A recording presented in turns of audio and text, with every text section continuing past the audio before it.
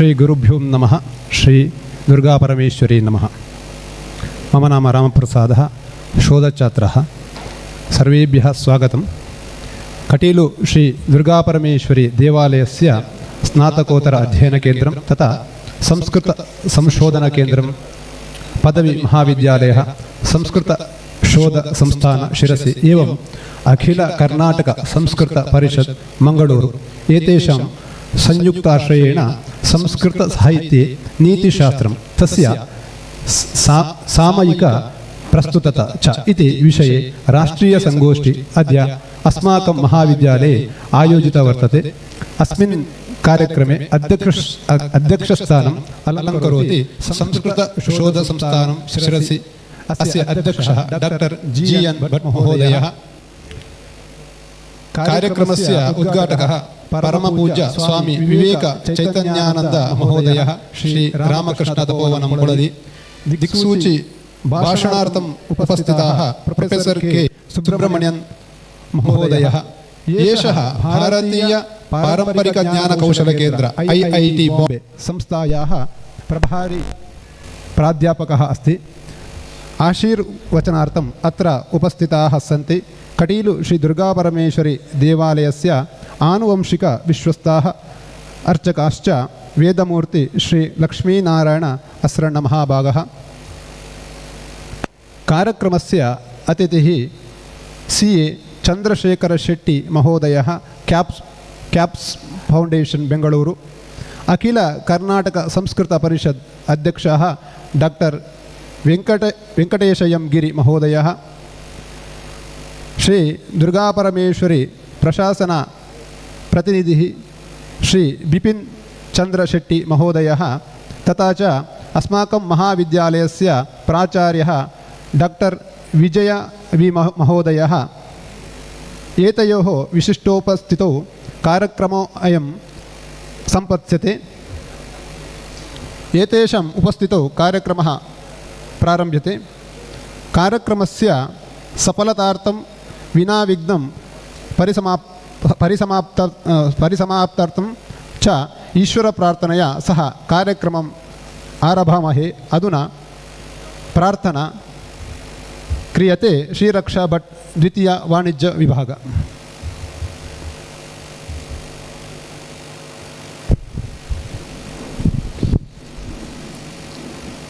परिपालय सिद्धिविनायक शरणागत रक्षक गणनायक. परिपालय सिद्धिविनायक शरणागत रक्षक गणनायक. परिपालय वारणवदन सकल दुरितहरण. वारणवदन सकल दुरितहरण. गिरिजनन्दन मूषिकवाहन. सुरवर महिमाकर सुगुणाकर लंबोदर.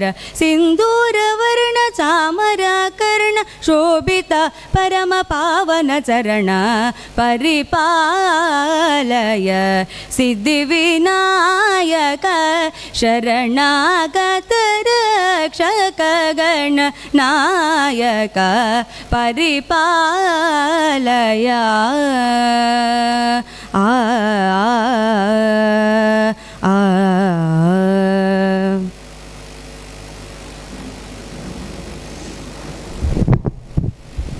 धन्यवादः. आगतेभ्यः सर्वेभ्यः स्वागतं करोति अस्माकं महाविद्यालयस्य प्राचार्यः डॉक्टर विजय वि महोदयः.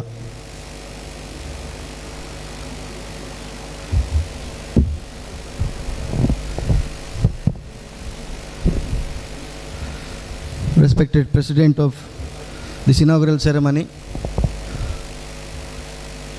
all dignitaries on the dais, delegates from different places, invitees, resource persons, teaching and non-teaching staff, student union leaders and my students. We are eagerly waiting for the inaugural ceremony of this two-day national seminar on Neethishastram in Sanskrit literature and its present relevance, jointly organized by Shree Durgaparameshwari Temple, FirstGradeCollege, Kateel, Samskrita Shodha Samsthana, Sirsi, Akhila Karnataka, Sanskrit Parishat, Mangalore. This national seminar is being conducted with the financial assistance from Central Sanskrit University, New Delhi. The purpose of this two-day seminar will be discussed at length in the coming stages. So at this point in time, I take the opportunity to welcome all of you to this two-day national seminar. At the outset, I am delighted by the presence of Dr. G.N. Bhatt, my former principal and also former principal of this college. He is also the president of this inaugural ceremony and also the president of Samskrita Shodha Samsthana, Sirsi, which is one of the organizers of this two-day national seminar. So I welcome Dr. G.N. Bhatt to this inaugural ceremony. We feel greatly blessed by the divine presence of Vedamurti Shree Lakshminarayana Asrana, Hereditary Archak, Shree Durgaparameshwari Temple, Kateel. I welcome you, sir.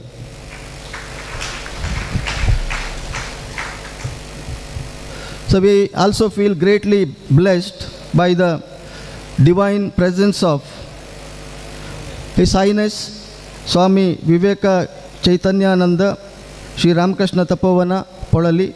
I welcome you, sir. So we are greatly honored by the presence of Professor K. Ramasubramanian, Professor in Charge, Center for Traditional Indian Knowledge and Skills, IIT, Bombay. We are also proud to have the presence of our proud alumnus and founder of CAPS Foundation, Bangalore, Mr. C.A. Chandrasekhar Shetty. So I welcome Mr. C.A. Chandrasekhar Shetty. I welcome Mr. Venkatesh Giri, President of Akhila Karnataka Sanskrit Parishat, Mangalore. I welcome you, sir. And I welcome all the resource persons of ensuing academic sessions.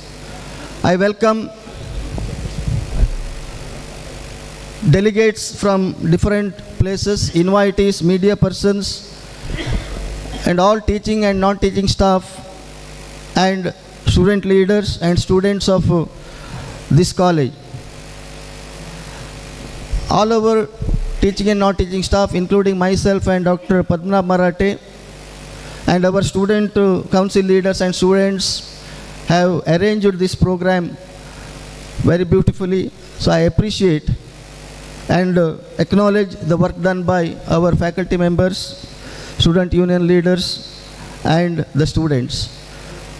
So I welcome media persons and everybody present here. Thank you.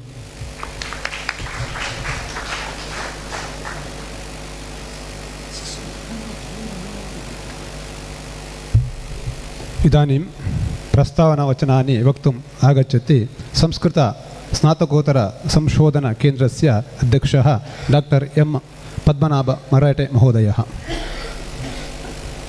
अस्मिन् कार्यक्रमे इदानीं समुपस्थिताः श्रीदेवालयस्य आनुवंशिक अर्चकाः पूज्याः श्री कमलादेवी प्रसाद अस्रण महाभागाः आनुवंशिक अर्चकाः तेभ्यः अपि हार्दं स्वागतं व्याहरामि। अस्माकं संस्कृतशोधसंस्थानस्य परतः पुष्पप्रदानेन राङ्कवदानेन च तान् सभाजयन्तु इति GN भट्ट महाभागं प्रार्थये।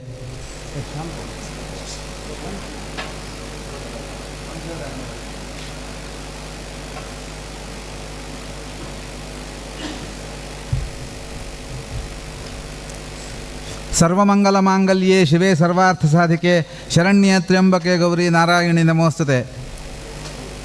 भगवत्याः श्री दुर्गापरमेश्वर्याः चरणयुगले प्रणामान् समर्प्य अस्माकं महाविद्यालयस्य श्री दुर्गा संस्कृत स्नातकोत्तर अध्ययनं तथा संशोधन केन्द्रं श्री दुर्गापरमेश्वरी पदवी महाविद्यालयः श्री संस्कृत शोध संस्थानं संशोधनं शिरसि एवञ्च अखिल कर्नाटक संस्कृत परिषदः एतेषां संयोगेन अद्य भारती संस्कृत साहित्ये नीतिशास्त्रं तस्य सामयिक प्रस्तुतता च इति विषये द्विदिनात्मक या गोष्ठी इतः आरभ्यते तस्याः विषये कानिचन उपक्रमवाक्यानि उक्त्वा वक्तुम् अहमत्र भवामि। अस्माकं महाविद्यालयः षण्णवत्यधिक-19 वर्षे 1996 मध्ये अस्माकं महाविद्यालयः प्रारम्भः अभवत्। विशेषतः ग्रामीणप्रदेशजनानाम् उन्नताध्ययनं भवतु इति कारणतः तस्य कार्यक्रमस्य आरम्भः अभवत्। क्षम्यतां 1988 महाविद्यालयस्य स्थापनं। तदनन्तरं 1992 मध्ये अस्य महाविद्यालयस्य संस्कृत स्नातकोत्तरकेन्द्रम् आरब्धम्। अत्र न केवलं शिक्षणं भारतीयशिक्षणं भवेत् एवञ्च संस्कृत साहित्यस्यापि अध्ययनं भवेत्। भारतीयसंस्कृतेः परिप्रेक्ष्ये अस्माकम् उन्नतविद्याभ्यासः भवेत् इति कारणतः एतदर्थमेव अस्य महाविद्यालयस्य प्रथम प्रांशुप्राचार्यरूपेण नियुक्ताः डॉक्टर GN भट्ट महाभागाः। ते एव अत्र अस्माकं स्नातकोत्तरकेन्द्रस्य संशोधनकेन्द्रस्यापि रिसर्च सेण्टर् इदं प्राथम्येन मङ्गलूरु विश्वविद्यालयस्य संशोधनकेन्द्रम् अत्र आरब्धं, कटीलु मध्ये आरब्धं। ते तत्र स्थापकनिदेशकाश्च। एतेषां मार्गदर्शने एव इदं केन्द्रं स्थापितम्। अग्रे यदा एते महाभागाः केनरा कालेज् प्रति गतवन्तः तदा 1996 मध्ये एतेषाम् अस्माकं परमगुरवः डॉक्टर DN शानभाग महाभागाः ते संस्कृतशोधसंस्थानम् इति संशोधनछात्रान् प्रेरयितुं युवसंशोधनछात्राः आगच्छेयुः इति मनसि निधाय तान् सर्वान् प्रेरयितुं संस्कृतशोधसंस्थानं स्थापितम्। अत्रापि तत्र संस्कृत स्नातकोत्तरकेन्द्रे अस्माकं न केवलं छात्राः इत्युक्ते सर्वे अपि आगत्य इदानीम् अस्माकं छात्राः इत्युक्ते ये अभियन्तारः सन्ति, डॉक्टर्स् सन्ति, वैद्याः सन्ति, ते एव अत्र प्रवेशं स्वीकुर्वन्ति। ज्येष्ठाः अपि इदानीम् एकम् अहं वदे डॉक्टर श्री कृष्णभट्ट इति अस्ति, सः निवृत्त AGM तत्र केनरा बैंक AGM, सः इदानीम् अत्र आगत्य MA अध्ययनं करोति। एवञ्च तत्र संस्कृतस्नातकोत्तर अध्ययनमपि भवेत् एवञ्च संशोधनमपि भवेत् इति मनसि निधाय अस्माकं केन्द्रे अपि तत्र वयं विविधविषयान् अधिकृत्य संशोधन तत्र गोष्ठीं वयं तदा तदा कुर्मः। अस्मिन् वर्षे नीतिविषये कुर्मः इति विचिन्त्य अस्य उद्देशः अस्ति। संस्कृतसाहित्ये बहुलं नीतिशास्त्रं वर्तते, तस्य अनुसन्धानम् आगामि दिवसेषु भवेयुः इति मनसि निधाय तत्र ऑब्जेक्टिव् अपि स्थापितमस्ति। न केवलं द्विदिनात्मकगोष्ठी, अग्रिमे अपि एतदाधारीकृत्य कश्चित् सिलेबस् अपि अस्माभिः प्रारम्भं तत्र सिलेबस् पब्लिश् करणीयम्। इदानीम् IKS इति अस्ति खलु, तत्र प्रवेशः भवेत् इति मनसि निधाय नीतिशास्त्रम् अधिकृत्य सर्वान् ग्रन्थान् आलोड्य ये के विषयाः अत्र वर्तन्ते तेषां समूहम् एकत्रीकृत्य संहितारूपेण एकत्रीकृत्य वयं लोकार्पणं कुर्मः इति मनसि निधाय इदं vidinatmakam satram prarabdhamasti. To examine the corpus of Niti literature in Sanskrit, for example, Pandita Niti, Hitopadesha, Panchatantra, Chanakya Niti, and to understand the philosophical, ethical, and social and management significance of this Niti. To explore how such a Niti text can be integrated into the paradigm of the Indian knowledge system in higher education, aligning with the national IKS initiative. To prepare a standard curriculum framework for IKS-based courses at undergraduate and postgraduate levels, which incorporates Niti literature, value education, and modern interdisciplinary connections with the management, governance, ethics, and social science. To bring together scholars of ancient and medieval literature, IKS scholars, modern management scholars, research scholars, and teachers to present papers and exchange of these themes. To generate, this is most important, to generate outcomes including edited proceedings, ISBN publication of selected papers, dissemination of the recommendation for the curriculum adoption, and creation of a kit or compendium of texts and curriculum modules for the further use. एतान् विषयान् एव मनसि निधाय इदं एषा गोष्ठी अस्माभिः आयोजिता वर्तते. अस्माकं मनसि कः अत्र दिक्सूची भाषणं कुर्यात् इति मनसि आगतं तदा अस्माकं बहोः कालात् एक मनसि आशा आसीत् प्रोफेसर् रामसुब्रह्मण्यं महाभागाः अत्र आगच्छेयुः इति. अद्य तत् स्वप्नं साकारम् अभूत्. एतेषां भवद्भ्यः अस्माकं महाविद्यालयस्य एवञ्च संस्कृतशोधसंस्थानस्य अखिलकर्नाटकसंस्कृतपरिषदस्य च अहं स्वागतं व्याहरामि.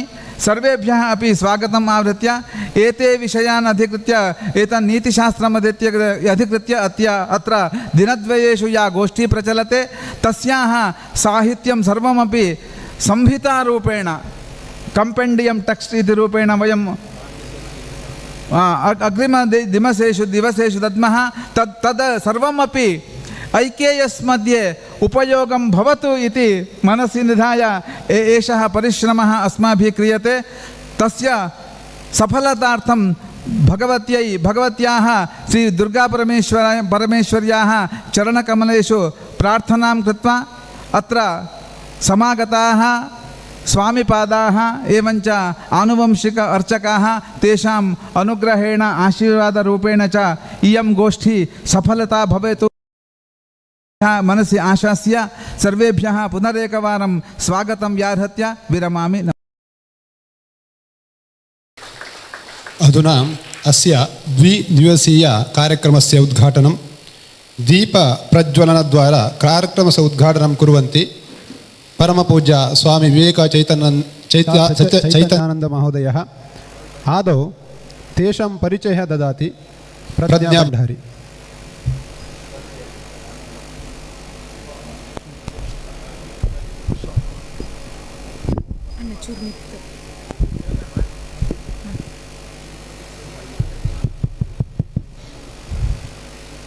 Good morning to all present here. It is an immense pleasure to introduce Pujya Viveka Chaitanyananda Swamiji. He was a chartered accountant by profession and has also done company secretary, law, and masters in arts and PhD in philosophy from Mysore University on the topic Sri Ramakrishna, the modern prophet of universal religion. He was practicing at Bangalore, where he established a reputed firm and have been greatly influenced by the ideals of Sri Ramakrishna, Holy Mother Sharada Devi, and Swami Vivekananda. Finally, when his master ordered him to take up this mission, he surrendered to his wishes and has dedicated himself completely for the holy cause. He has renounced his worldly ties quite some time back and leading the institution and serving the people under the guidance and direction of his Gurudev, Sri Ramakrishna. These details are shared not merely to present his achievements, but to instill confidence that every form of support extended to the institution has reached worthy hands and is utilized sincerely and responsible for the noble causes it meant to serve. इदानीम् उद्घाटनं कुर्वन्ति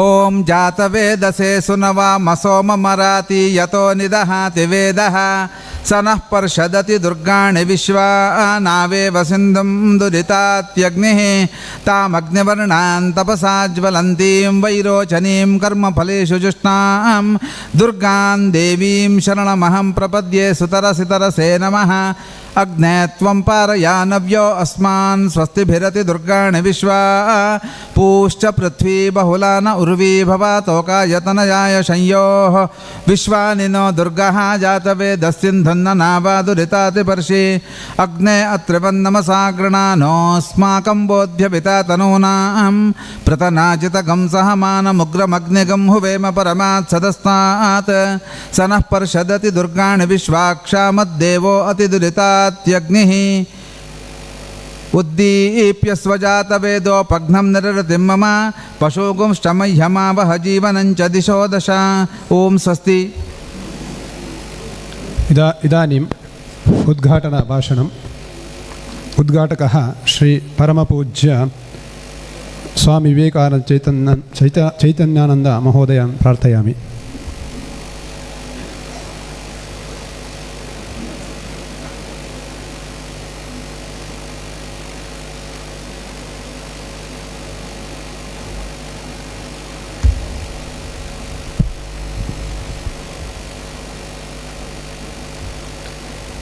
ओम स्थापकाय च धर्मस्य सर्वधर्मस्वरूपिणे अवतारवरिष्ठाय रामकृष्णाय ते नमः।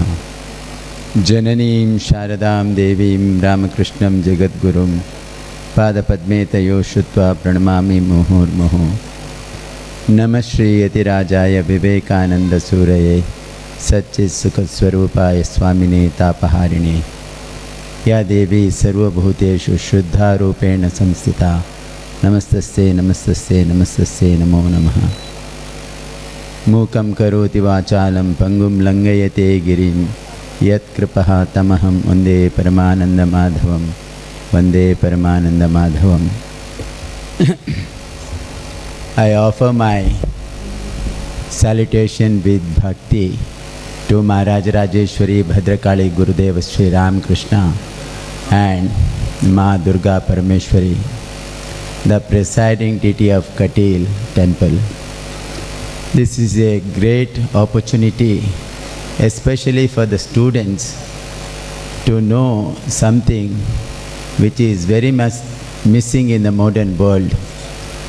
And my salutations to all the dignitaries on the dais and the students fraternity, the management of Shree Durgaparameshwari Temple, FirstGradeCollege Kateel, Samskrita Shodha Samsthana, Sirsi, Akhila Karnataka, Sanskrit, Parishat Mangalore, all have joined together and arranged for this 2 days national seminar on Neethishastram in Sanskrit, Samskrita. The biggest problem in the modern world, we have forgotten the ancient wisdom.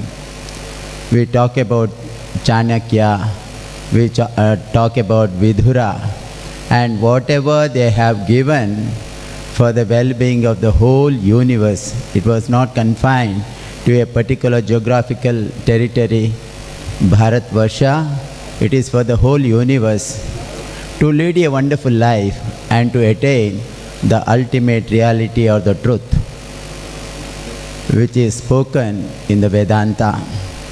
That is the essence of Upanishad. Swami Vivekananda always used to tell, go back to Upanishad, go back to Upanishad. If we go back to Upanishad, we will be knowing what is the purpose of this life, from where did we come, who are we? Are we the human beings, the biological body, or the eternal spirit, which is part and parcel of the Parabrahman? For this, to lead a wonderful life with meaning, with principles, with the law, ethics, morality, character, and everything, what not everything. Neethishastram is the essence. Every individual, especially the student fraternity, where are we heading to, the present student fraternity?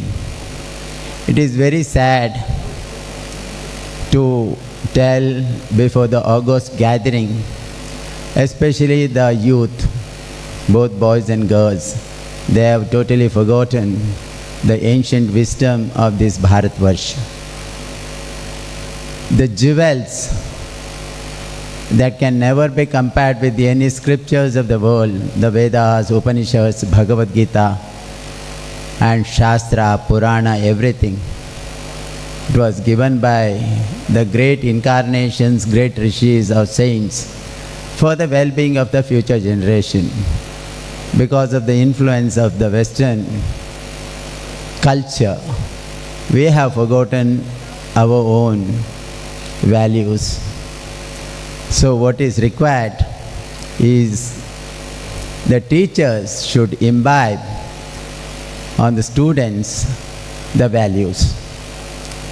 There is no character as such, there is no values as such. Values are decreasing, degrading, and has already reached the rock bottom level. When that is happening, you see the world, what is happening in the rest of the world.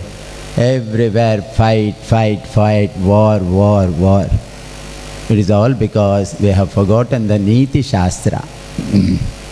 Everybody, if they know the value of life, if they know what Neeti is, how it can mold an individual, a personality, then world will be at peace. Otherwise, the day will come, the human race will extinct from this globe. We will be responsible for that. We talk a lot of things that this great Bharatvarsh is going to be the world leader, world guru. Of course, it might become the world guru, Vishwa Guru, in terms of economic development, technological development, science, and everything. But if our students especially, if our youngsters, the youth, if they lack the Neeti, then how can we lead the world? I remember a saying of Swami Vivekananda, who used to say, up India, conquer the world through your spirituality. Spirituality and Neeti go hand in hand. If you are a follow, you are adhering to Neeti, in English or Latin term, it is called as jurisprudence. Jurisprudence is very much required, not only for our culture, rest of the world. If that is done, then life will have values. We can attain the purpose for which we have come to this globe. So all the participants, the beautiful topics are selected, but unfortunately the attendance, according to me, very less. Because this is the need of the hour. We have seen our Shastras, we have seen the history which has got thousands of years of history. And when the youngsters especially, when they start forgetting, what is going to happen next? Our generation is like this, next generation, what sort of life they can lead. So considering all these organizations jointly arranged for this 2 days national seminar, it is a wonderful idea. The torch bearers and the great scholars are there. One person is a professor, mathematician, great mathematician from IIT. Even in Ramakrishna Ashram, there is one Swami Sarva Priyananda. Many of you may be listening to his spiritual talks and retreats on the YouTube. He is the student of this great mathematician scholar. He has come all the way from Mumbai. So everybody should take something, the essence, which is very precious, to make our life meaningful, and we have to unfold it. So all the participants and the speakers.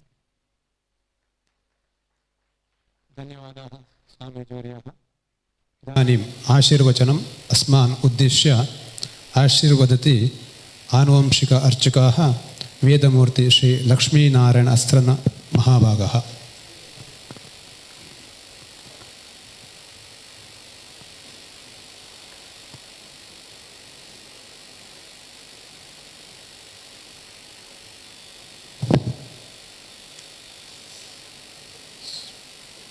सर्वस्वरूपे सर्वेशे सर्वशक्ति समन्विते भयभ्यत्राय नमो देवी दुर्गे देवी नमोस्तु.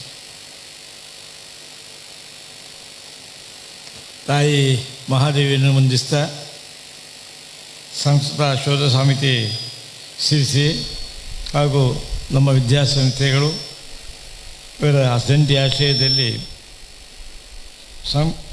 ಅಖಿಲ ಕರ್ನಾಟಕ ಸಂಸ್ಕೃತ ಪರಿಷತ್ ಮಂಗಳೂರು ಇವರೆಲ್ಲರ ಒಟ್ಟಿಗೆ ಆಗುವಂಥ ಈ ಕಾರ್ಯಕ್ರಮದಲ್ಲಿ ಸಂಸ್ಕೃತ ಸಾಹಿತ್ಯ ನೀತಿಶಾಸ್ತ್ರ ಅಂತ ವಿಷಯದಲ್ಲಿ ಆ ನೀತಿಶಾಸ್ತ್ರದ ವಿಷಯದಲ್ಲಿ ಸೆಮಿನಾರ್ ನಡೀತಾ ಇದೆ. ಬಹುಶಃ ನೀತಿಶಾಸ್ತ್ರದಲ್ಲಿ ಏನು ಮಾತಾಡಬೇಕು ಅಂತ ನನಗೆ ತಿಳಿಯುವುದಿಲ್ಲ. ಪಕ್ಕನ ನೆನಪಾಗ್ತಾ ಇದ್ದ ಒಂದು ಕಾರ್ಯಕ್ರಮ ಚೆಂದಾಗಬೇಕು ಅಂತ ಮಿನಿಸ್ಟ್ರನ್ನು ಕರೆದ್ರಂತೆ ವಾಲಿಬಾಲ್ ಮ್ಯಾಚಿಗೆ ಮಿನಿಸ್ಟ್ರನ್ನು ಕರೆಯುವಾಗ ಮಿನಿಸ್ಟ್ರು ಕ್ರೀಡೆ ನನಗೆ ಗೊತ್ತಿಲ್ಲ, ನಾನು ಬರೋದಿಲ್ಲ ಅಂತ ಹೇಳಿದಾಗ ನೀವು ಬಂದರೆ ಆಯ್ಕಾಗ್ತಾರೆ, ಬರಲೇಬೇಕು ಅಂತ ಹಠ ಮಾಡಿದಾಗ ಬಂದು ವಾಲಿಬಾಲ್ ಮ್ಯಾಚ್ ನೋಡಿ ಕಡೆಗೆ ಹೇಳಿದ್ದಾರೆ, ಒಂದು ಚೆಂಡಿಗೋಸ್ಕರ ಇಷ್ಟು ಮಕ್ಕಳು ಜಗಳಾಡಬಾರ್ದು, ಎಲ್ರಿಗೂ ಪ್ರತ್ಯೇಕ ಚೆಂಡು ಕೊಡಿಸ್ತೇನೆ ಅಂತ ಹೇಳಿದ್ದಾರೆ. ಬಹುಶಃ ಇಲ್ಲಿ ನಾನು ಮಾತಾಡಿದರೆ ಹಾಗೆ ಆಗ್ತಾರೆ. ಆದರೆ ನಾನು ವಿಶೇಷವಾದ ನನ್ನ ಕರ್ತವ್ಯ ಅಂತ ಹೇಳಿದರೆ ಕಾರ್ಯಕ್ರಮ ಯಶಸ್ವಿಯಾಗಲಿ ಅಂತ ಹೇಳೋದು ಮಾತ್ರ. ಬಹುಶಃ ನೀತಿಶಾಸ್ತ್ರ, ಸಂಸ್ಕೃತದಲ್ಲಿ ನೀತಿಶಾಸ್ತ್ರವನ್ನು ನಾವು ಅನುಸರಿಸಿದಾಗ ನಮ್ಮದಾದಂಥ ಸಂಸ್ಕಾರವನ್ನು ಅರಿತಾಗ ಅದು ನಮಗೆ ಮಾನಸಿಕವಾದಂತಹ ನೆಮ್ಮದಿ ಕೊಡ್ತದೆ. ಬಹುಶಃ ನ್ಯಾಯಾಂಗ ಧರ್ಮಾಂಗ ಅಂತ ನ್ಯಾಯಾಂಗದವರು ಹೊಸ ಕಾನೂನು ಮಾಡುವಾಗ ಧರ್ಮಾಂಗವನ್ನು ಚಿಂತನೆ ಮಾಡಿದಾಗ ಮಾತ್ರ ಆ ಕಾನೂನು ಯಶಸ್ವಿ ಆಗ್ತದೆ. ಬಹುಶಃ ಹಿರಿಯರು ಬಹಳಷ್ಟು ಸಾಧನೆ ಮಾಡಿ ನಮಗೆ ಬೇಕಾದಂತಹ ಅದನ್ನು ಸಂಸ್ಕಾರ ಹೇಳ್ತಾರೆ. ಮನುಷ್ಯ ಜೀವನದಲ್ಲಿ ಹೇಗಿರಬೇಕು, ಹೇಗೆ ನಡ್ಕೊಳ್ಬೇಕು ಅಂತ ಸಂಸ್ಕಾರವನ್ನು ನೀತಿಶಾಸ್ತ್ರ ಮುಖಾಂತರ ನಮಗೆ ಬೋಧಿಸಿದ್ದಾರೆ. ಆ ಬೋಧಿಸಿದ ನೀತಿಶಾಸ್ತ್ರವನ್ನು ನಮ್ಮವರೆಲ್ಲ ಅಭ್ಯಸಿಸದೆ ಅದನ್ನು ದೂರಕ್ಕಿಟ್ಟು ಅದು ಪೂಜೆಗೆ ಮಾತ್ರ ಬಹುಶಃ ಸಂಪ್ರದಾಯಗಳನ್ನೆಲ್ಲ ಗುಂಡು ಸಂಪ್ರದಾಯ ಅಂತ ಚಿಂತನೆ ಮಾಡಿ ಬದಿಗೆ ಇಟ್ಟಿದ್ದಾರೆ. ಬಹುಶಃ ಸರಿಯಾದಂಥ ಸಂಸ್ಕಾರವಾದಾಗ ಮಾತ್ರ ಆ ಮನುಷ್ಯ ಜೀವನದಲ್ಲಿ ನೆಮ್ಮದಿಯನ್ನು ಪಡೀಲಿಕ್ಕೆ ಸಾಧ್ಯ. ಅಂತ ನೆಮ್ಮದಿ ಸಿಗಲಿಕ್ಕಿರುವಂತಹ ಹೊಸ ಕಾನೂನುಗಳು ನಮ್ಮ ನೀತಿಶಾಸ್ತ್ರಕ್ಕೆ ಹೆಚ್ಚಾಗಿ ವಿರೋಧವಾಗಿಯೇ ಬರುವುದರಿಂದ ಇದನ್ನು ಅಭ್ಯಸಿಸಿದಾಗ ಅವುಗಳಿಗೂ ಆಲೋಚನೆ ಮಾಡ್ಬೋದು, ಚಿಂತನೆ ಮಾಡ್ಬೋದು. ಯಾವುದೇ ಕಾನೂನು ಮಾಡಬೇಕಾದರೂ ಧಾರ್ಮಿಕವಾಗಿರುವಂತಹ ನೀತಿ ಸಂಹಿತೆಯನ್ನು ವಿರೋಧವಾಗುವಂತಹ ಕಾನೂನು ಮಾಡದಂತಹ ಪರಿಸ್ಥಿತಿ ಬರಬೇಕೆಂಬ ದೃಷ್ಟಿಯಲ್ಲಿ ಬಹುಶಃ ಸಂಸ್ಕೃತದಲ್ಲಿ ಬಹಳಷ್ಟು ಸಾಧನೆ ಮಾಡಿದಂತಹ ನಮ್ಮಲ್ಲಿ ಇಲ್ಲೇ ಇದ್ದು ಬಹಳಷ್ಟು ಇಲ್ಲಿಯ ಸಂಸ್ಕೃತಕ್ಕೋಸ್ಕರ ಬಹುಶಃ ಇಲ್ಲಿಯ MA ತನಕದ ಒಂದು ತರಗತಿ ಆಗಬೇಕಾದ್ರೆ ಮುಖ್ಯ ಕಾರಣಕರ್ತ ಜಿ ಎನ್ ಭಟ್ರ ಸಾಧನೆಯಲ್ಲಿ ಇಲ್ಲಿ ಸಂಸ್ಕೃತ ಒಂದು ಪ್ರಾರಂಭವಾಗಿದೆ. ಅವರು ಬರುವ ಅದಕ್ಕೋಸ್ಕರವೇ ಅವರು ಕೇವಲ ಸಂಸ್ಕೃತದ ಅಭಿಮಾನದಿಂದ ಇಲ್ಲಿಗೆ ಪ್ರಾಂಶುಪಾಲರಾಗಿ ಬಂದು ಸಂಸ್ಕೃತದಲ್ಲಿ ವಿಶೇಷ ಕೆಲಸಗಳನ್ನು ಮಾಡಲಿಕ್ಕೆ ಒಂದು ಈ ಕ್ಷೇತ್ರಕ್ಕೆ ತುಂಬ ಅವಕಾಶ ಮಾಡಿಕೊಟ್ಟಿದ್ದಾರೆ. ಬಹುಶಃ MA ತನಕದ ಕೋರ್ಸ್ಗೂ ಮಾಡಲಿಕ್ಕೆ ಅದಕ್ಕೆ ಬೇಕಾದ ಜನ ಹಿಡಿದು ಅದಕ್ಕೆ ಬೇಕಾದಂಥ ಪರ್ಮಿಷನ್ಗಳನ್ನೆಲ್ಲ ಮಾಡಿ ಇಲ್ಲಿ ಸಂಸ್ಕೃತ ಆ ವಿಶೇಷವಾದಂಥ ನಮ್ಮ ಸಂಸ್ಕೃತಿ ಸಂಸ್ಕಾರಗಳನ್ನು ಬೋಧಿಸುತ್ತಾ ಎಲ್ಲ ತಕ್ಕ ಪ್ರಾಧಾನ್ಯ ಕೊಡುವಂಥ ಕರ್ತವ್ಯವನ್ನು ಮಾಡಿದ್ದಾರೆ. ಬಹುಶಃ ಅವರೇ ಈಗ ಸಾಧನೆ ಮಾಡಿ ಇಂತಹ ಒಂದು ಸಮ್ಮೇಳನದಲ್ಲಿ ನಡೆಸ್ತಾ ಇದ್ದಾರೆ. ಈ ಸಮ್ಮೇಳನ ನಿರ್ವಿಘ್ನದಿಂದ ಚಂದದಿಂದ ಜರಗಲಿ, ಇದಕ್ಕೆ ದೇವರ ದಯೆ ಕೂಡಿ ಬರಲಿ, ನಾವೆಲ್ಲ ಆಶಿಸುವಂತಹ ನೆಮ್ಮದಿಯ ರಾಮರಾಜ್ಯ ಆಗುವಂಥಕ್ಕೆ ಇದೆಲ್ಲ ಪೂರಕವಾಗಲಿ ಅಂತ ದೇವರಲ್ಲಿ ಪ್ರಾರ್ಥಿಸ್ತಾ, ನಿರ್ವಿಘ್ನದಿಂದ ನಾಡಿನಿಂದನಕ್ಕಾಗುವಂತಹ ಕಾರ್ಯಕ್ರಮ ಯಶಸ್ವಿಯಾಗಲಿ ಅಂತ ದೇವರಲ್ಲಿ ಪ್ರಾರ್ಥಿಸಿ ತನ್ನದಾದಂತಹ ಮಾತನ್ನು ದೇವರಿಗೆ ಅರ್ಪಿಸ್ತೇವೆ. ಧನ್ಯವಾದಾः. अग्रे कमलादेवी प्रसाद शरण महाभगान् प्रार्थयामि. अस्मिन् उद्देश्य आशीर्वचनं ददातु इति. तरुणशकलमिन्दो बिभ्रति शुभ्रकान्तिः कुचभरनमिताङ्गी सन्निषण्णा निशाब्दे निजकरकमलोद्यत् लेखनी पुस्तकश्रीः सकलविभवसिद्ध्यै पातु वाग्देवतानः भवति यदनुभावात् एडमूकोऽपि वाग्मी जडमतिरपि जन्तुः जायते प्राज्ञमौलिः सकलवचनचेतो देवता भारती सा मम वचसि निधत्तां सन्निधिं मानसे च.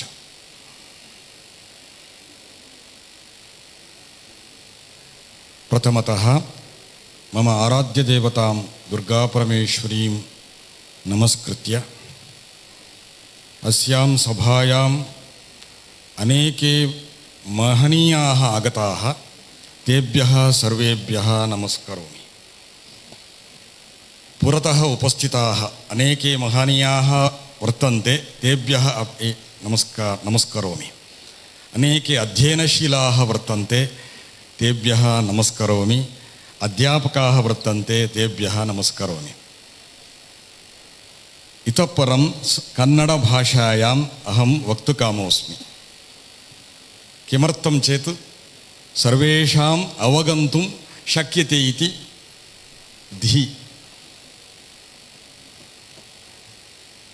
ನಮ್ಮ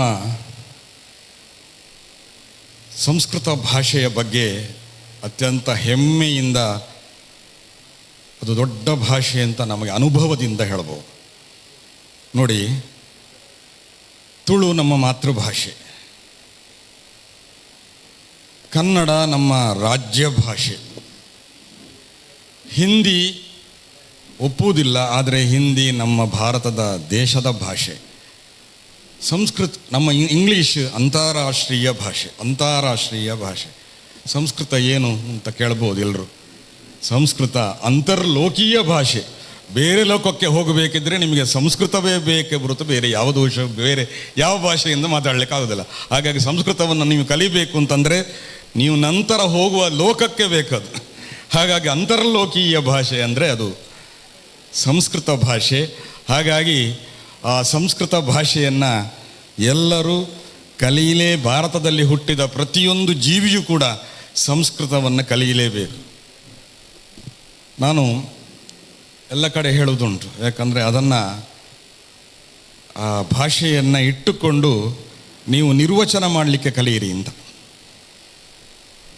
ಒಂದು ಸಂಸ್ಕೃತ ಭಾಷೆಯನ್ನು ಇಟ್ಟುಕೊಂಡ್ರೆ ಮಾತ್ರ ನಿರ್ವಚನ ಮಾಡಲಿಕ್ಕೆ ಆಗ್ತದೆ. ಬೇರೆ ಯಾವ ಇಂಗ್ಲೀಷ್ನಲ್ಲಿ ಎಟಿಮಾಲಜಿ ಅಂತ ಹೇಳ್ತಾರೆ. ನಿರ್ವಚನ ಮಾಡಬೇಕಿದ್ರೆ ಸಂಸ್ಕೃತ ಬೇಕು. ಯಾವ ಭಾಷೆಯ ಇದನ್ನು ತೆಗೆದುಕೊಂಡು ನಿರ್ವಚನದಲ್ಲಿ ನೀವು ಹತ್ತಿರ ಹೋದರೆ ಸಂಸ್ಕೃತ ಭಾಷೆಯಿಂದ ಮಾಡಲಿಕ್ಕಾಗ್ತದೆ. ಈಗ ಈ ಉದಾಹರಣೆ, ಇವತ್ತು ನೀತಿ ಅಂತ ಒಂದು ಶಬ್ದ. ಏನು ನೀತಿ ಅಂತಂದರೆ, ನೀತಿ ಅಂದರೆ ಏನು?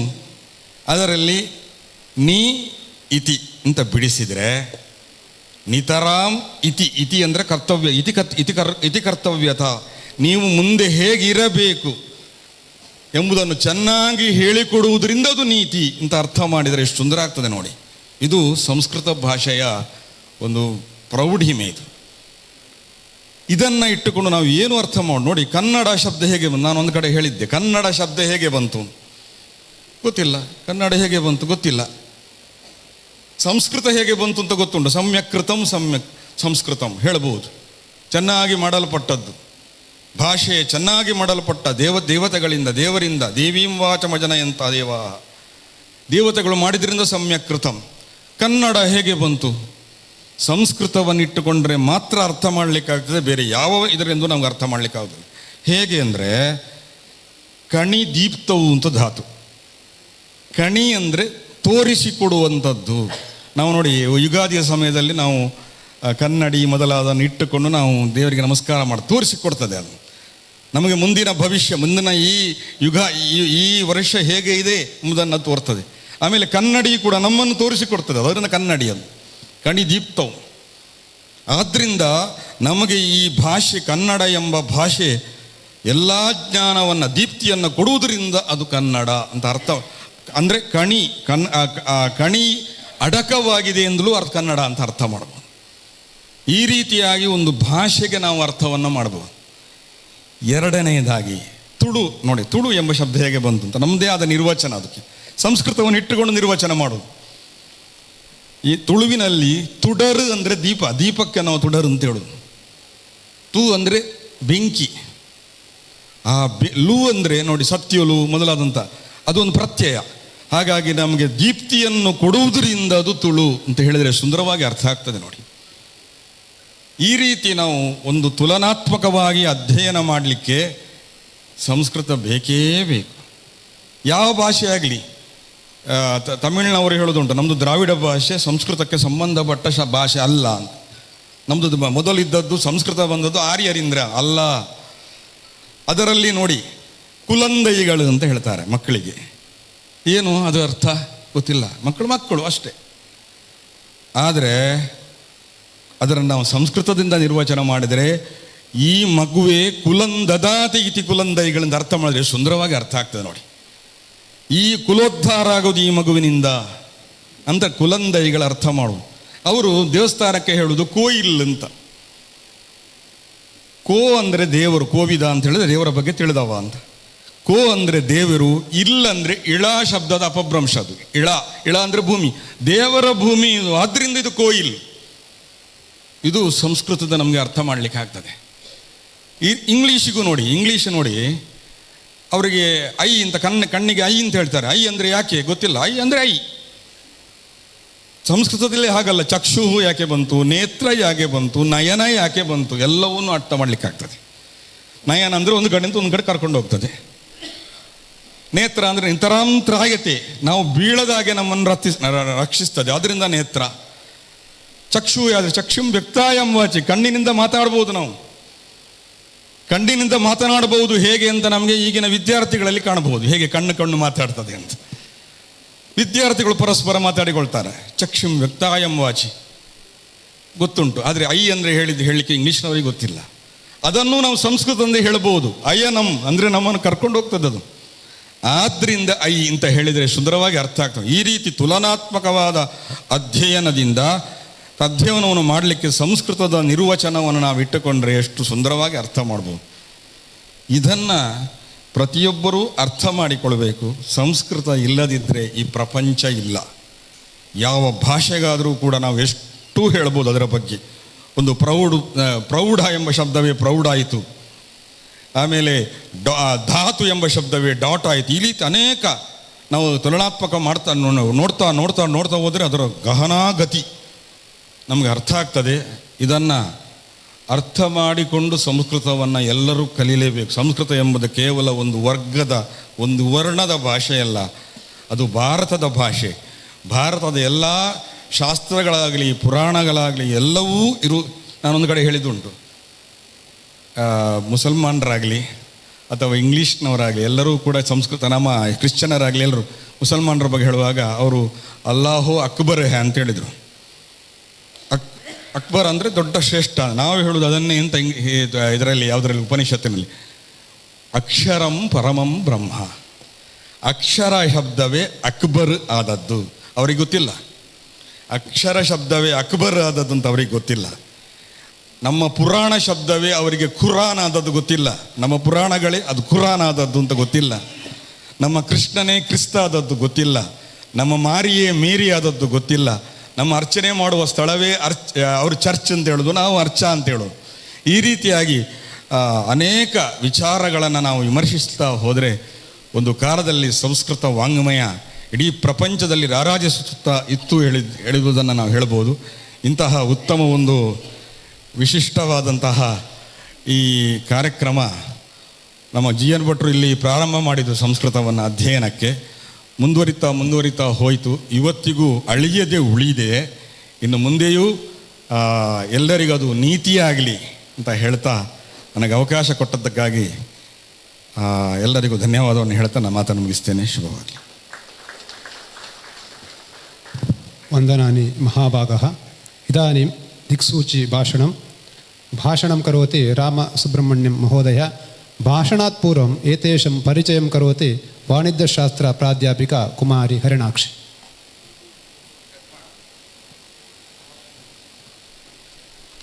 A very warm welcome to someone who brings not just experience but inspiration wherever they go. Today, I feel honored to introduce an extraordinary scholar, Professor K. Ramasubramanian, a remarkable personality who has significantly contributed to reviving India's ancient scientific heritage. Professor Ramasubramanian is a rare combination of a scientist and a traditional scholar. He holds a doctorate in theoretical physics, a master's degree in Sanskrit, and a bachelor's in engineering. This unique blend of modern science and classical knowledge has enabled him to rediscover and reinterpret the rich scientific traditions of ancient India. He is currently associated with the prestigious Indian Institute of Technology, Bombay, where he leads research at the Center for Traditional Indian Knowledge and Skills. His work mainly focuses on ancient Indian mathematics known as Ganitashastra and astronomy called Jyotishastra. One of his greatest contribution is correcting global misconceptions about India's role in the history of science. His extensive research and books and more than 100 scholarly articles he has brought to light the advanced mathematical and astronomical knowledge present in ancient Sanskrit texts. Professor Ramasubramanian's efforts are not limited to research alone. He is deeply committed to preserving and digitalizing ancient Sanskrit manuscripts, making them accessible to future generations. His work is supported by major initiatives like the Science and Heritage Initiative of the Government of India. Coming from our traditional scholarly family, he developed a deep interest in Sanskrit and Indian knowledge system from a very young age. His dedication and excellence have earned him many prestigious honors.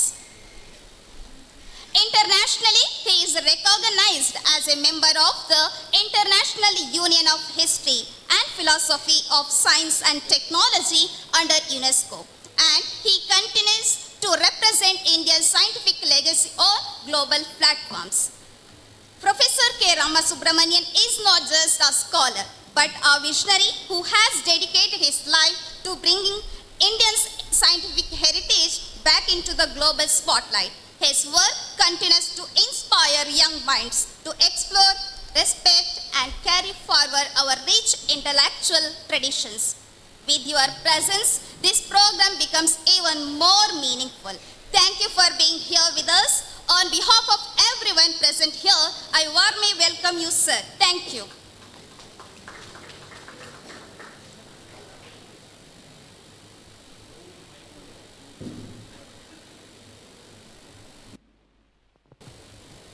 इदानीं दिक्सूचि भाषणं करोतु इति रामसुब्रह्मण्यस्वामी महोदयान् प्रार्थये.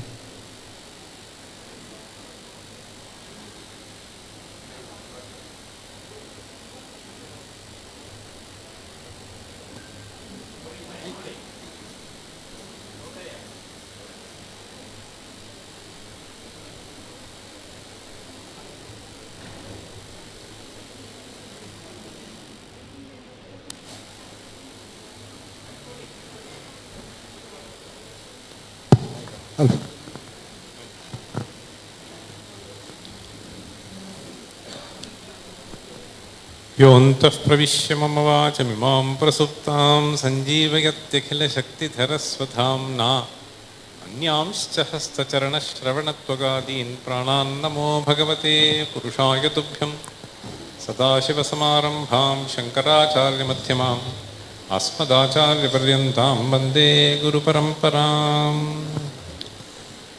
अत्र समुपस्थितेभ्यः पण्डिततल्लजेभ्यः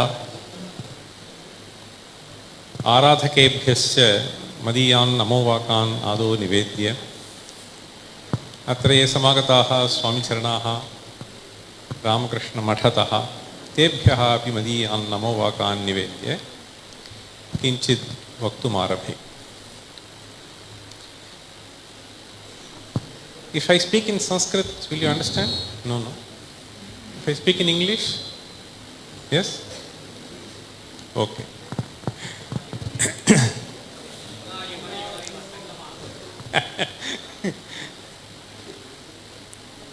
Okay. So this conference or seminar is on the relevance of Neethishastram. Clear? So Neethishastra, so the previous speaker was mentioning that it has to do with jurisprudence. True, it has to do with jurisprudence, but it has to do with much more things. I don't know if any of you even know about jurisprudence. That is a very specific term. Neeti is to be understood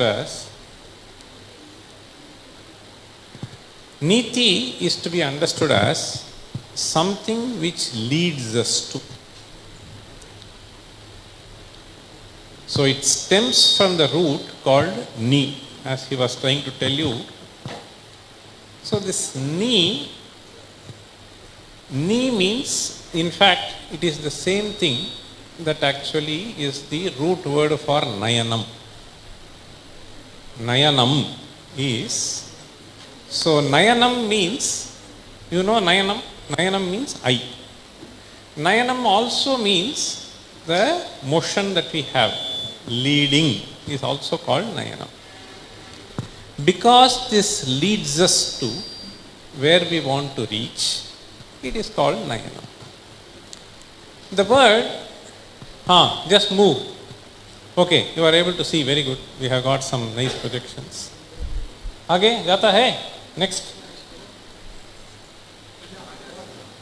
Okay. So, it can be pushed a little back, I think. Anyway, doesn't matter. So, this niyante samlabhyante upayadayaha. See, after all, when people try to secure admission in IIT, people get trained for 2 years, 3 years. Sometimes children are sent to Rajasthan. Okay, people will be in Kanyakumari, they will send their children to Rajasthan. Why?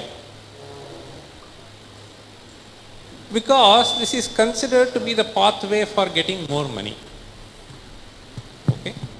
So the primary problem is we are always after something. But that something should be worthy of pursuing. See, what you seek for should be worthy of pursuing. If it is not worthy of pursuing, then later you will be completely disappointed. I am telling you, year after year, America for giving lectures for 2 to 3 weeks. So I will give some 30-40 lectures over that period. Yes, other places also. I am just trying to build this as a background as to what we need to pursue in our life.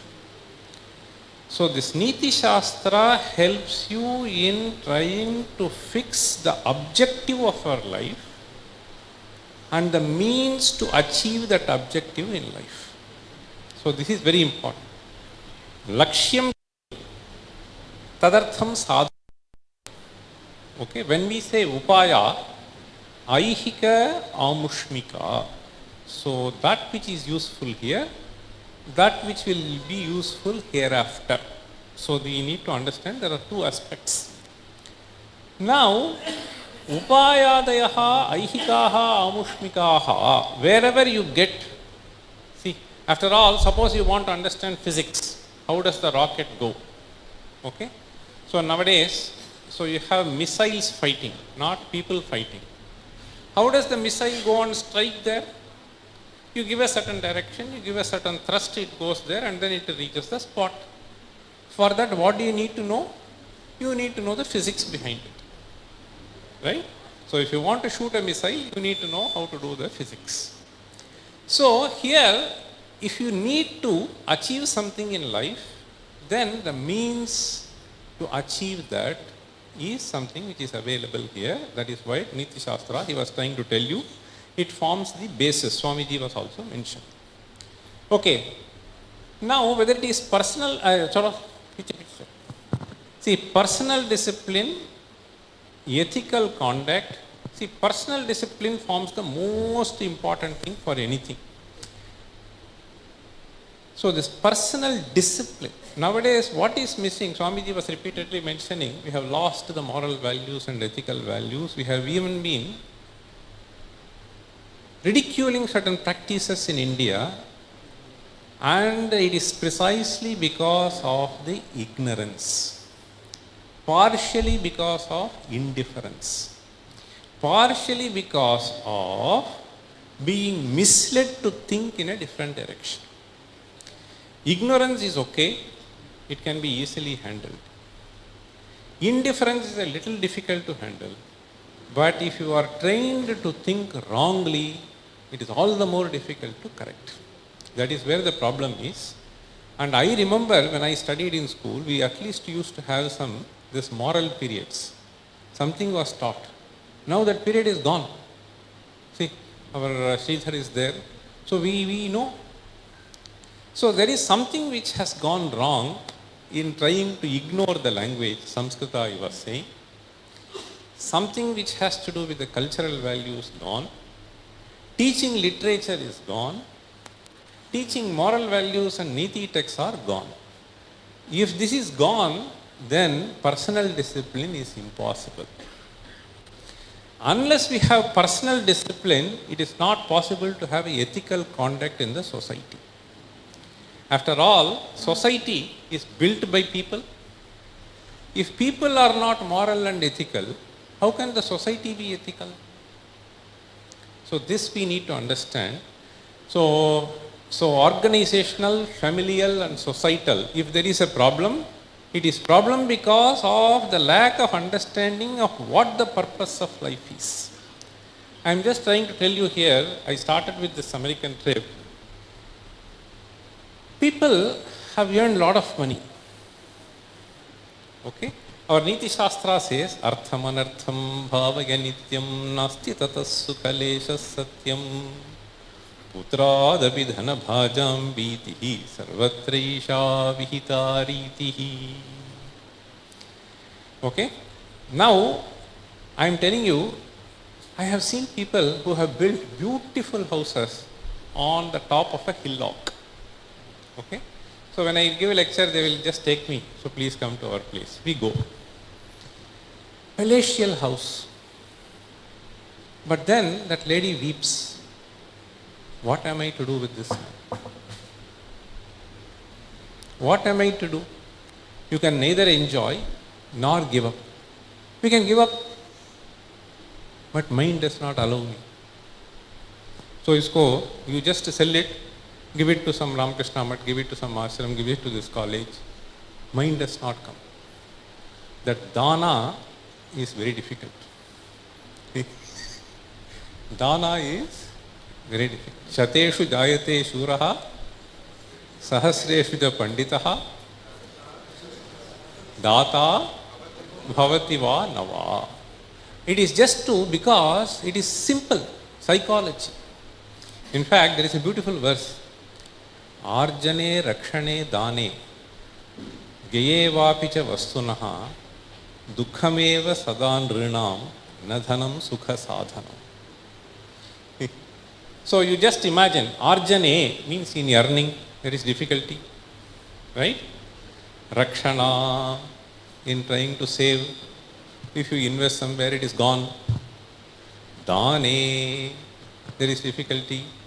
Okay, I will not do. Vyaye. Oh, there are some people, I have got this heart problem, cancer. So I have spent 15 lakhs, I have spent 50 lakhs. So there also dukkha. Where is the sukha? Arjane dukkham, rakshane dukkham, dahane dukkham, yaye dukkham.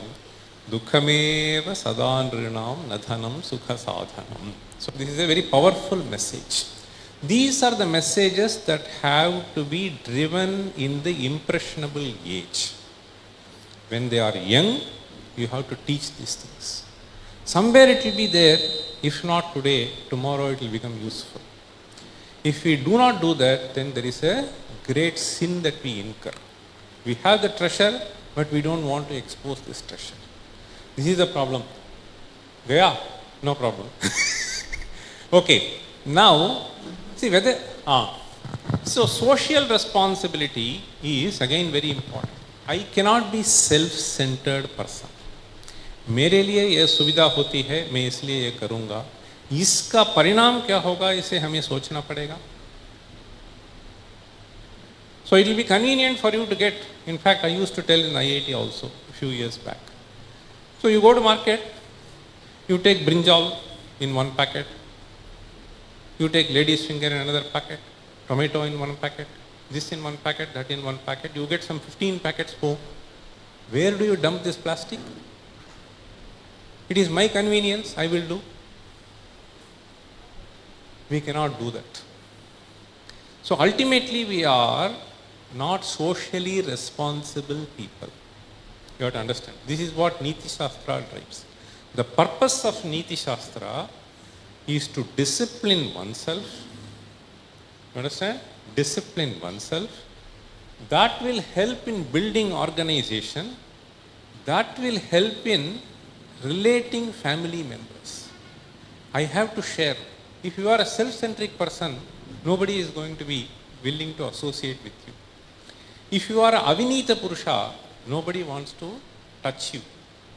See, that is why when you pray, the most important prayer that Bhagavad Pada, he starts with saying, Avinayamapanaya Vishnu,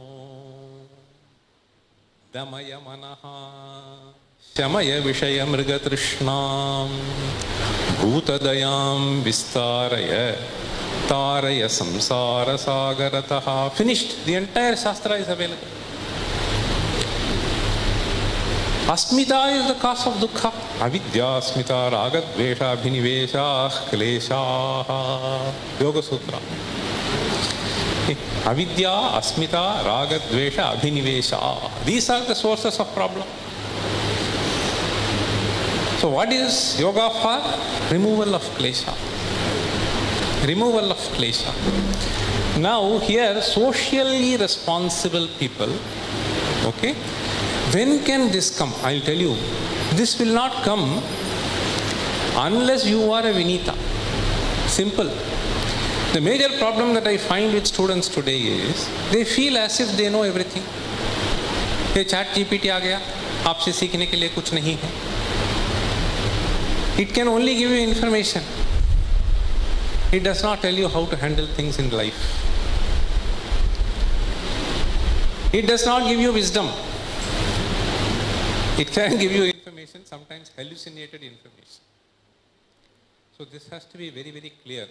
So this Vinaya is the most important thing. In fact, whether it is political wisdom, even if you take, see, if you take the Shakuntalam, the last verse is, Pravartatam Prakritihitaya Parthivaha Saraswati Shruti Mahatam Mahiyatam. See, so Saraswati Shruti Mahatam Mahiyatam means, so those who are knowledgeable, let their words be valued. See, their words will be valued only when you have respect for them. Only when you have respect for them. So for that you have to suppress your ego. So this is the most important message that Neethishastra tries to provide you. In fact, See, Nayasya Vinayo Moolam. Vinayo Moolam. See, in fact, I'll tell you, this is brilliantly brought out. I don't know if Shukanasopadesha is taught anywhere. Taught? Earlier it was. It is to be taught. See, have you heard this, Swamiji? Shukanasopadesha. Brilliant piece of message. It is primarily meant to address the arrogance of youth. What will be the psychological features that you can find in the youth, and how is it that you can handle them? So brilliantly and poetically brought up. I'll just give you one or two sentences from that. In fact, he says, see this Vinaya, if it is there, you will listen to somebody. Okay? Oh, listen nahi, pehle sunna. You will at least hear somebody. Listening is next level. Okay? So that's why he says, Shushrushasva Gurun. First message. Shushrushasva. Sushrusha. Shrotum ichha. At least you hear. Tadanantaram vachanasya paripara. Adau shravane eva nasti. Shraddha shravane eva nasti chet. Katham tasya mananam syat. Katham tasya nididhyasanam. Katham va anubhave. So this is a problem.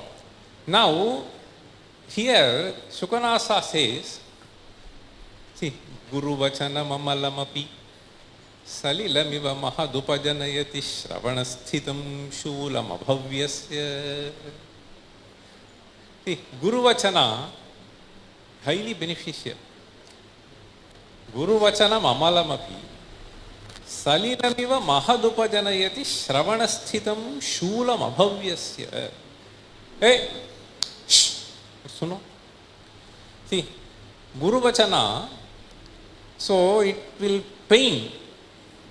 If that fellow is not humble, this will create pain in the ear, just like the pain that the water entering into the ear generates. So if something has gone into the ear, it will be shula, terrible pain. So similarly, good words, suppose you tell your daughter, don't run after that fellow. Okay? That will be like a severe pain for her. Why is she? I have my liberty, I have my freedom. Go and hit your head. Finally. So now the problem is Guru Vachanam Amalamapi Salilamiva Mahadupajanayati Shravanasthitam Shulam Abhavyasya. On the other hand, he says, Itarasyatu Karinaiva Shankabharanam Anana Shobha Samudaya Mupajanayati. On the other hand, if you are a Bhavya person, if you are a Vinita, then these words will enter, will churn your thoughts, will refine you, purify the thoughts, and that purified mind will start glowing. See, Anana Shobha. See, so the face basically reflects the heart. See, the Kannada you were saying. See, so the face is the mirror of the heart. Okay? So Anana, like he is beautifully giving example. See, so this elephant, if you have seen in Kerala, during the procession, they put something on the head, right? That is called, that is basic, I don't know what is called Malayalam. And the patta. So here we use the word Shankha. Shankhabharanam. Itarasyatu Karinaiva Shankhabharanam. Kari means elephant. Okay? Katham Karaha asya asti iti Kari. Karaha means, no, Karaha everybody has. I am also Kari. That is a special. Yeah. Like Dhani. Even a beggar is a Dhani. So, a Crorepati is also Dhani. Aaj Crorepati chodna. Trillion Pati. Okay. Karinaiva Shankhabharanam Anana Shobha Samudaya Upajanayati. So this is very important. So Nayasya Vinayo Moolam. So Vinayaha Shastra Nishchayaha. See. So in fact, if you are a Vinaya, Vinita, okay. So I will not elaborate on this. It's a chod denge. You see. Then Vinayo Hindriya Jayaha. Okay. So Shastram Adhigachati. Anyway, so in fact, let me just tell you, recently I was reading this. I'll share with you. I just reflected on the Sarga in Ramayana, something called Kachit Sarga. Kachit. Kachit. This word Kachit, many people have this confusion. Kaschiti is not the case, it is Kachit. Mallinatha in his commentary will say, Kachit Kama Pravedane. Kachit means Kama Pravedana. Suppose he asks Kachit. So, in fact, we have this, no, Meghaduta. Kachit Somya Vyavasitamidam, towards the end. Okay? Kachit Somya Vyavasitamidam. I will not get into that. So, he says, Ikshvakuna Mupayaha.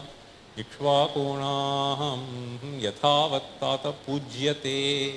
See, so are you venerating? See, pujyate means, when will the puja bhava come? Only when you are humble. Otherwise you will not do pranama. Mind will not bend. Allow you to bend. Okay? Anyway, next. Okay.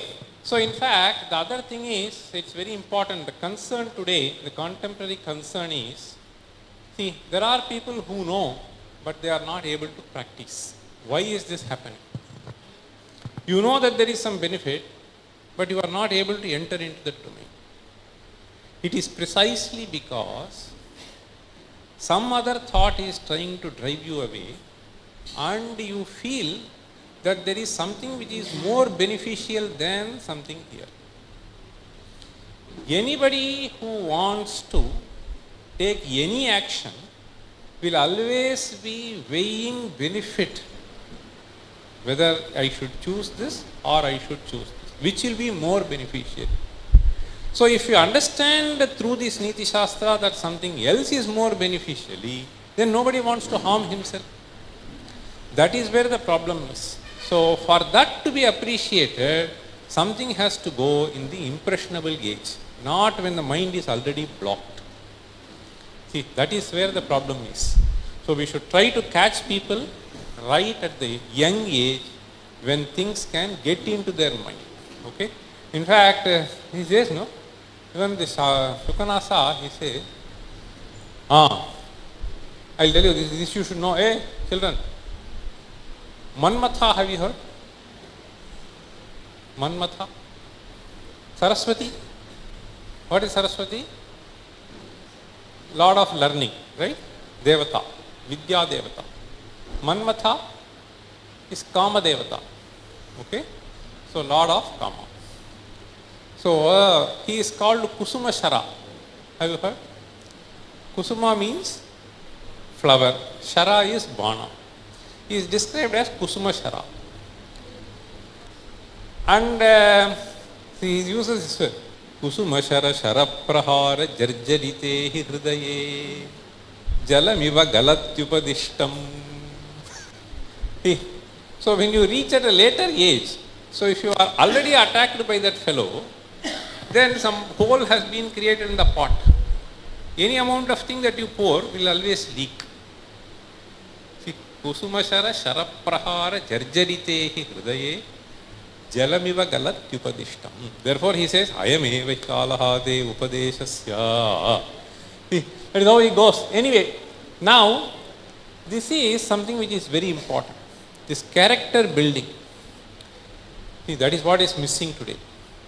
So Trump might have built some empire, or somebody else might have built some empire. Okay? But then building that empire is not going to either keep you happy or others happy. It is only try to bring in more greed, more arrogance. So this has to be rooted on the values, and that is why, see, there is a beautiful verse, Na kevalaya vidyaya tapasavapi patrata. See, Na kevalaya vidyaya tapasavapi patrata. What is actually patra? He says, Yatra sheelam ime chobhe tadhi patrasya patrata. See, So Sheelam and the other two, they have to go together. Then only he becomes a patra for. So that is very important. We are not creating the necessary patras to receive this powerful message. So it is very important. So maxims are brilliant. So we have Panchatantra narratives. So we have dialogues. All these forms have been employed by people to convey this Neeti. Okay? See, what does it do? It doesn't merely inform, it tries to transform. That is very important. Okay? Nothing can be compelled, but if the value is recognized, then people will naturally drift towards that. So it is in educating the importance of this that we need to pay attention. Okay, that is very, very important. Thought level transformation will always bring in change in the judgment. So because your judgment is wrong, so then you go wrong. So once this judgment becomes right, then the conduct will actually follow. Okay, so this is something which we need to keep in mind. Next. Okay, there are so many texts which are available. Mahabharata is full of nitis. So there is Yadi hasti tadanyatra yanne hasti nakutra chitra. Okay, now let us take Ramayana. Ramayana, who wrote Ramayana first?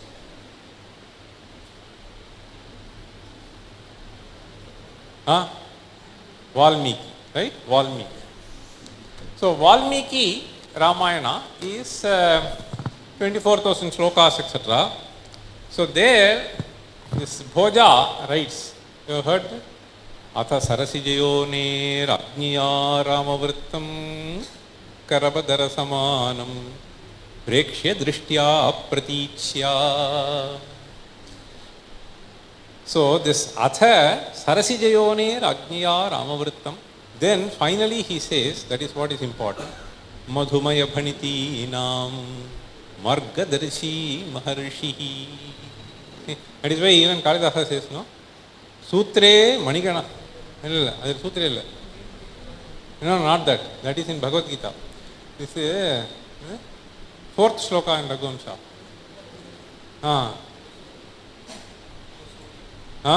Kasurya is second.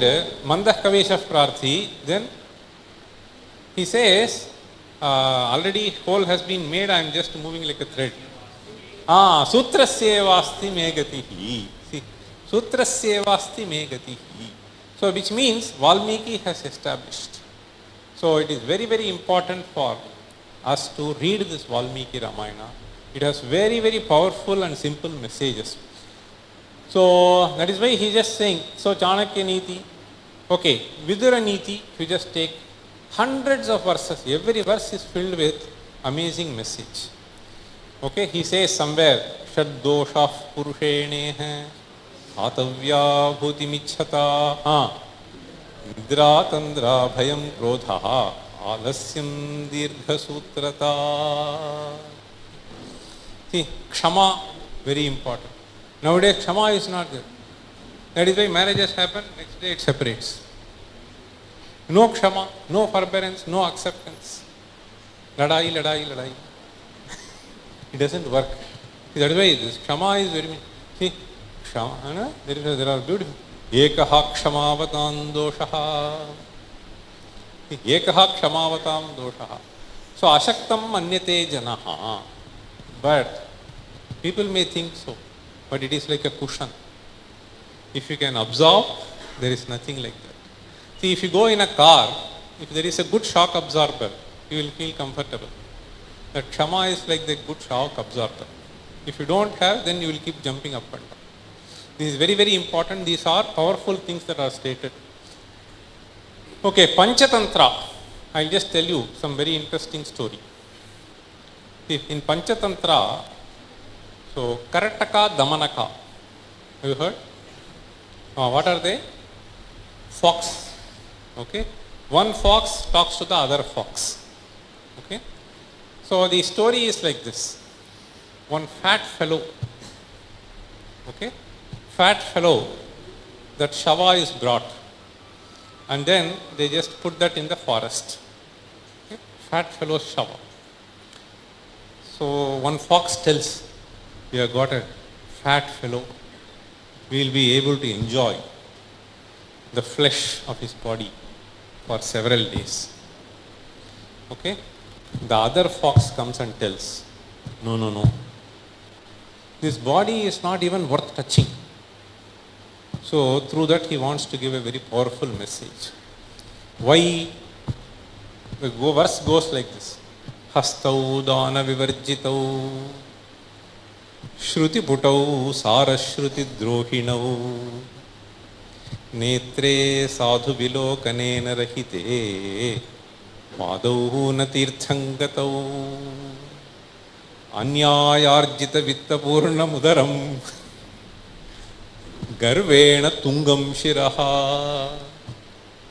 re re jambuka muncha muncha sahasa nichasya nindyam vapuhu. You understand? So this body is not worth touching because if you consider hands, hastau dana vivarjitau. So the purpose of hand is to primarily share. You help others either by giving monetary, okay, funds or by serving something to them.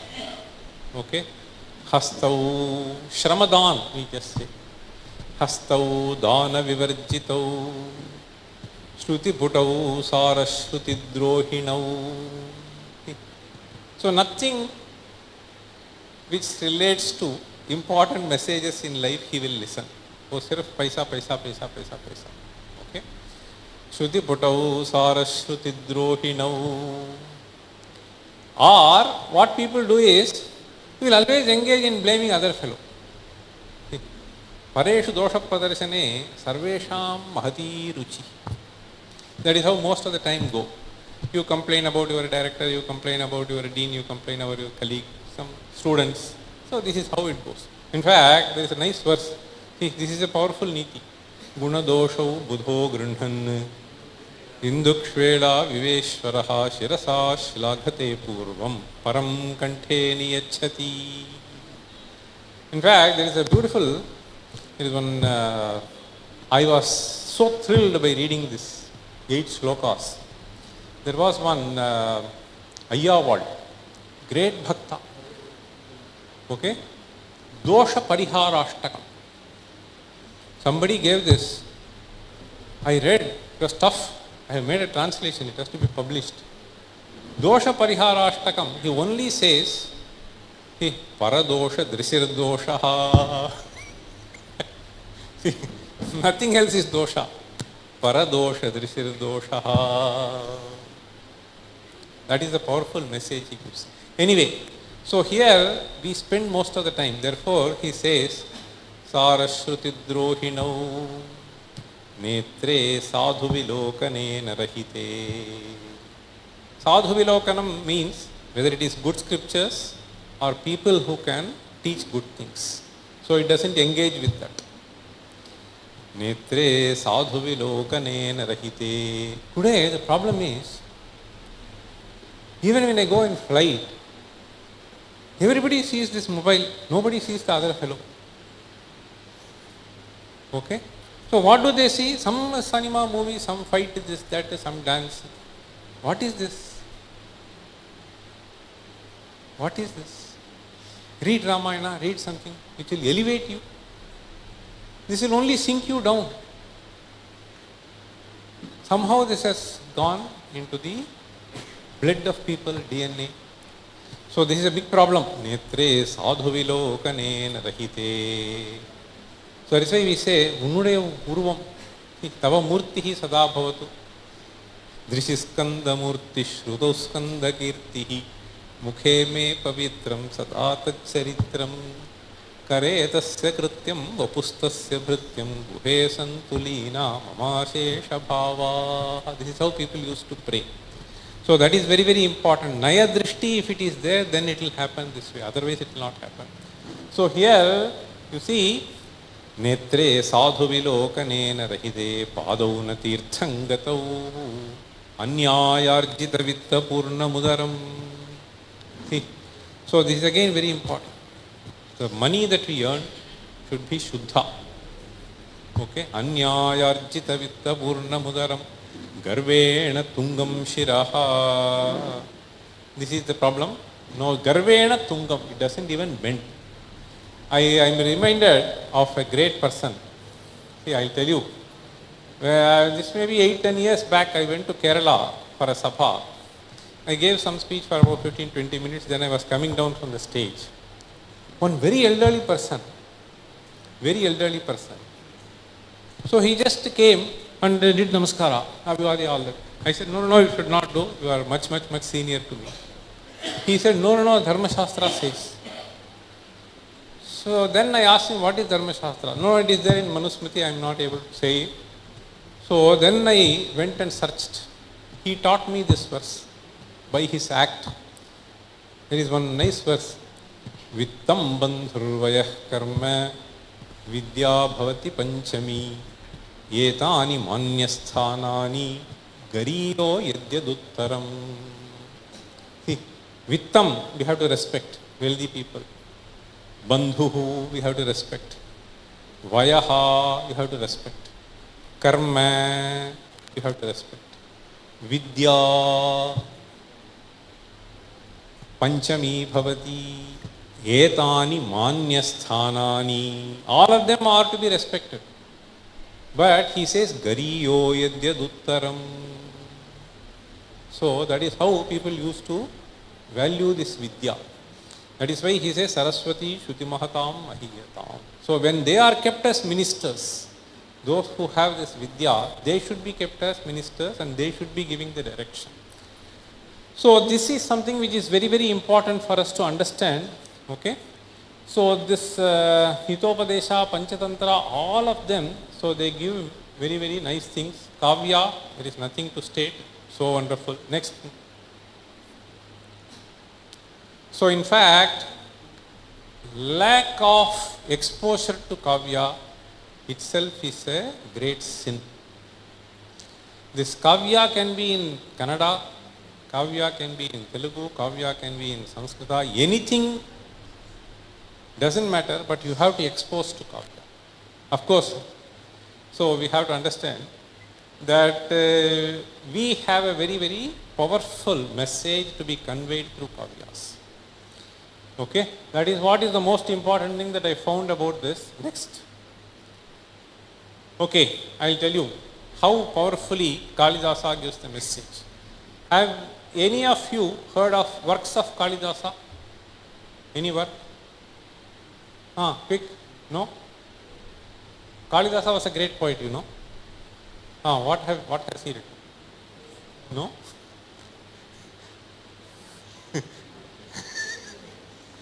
Okay. So he has written several kavyas. Raghuvamsha, tell.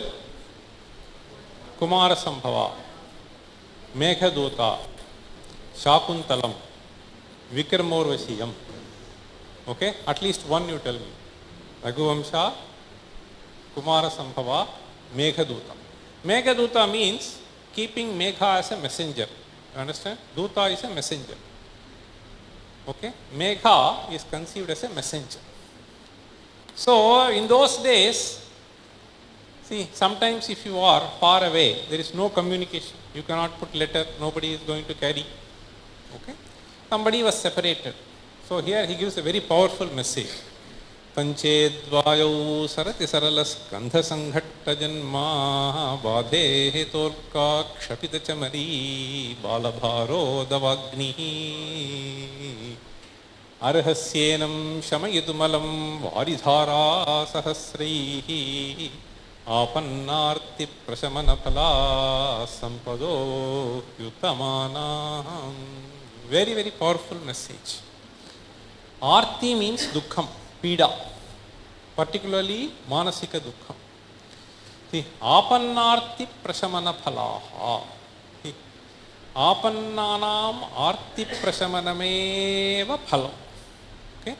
Apannarti prasamana phala. Suppose you have some resource, any resource that you possess should always be, that is what is taken as the primary motto of Ramakrishna Math.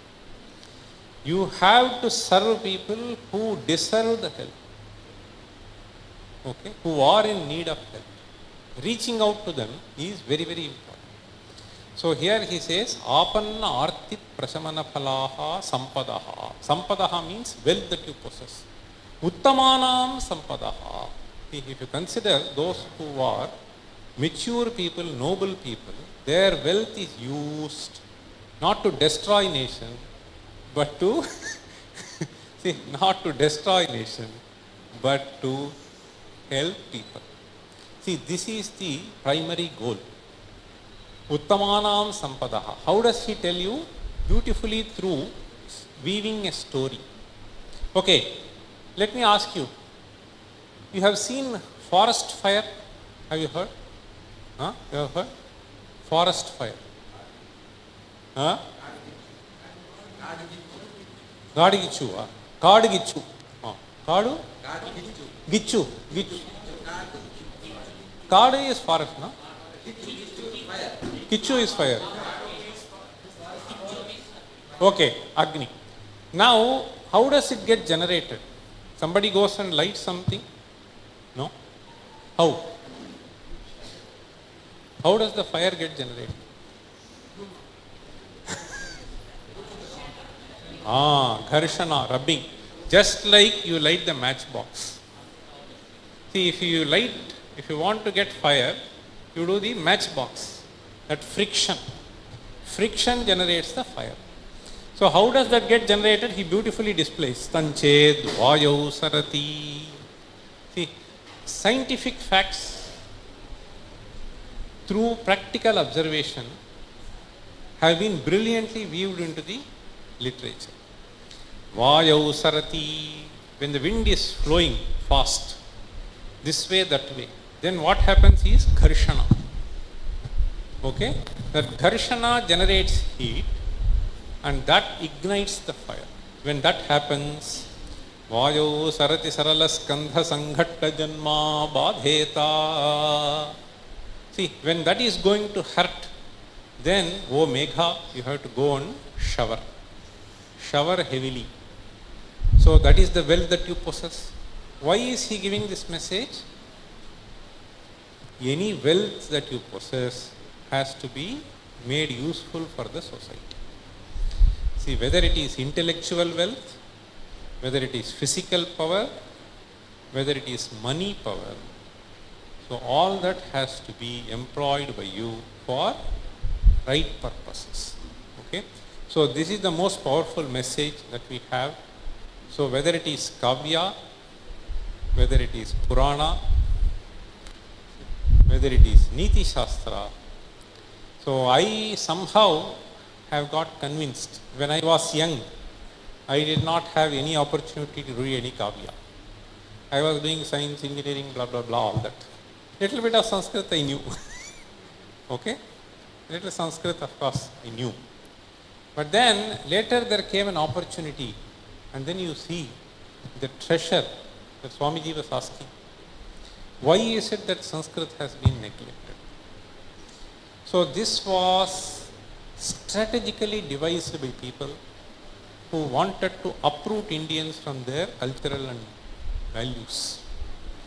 So this language is a very powerful language. You can express mathematics, you can express science, you can express whatever you want. Even if you want to understand love, okay, you have to read this literature, read Singara Shatakam. If you want to become a Vairagi, you read Vairagi Shatakam. If you want to lead a peaceful, normal life, then read Neethishastram. So all that is very important. We don't know how to take things in life. See, in fact, he says, no, somewhere, Yatye katosta shikharam patiroshadhina avishkrita arunapurassaraye katurkaha tejodvayasya yugavad vyasanodayabhyam manye so atmadashantareshu loko niyamyataivatmadasha. So that is where the problem is. People cannot take this shocks that are coming in life. So all that is beautifully conveyed through Kavya, through Neethishastram, through various other Neethi literature. So I suggest that you carefully listen to the talks that are going to be delivered here, which will be extremely useful in life. Thank you.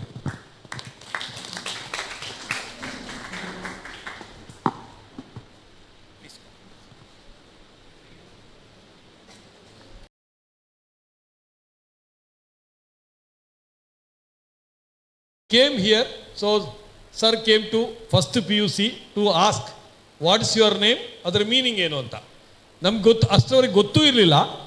Name has a meaning. We just thought someone has kept the name Chandrasekhar, something. So he said, whether it is a Christian name, whether it is a Muslim name, whether it is a Hindu name, every name has a meaning. Like the way Asrana sir has explained what is Tulu. And from there my journey started. I was so inspired. I took Sanskrit, and by God's grace I continued the same in degree college also. And when he asked me, so he rather called me, will you be able to join? I cannot say no to my sir, but I said I'll come as an audience. But he ordered me to come. I said okay, I don't have an option. So he is the first in so many things, introducing Sanskrit from PU to degree, then starting MA in our college, and obviously when he was the principal, our college got the first rank. Okay, unfortunate that after that we didn't break that record. We wanted that record. It's not about me, but I wanted that record to be broken, because I know the amount of effort what the team has put at that time, and obviously subsequent, is just tremendous. Now, just to talk little about whatever I know, my love for Sanskrit has not come down, sir. I have always continued.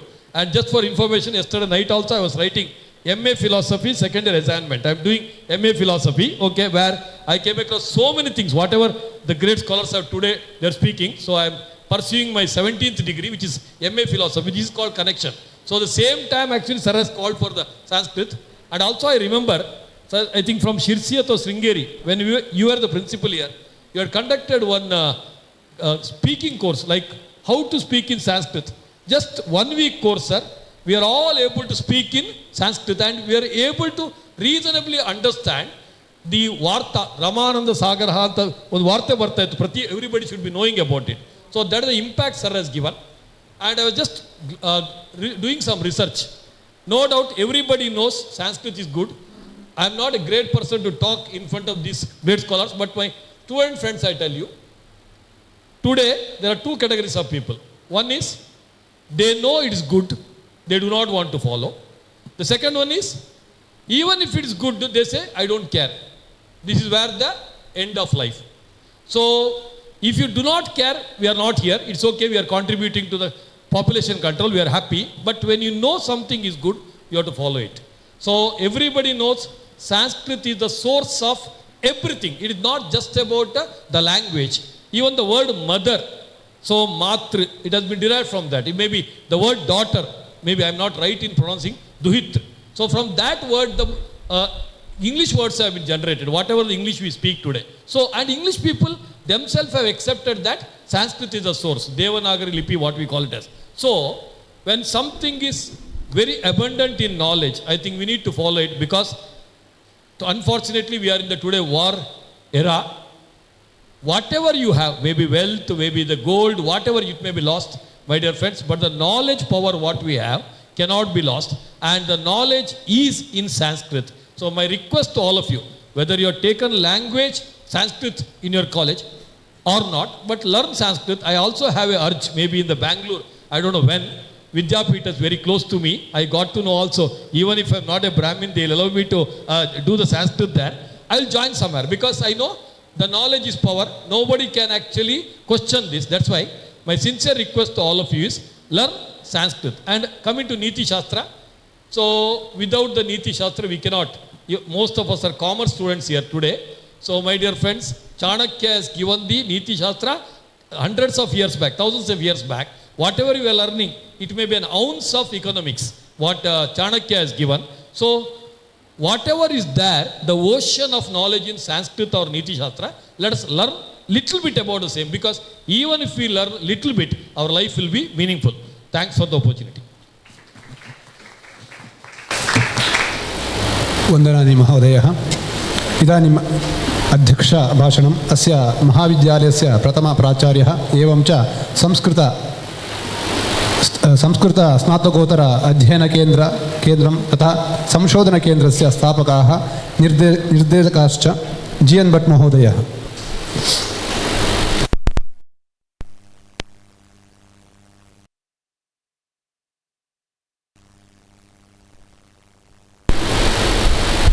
अन्नपूर्णे सदा पूर्णे श्री दुर्गे परमेश्वरी ज्ञानविज्ञानसिद्ध्यर्थं भिक्षां देहि च bhramari. We know Annapurne Sadapurne Sri Shankara Pranavallabhe Jnana Vairagya Siddhyartham Bhiksham Dehi Cha Parvati. But in the year, in 1990, just like Chandrasekhar Shetty told, I just changed that shloka into this. And all, irrespective of caste, community, not as a rule, taking into confidence all, Muslim, Christians, everybody. Next year itself, it is still today, Vijay is principal, that is continued. If it was compulsory, when I just retired from this institution, it would have been left. But since 30 years it is continued means that acceptance is there. A Muslim girl still, I remember, she told, sir, why you ask us? Because Annapurneshwari Durga, she is feeding us. Not only food there, but also knowledge here. Everything is supported by temple. I am very, very grateful and very much pleased that today Lakshminarayana Asrana Vedmurti, he is very known, popular as Balanna. His father, Gopal Krishna Asrana, was the hereditary trustee and Archak. Actually, he was the executive trustee and correspondent. So joined together, he gave, whole management gave full freedom to develop this institution. For that purpose, I am very more fortunate enough, after leaving this institution from 25 years, 1990 to 95, I was on deputation here from Canada College. When I went there, also they started interdisciplinary, everywhere started research programs. And my professor, he was also mentor, Professor Dayanand Shanbhag, Professor of Sanskrit in Karnataka University, he actually, for many of us, and our batchmates are here. So Jagannath is there, my classmate in MA, and Dr. Shikaripur Krishnamurti is there. The Trinities, we live here now. In 1971 to 73, we were MA students and completed our PhDs also. At that time, that inspiration was there, and when he retired, we did a felicitation program in Dharwad with the blessings of senior Pejavara Tirtha Swamiji. And at that time, we declared that this Samskrita Shodha Samsthana should be registered. Before that, we had conducted 7 these types of seminars through Durga Sanskrit Center, Samshodhana Kendra, in Sirsi, Swarnavalli, Gokarna. And he had just directed us, if you become guide, don't become guide. It was his second one, don't become principal. These are the blocks, that Niti was there, block for your higher studies. But another thing is that I had to become principal and I had to guide. Otherwise, this sponsorship, coordination, organization is very much difficult. See, just like Dharmashala will become, Niti will not be there, only Dharma, and Kannada one Gada is there. Shastra helak madiyave, Anna undak madiyave anta. Contrast is there, but it is the belief in folk. But real thing is, we eat anna, that anna, how we have to eat, as prasadam, etc., it has been direct from Niti, Dharma Shastra. So without referring, Pujya Swamiji, Balasrana, and the keynote address scholar, I started all these things with Brahmari in my mind. I will take only 5 minutes because our train is running late. It would have been started by 11. Professor T.N. Prabhakar is also here, 11:15 it must be. 11:30, now it is 11:45. Okay. We have to make curtain 1 or 2 papers and we have to postpone it. It will be taken care by the organizers here. See, actually we have taken our keynote address scholar has comprised the universal concept of Niti and what the universality has in Sanskrit knowledge system. That must be there.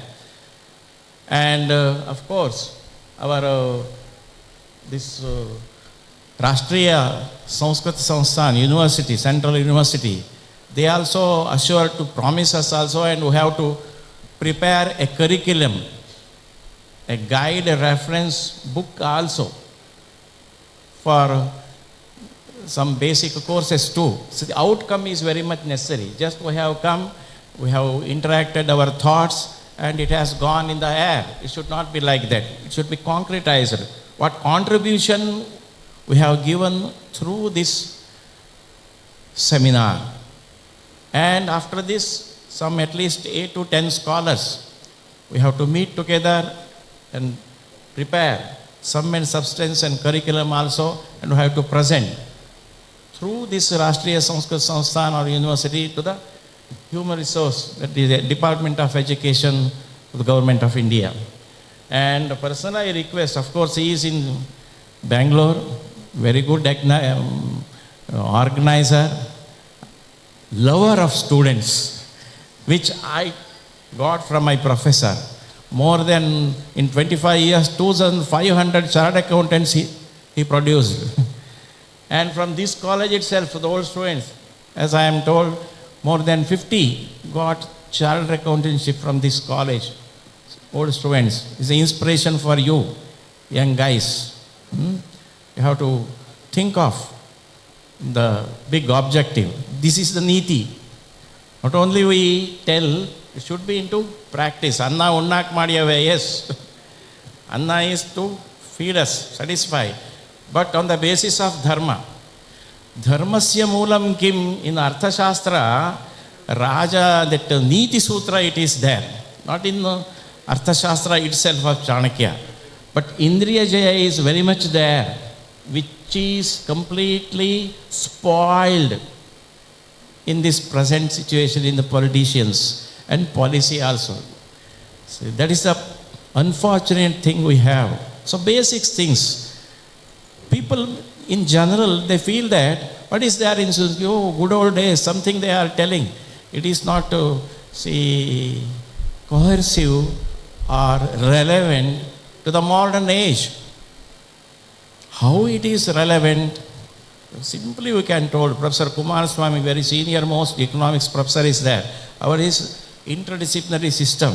Professor M.K. Sridhar is there. He has a BSc background. And in SVASA he was pro-chancellor also. And in Bharatiya Shikshana Mandal he is one of the guiding philosopher. Professor T.N. Prabhakar, Mahabharata Darshana publications for 30 years. Nook and corn, each and every house, his family, his father, sister, everything, went to the houses and sold the books, carrying on their head. See, Mahabharata itself is a Dharma Shastra. It's there. In Udupi, Professor T.S. Ramesh, he has also come.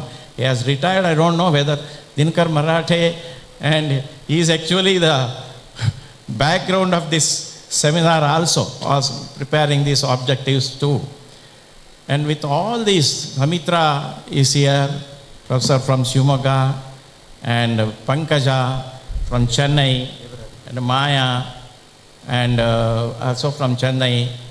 And I know his name only, Devaraj Bhatt, district, yes, most welcome. And I heard all these things also. See, regarding these things, since 20 years, we were contemplating. Once, some 15 years back it seems, I called Rama Joyce. He was just governor returned from Bihar. And sitting High Court Judge N. Kumar, in Kannada College we conducted. Regarding what? I just asked the professor, sir, can't you correlate this Dharma Shastra with, he has written book on Dharma Shastra and these things also, with your judiciary. I just asked her. We said, yes, talk, you arrange, he told me, and I have arranged. And there was very much close relationship with this Rama Joyce and N. Kumar, sitting judge. I was I was not knowing him. They came simply. In our office, on the FDC table, he took meals. That's simplicity. Unfortunately, so Ramajo is expert, but we don't know regarding Purva Mimamsa. Markandeya Karchu has referred something, implication of this Purva Mimamsa and application in the judiciary. And 3 or 4 lectures he has given, it seems, our senior most, our Professor K.T. Pondarangi, I had a contact, very much close contact with him. He called Karcho also, contacted so many things. I called, see, very traditional scholars on Nyaya and Mimamsa, and see, that principle should be adopted in the judiciary. I discussed it with 4 or 5 High Court judges. But they all told that, Dr. But that is the problem. See, Purana, though it gives and it will support our judgment also legally, but it is blocked, just like good olden days, those things. It is not applicable to our judgment. But actually on the basis of judgment, we can give some judgments are coming, of course. Today itself, he will present. He is in that field, retired judge. All these things also will be there. I don't want to take much time also. So in my mind, in 20 years, our Shastras should be shown what it actually to the modern age and relevance, and it should be intercepted, informed to the modern young students, not only youths, students. And that information should be, as the keynote address person told, should be transformed. And transformation should be converted into their personality, knowledge system, and it should be put in practice in their life. Then only our object is achieved. Sukhasya moolam kim, the first question. That is the base of this seminar also. Dharma, we say, he has given. Dharmasya moolam kim, all these he has sum and substance, in keynote address person has mentioned. Dharmasya, without fund, we can't achieve. So I have become principal, I have to do the PhD. See, 16 PhDs we have produced, I produced on interdisciplinary basis. But my professor guided, for certification for PhD, people will come, that they do. But your responsibility is that they have to start study after PhD. There we fail, really. There we fail. But one thing I have full satisfaction from all, including Padmanabha Marathe, on their topics, I have conducted seminars. So more scholars will come together. So for that purpose, see, on the basis of this Kalpa Sutra and physics combined together, and algebra. Venugopal and Jaishankar has not come, went to evaluation it seems. He is also PUC lecturer. See, did PhD. That is the problem. He could not come over here. See, Vedangas, Vedas, Brahmanas, Upanishads, and all these things I have given, and Sanskaras, Anteshti, Vivaha, Upanayana, everything. And how it is very much, all these things are very relevant. So, Arthaha, Arthasya moolam kim? Indriya Jayaha, then Vinaya, that Naya, Niti comes. All these comes. See, Indriya Jaya, what I have referred, that's also in Arthashastra also. Indriya Apajaya is there. The sensual bhoga, all are for only for their objectives. 1,000 crores. See, serving, I have come here for serving the people. What is your asset? Published white is 1,000, black countless. That is the thing now. That is the unfortunate thing. So for that purpose, common people say, Shastra helak madiyave, just to speak, and Anna unnak madiyave. Food is to eat. See, on the basis of that, that Niti must be there, that Nayana, and it carries, it leads. On the basis of Dharma, our life Niti should be there. Our national policy must be there, and it must be implemented in school curriculum. All these things, this should be there. For that, with that objective, we have started, and I hope through this keynote address, and Mr. Padmanabh Marathe, Dr. Padmanabh has given the objective of this seminar also. I request the paper presenters, many are here. I could not introduce. He is from Pune Law College, acting principal, Ratnagiri principal, and from Pune, Dr. Suresh has come, I don't know where, he is also there. So here and there from Tamil Nadu, Andhra Pradesh, Maharashtra, and Karnataka, scholars have represented, and I address our young students. See, inspiration must be taken from this, and it is not only just, you should not feel that it's just BCom graduate enough. And Dr. Vijay, principal, I am very happy when I introduced that box computer, taking contribution from the students, parents, from parent-teacher association. So we had prepared this computer training for students, not only BCom but also BA, and they got jobs, skilled.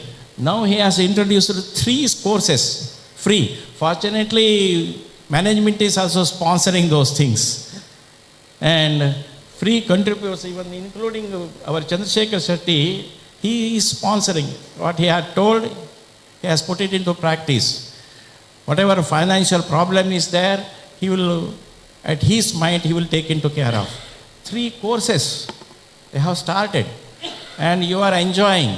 After the graduation, definitely you feel that because of those crash courses, you will get a job, and it will be transformed into knowledge, and you can prepare your individual neeti. That individual development should contribute to the society.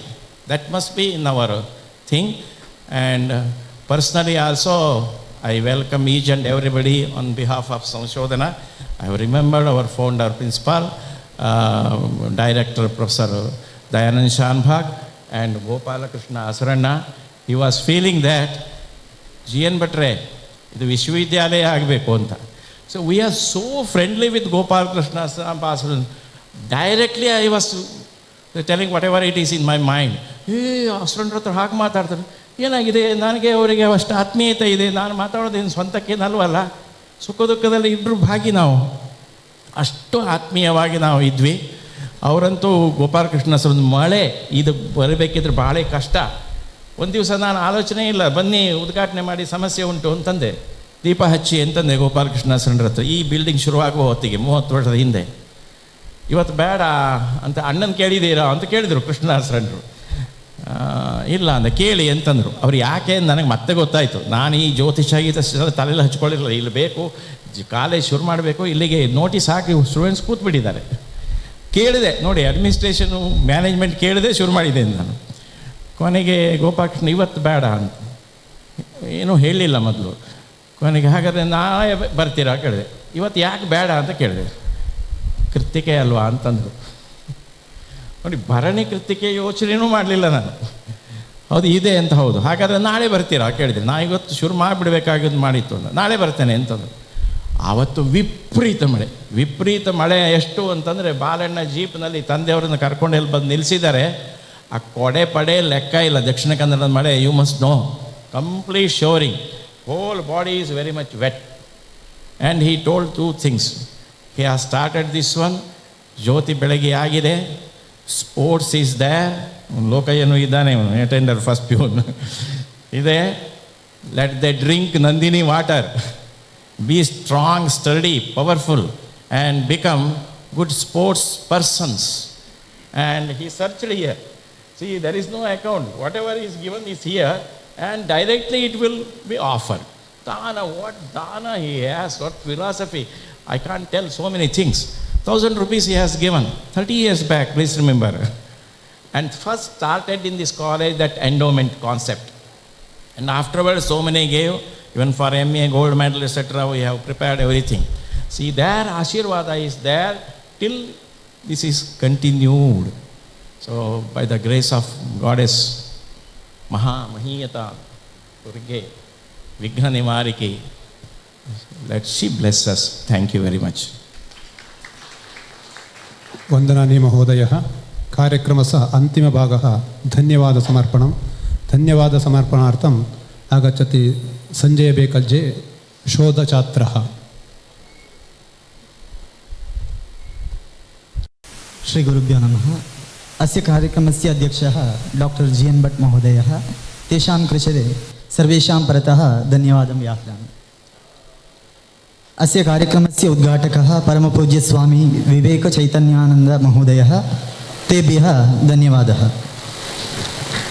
दिक्सूचि भाषणं कृतवन्तः के रामसुब्रह्मण्यन् महोदयः। तेभ्यः धन्यवादः। कार्यक्रमे अभ्यागतः CA Chandrashekhar Shetty महोदयः। तेभ्यः अपि धन्यवादः। एवमेव उपस्थितः डॉक्टर वेंकटेश M गिरि महोदयः। तेभ्यः अपि धन्यवादः। अस्मान् उद्दिश्य आशीर्वचनं कृतवन्तः श्री लक्ष्मीनारायणशरण महोदयः। तेषां कृते अपि हृत्पूर्वकं धन्यवादः। एवमेव उपस्थितः अस्माकं महाविद्यालयस्य प्राचार्यः डॉक्टर विजय V महोदयः। तेभ्यः अपि धन्यवादः। अत्र उपस्थितेभ्यः सर्वेभ्यः धन्यवादं व्याहृत्य विरमामि।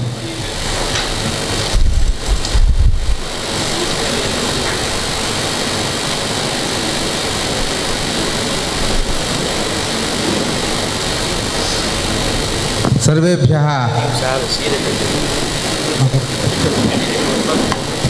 प्रथमं सत्रम् इदानीमेव आरभ्यते। दिव्याकामा तत्र उपरि आगच्छतु इति प्रार्थये।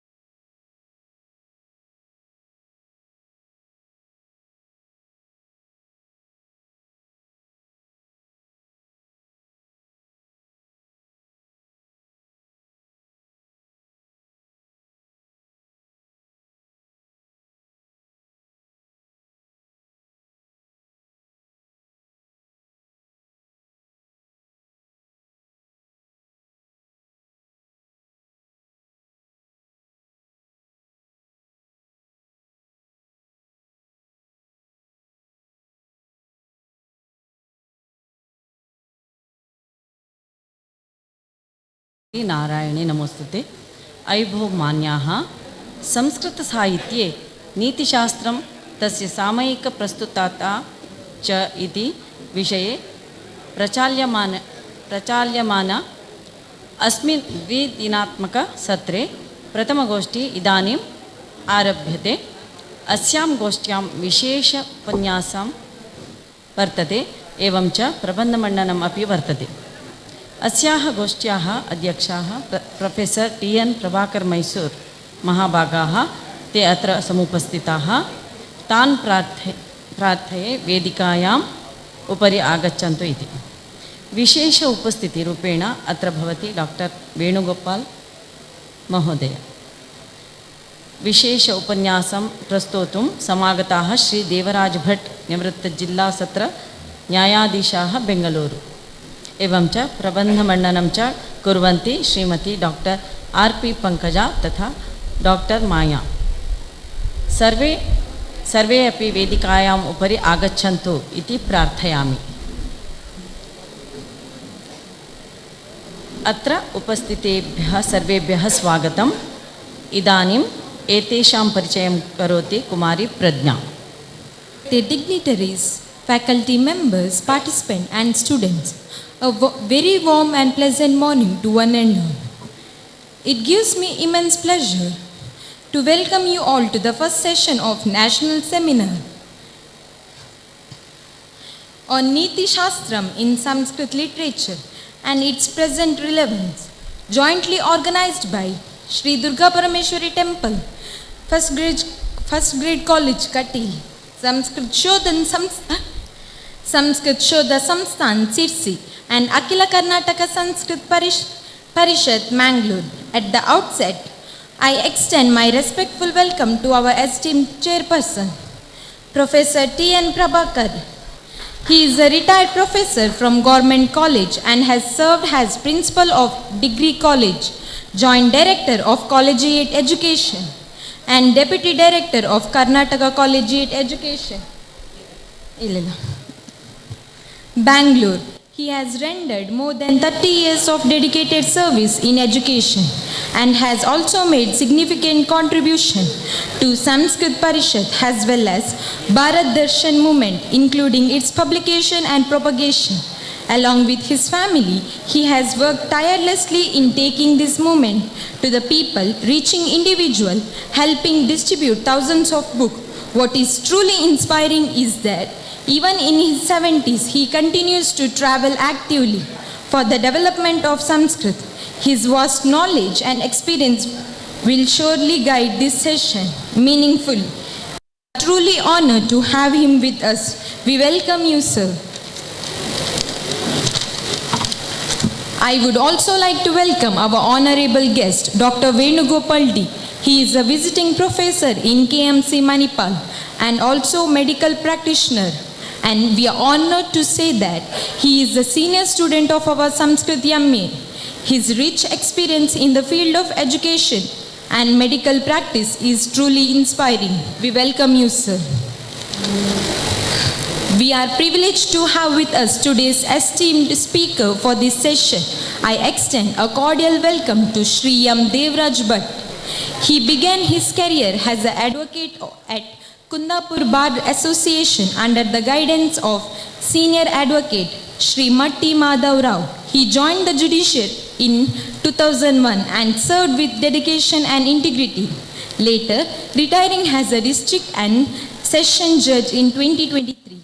He also served as Register cum Administrative Officer of the Karnataka State Consumer Dispute Redressal Commission and attended several national conferences on consumer law.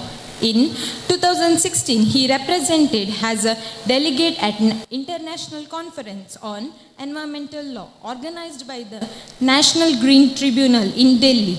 His remarkable journey in the field of law and judiciary is truly inspiring. On behalf of everyone, I warmly welcome you, sir.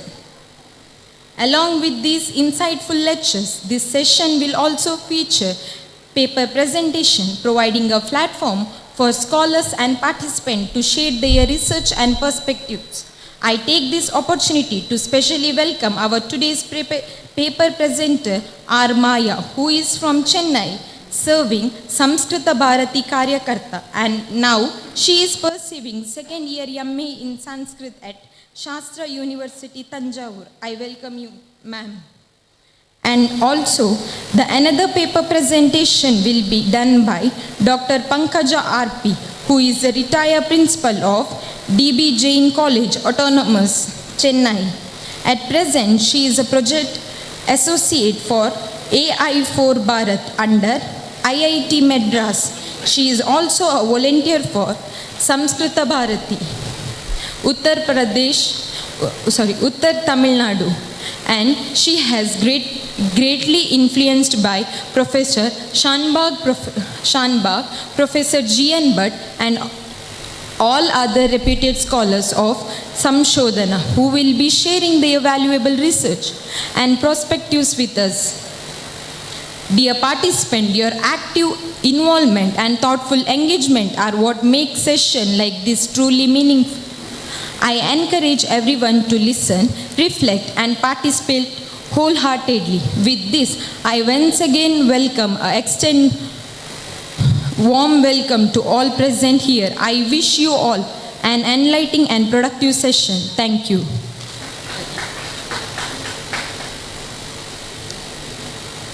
इदानीं श्री देवराज भट्ट महाभागः उपन्यासं कुर्वन्तु इति प्रार्थये.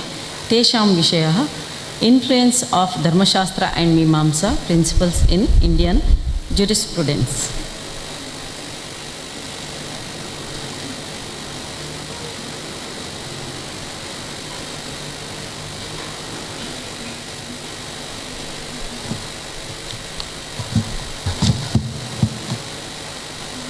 सर्वेभ्यः नमस्काराः. Dignitaries on dais and dignitaries of the dais. As a judge, I served the judiciary for more than 2 decades. Please note, as a judge, we have to render justice strictly in accordance with the principles of the Indian Constitution. Beyond the Indian Constitution, we cannot render any judgments. Not only me, but also all the courts, including the Supreme Court. When such being the case, how can we apply or use the Dharma Shastra concepts or Mimamsa interpretation is a big question. In order to know the said situation, we have to study the position of law prior to Indian independence and what were the changes made after Indian Constitution came into force. You see, in 2019, Kerala High Court, in the case of Ranjana versus Thrissur Municipality, used Mimamsa rules of interpretation in one case. That is not a case relating to family dispute, not a case relating to religion, not a case relating to caste system, etc., etc., but it is purely a dispute with regard to violation of building bylaw. Therefore, in order to interpret the Kerala Municipalities Act, a statute, the Kerala High Court used Gunapradhana maxim of Mimamsa principle and resolved the said dispute. That shows even after the Indian Constitution came into force, the courts are being used the Mimamsa principles in their judgments. It is very clear. While rendering the said judgment, the Kerala High Court has referred an earlier judgment of the Supreme Court, that is Ispat Industries case, which was delivered in the year 2006. In that case also, the Honorable Supreme Court applied Gunapradhana maxim of Mimamsa rules of interpretation to resolve a case relating to customs duty.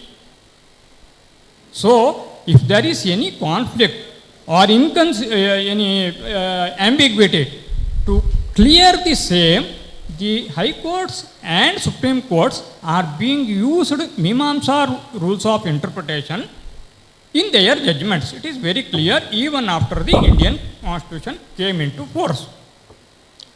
Please note, our country is secular country. So far we have no uniform civil code. We, being the Hindus, are governed by our own personal law. The Muslims are governed by their own personal law, that is called Shariat. The Christians are governed by Indian Succession Act. Apart from Hindus, Muslims and Christians, there are other religion people are also in our country. Jains, Sikhs, Parsis, Buddhas, etc., etc. Which law applicable to them? Can you say? This is the most important aspect. Except Muslims and Christians, all are governed by Hindu law only. Even though they may be Jains, Sikhs, Parsis, Buddhas, Veerashaiva Lingayatas, etc., etc. All of them are governed by Hindu law. Now the mute question is, what is Hindu law? Can you say?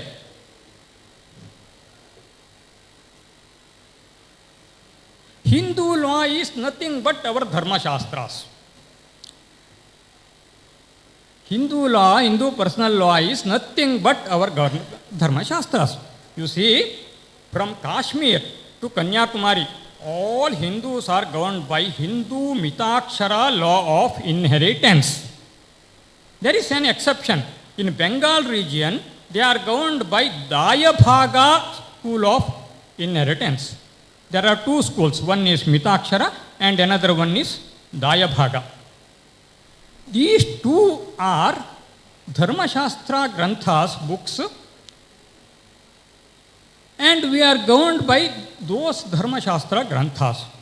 Bengal region is not only West Bengal, but it includes West Bengal and some parts of the Bihar, some parts of Uttar Pradesh, and the erstwhile Bangladesh region. This is called Bengal region. They are governed by Dayabhaga school, and all rest of all Hindus are governed by Mitakshara school of inheritance. You see, Mitakshara is the Bhashya on Yajnavalkya Smriti written by Vijnaneshwara. Dayabhaga is also a Smriti. It is written by Jimuta Vahana.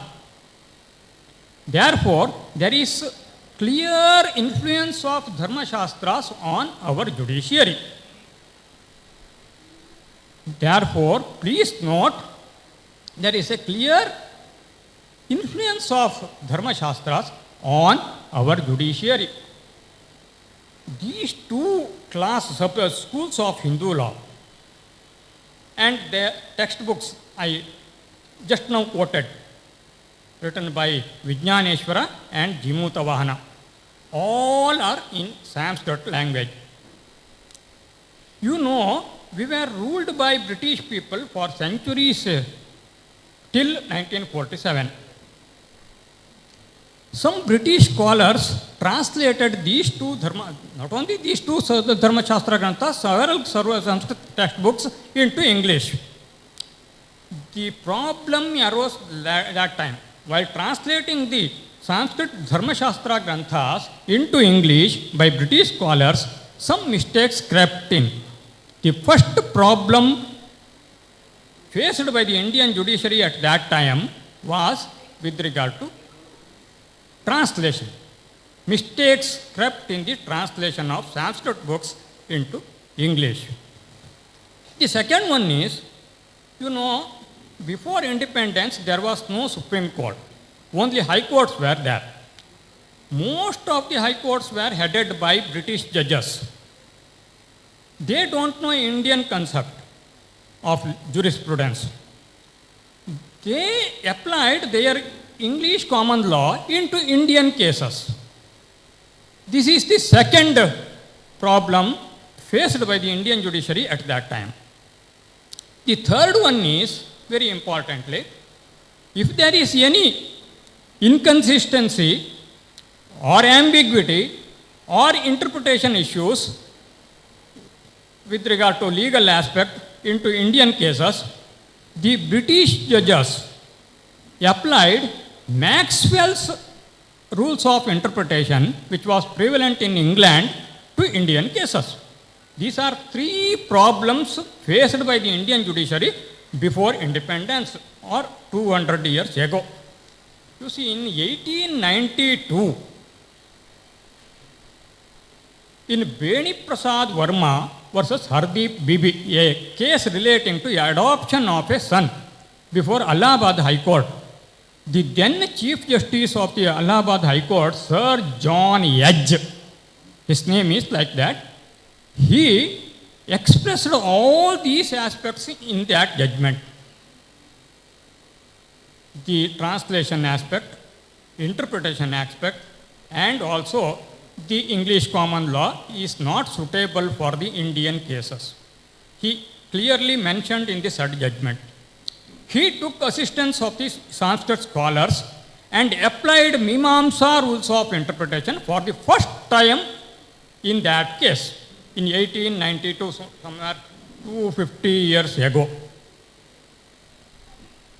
Thereafter, in several cases, the Indian courts applied Mimamsa rules of interpretation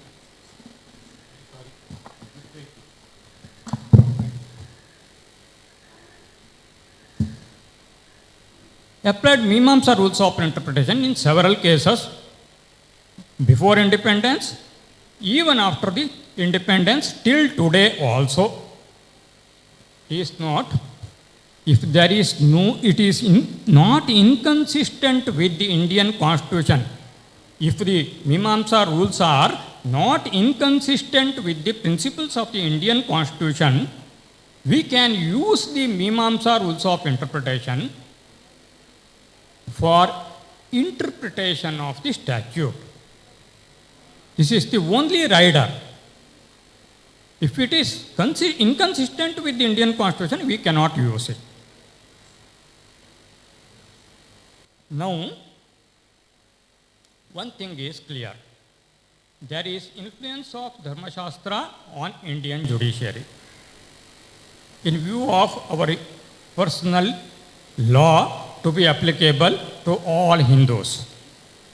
Secondly, we can use the Mimamsa rules of interpretation into our Indian cases if the said rules are not inconsistent with the principles of the Indian Constitution. You see,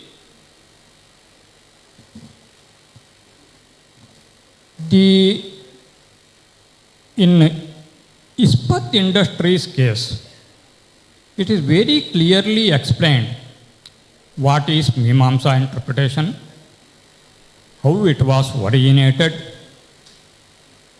who are the persons who developed this said philosophy, and how it can be used in Indian judiciary.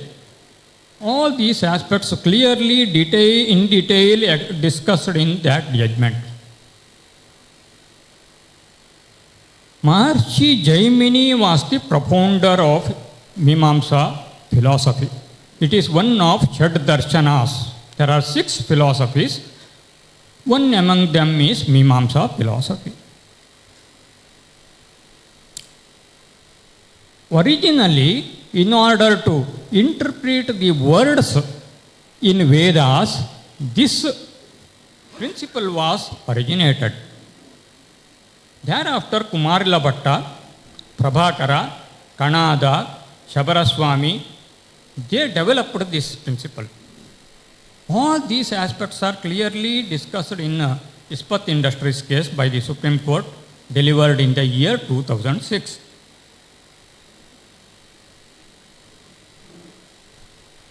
Please note, the problem is our Indian judges, they do not know about Mimamsa rules of interpretation. Even in our law colleges, this subject is not teaching. No, hardly 1% of judges know about Mimamsa rules of interpretation, and they are using it.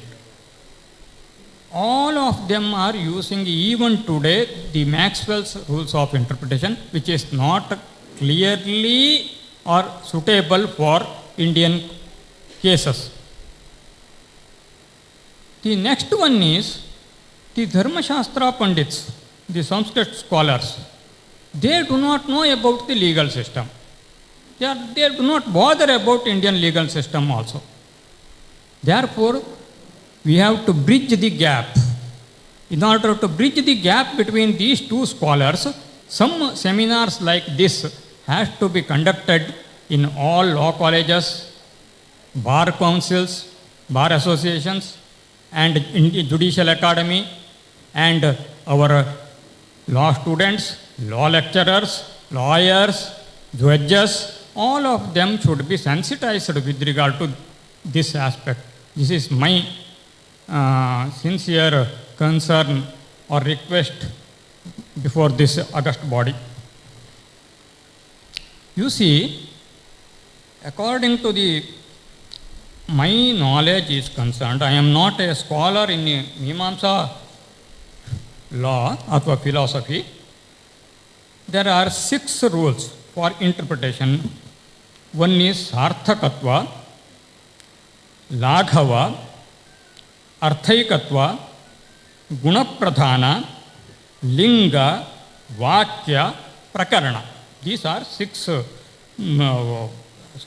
Sarthakatva, Laghava, Arthaikatva, Gunapradhana, Samanjasya, Vikalpa. These are 6 rules of interpretation in Mimamsa principles. The next one is the subcategories. Linga, Vakya, Prakarana, Adhyahara, Anushanga, etc., etc. You see, after independence, what were the changes made in our judiciary with regard to Hindu law is concerned? 4 acts came into force.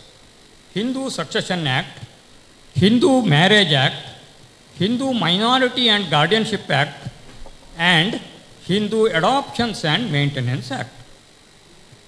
Please note, except the provision for divorce, all other provisions in all these 4 statutes are based on Dharma Shastras only.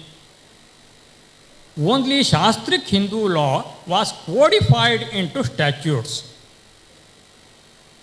Therefore, nothing new, only old wine in new bottle. Even though these are 4 statutes, we are governed by these 4 statutes, all these statutes are the Shastric provisions only. Hence, we have to apply these Mimamsa principles when there is some interpretation is required in the said statutes also. Because both Vijnaneshwara and Jimuta Vahana used Mimamsa principles in their textbooks, the Mitakshara and Dayabhaga. Therefore, the rule Vidhi Nishedha, what we have to do, what we should not do, this is called law or rules or Dharma Shastras that prescribes. How it is to be implemented, that is in Mimamsa rules.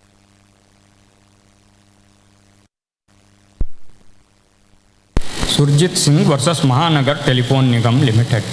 In this case, you see, Surjit Singh has a telephone connection in his name. Another telephone was connected in his wife's name. He was paying bills regularly to his telephone, but there was a due in respect of his wife's telephone. The department, in order to collect the arrears of his wife's bills, disconnected both the telephones. That challenged the same, stating that there is no due with regard to my telephone. For the due collection of arrears of my wife,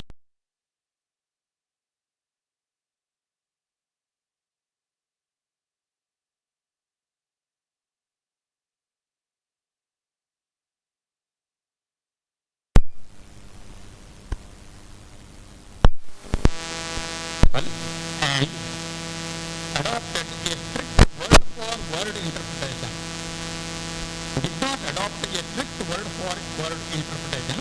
The object of the rule was to ensure prompt payment of telephone bills in most families, especially at that time.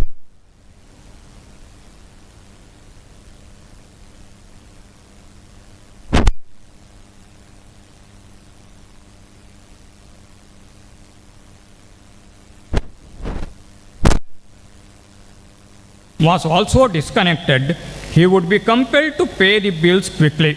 The court therefore applied purposive construction rather than literal interpretation, hence applied the Linga principles of the Mimamsa rules of interpretation and decided the said matter.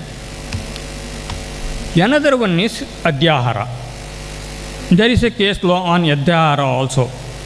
That is Mahabir Prasad Vivedi versus State, AR 1992, Allahabad High Court judgment. Here,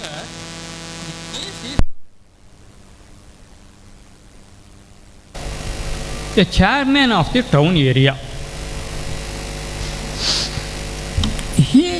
In this case, for removal of the chairman, there is a proviso stating that he should be given an opportunity of hearing. He should be given an opportunity of hearing. That means some notice, a show cause notice has to be issued to him before removal. The second, another proviso in the same statute says, no, that is not required, but the said removal should be confirmed by the state government. There is some inconsistency with the two provisos. Which one is to be followed? The High Court has to decide this said matter. At that time, this adhyahara, that means carrying forward. That means carrying forward. One proviso says he should be given an opportunity of hearing. Another provision says that is silent about the same. It should be confirmed by the state government. That is false. Then the first one, the opportunity of giving opportunity of hearing in the first proviso should be carried over to the second proviso also by applying Anushanga Adhyahara principle of Mimamsa rules of interpretation. That is the decision of the said judgment. In another one case is Rajbir Singh Dalal versus Chaudhary Devi Lal University. This is a Supreme Court judgment in the year 2009. Here you see this is also a case relating to recruitment of a reader, a senior teaching post to the college. This Rajbir Singh has applied and got selected. He had a master's degree and other qualifications in political science, not exactly in public administration. Someone challenged his appointment, saying that University Grants Commission rules required qualification in the relevant subject, and for reader level, the wording seemed strict about exact subject. The High Court agreed this said aspect. Therefore, Rajbir Singh challenged the same before the Supreme Court. In Supreme Court, what happened? It is very clear. For some posts like lecturer, the rules clearly said the master's degree in the relevant subject. But for reader, there is no such words. Therefore, the said words are carried forward to the reader's post also, and to fill this gap sensibly, Justice Markandeya Karju turned to ancient Indian Mimamsa principles of interpretation. The same tradition he used in earlier cases also. In Mimamsa, the rule for dealing with something left out is called Adhyahara. It means supplying or adding the missing words to make the text complete and logical, but only when it fits the overall context and intention, not randomly. Justice Karju referred to this principle to say that phrase in the relevant subject should be understood as applying to the reader post also, even if not written every single time. He believed political science and public administration were closely related subjects, and experts treated them as interchangeable for such appointments. So he upheld Dr. Dalal's selection. This is the case based on Adhyahara principle. Another one is case law on Laghava principle. This is Vinay Khare versus State of UP. You see, this is also with regard to recruitment process. There was one post, but two candidates scored similar same marks, one has to be selected. Please note that only one post is there. Two candidates scored same marks. Between these two persons, one needs to be selected. In this case, one person scored more in written exam. Another candidate scored more in interview. At that time, the court used Laghava axiom of Mimamsa. It said, choose the simpler and shorter meaning. Laghava principle is to choose the simpler and shorter meaning. By applying this principle, the person who scored written exam, more marks in written exam, was selected because the interview, personal judgments about his appearance, his behavior, and so on, which can be considered. Therefore, it may lead to bias, favoritism, and unfairness. But in written exam, answer paper is available. Therefore, by taking this Laghava axiom principle, by applying this principle, the court held that the person who scored more in written test was selected. These are various other cases. I am not dealing with all these cases.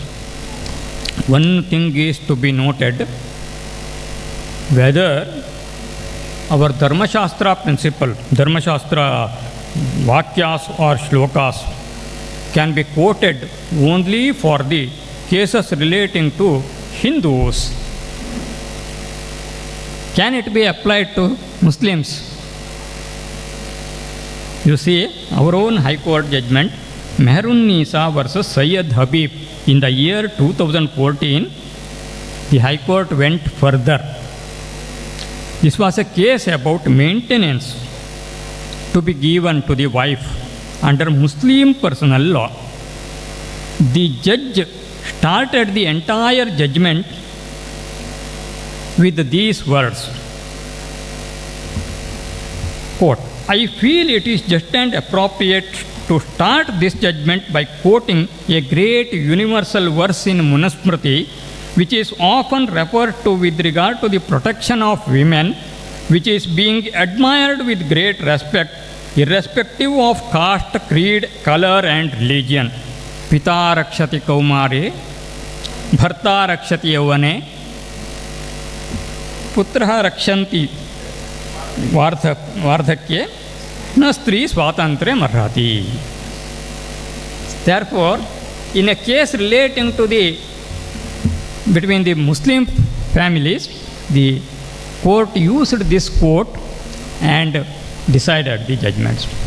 In various cases, the shlokas of Manusmriti, there are other cases also. You see, in Vinay Narayan Thatte, that is also Manusmriti shloka was quoted.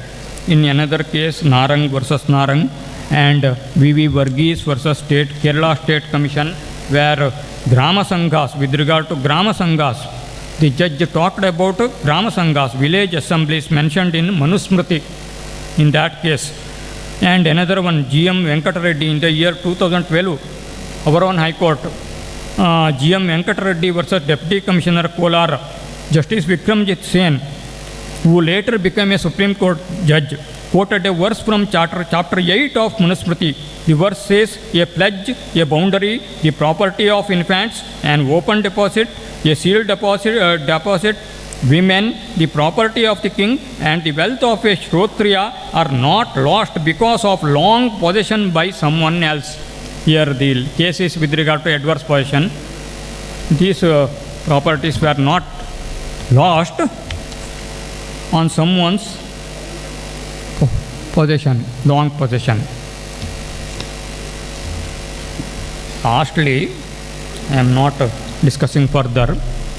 In one case before me, when I was sessions judge. It was a criminal case of murder. The elder brother committed the murder of younger brother. Please note, the elder brother committed the murder of younger brother. Their mother was the eyewitness. Their mother was the eyewitness to the incident. When that case was proceeded before me, all other witnesses were turned hostile. They did not support the case of prosecution. Only witness supported the case of prosecution is the mother.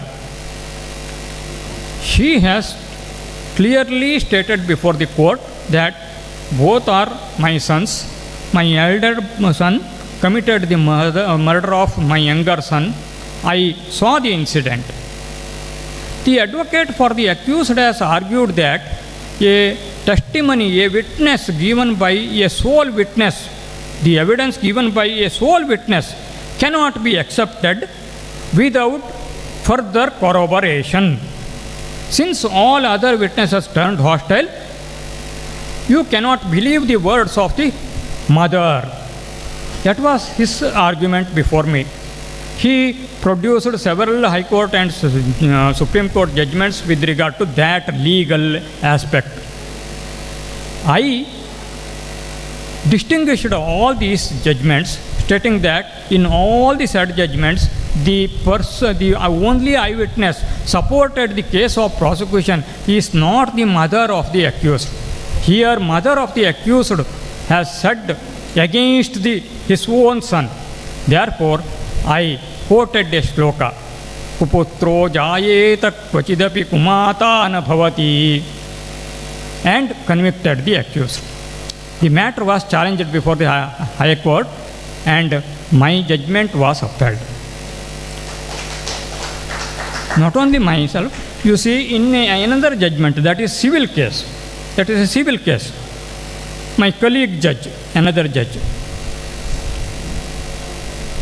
In that case, the mother executed a will and bequeathed all her property to a charitable endowment. The children challenged the same after her death. Will usually came into force only after the death of the testator or testatrix. After her death, the children challenged the said will. At that time also, my colleague judge used the same quotation, Kupotro Jayeta, and accepted the will of the mother, upheld the said will, and rendered the judgment. Therefore, in our courts, we are always using either knowingly or unknowingly the Mimamsa rules of interpretation as well as Dharma Shastra principles in various judgments, and that we respect the heritage, our heritage, and as I earlier told, some sensitization program like this has to be conducted to the law students, lawyers, judges, and general public with regard to these aspects. And I congratulate the organizer to select this subject for the today's seminar, and I am also thanks to them for giving me the opportunity to share my views in this August seminar. Thank you one and all.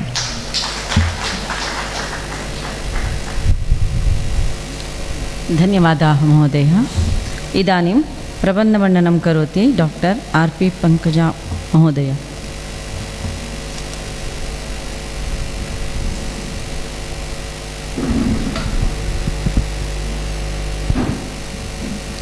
नमस्सभायै सदाशिवसमारम्भां शङ्कराचार्यमध्यमाम् अस्मदाचार्यपर्यन्तां वन्दे गुरुपरम्पराम्.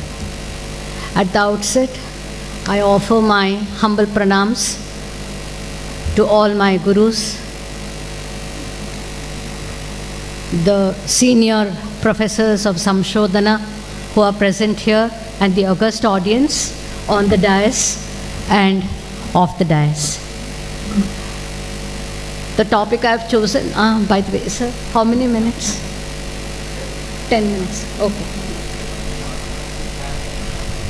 Okay. Yes, okay. So I'll just give a brief summary of my paper on Valmiki Ramayana, an epitome of governance.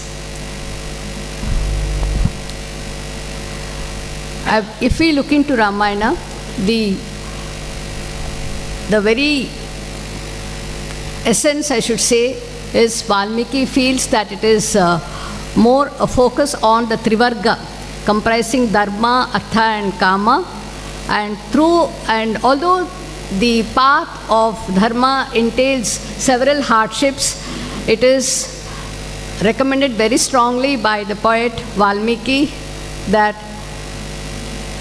even if Artha and Kama can bring immediate or instant gratification to the senses, it is Dharma alone that can derive mental and spiritual joy.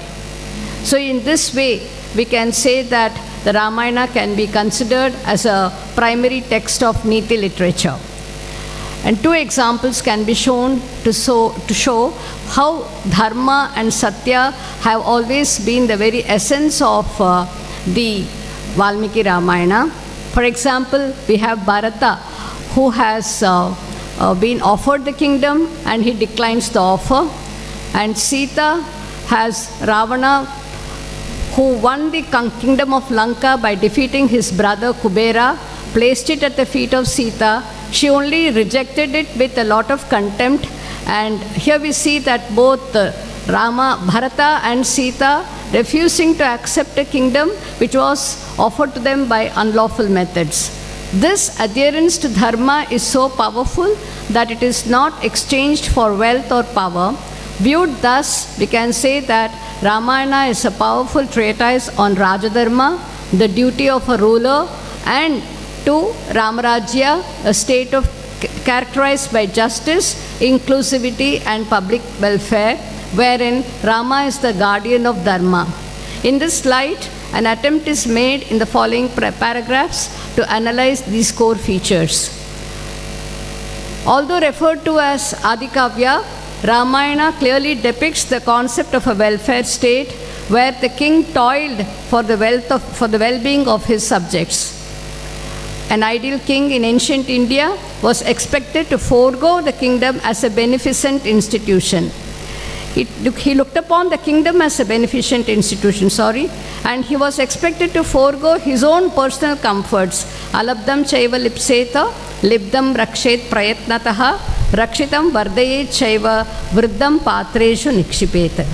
Kingship, therefore, had great worries arising from the duty to protect the people and strict adherence to Dharma. The king as a benefactor who was easily approachable by the people, it is seen that the king also gets the opinion of the Parishat, the Samiti or Sabha as it was variously known. Of the many facets attributed to our democracy, the most fundamental aspect is to get the consent of the governed. I can just recall the words of Abraham Lincoln over here. No one is fit enough to govern another without that other's consent. This is given in one of his speeches. And the value of consent, which I am talking about, is first mentioned by Valmiki in the first sarga of Ayodhya Kanda, when Dasharatha was contemplating to make Rama the Yuvaraja. In the next sarga, that is, he discusses this from sargas 44 to 46. And the process of deliberation takes place between King Dasharatha and the leaders who hailed from various cities and provinces. He tells them, even though this course of action is dear to me, do contemplate on any other decision which you feel could be more beneficial than this. Because impartial thought, which is the product of engagement of competing perspectives, is always more fruitful. So when Dasharatha has this discussion with his subjects, with his ministers, And finally, all of them have he finds that it is accepted to all his citizens. He conveys the message to Rama that he will be crowned as the Yuvaraja. The acceptance of the citizens, therefore, forms a crucial requirement that has to be fulfilled, as seen when Dasharatha conveys his decision to Rama. The decision by consent, the decision-making process, is achieved by Valmiki through several narratives, as we can see in the course of the Ramayana. The converse is also seen when Vibhishana tries to convince Ravana against the war. In the 17th and 18th cantos of the Yuddha Kanda, Vibhishana attempts to convince Ravana that he is wrong in abducting Sita. Ravana insults him, and seeing the worthlessness of the context, Vibhishana seeks refuge in Rama's camp. And once he goes to Rama's camp, at this juncture, we find Rama consulting the Vanaras, Jambavan, and Hanuman. All of them, and it is only Hanuman who accepts the defector, because he has already seen the nature of Vibhishana when he went to the court of Ravana, where he recommends that a messenger should not be killed, but he can be only given a lesser punishment. And above all, Hanuman asserts that in his search of Sita, it was Vibhishana's palace alone that adhered to dharma and discipline. In total contrast to Rama's approach, we see Ravana's deliberations are known for one-upmanship, disregarding the others. He decries dialogues. One of them is when Maricha gives him very words which are very true, and even to this day it holds true. Sulabah Purusha Rajanna Satatam Priyavadinaha Apriyasya cha Pathyasya Bhakta Shrota cha Durlabaha. And next I have touched upon the requirement for financial discipline, fiscal discipline which is required by the king, and the strategies for communication and confidentiality which have to be observed by the ruler. And in doing so, the king has to judge the competence and importance of the ministers. Whether it is Hanuman, the minister of Sugriva, Vibhishana, the minister of Ravana, or the 8 ministers in the court of Dasharatha, all of them are giving crucial advice to the rulers they owe allegiance to. Valmiki enlists that the virtues should be practiced by the ministers and other officials. It is enumerated in the 7th Sarga of the Balakanda.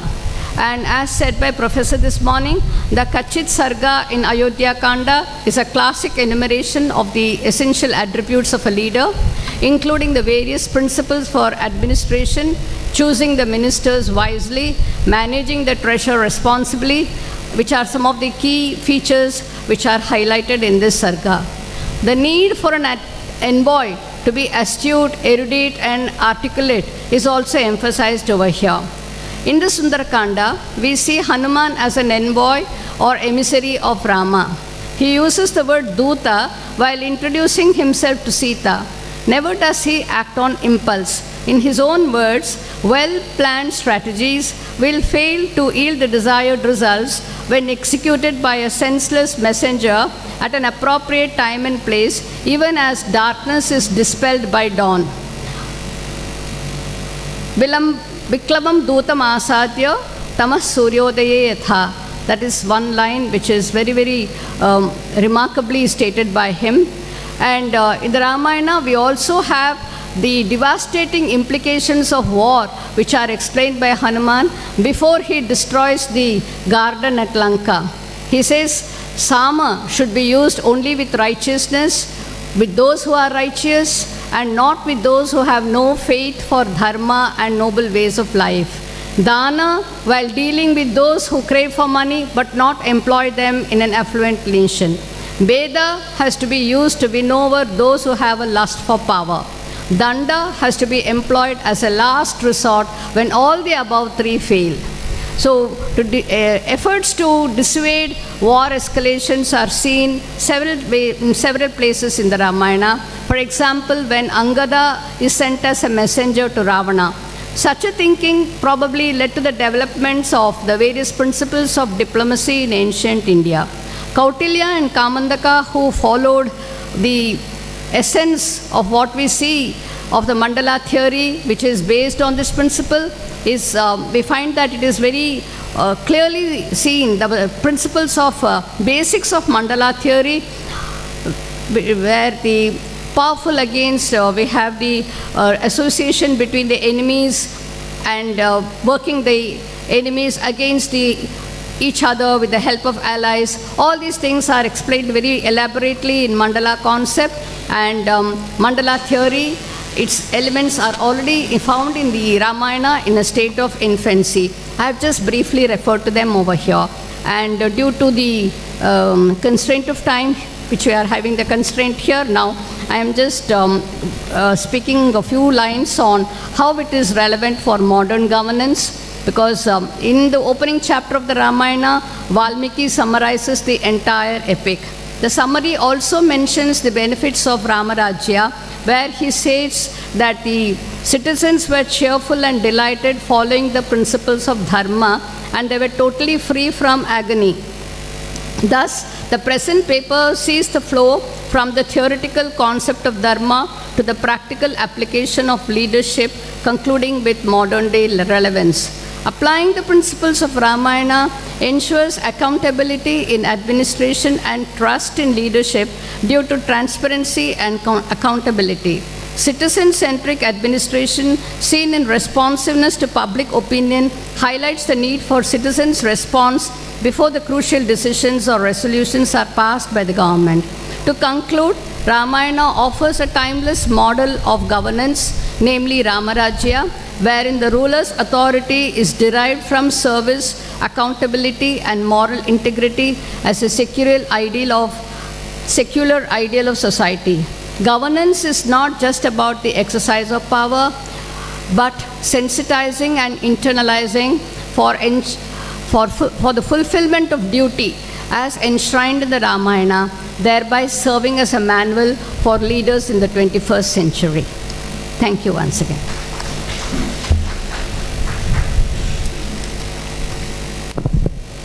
धन्यवादाः महोदय. इदानीं प्रबन्धवर्णनं करोति doctor R माया महाभागा. एतेषां विषयः ए ब्रीफ् insist into the कामन्दकीय नीतिशास्त्र.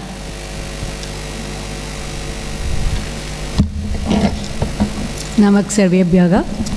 Shri गुरुभ्यो नमः. I offer my pranams to the members of Samshodhana, founded by the great teacher Shansbach. With your blessings and with the God's wishes of the august audience, I place my debut paper on an insight into the Kamandika Neethishastra. The Kamandika Neethishastra, KNS, was written by Kamandaka, and it belongs to the classical period of Sanskrit literature. The text discusses the principles of governance, diplomacy, and ethical leadership. It teaches that success in administration does not solely rely on power, but also on wisdom, effort, and proper policies. This article aims to provide a brief account of the political wisdom available through this book and establish that political thoughts and ideas were examined, analyzed, and practiced in India since the historical period.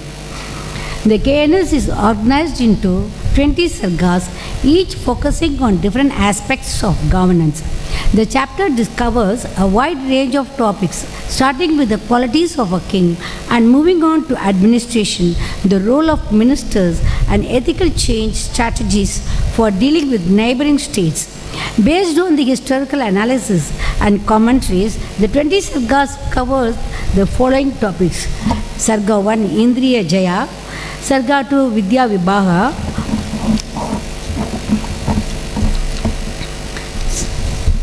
Sarga 3, Dharma. Sarga 4, Sabdanga. Sarga 5, Kandaka Shwaranam. Sarga 6, Rakshana. Sarga 7, Mandala Sarga 8 to 9 Sandhi, Sarga 10 to 12 Yuddha, and Sarga 13 to 14 Vyasanas, Sargas 15 to 20 Vyuha, Upaya Vikalpa. By presenting these principles in a structured poetic form, Kamandaka ensured that the text served both as a practical guide for rulers and lasting contribution to the field of political philosophy. The KNS emphasizes that rulers must act wisely and actively to maintain the welfare and stability of the kingdom. Chanakya brought up and raised Chandragupta Maurya to the throne of Pataliputra during the 400 CE. He later wrote the book Arthasastra. The author of KNS believes self as a discipline of Chanakya, that is Vishnugupta. The author is believed to have lived around 500 to 700 CE, often attributed to the Gupta period. The ideas were strongly influenced by the earlier political treatise of Arthasastra. The Arthasastra is one of the most influential ancient Indian texts on statecraft, politics, economics, military strategies.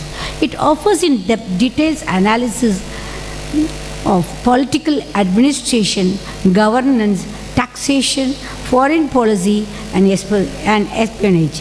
It emphasizes the role of a king as a protector and policy maker, outlines the guidelines for maintaining the law and order, economic prosperity, and political stability.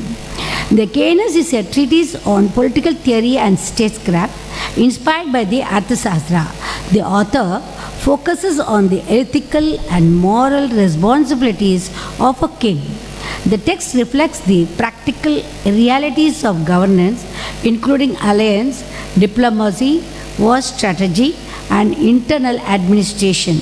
The key themes of this text includes principles of diplomacy of war, administration structure of the state, ethical conduct of rulers, roles of counselors and ministers, political alliances and conflicts.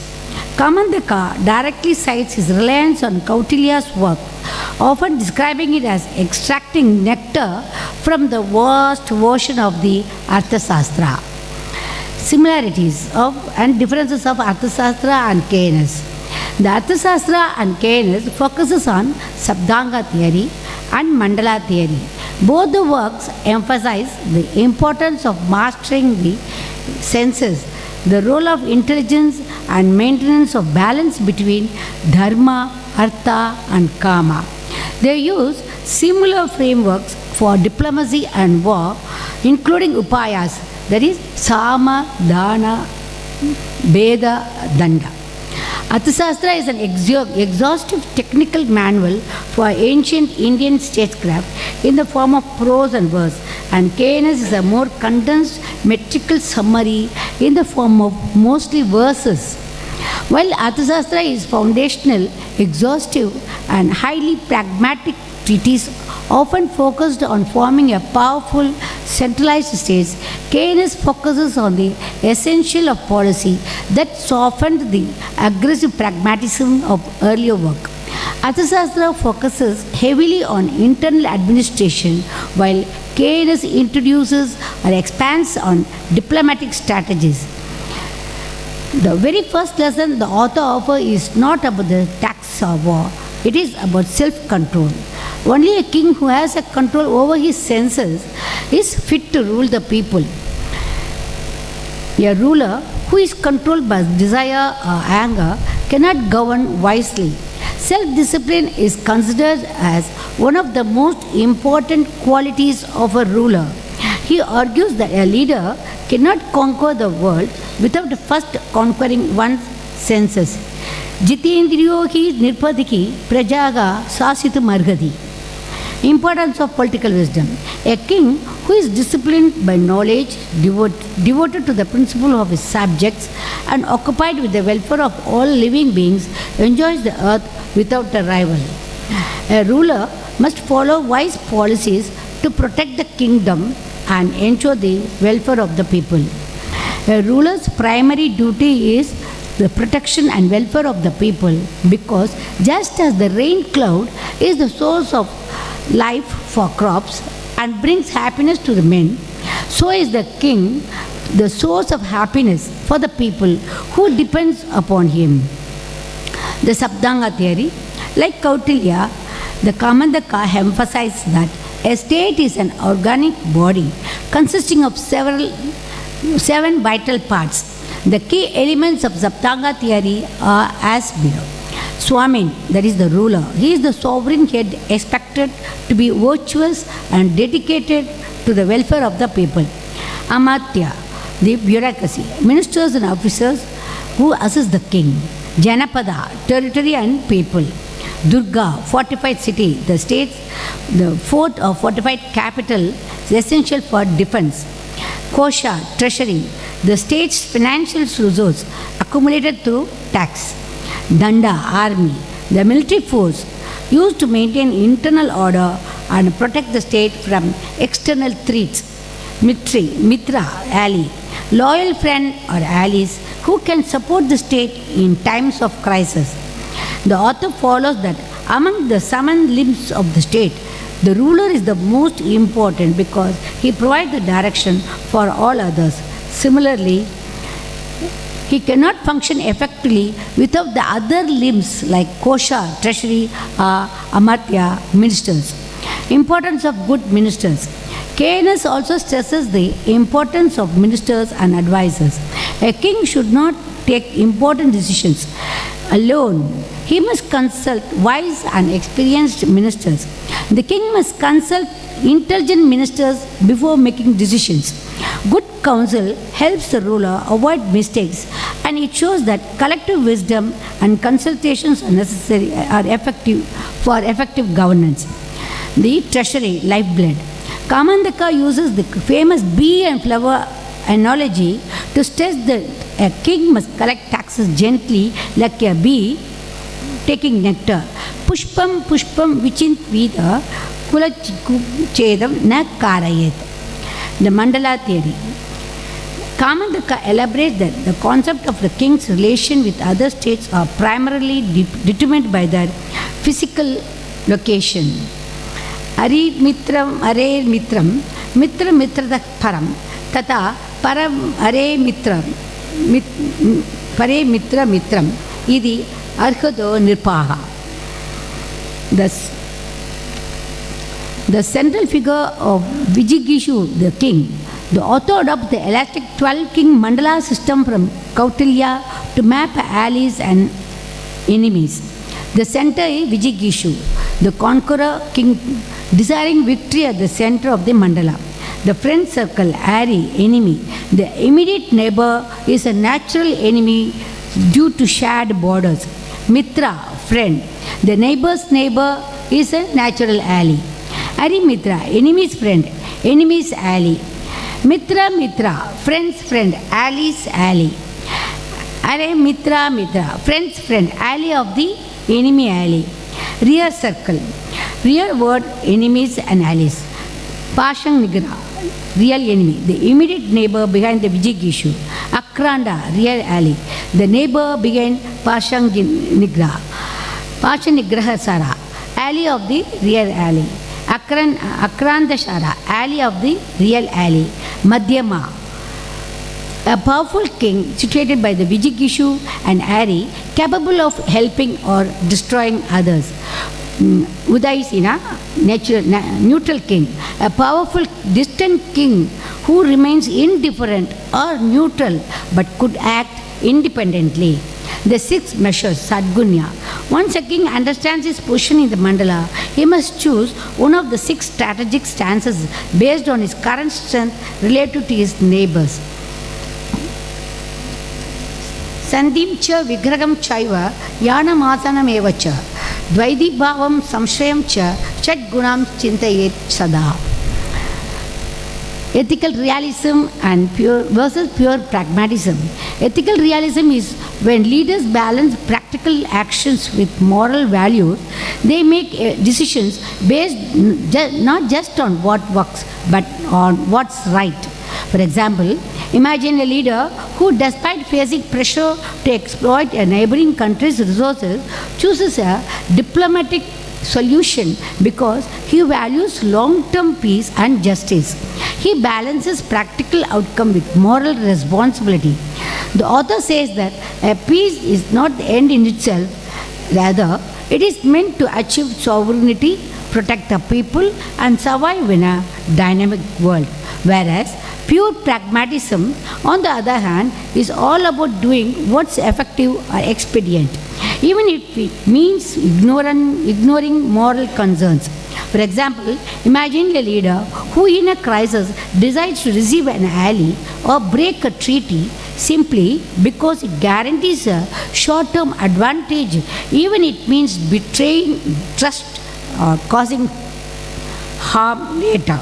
Thus, ethical realism tries to align doing what is right with practical success, while pure pragmatism just focuses on immediate results, no matter the ethical costs.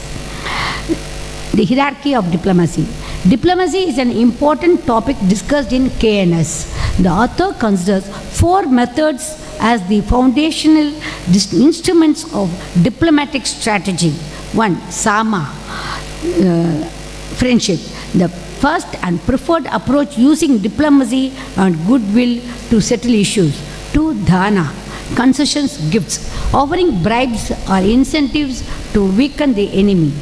3. Veda, division, showing discord among enemies' allies or internal stakeholders to break their unity. 4. Danda, punishment, the last resort involving coercion. In the Neethishastram, Kamandaka views these as a hierarchy to protect the state while minimizing the unnecessary harm. Contemporary relevance of Neethishastra's teachings on peace of war. In the current Indian global scenario, most countries are facing serious challenges including border disputes, competitions with powerful countries, cyber attacks, etc. The KNS can serve as a sophisticated manual to shift the focus from mere military hardware to the strategic software of the state. For a modern republic like India, Kamandaka's core teaching identifies a leader's self-discipline, Atma Raksha, as the ultimate foundation of national security, where ethical governance acts as a primary shield against external threats. By prioritizing this internal integrity, a ruler ensures that the citizens remains a resilient and protective root capable of absorbing global shocks through unshakable social cohesion. Conclusion.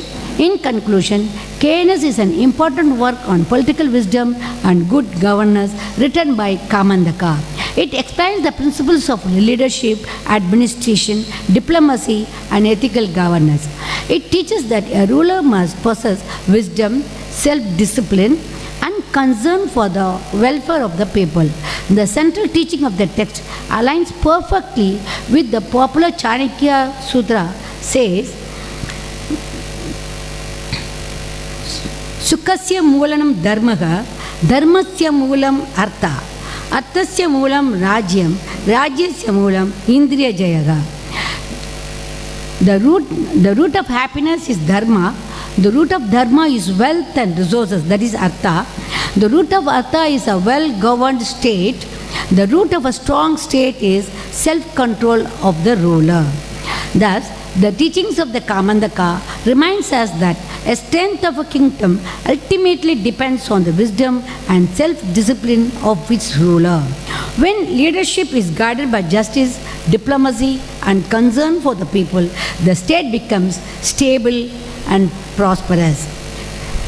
I once again express my sincere gratitude to the organizers for providing me this platform to present my research.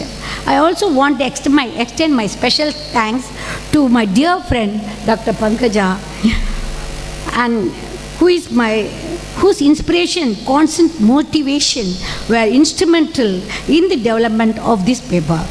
Thank you all for your kind attention. Dhanyavada. धन्यवादाः महाभाग. इदानीं विशेषरूपेण आगतः श्री वेणुगोपाल महाभागः द्वित्राणि वाक्यानि वदतु इति प्रार्थये।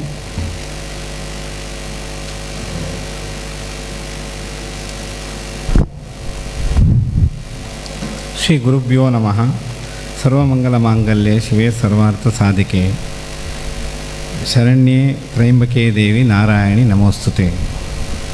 वेदिकायां संस्थिताः अस्याः गोष्ठ्याः अध्यक्ष श्रीमान् प्रभाकर महाभागाः तथा रिटायर्ड जस्टिस महोदय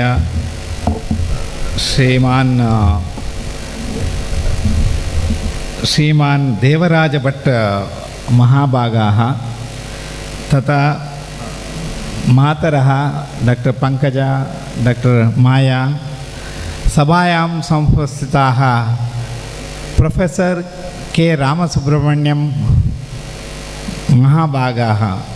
हम तो सम्यक् जानामि। You may not be knowing me, but I know you very well because I am the fan of Professor K. Ramasubramaniam.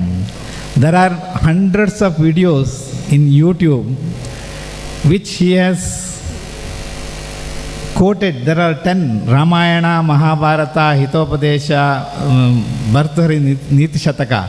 Each one he has made videos for his students. Hundreds of videos are available in YouTube. I have been listening to that. I am basically a medical professor from KMC Mangalore. So, samupasthitaः विद्वांसाः मम गुरवः परमगुरवः doctor GN Bhatt महाभागाः छात्राः भ्रातराः भगिन्याः च सर्वेभ्यः नमस्काराः। अद्य इदानीं श्रीराम जन्मदिनस्य आचरणं प्रचलन् अस्ति। सर्वेभ्यः श्रीरामनवम्याः शुभाशयाः। Coming to this particular seminar, I want to quote one verses that is not the complete. Vriddaha shishya gurur yuvaha. That is very much important here because we have done MA Sanskrit, myself and my wife and along with our colleagues here in 2022 to 24. We are 5 years younger to our Guruvaryaha, Dr. Padmanabha Marathe Acharya Varyaha tata Dr. Nagaraja Acharya.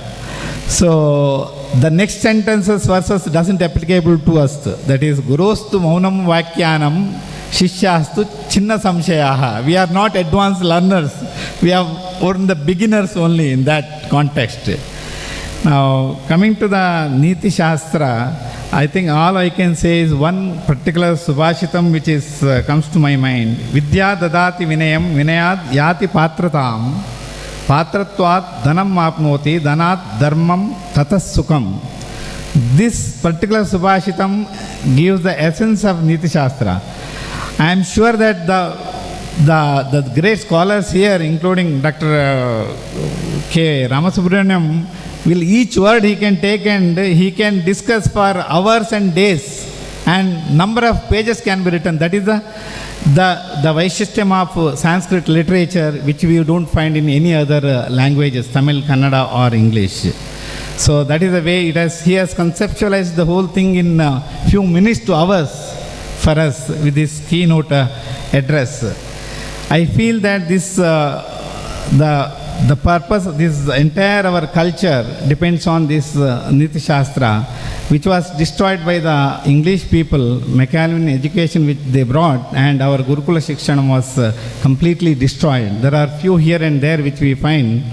So that is the only way we can revive the glorious culture of our Sanatana Dharma.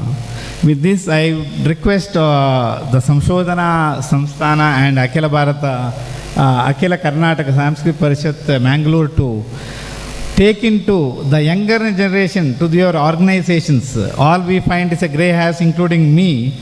And the younger generation should come forward to take this organization to a greater height. More such seminars should be organized for the sake of students who are the future of this Bharat. And I am sure that if you closely observe, our beloved Chief Minister Professor Shri Narendra Modi ji is exactly following the Chanakya Neethishastram. I am sure you all agree with me. His Council of Ministers are expertise in their own field. So that is the kind of we are fortunate enough.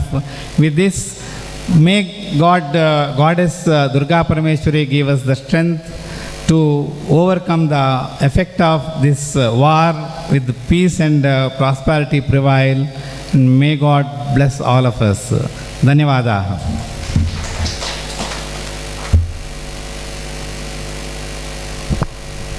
धन्यवादाः महोदय. इदानीम् अध्यक्षभाषणं करोति professor TN Prabhakar महाभागः.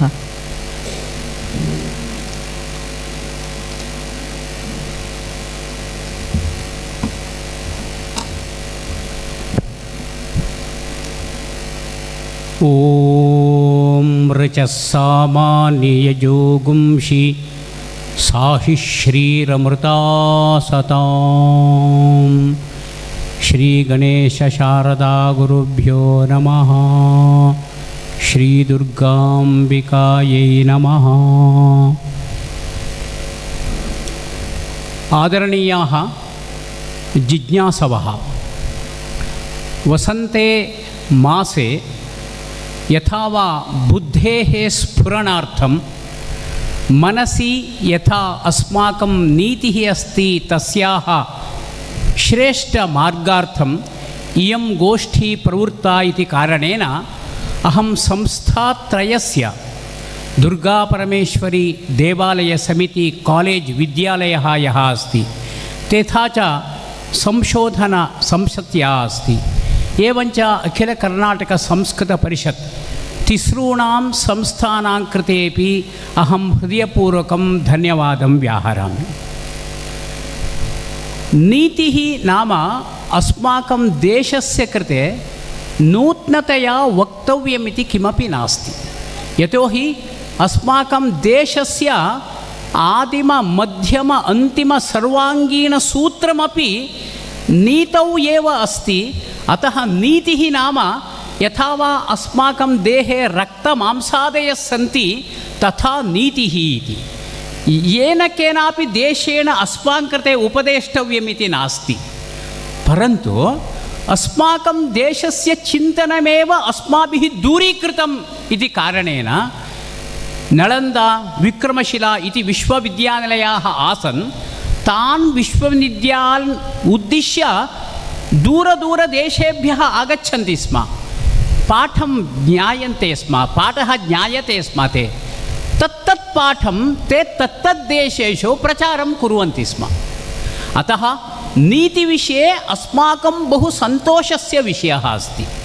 परन्तु नीतिः केवलं मानवानां कृते न तु चतुष्पादानां प्राणिनां कृते.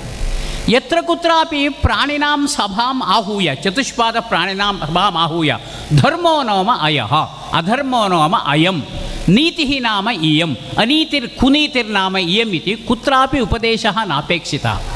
यतोहि सर्वे हि चतुष्पादाः प्राणिनः सृष्टिकालादारभ्य स्वकीय या नीतिरस्ति तां नीतिं परिपालयन्ति. परन्तु मानवः एव इदानीं यथा वा पङ्गुः इव, मूकः इव, काणः इव तथा रीत्या अभवत्. अतः ईदृश समावेशाः उत सम्मेलनानि उत विचारसङ्किरणं वारं वारम् आयोजनीयं भवति. अस्यां गोष्ठ्यां मान्य देवराजमहोदयः न्यायालयेषु न्यायनिर्णयसन्दर्भे कथम् अस्माकं प्राचीनानां नीतयः सम्यक् संस्थापिताः उपनिवेशिताः इति साधुतेन विचारः प्रतिपादितः. यथा मान्य GN भट्टमहोदयेन पूर्वाह्णे यथा उक्तं, दिवङ्गत जस्टिस् रामजोइस् महोदयेन न्यायालयेषु भारतीयत्वं कथमस्ति इति बहु सम्यक् निरूपितम्.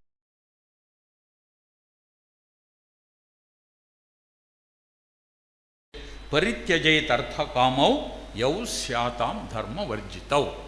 Artha and kama are very important for life. He does not depreciate it. Artha and kama are very important for material life, but your artha and kama transactions or activities must be within the framework of dharma. You cannot transgress dharma. You will be destroyed.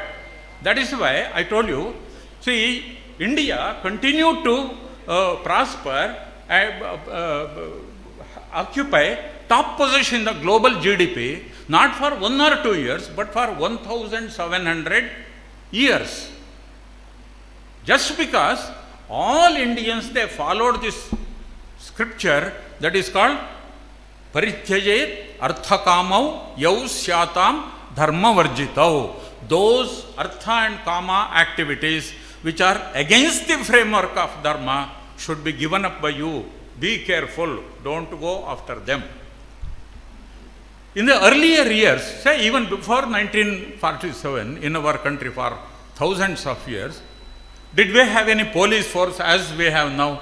Did we have any CC cameras as we have now in every street corner? Now government is telling even in primary schools you have to put CC cameras.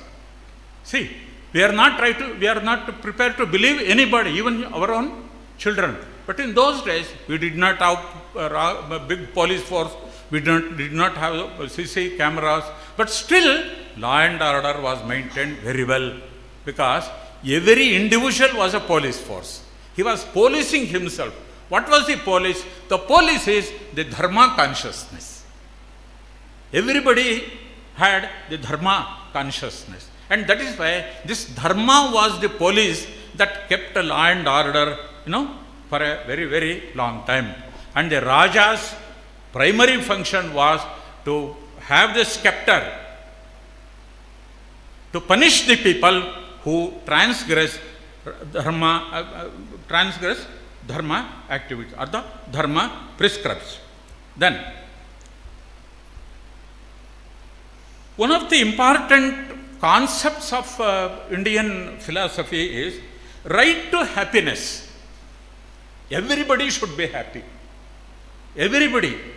Not 1 or 2, not this caste nor that caste, not men nor women. Everybody should be happy. It is the basic human right. This was the belief. That's why we have these mantras like Sarve Bhavantu Sukhinaha. Sarve. In West there is a greatest good of the greatest number. Greatest good of the greatest number. Greatest number means some people are kept out.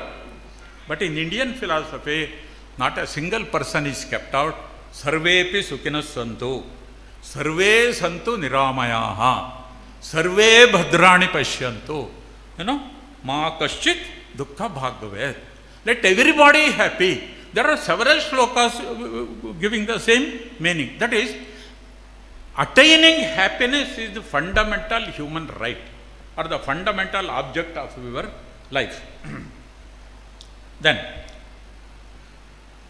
2 questions arise. Then what is dharma? There are several definitions of dharma. Very elaborate and highly confusing definitions of dharma, and very simple one-sentence definitions of dharma also given by great rishis. I will tell you 1 or 2, that's all. See, Atmanah pratikulani pareshamna samachare. This is supposed to have been given by Vedavyasa. Atmanah pratikulani pareshamna samachare. I do not want anybody to take away my property. Nobody should steal my property. Similarly, you also should not steal others' property. I do not want other people to kill me. Similarly, you should also not kill other people. So, this is a simple definition of dharma. Atmanah pratikulani paresham na samachare. Then, paropakara punyaya papaya parapedanam. This is said to have been told by Apastamba. I am not sure, you must tell me. Paropakara punyaya papaya parapedanam. When you help others, you get punya. When you deceive others, when you do not help others, you get papa. That's all. So, always help others. Do not harm others. Do not hurt others. This is dharma. Anybody can understand. So, dharma is, what might be called righteous code of conduct. Westerners made a great disservice to India by translating dharma into religion. This is the greatest disservice they did. Because in English, they do not have the concept of dharma also. So when they came to India, they were perplexed to how to translate this thing called dharma. Wherever you go, there is dharma. You take any text, it delves very deep into dharma. So what is dharma? How to translate dharma? They said it is religion. Dharma is never religion. Dharma is never religion. Say for example, Atmana Pratikulani Parishamna Samachar. Where is dharma there? It applies to Hindus, it applies to Muslims, it applies to Christians, it applies to all human beings, irrespective of their religion. Religion is which God you perform the puja and what kind of this thing you put on your forehead, that's all. That's different. But the dharma is righteous conduct or good conduct is dharma. Okay. Then, another important thing that differentiate between Western and the Bharatiya development model is consumption. See, Western development model is based on consumption. People must be consuming. Whether they need or not, you have to be buying. Sometimes they say, shop till you drop. You must be shopping because more the people consume, greater will be the demand. So more will be the production, more will be the employment, and the economy will prosper. Therefore, you must be consuming. That's why it is called consumerist culture. Kollu Baka Samskriti. Consumerist culture. That is why within 170 years, most of the resources of the world have become empty now. All forests are destroyed for the sake of real estate people or even the people who use timber as resources for their industry. All rivers have become highly polluted. Our air is highly polluted because we continue to pump carbon dioxide into the air and all sorts of environmental destruction is taking place. Even today, as I am sitting there, Sharavati pumped storage, our Western Ghats forests are completely being destroyed by the government itself. And we are fighting day in and day out against those people to save the Western Ghats. So this is Western culture. On the contrary, what did the Hindu culture say? We have to go to the what is called Ishavasya Upanishad. First mantra of the Ishavasya Upanishad. Ishavasyam idam sarvam. Whatever we find around us, animate or inanimate, they are the creation of the God. It is not my creation. It is not Adani's construction. No. Everything is given by the Lord. Ishavasyam idam sarvam yat kincha jagatyam jagat. Next two lines are very important. Tena tyaktena bunjita. Bunjita, consume. God has given all these things. It has got forest, it has got iron ore, it has got rare earth magnets or rare earth material. All resources are given. Why do you suffer yourself from poverty? You consume all the resources and lead a very, very happy life. Bunjita. But Bunjita has a rider here. In Western economics, there is no rider. What is the rider here?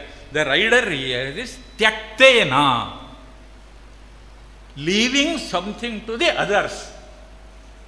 See, we must consume the resources in such a way that some resources are saved for the next generation also. We are not the great grand masters of the resources that God has given. If our earlier people had consumed the way that we are consuming resources, we would not have anything to eat or anything to wear. We are having these resources because they saved. Similarly, we have to save the resource for the next generation. Not only for the next generation of the human beings, these resources belong to the other non-human creatures also. The animals, the birds, the worms and everything. You must remember that you are not the Lord of this world, as Bible says. You are a partner of this company. There are so many other people, animals, birds. We have to share our resources with all these people. Therefore, you cannot consume the resources irresponsibly. You have to consume the resources responsibly. That is called tyaktena. You leave something to the other generation. You leave something to the animals and other thing, and then you consume whatever is available to you. Tena tyaktena bhunjitha magradah kasyasvit dhanam. If you consume whatever belongs to the others, you are stealing. Don't steal what belongs to the others. So, this is the kind of consumption policy that our ancient people enunciated. This is what is called responsible consumption. The greatest problem of this Western development model today, as we are seeing today, is it is irresponsible consumption. It only tells you consume, consume and consume. Next generation ko maro goli. You take care of yourself. Isn't it? And therefore, so we have a television only as a technology. We do not have the television. What is actually television? Looking 100 years ahead, 500 years ahead. That is what is called television. But we have got the television, only television set. We do not have television at all. We have lost totally television. But Hindu Arthashastra, it did not have the television set. It did not give us television set, but it actually gave us television. What happens after 1,000 years? What after 500 years? How you have to behave yourself. Well, so lastly, essential features of Bharatiya development model. Some 3 or 4 bullet points I have given. 1. Balanced approach between material and spiritual aspect of life. So it is inclusive. Western development model is exclusive. They do not have dharma, nor do they have the concept of moksha. They depend only upon dvivarga, not trivarga. That trivarga is artha and kama. And that is why, the entire world is going to be destroyed. Not only the Westerners, we also, because we are also following the Western model only. We have given up dharma, we have given up moksha, and therefore we are also depending upon artha and kama. So, balanced approach between material and spiritual aspect of life, 1. Secondly, artha and kama, not to transgress the boundaries of dharma. This is the very, very important aspect. Dharma, artha and kama should not transgress the boundaries of dharma. The third one, responsible consumption. Last one, respect for nature. Westerners do not have any respect of nature. They say economics is an independent subject. Economics is an independent subject. Either environment or ethics is not included in economics. That is externality. Ethics and environment are externality. They do not belong to us. Our only thing is you make profit and profit. Well, because our people for 1700 years continue to follow these tenets of the Bharatiya development model without there being any police people, without there being any CC cameras, our people continue to be dharmic, continue to follow these tenets of the Bharatiya development model, and that is why for 1700 years India continued to be the richest country in the world. Now, why the Western countries, the Western development model has become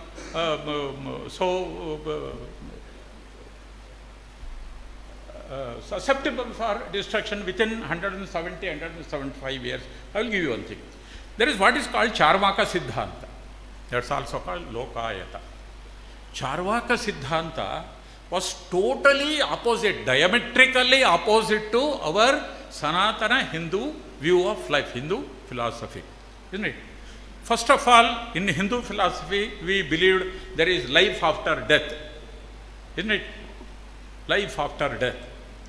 Therefore, in order to escape from the cycle of birth and death, we have to seek moksha. That's our concept.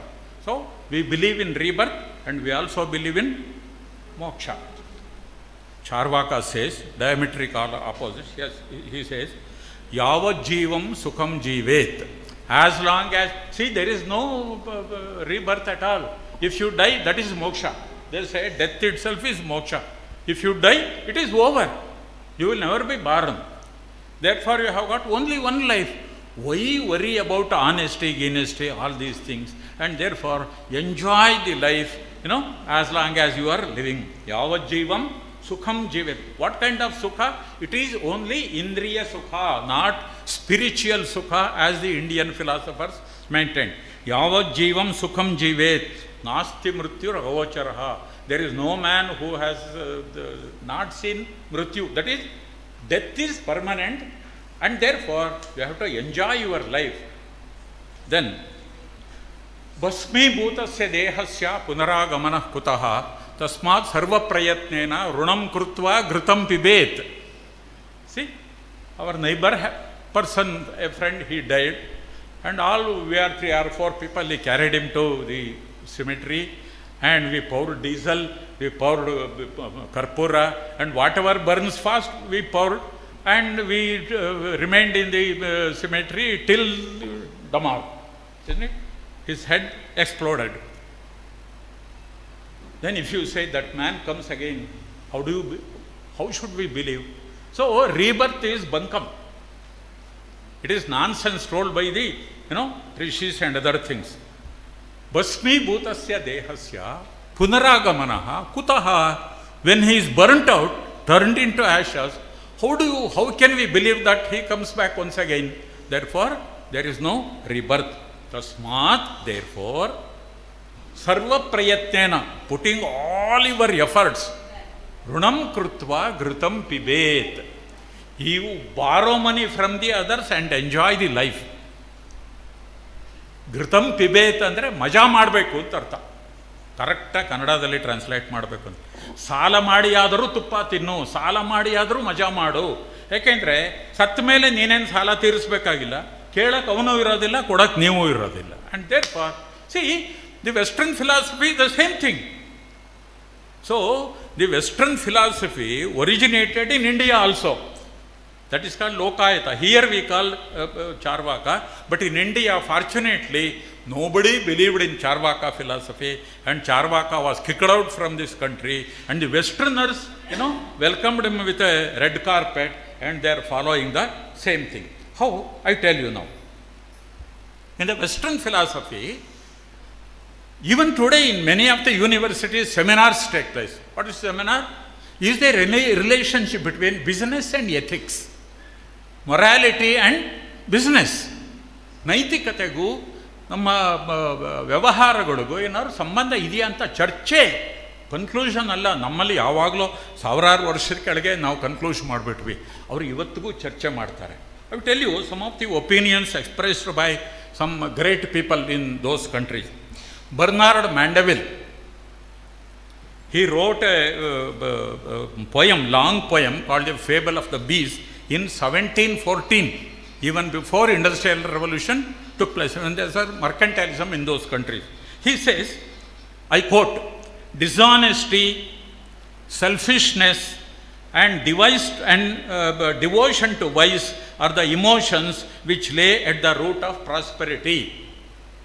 If you want to prosper as an individual, if you want to prosper, if you are honest, you will never prosper.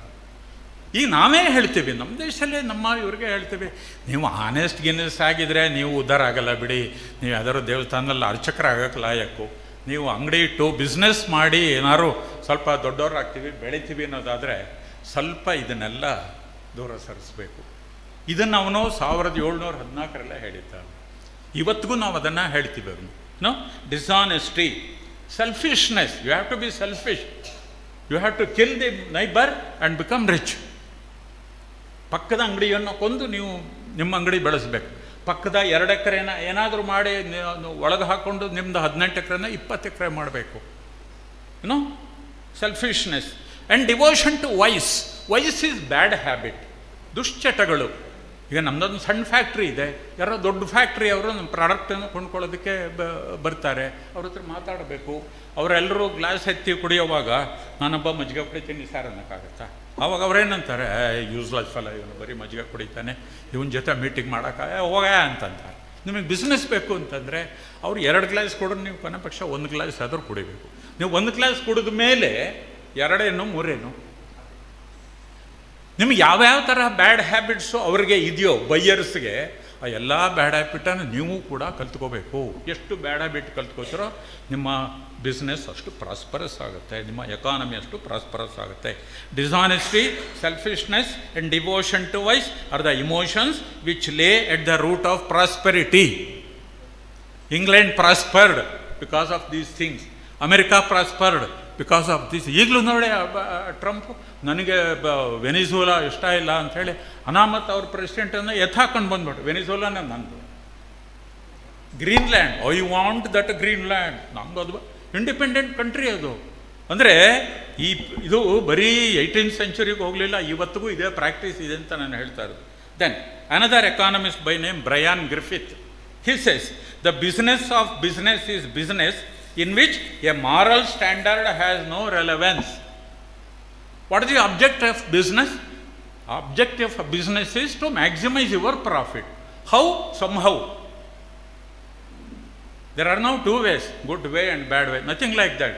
There is only one way, somehow. If by good habit you cannot make the business, you follow the bad habit. The business of business is business in which a moral standard has no relevance. Thirdly, Milton Friedman. You know, Milton Friedman was our contemporary. He died about 2-3 years ago. He was an economist in the Chicago School of Economics and he is awarded Nobel Prize for Economics. Milton Friedman says the social responsibility of business is to increase its profits. How? Somehow. Social responsibility of business is to increase its profits. Then Adam Smith, whom we say father of modern economics, he says, do not try to do good. See his advice. Do not try to do good, but let good emerge as a byproduct of selfishness. So he is a little considerate for goodness. Do not try to do good, but let good emerge as a byproduct of selfishness. For them, selfishness is the main product and good is the byproduct. If a good emerges as a byproduct, let it, don't prevent it. But the others are, they are, very this thing. So, making your business earn maximum profit is the greatest responsibility of the business, and therefore whatever is required to maximize your profit you have to do, whether good or bad or anything. So this is the Western view of life. And even today we are seeing this principle is being followed not only in the Western countries and in our own corporate business also, corporate world also we are following, and this business also of the Western countries also. That is why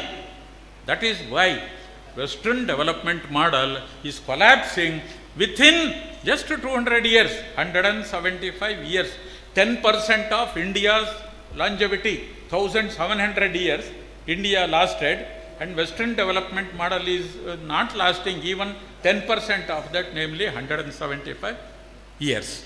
Therefore, if the world, including India, we want to have a long life, we want to prosper for a very, very, very long time, we have to follow the Bharatiya Neeti-based model of development, because that only can give you sustainable development model and nothing. And therefore in today's world where everything is horrible. This seminar has come not a day soon, and that is the relevance.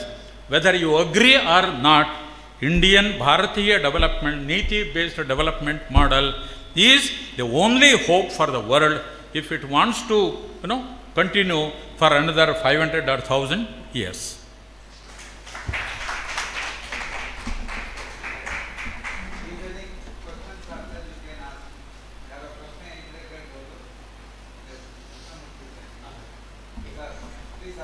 ಪ್ರಶ್ನೆ ಕೇಳೋಕ್ಕೆ ನಿಮಗೆ ಸ್ವತಂತ್ರ ಇದೆ, ಉತ್ತರ ಹೇಳದೇ ಇರೋದಕ್ಕೆ ನನಗೂ ಸ್ವತಂತ್ರ ಇದೆ, ಗೊತ್ತಿಲ್ಲದೆ ಹೋದರೆ.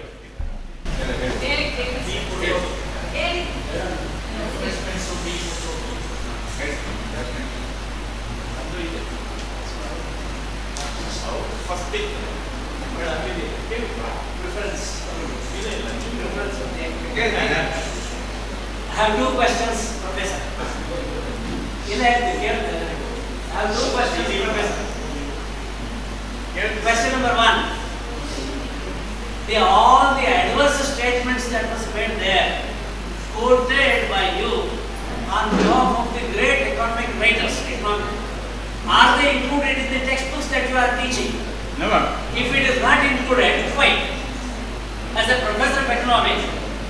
See, these statements are not at all included in any of textbook, either in the subject of economics or business management. Just because it is adverse to their self-interest. It is adverse to their self-interest. Second one is, during these 170 years as quoted by you, we have seen a number of so-called developments which is accepted by 90% of the world as development. For example, tea ಕೊಡಲಿ, ಮಾತಾಡ್ತಾ ಇರುವಾಗ ಸರಿಯಾಗುತ್ತೆ tea ಕೊಡೋದು. For example, the railways, the communication facilities that we have got it.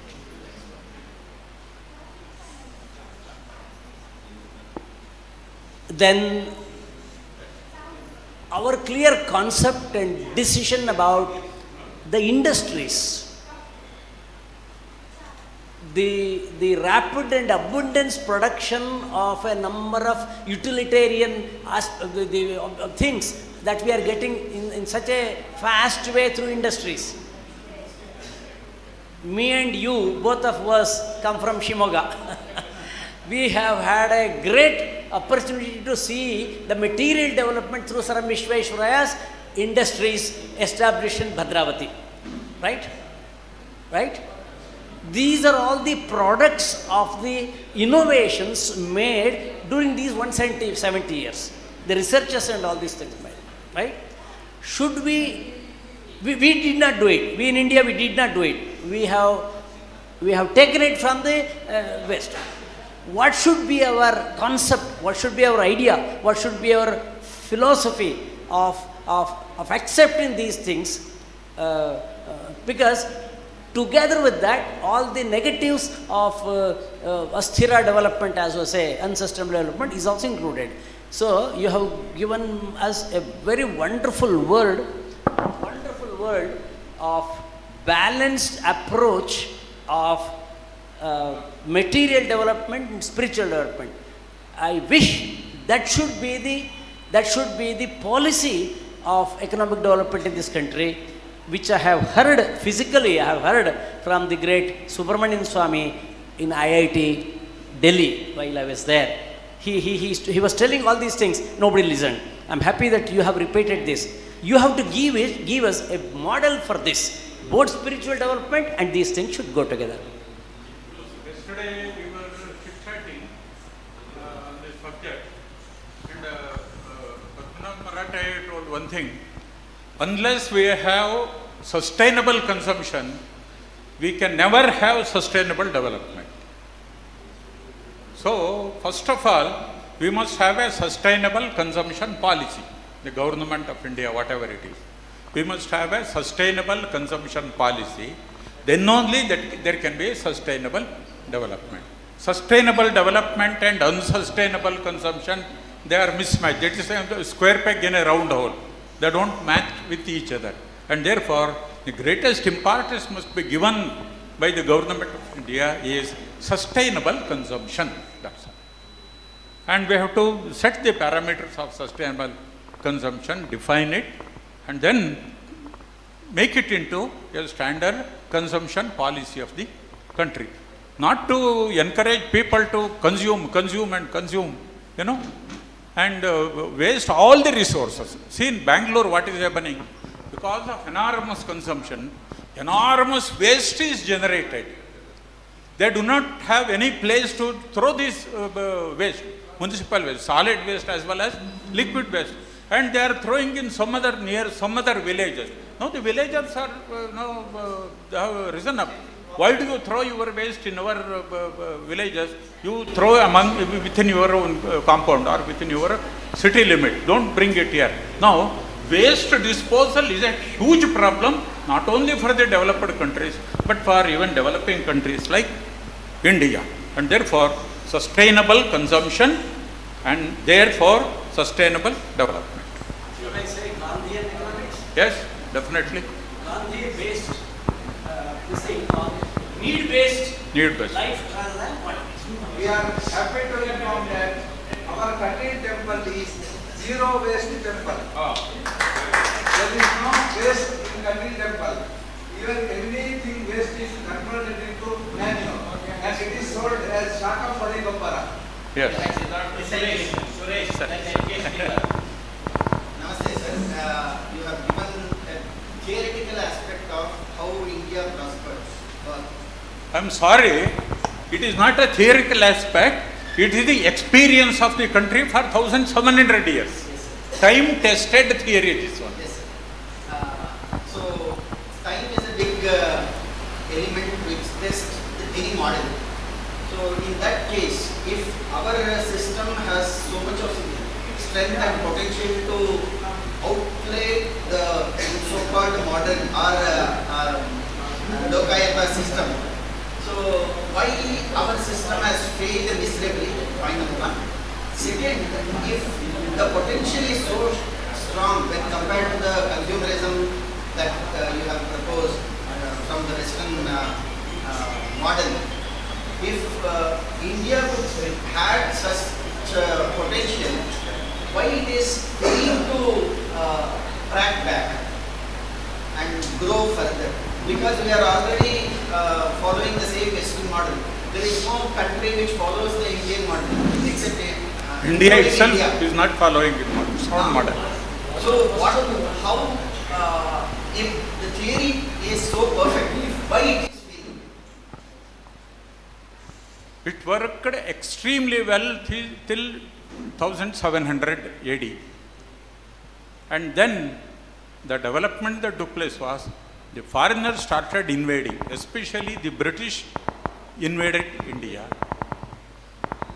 It invaded and took away, looted not only our wealth, but also our brain. That is called the Macaulay's education system.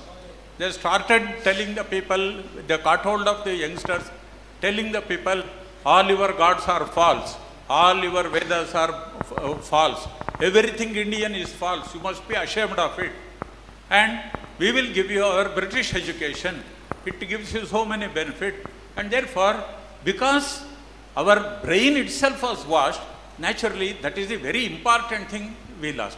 So, more than the military of the British people, it is the education system introduced by Macaulay that completely led to the collapse of the Indian development model. We gave all, see, anything Indian is bad and anything Western is good. When our own people start thinking like that, naturally, who will continue the Indian development model? Who made it a success? It is the Indian people. When the Indian people turn against Indian development model on account of Macaulay education, who will continue the Indian development? It became an orphan. Now it is only in theory. But it was a time-tested development model, not simply a theory, it's a time-tested development model. Is there any hope to come back? Very difficult. Very difficult. Not impossible, but very difficult. But small steps are being set by people like us in such seminars.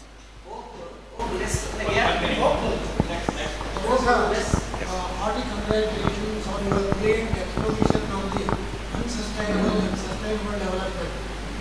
I would like to know, taking in view of the Millennium Sustainable Development Goals of 2030, how far it would be applicable to India and how far it would be productive to India because it came from the West and the 20 most industrialized nations are consuming 80% of the natural resources of the world. But they are coming out with policy. The latest is Donald Trump's war on Iraq. Isn't it? Yes, sir. And capturing the oil resources. Oil wells installation and so on, and Greenland, etc., etc. And the United Nations has become a dump. He is unable to do anything. Nothing. It is almost dead. But what is this? So the situation is very bad and situation is very critical. I don't say it is impossible, but it is very difficult. We want a dedicated army of people to turn the wheel backwards. Turning the wheel backward is a difficult thing, but it's not an impossible, but it's a difficult task.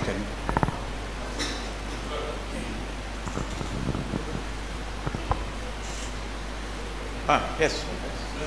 In your lecture, you have told karma has to be within the ambit of the dharma. The karma has to be within the ambit of the dharma. But when we praise Sri Krishna, we say karma is dhanakaya namaha. Whether the desires are brought in by the God or it takes them on their own. But, Jain, but, ನಂಗೆ ಗೊತ್ತಾಗಲಿಲ್ಲ ಒಂಚೂರು ನೀವು ಹೇಳಿ.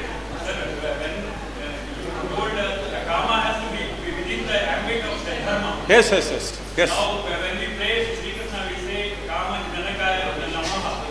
Kama Janaka means one who brings in Kama in the whether the desires are brought in by the God is three times like podcast only Krishna says that. Dharma Yuddho Bhuteku Kamasmi. Not all Kamas. Only Dharmic Kamas.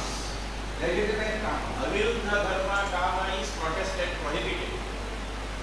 Same Krishna. That Kama Janaka is. I have two questions and two clarifications. Yes. Answer is left to him. He has freedom. He has told. Question number one is, see, in this world economy, all these things you have mentioned, GDP now is present.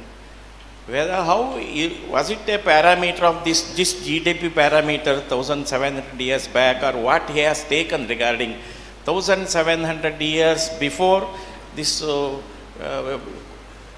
country's share for these 23%, 10%, 2%, etc. How he has measured, calculated. This is only one question only, you can answer afterwards. And the second one is, I have forgotten so many things, but I will just mention two. Regarding this clarification, one clarification I want to give. This tena tyaktena bhunjithaha, that real interpretation is tena iti paramatmana tyaktena. Not that I have to leave something. See, that concept is there in the Gita also. Yajna sishtashinas santo and yajna sishtamrita bhujo. In both the third and fourth chapter it is there. Their concept is on the basis of Vedas only, that's very clear. After offering everything, yajna means, we know, even worship is also there, Sangati Pujayam is there. And there also, we have to submit everything because we have taken from him. Him means, there is also there, we can judge. Him means not this one, male, female. Male, female concept is not. The big one, the him, H, capital, Paramatma.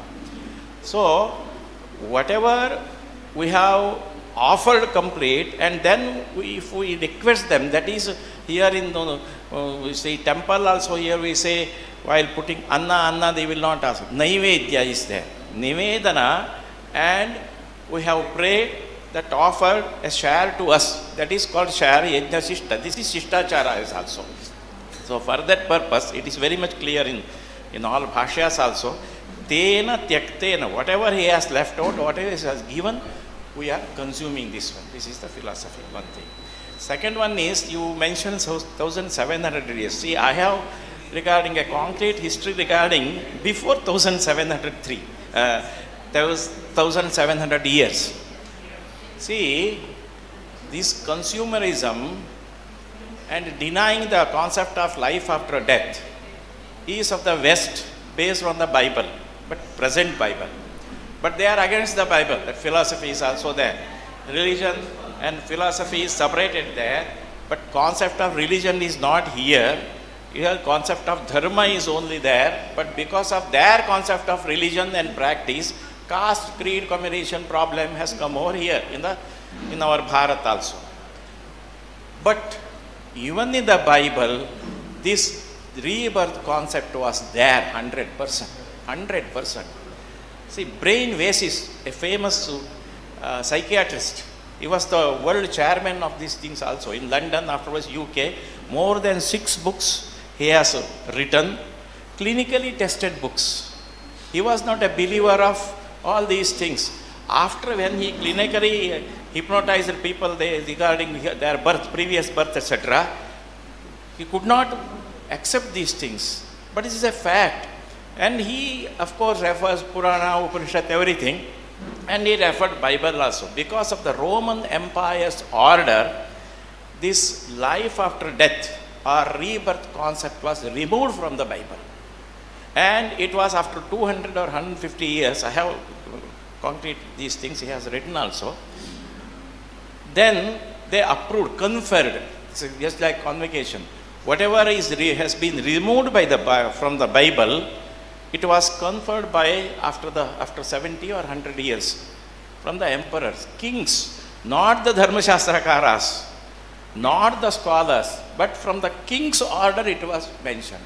So the real philosophers, so many are there of course, they just weaned away from this religion or unbelievable this Bible concept.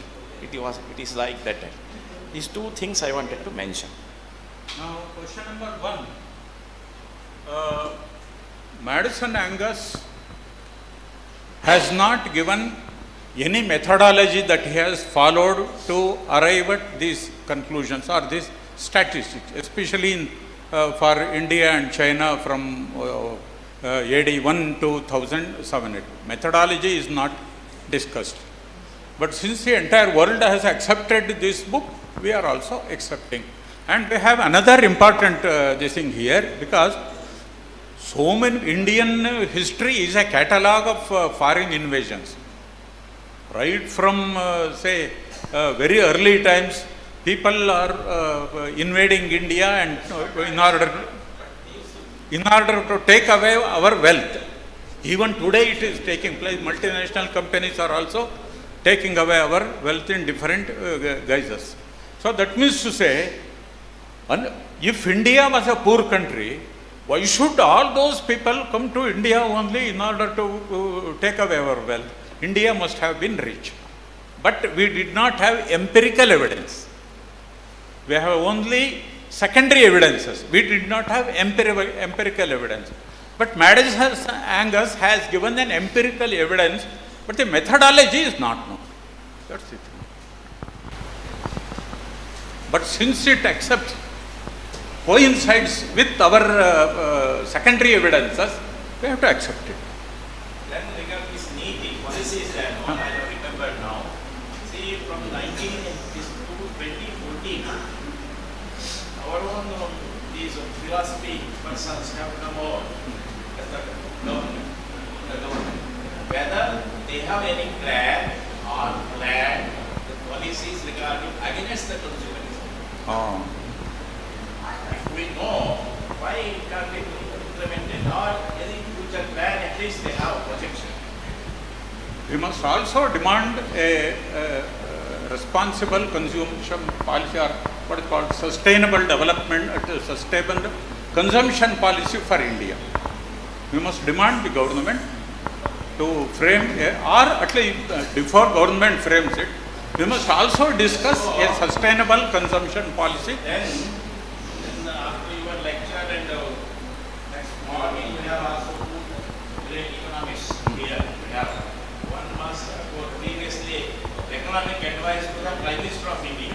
That is Shettigar. Okay. Yeah, so put together the final session, we will have a resolution that regarding the policy, since economics everything is there, we insist upon the present central government and policy makers to have a policy against this consumerism,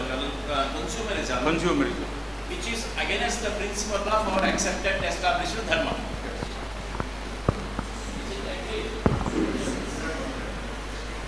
Yes, sir.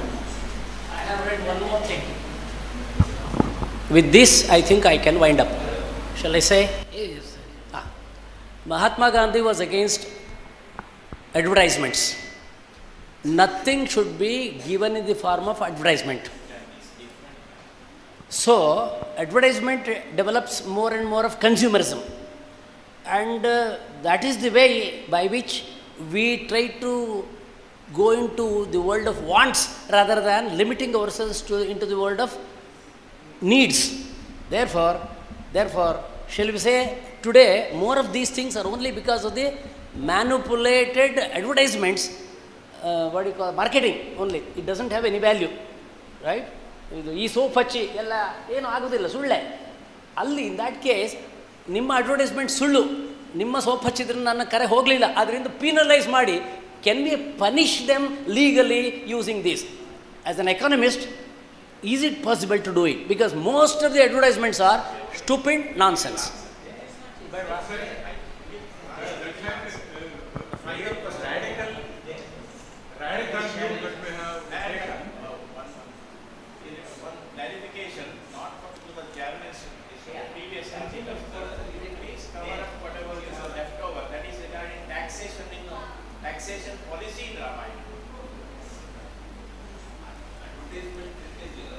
We have heard about a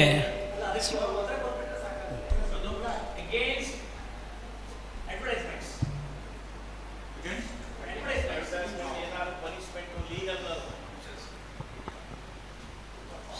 Sometimes this sort of a thing. For example, some Amitabh Bachchan or some film star, he says, you use this, some rotten. Say for example, this what's that?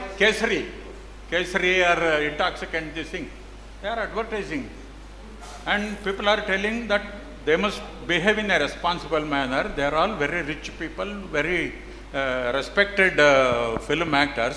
They must not advertise on such products, which is general people, common man also knows that's not good. Some reaction is there, but we cannot go in a very radical fashion. Change must be acceptable to the people, and it must be slow and steady. Yes. We have proved another thing along with the economy, world economy, and how to improve, whether to be followed or not to be followed. One thing has been proved. Vade jayate tattva bodha, vade jayate tattva gosha. Thank you, sir. Now, idanim upastitah Dr. I will, sir, excuse. I'll just put one remark. Sir, first of all, many congratulations. It was a very insightful topic. And I wish that if all Bharatiyas follow this model, by 2047, we have this dream of Vikasit Bharat, which every time we hear in all this Modi's speeches or even otherwise. So that will be what the quote is, Vikas bhi or Virasat bhi.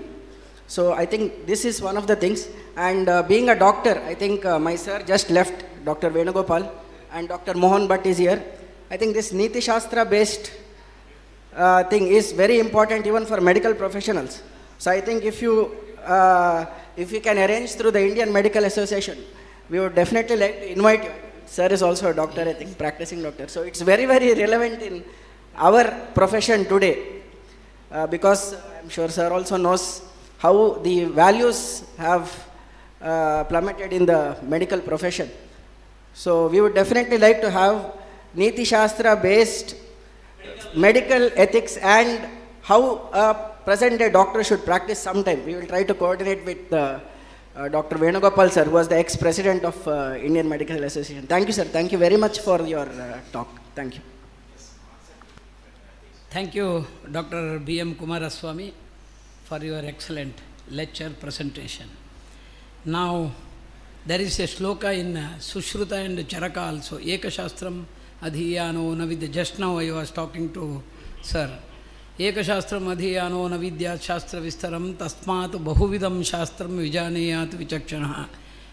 It is very interesting to note doctors are entering into Sanskrit field, and I am thankful to all the doctors who have here, and we shall be with the scholars so that we can pick something. ಈ ಸುಗಂಧ ಹಾಕಿದವನ ಜೊತೆ ಸ್ವಲ್ಪ ತಗಲಿದರೆ ಮೈ ಸುಗಂಧದ ವಾಸನೆ ಬರ್ತದಂತೆ. ನಮ್ಮ ಬದುಕನ್ನು ಸುಗಂಧ ಮಾಡಿಕೊಳ್ಳುವ ಅವಕಾಶ ಈ ಕಟೀಲಿನ ದುರ್ಗಾ ಪರಮೇಶ್ವರಿಯ ಸನ್ನಿಧಿಯಲ್ಲಿ ಇದೆ. We are grateful to the teachers who have invited us to get into Sanskrit field. Sir, it is your chance now. Address the people.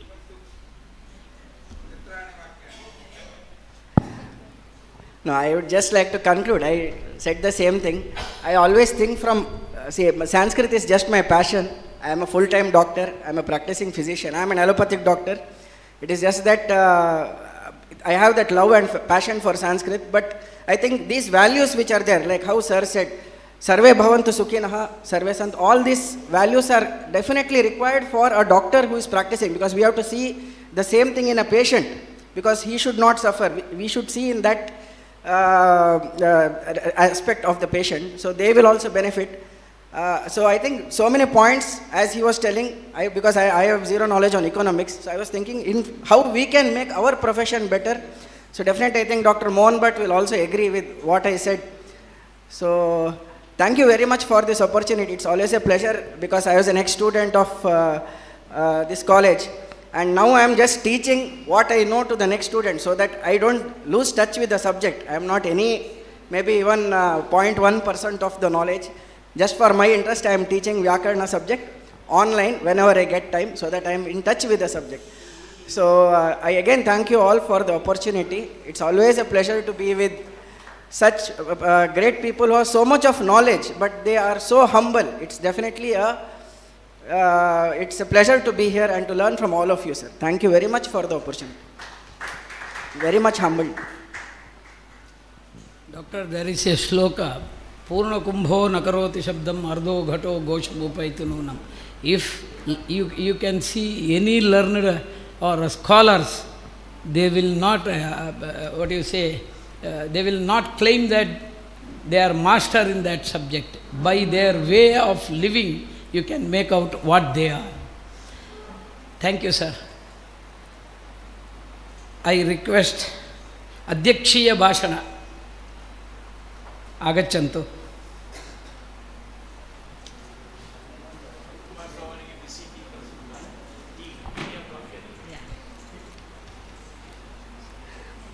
I think the post-lunch session has been a very lively one, with a lot of discussions that have come up, and I express my very deep gratitude to Dr. B.M. Kumaraswamy Shimoga for his such an inspiring talk on Neeti-based Bharatiya development model. Sir, it was a very, very exhaustive lecture that we had the good fortune of listening to you, and the balanced approach which you gave to the topic also revealed the balanced approach that one should have to have a spiritual and a policy which we should practice in our day-to-day life. And when we practice it, I am sure it will be extended to the various professions for more ethical practices. definitely medicine, where doctors have the very, very important task of facing the family once they come out of the OT. So that's a very great responsibility. And as consumers, we also have the responsibility of being sustainable consumers. And when it comes from the production side and from the government policy makers also, there is a very great essential need for a sustainable development. It is a 360-degree approach, I think, that we should have, so that there is an all-round development for a Vikshit Bharat, which we are all, Vikasit Bharat, that we are looking forward to in 2047. So we have covered so many aspects that definitely it gives us a thirst to listen to more of your sessions. Definitely we look forward to such topics, and this discussion that followed definitely would form a very good basis for a very good group discussion that can be always had to evolve certain resolutions that we would like to pass at the end of the seminar. Probably we can manage one at the evening where we have experts from economics who are sitting together, and we can have some fruitful discussions on the topic as well. And Dr. Karthik Rao, thanks to you, sir. You have taken time off and you have been able to share whatever it is. In a very few sentences, you have put in a capsule form, I should say, the vast experience that you have had. And definitely all the doctors over here will acknowledge what I feel, that it is more essential for material ethics today than ever before to be followed in the profession. And coming to my topic, which I presented this morning, it was on the governance, how Ramayana is an epitome of governance. I would just like, being with an economics professor over here, I would like to add one point about how in the Ramayana also we have the importance given for the finance part of the state, where a state without adequate finance or treasure was never considered worth it at all. And the king and the officers were considerably important, giving a lot of emphasis. They felt that the great success of a country was established only if they were able to augment the treasury appreciably. And the various exemptions for taxation, tributes, gifts and expenditures were exhaustively discussed, not only in Arthashastra, even when you go to the Ramayana, you find an elaborate discussion on this in the certain parts. But you find one thing, that when you compare it with what Kautilya says later, Kautilya speaks about fixed salaries for all the functionaries of the state. Once adequate salary is, his point was, once adequate salary is received, the functionaries will never revolt against the government, they will never revolt against the king, or will they yield to any kind of a temptation. And but when it comes to the Ramayana, such a detailed description is not there. It does not tell us how much the functionaries received as fixed pay and allowances. But we are told that the soldiers were paid their Vetana was there along with allowances. So, however, it is always to be kept in mind that expenditure should never exceed income, and money should never go to the undeserved, and it must always be spent for the right cause. That was very much emphasized. Ayaste vipulaha kachit palataro vyayaha apatreshu nate kachit kosho nate apatreshu nate kachit kosho gachati raghava. So this is the principle that was followed, and definitely today I think the repercussions of the statement are being felt in several corners and being slowly emulated by the government. And let us look forward that the various policies that we saw were practiced in our ancient India are put to practice even today with deliberations coming through seminars like this. Thank you.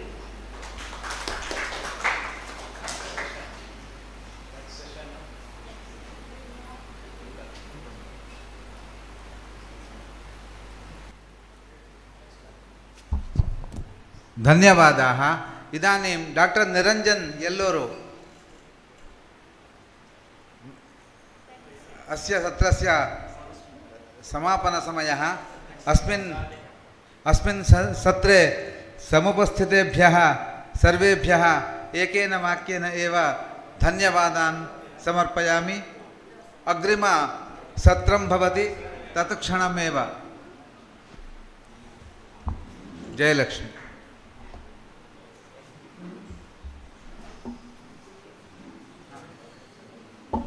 Doctor Niranjan महाभाग आगताः। तेभ्यः भगवत्याः प्रसादरूपेण तत्र शेषवस्त्रं दत्वा सभाजयन्तु इति doctor GN Bhat महाभागान् प्रार्थये। ते बेङ्गलूरुनगरे प्रसिद्धवैद्याः, ये अस्माकं महाविद्यालयस्य संशोधनविभागे संशोधनं कुर्वन्तः सन्ति।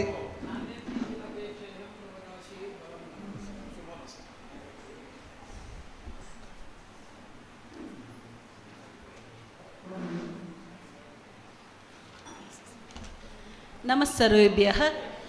संस्कृतसाहित्ये नीतिशास्त्रं तस्य सामायिकप्रस्तुतता च इति विषयम् अधिकृत्य प्राचाल्यमानायाः अस्याः राष्ट्रीयसङ्गोष्ठ्याः तृतीयसत्रे वयं स्मः। अस्य सत्रस्य अध्यक्षा डाक्टर् सुमित्रा भट् शिवमोग्ग विशेष उपस्थितिरूपेण अत्र भवन्ति।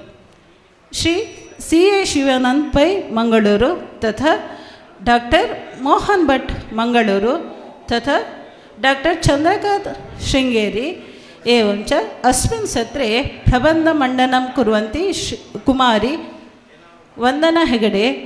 ते सर्वे अपि वेदिकायाः उपरि आगच्छन्तु इति प्रार्थयामि।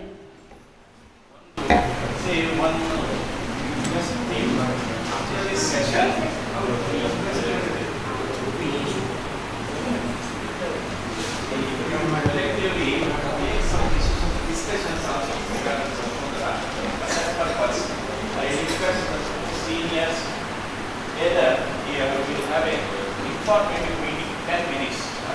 After this session. The session will be over in some 45 minutes.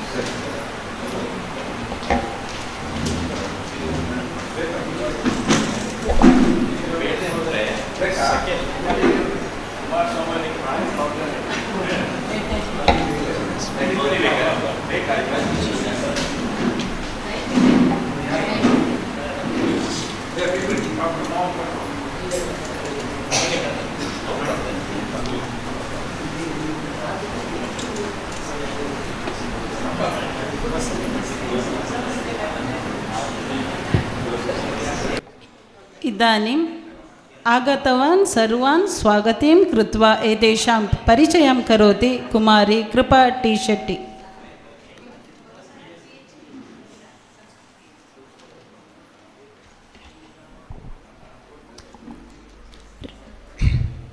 Respected dignitaries, faculty members, participants and students, good afternoon to one and all present here.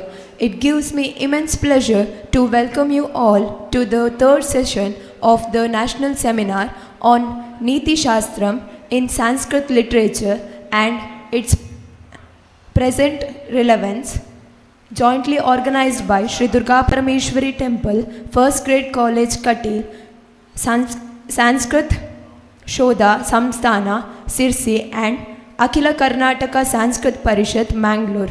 At the outset, I extend my respectful welcome to our esteemed chairperson, Dr. Sumitra Bhatt. She is the retired Sanskrit professor of Sahyadri Art College, Kuvempu University, Shivamogga, and she has her PhD in Sanskrit and MSc in Counseling and Psychotherapy. She worked as director for Apta Samalochana Ghataka. She continuously worked for 6 years in AISHE and AIOC, and she published many books in Kannada, Sanskrit and also English. There are 15 PhD students who got guidance under Dr. Sumitra Bhatt. She is much interested in public speech. She herself organized national, international, and state conferences, more than 25 conferences. She organized and she herself published many papers, and she worked as a president of different sessions and published her papers. In 2018, in Waves, her paper was selected for presentation in the international level. She gives online and offline public speech, and she was in radio.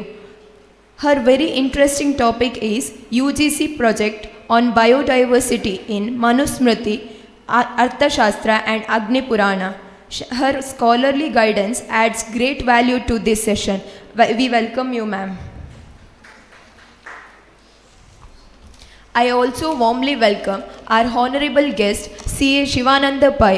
He is the practicing chartered accountant in Mangalore and president of Bhuvanendra Trust College, Karkala. We are proud to say that he is the senior student of our college. We welcome you, sir. I would also like to welcome our honorable guest, Dr. Mohan Bhatt, Mangalore. He is the practicing gynecologist in Anapoya Hospital, Mangalore. He is associated with Samskrita Bharati, Mangalore. We are proud to say that he is the senior student of our Samskrita MA section. We welcome you, sir. We are privileged to have with us today the distinguished speaker, Dr. Chandrakanta Bhatt. He is the distinguished scholar in the fields of Mimamsa Shastra and Shiksha Shastra. He pursued his studies at the prestigious Sanskrit College, Mysore, and completed his higher education at the National Sanskrit University, Tirupati. At present, he is serving as a senior professor at the Sringeri campus of Central Sanskrit University, Delhi. He has guided numerous students towards their PhD degrees and has made remarkable contributions to the academic world. He is a renowned scholar of Indian knowledge system and a great educationist. He has authored several books on Mimamsa Shastra and has played a significant role in developing integrated curricula in the fields of education. In addition to his academic excellence, he is also a noted Sanskrit poet, and he has received many awards for his outstanding contributions to Sanskrit literature and poetry. We are truly fortunate to have such an eminent personality among us today. We welcome you, sir. Along with these insightful lectures, this session will also feature paper presentations. I take this opportunity to specially welcome our paper presenter, Vandana Hegde from 3rd BSc of Purna Prajna College, Udupi. Once again, I wholeheartedly welcome you all to this session. Thank you, sir.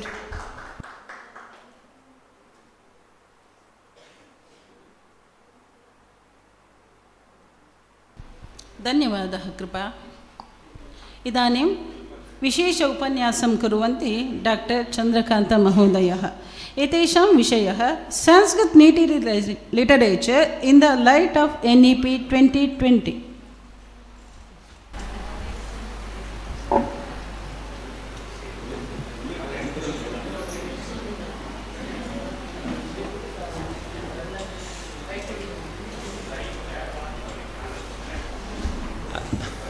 ಆ laptop ಕೊಡ್ತೀಯಾ ಅಲ್ಲ ಅಲ್ಲಿ ಅದು ಬೇಕು ನಮಗೆ ಅಂತ ಅದು ಬೇಡ ಬಿಡು ಬೇಡ ತೊಂದರೆ ಇಲ್ಲ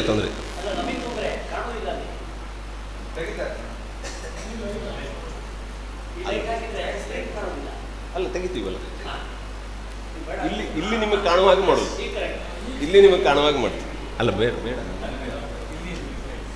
ಅಲ್ಲಿ ಪಾಯಿಂಟ್ಸ್ ಇರುತ್ತೆ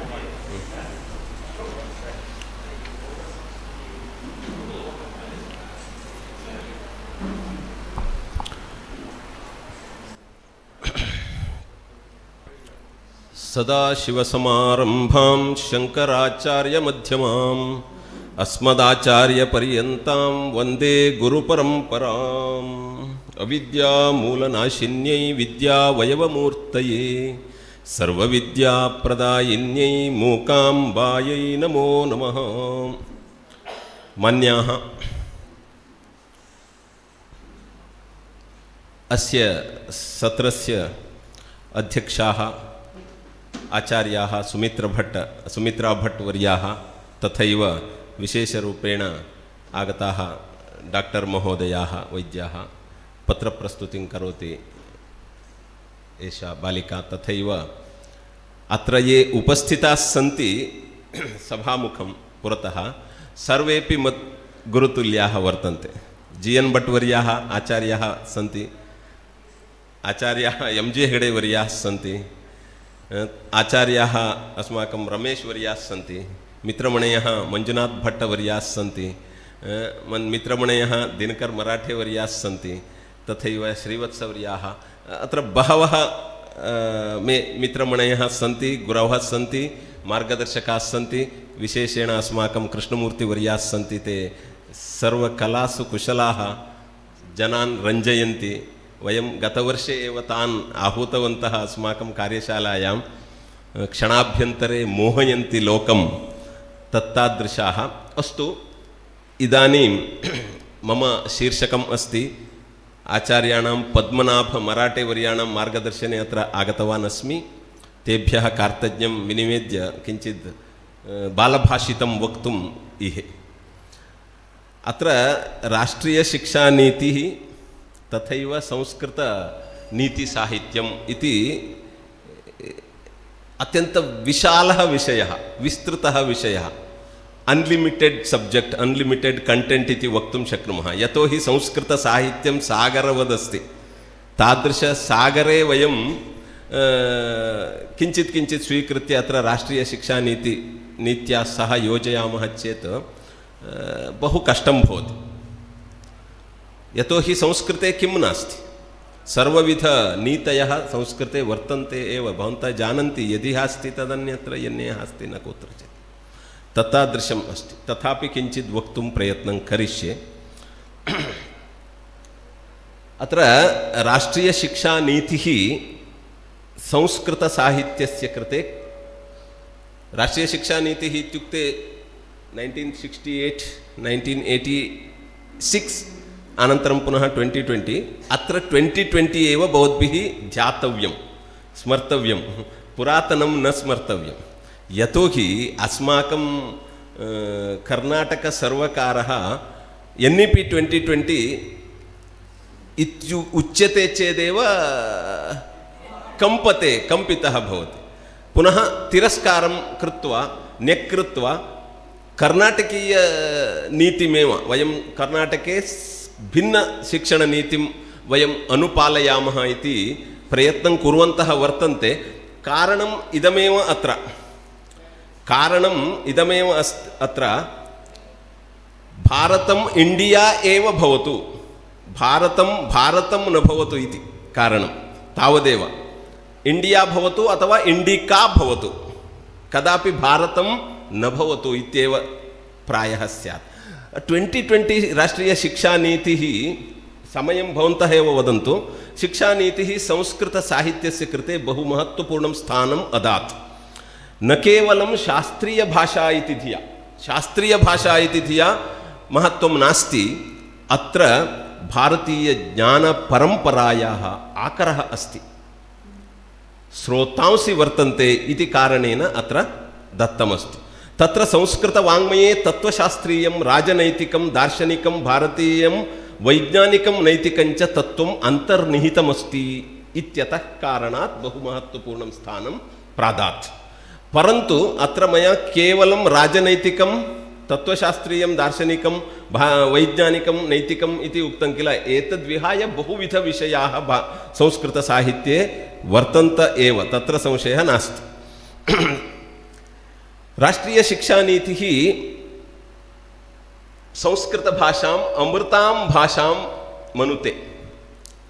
ततः पूर्वतन राष्ट्रियशिक्षानीतयः याः आसन् संस्कृतभाषां कीदृशरूपेण चिन्तयन्ति स्म स्थापितवन्तः इति भवन्तः जानन्त्येव।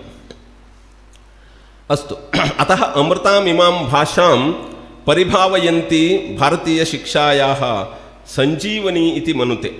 इयं भाषा कालातीताम् अन्तर्दृष्टिं समसामयिकं परामर्शञ्च काले काले दातुं समर्था वर्तते।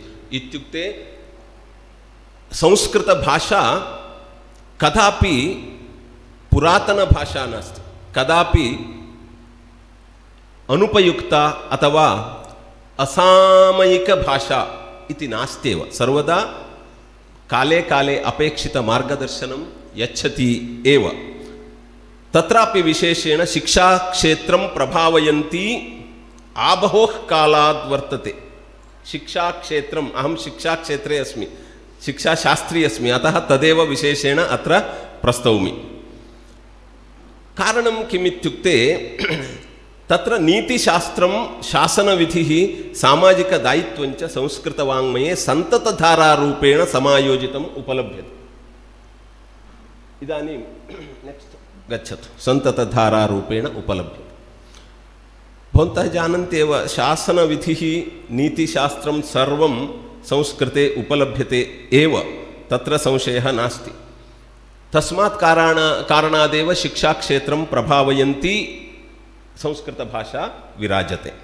अस्तु, अत्र राष्ट्रियशिक्षानीतिः भारतीयज्ञानपरम्परां विद्यालयीये, महाविद्यालयीये, विश्वविद्यालये च पाठ्यक्रमे मुख्यधारायां समानेतुं प्रस्तावान् अकार्षीत्। अत्रैव कर्णाटकसर्वकारस्य विरोधः, कर्णाटकसर्वकारस्य दुःखम् अस्ति।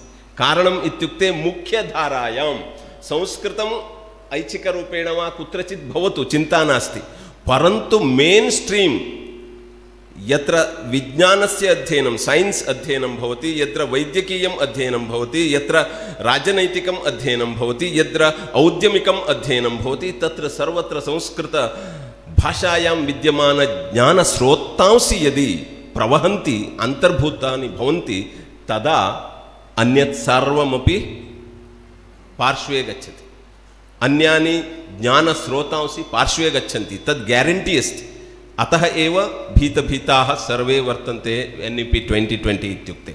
अतः मुख्यधारायाम् आनेतुं प्रयत्नं करोति राष्ट्रियशिक्षानीतिः। तत्र what is Indian knowledge system, तदेव तत्र उल्लिखितमस्ति 4थे अध्याये NEP 2020। Knowledge of India, knowledge of India इत्युक्ते किमस्ति? Knowledge of India will include knowledge from ancient India and its contributions to modern India and its success and challenges, and a clear sense of India's future aspirations with regard to education, health, environment. विशेषरूपेण अस्माकं भारतीय ज्ञानं यदस्ति तद् स्वास्थ्यस्य उपरि प्रभावं जनयति, वातावरणस्य उपरि प्रभावं जनयति। अस्माकं वेदेषु पर्यावरणविज्ञानम् अत्यद्भुतं वर्तते।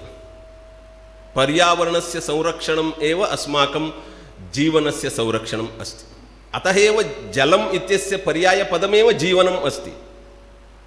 जलम् इत्युक्ते किं? जीवनं। Without water there is no life. अतः जलं संरक्षणीयं, जलस्य मालिन्यं कदापि न कर्तव्यम् इति वदति। तत्तादृश ज्ञानपरम्परा अस्माकम् अस्ति। नालेज् आफ् इण्डिया इत्युक्ते किम् इति चेत् यत् ज्ञानं भारतीयप्राचीनज्ञानम् आधुनिकभारतस्य कृते योगदानं कुर्वत् शिक्षाक्षेत्रस्य, स्वास्थ्यक्षेत्रस्य, पर्यावरणस्य च पन्थाह्वानं, चालेञ्जस् यद्यद् आगच्छति तत्सर्वम् अपि अभिमुखीकर्तुं समर्थं यत् ज्ञानमस्ति तज्ज्ञानमेव वास्तविकं भारतीयज्ञानं, भारतीयज्ञानपरम्परा। भारतीयज्ञानपरम्परा इत्युक्ते मैथ्स् इति उच्यते, अथवा मिथ्या इति। मिथ्या अस्माकम् अवगमः अस्ति, मिथ्या अवगमः, अण्डर्स्टाण्डिङ्ग्, मिस् अण्डर्स्टाण्डिङ्ग् इति अस्ति। किमस्ति? Indian knowledge system means Sanskrit.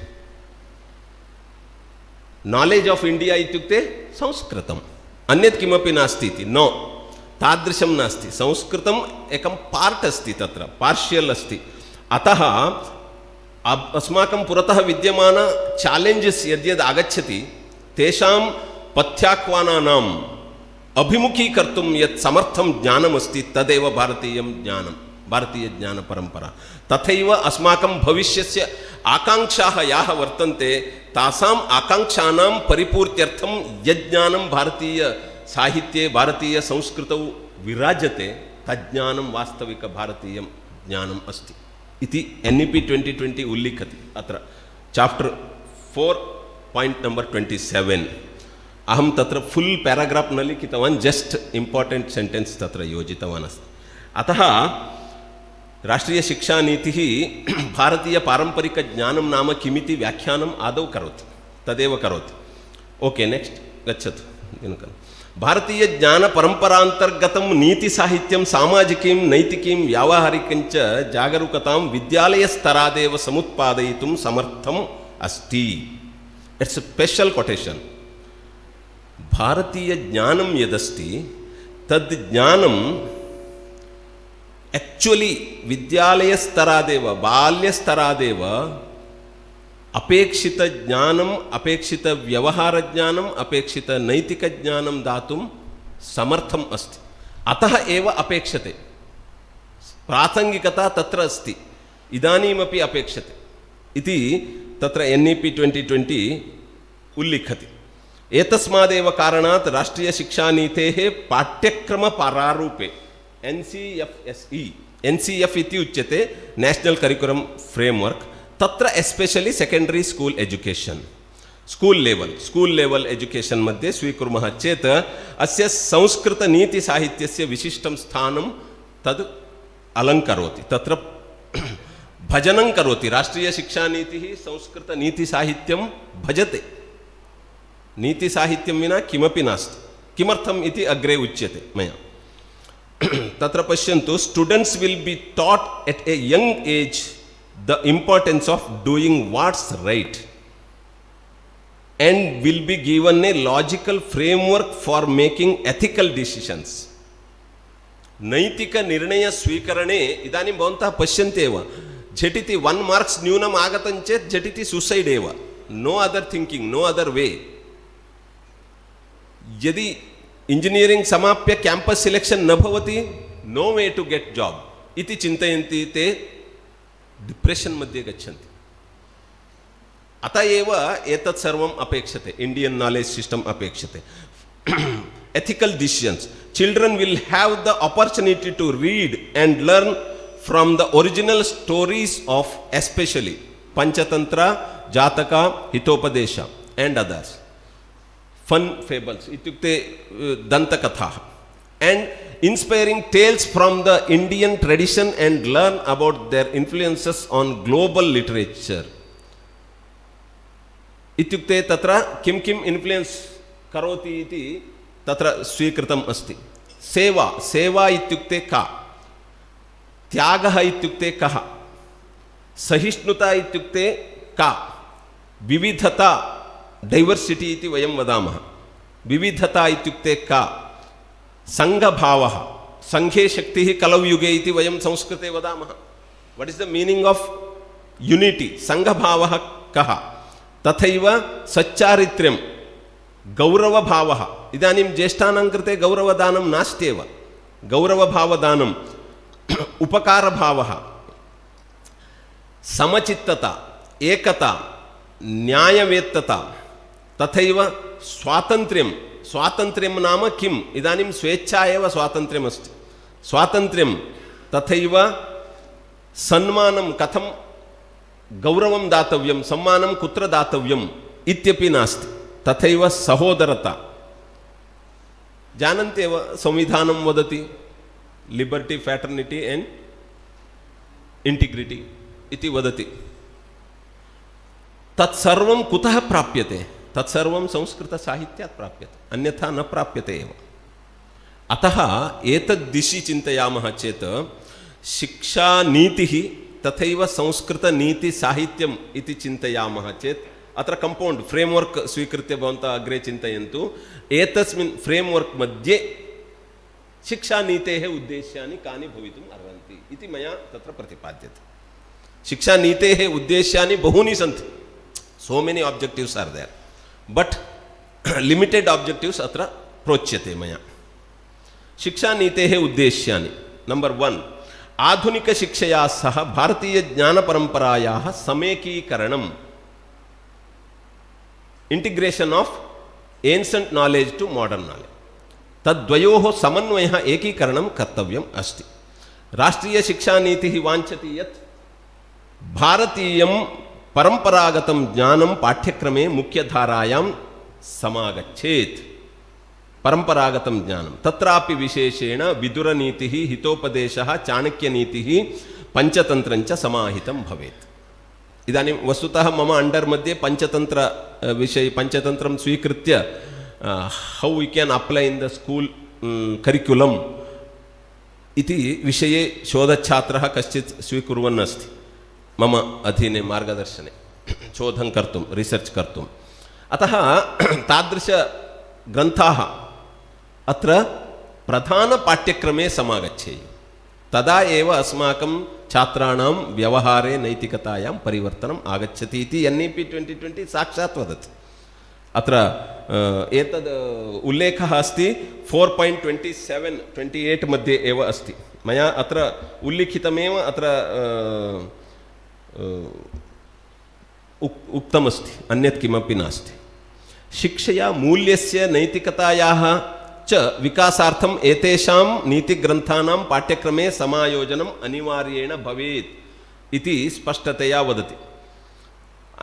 पुनः किमर्थं निर्णयस्वीकरणसामर्थ्यवर्धनार्थं प्राचीनसाहित्यस्य दृष्टान्तकथानां नीतिकथानां न्यायग्रन्थानां च पाठ्यक्रमे अध्ययनविषयत्वेन समायोजनम् अनिवार्येण भवेत्। कंपल्सरी सब्जेक्ट, कंपल्सरी इत्युक्ते कंप्लीट करिकुलम् एव किं वक्तुं शक्नुमः, इंडियनैजेशन करणीयमस्ति, भारतीयता आनेतव्या अस्ति अस्माकं पाठ्यचर्यायां, तत् करणीयम् इति NEP 2020 वदति।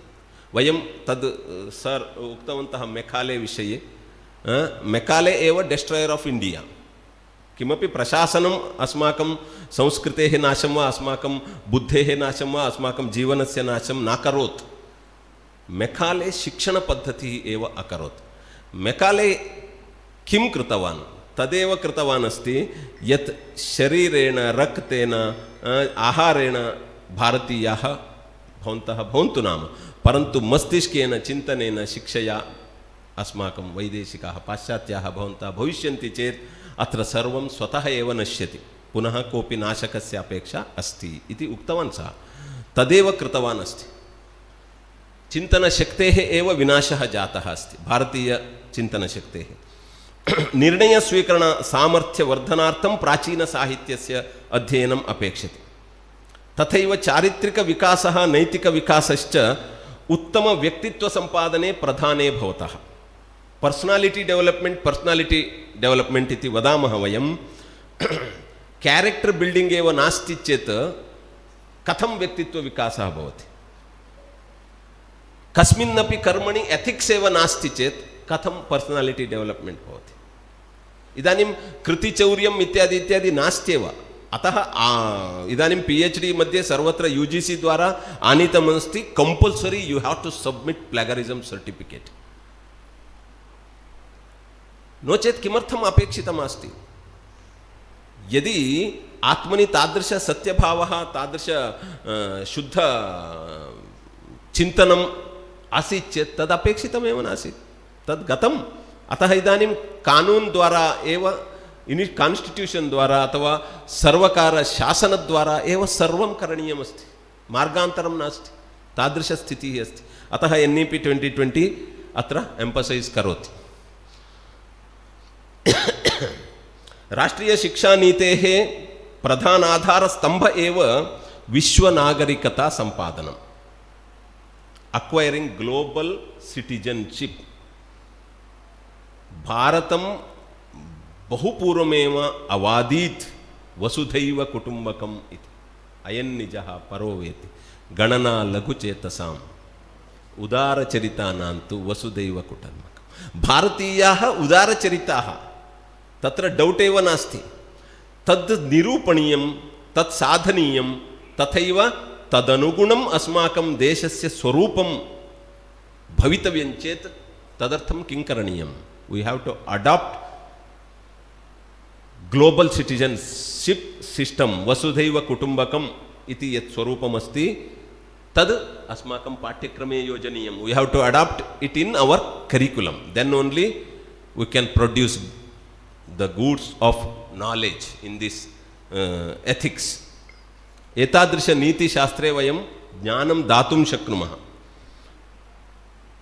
पुनः संवैधानिक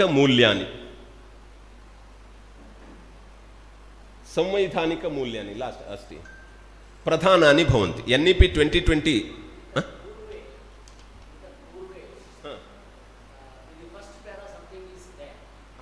ओके कम बैक. प्रधान पर्यायत्वेन संस्कृतं. This is the quotation created by मी.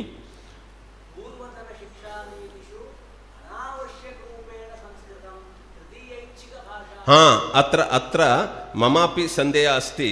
तत्र क्वश्चन् क्रियते चेत् अनन्तरम् उत्तरं वदामि. वस्तुतः राष्ट्रियशिक्षानीतेः दोषोऽपि अस्ति, दोषः अस्ति. सर्वं समीचीनम् इति न वदामि.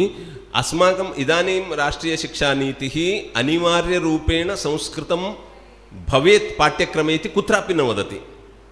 पूर्वतनशिक्षानीतिषु संस्कृतस्य स्थानं थर्ड लैंग्वेज और फर्स्ट लैंग्वेज ऐच्छिकरूपेण स्वीकर्तुम् अवसरः आसीत्. इदानीं तथा नास्ति. तथापि मया तत् सेण्टेन्स् लिखितमस्ति. तत्र प्रश्नः आगच्छति इति अहं ज्ञात्वैव लिखितवान् इति वक्तुं शक्नुमः. परन्तु मया शिक्षानीतेः किं करणीयमस्ति. कौरवपात्रं धृतवान्, कौरवः एव उत्तमः इति प्रतिपादयति.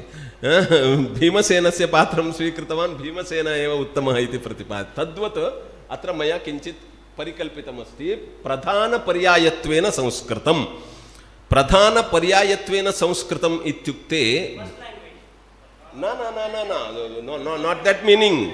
In India, in education system, we have to go for that alternate. That alternate means Sanskrit is the alternate knowledge center for India. Nothing but. Iti arthe. प्रधानपर्यायत्वेन संस्कृतम् इति मया स्वीकृतमस्ति. करिकुलम् इति अर्थेन पाठ्यपुस्तकम् इति नास्ति. पूर्वतनशिक्षानीतिषु अनावश्यकरूपेण संस्कृतं तृतीयैच्छिकभाषात्वेन अथवा अतिरिक्तविषयरूपेण परिगणितमासीत्. इदानीं तथा नास्ति. फुल् एजुकेशनल् सिस्टम् अथवा फुल् करिकुलम् सर्वत्र आच्छादितं भवेत्. संस्कृतेन आच्छादितं, कवर्ड् भवेत्, आच्छादितं भवेत्. तादृशरूप अस्ति. परन्तु तत्र दोषः अस्ति. संस्कृतम् अनिवार्येण पठनीयमिति NEP 2020 नेवर् सेस् एनिवेर्. कुत्रापि न वदति. That is the problem. तत् प्राब्लम् अस्ति. तस्मात् कारणादेव कर्णाटकेपि अङ्गीकारः नास्ति. सर्वत्र लोकल् लाङ्ग्वेज् इम्पार्टेन्स् यच्छन्तः सन्ति. Local language local language. द्विभाषानीति अनुसरणं तु एतैः कृतमस्ति कर्णाटकीयैः. परन्तु तत्र संस्कृतम् अनिवार्येण पठनीयम् इति कुत्रापि नोक्तं. अत्र अस्माकं 2020 मध्येपि नोक्तं. परन्तु संस्कृत सम्मिश्रितं, संस्कृतेन परिपोषितं, संस्कृतेन विभूषितम् अस्माकं शिक्षणं भवेदिति.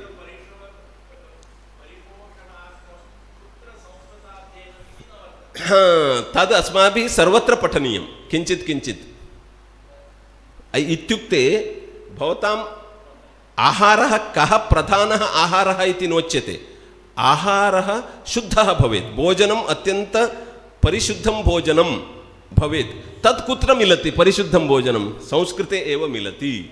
अतः संस्कृतम् आश्रयणीयम् इति अभिप्रायः.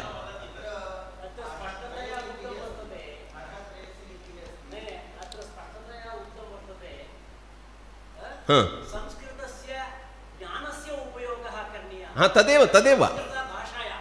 तदेव वदामि किल। भाषा प्रधाना नास्ति, ज्ञानप्रधानं। तत्रापि संस्कृतज्ञानम् इति नोक्तं, भारतीयज्ञानम् इत्युक्तं। भारतीयज्ञाने संस्कृतज्ञानम् अन्तर्निहितमस्ति। अवगतं किल?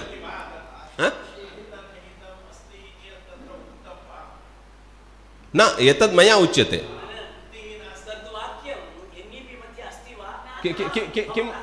किं वाक्यं? नास्ति, एतदस्ति प्रधानपर्यायत्वेन संस्कृतं। तदस्ति, तत् सेण्टेन्स् अस्ति, परन्तु तद् संस्कृतम् अनिवार्येण पठनीयम् इति नास्ति।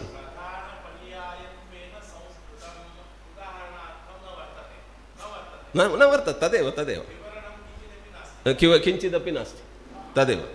1 minute.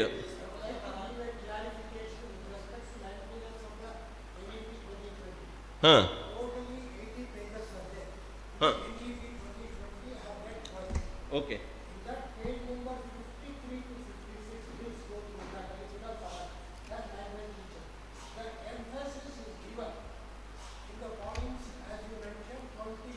Twenty-four.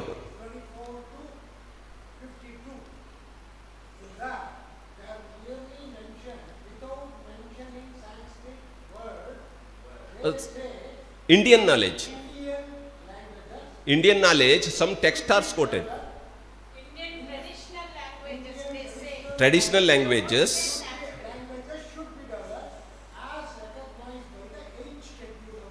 In Indian knowledge.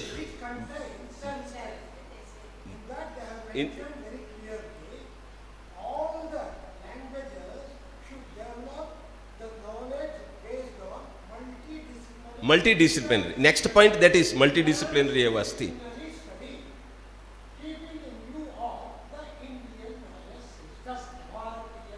ज्ञानपरम्परा संस्कृते एव अस्ति इति न, not in Sanskrit, in Indian classical languages, any language.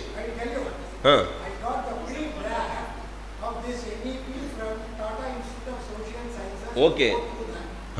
Before it was implemented, consciously, deliberately, they have avoided Sanskrit because the pseudo-culturists, opportunities will spring up when they use the word Sanskrit because it Lastly, simple. Hinduism and BJP. So they avoided that word. That should be considered here. Please understand. Even while you make presentation in various forums, please speak of the multidisciplinary, interdisciplinary, transdisciplinary approach of the Indian languages. That you should mention, never go with only Sanskrit. Please got it? No. Only Sanskrit I am not going. That is why I told that pradhana paryayatvena sanskritam, main simple standard Sanskrit mentioned in this. Sarala manaka sanskritam. Correct. Okay, agre gacchami kinchit pashyama.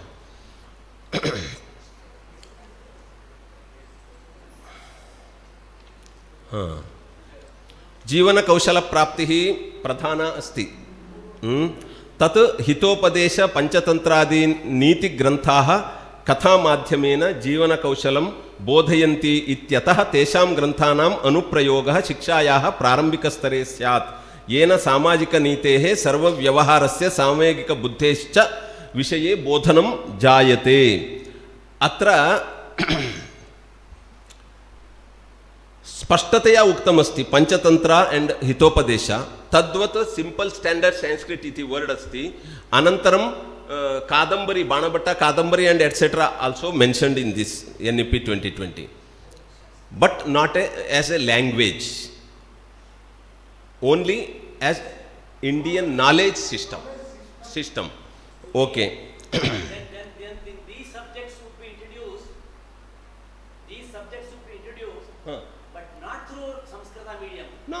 No need. Arre, no need. Content only. But one word is atra sthapitam asti. One word included. Sir, Original text should be studied ityasti. Original text. ಇದೆ ಇಲ್ಲೇ ಓದ್ತೀನಿ ನೋಡಿ, ನಾವು ಇಲ್ಲಿದೆ ನೋಡಿ.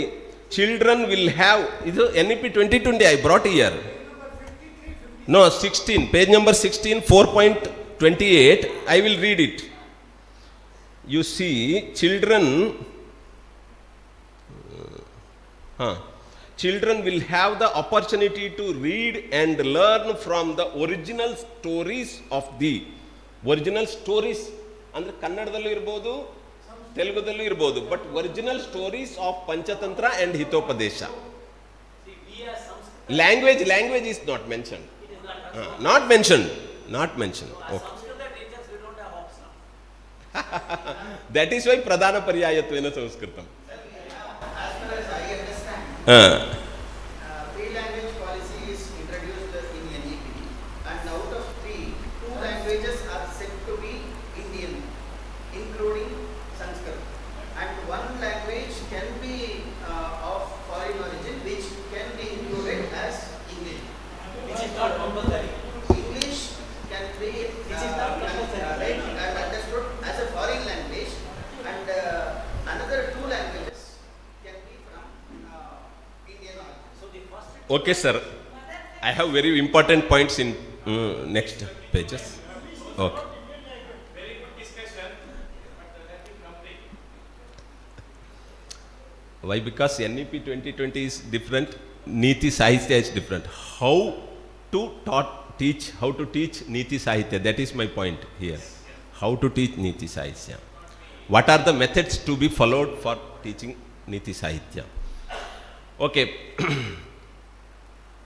Next point agachati tatra pradhana paryayatvena tad jatam kila tad vidura niti shatakam sarvam jatam asti.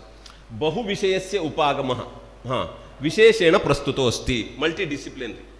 Multidisciplinary विशेष रूपेण उक्तमस्ति. बहु विषय उपागमः. राष्ट्रीय शिक्षा नीतिः किं करोति इत्युक्ते, ये छात्राः मेडिकल पठन्ति, ये छात्राः लॉ पठन्ति, विधिशास्त्रं, ये छात्राः मैनेजमेंट पठन्ति, ये राजनीतिं पठन्ति, पॉलिटिकल साइंस, ते सर्वे तत् पठन्तः एव तेषां कृते नीतिशास्त्रस्य अध्ययनार्थं प्रोत्साहनं करोति. Opportunity create. We have to, education system, curriculum system should create opportunity to learn these नीति साहित्य. इति NEP 2020 वदति. तत्र निषेधः नास्ति इत्यर्थः. कर्तुं शक्यते, करणीयं करोति. सनातन भारतस्य न्यायिकं प्राशासनिकं च परिचयं प्राप्तुं शक्नुयुः. यथा आयुर्वेद मेडिकल पठन्ति, चरकसंहितां सुश्रुतसंहितां पठन्ति, यद्यपि ते मॉडर्न आयुर्वेद पठन्ति, तथापि मूल साहित्यस्य अध्ययनार्थं पाठ्यक्रमे अवसरः नासीत्. यदा अहं मैसूर मध्ये पठन् आसम्, तस्मिन् समये Ayurveda medical students are coming to learn Charaka Samhita and Sushruta Samhita at Gangadhar Bhatt, professor Gangadhar Bhatt अगेरे. तेषां सविधे आगच्छन्ति स्म चरक संहितां पुनः सुश्रुत संहितां पठितुं. पाठ्यक्रमे जस्ट पार्ट 15 or 20 पेजेस् आसीत्, परन्तु चरक संहिता बिग टेक्स्ट अस्ति, पुस्तक बृहत् पुस्तकम् अस्ति. तत् पठितुं तेषां सविधे आगच्छन्ति स्म, प्रतिदिनं ते पाठयन्ति स्म, तद् अनौपचारिकरूपेण. But now we can include it in our curriculum iti NEP 2020 provision dadati iti atra. अनन्तरं प्राचीन भारतीय विज्ञानस्य समसामयिक प्रासंगिकतां प्रतिपादयति. प्राचीन भारतस्य ज्ञानं मृतं नास्ति, पुरातनम् अस्ति इति न चिन्तयन्तु, तद् कांटेम्पररी नॉलेज एव अस्ति. प्रासंगिकता सर्वदा संस्कृत ज्ञानस्य वर्तते इति NEP 2020 वदति. अतः राष्ट्रीय शिक्षा नीतिः संस्कृत साहित्यं मृतं वा पुरातनम् इति नाङ्गीकरोति कथमपि.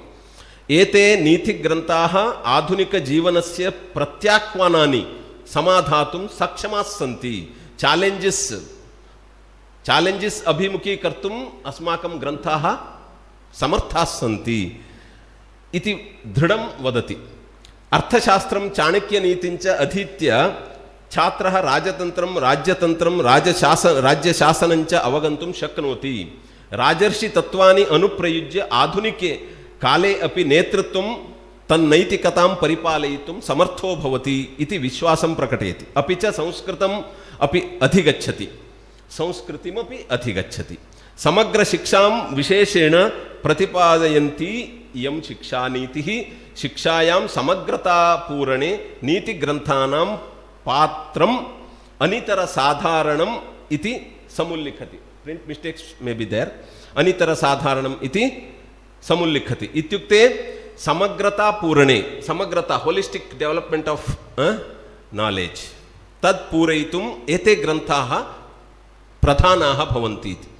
होलिस्टिक डेवलपमेंट ऑफ नॉलेज पंचतंत्रं हितोपदेशश्च प्रायोगिकं चातुर्यं सामाजिकं तंत्रञ्च विशेषेण प्रतिपादयति इत्यतः एव इमौ नीतिकथायुक्तौ ग्रन्थौ अत्र विशेषेण प्रस्तूयन्ते इति वदति। विदुरनीतिः नीतिशतकञ्च वैयक्तिकस्वभावस्य अनुशासनस्य च परिष्करणे तत्परे वर्तेते इति NAP 2020 अभिप्रायं प्रकटयति। विदुरनीतिः नीतिशतकं वैयक्तिकस्वभावस्य इत्युक्ते पर्सनालिटी डेवलपमेंट कृते वेरी इंपार्टेंट टेक्स्ट्स। अनन्तरं पंचतंत्रं हितोपदेशः सामाजिकं तंत्रं प्रायोगिकं तंत्रं विशेषेण प्रतिपादयतः। तदेव अर्थशास्त्रं शासनकलां विधिशास्त्रञ्च विशेषेण बोधयति इति राजनीति प्रधानः ग्रन्थः। पंचतंत्रे हितोपदेशे च यद्यपि कथा एव दृश्यते, कथा एव अस्ति, परन्तु कथाद्वारा नाना प्रकारस्य बोधनोपायाः टीचिंग टेक्निक्स तत्र असकृत् प्रदर्शिताः सन्ति इति NAP 2020 अभिप्रायं प्रकटयति। ये च उपायाः बालानां बोधनार्थम् अत्यन्त प्रभावशालिनः इति कृत्वा शिक्षणपद्धतिरूपेण परिलक्षितुं शक्यन्ते। These are Panchatantra and Hitopadesha may be adopted as teaching methods iti idanim agachami. Asmakam shiksha shastre asti katha kathana paddhatihi. Pedagogy asti katha kathana paddhatihi. Katha kathana paddhati is the best method of teaching in lower level students. बाल्यकाले शैशवावस्थायां कथा कथन विधिः भारते प्राचीनकालादस्ति। For example अहं कदापि रामायणं पुस्तकद्वारा न पठितवान्। I never studied full text of Ramayana in Kannada or Sanskrit. But mama pita tat sarvam bodhitavan before 7th class. अतः अहं यक्षगाने अपि अर्थं वक्तुं शक्नोमि, रामायणम् अधिकृत्य अहम् अन्यान् बोधयितुं शक्नोमि। How that knowledge acquired by me?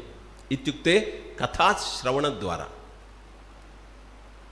कथाश्रवणद्वारा ऊर्ध्वरोम कथामपि श्रावितवान् महाभारतस्य। तादृश कथा परंपरा अस्माकम् उत्तम परंपरा अस्ति। तदेव प्राचीनकालादेव बालबोधनार्थं प्रयुक्तः प्रभावपूर्णः उपायः अस्ति। कश्चित् राजा अमरशक्ति नामकः आसीत्। जानन्ति एव सर्वे भवन्तः तस्य पुत्राः मूर्खाः आसन्।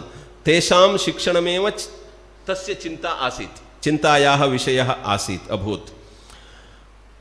तदा पंडितमण्डले विराजमान विष्णुशर्मा नामकः पंडितः शिक्षणदायित्वं स्वीकृत्य पशूनां पक्षिणां कथाः श्रावयन् अल्पेनैव कालेन राजनीति निपुणान् समवकार्षीत्। तान् पुत्रान् सर्वान् अपि सः पुत्रान् सर्वान् किं कृतवान्?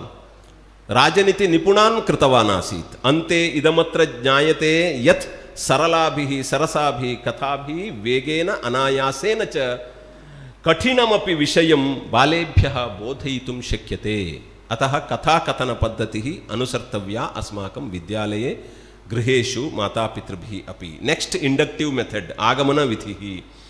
विधिरयं विज्ञानगणितविषयोः बोधनार्थम् आधुनिकैः प्रतिपादितः, परन्तु प्रच्छन्नरूपेण नीतिग्रन्थेषु प्रयुक्ता अस्ति।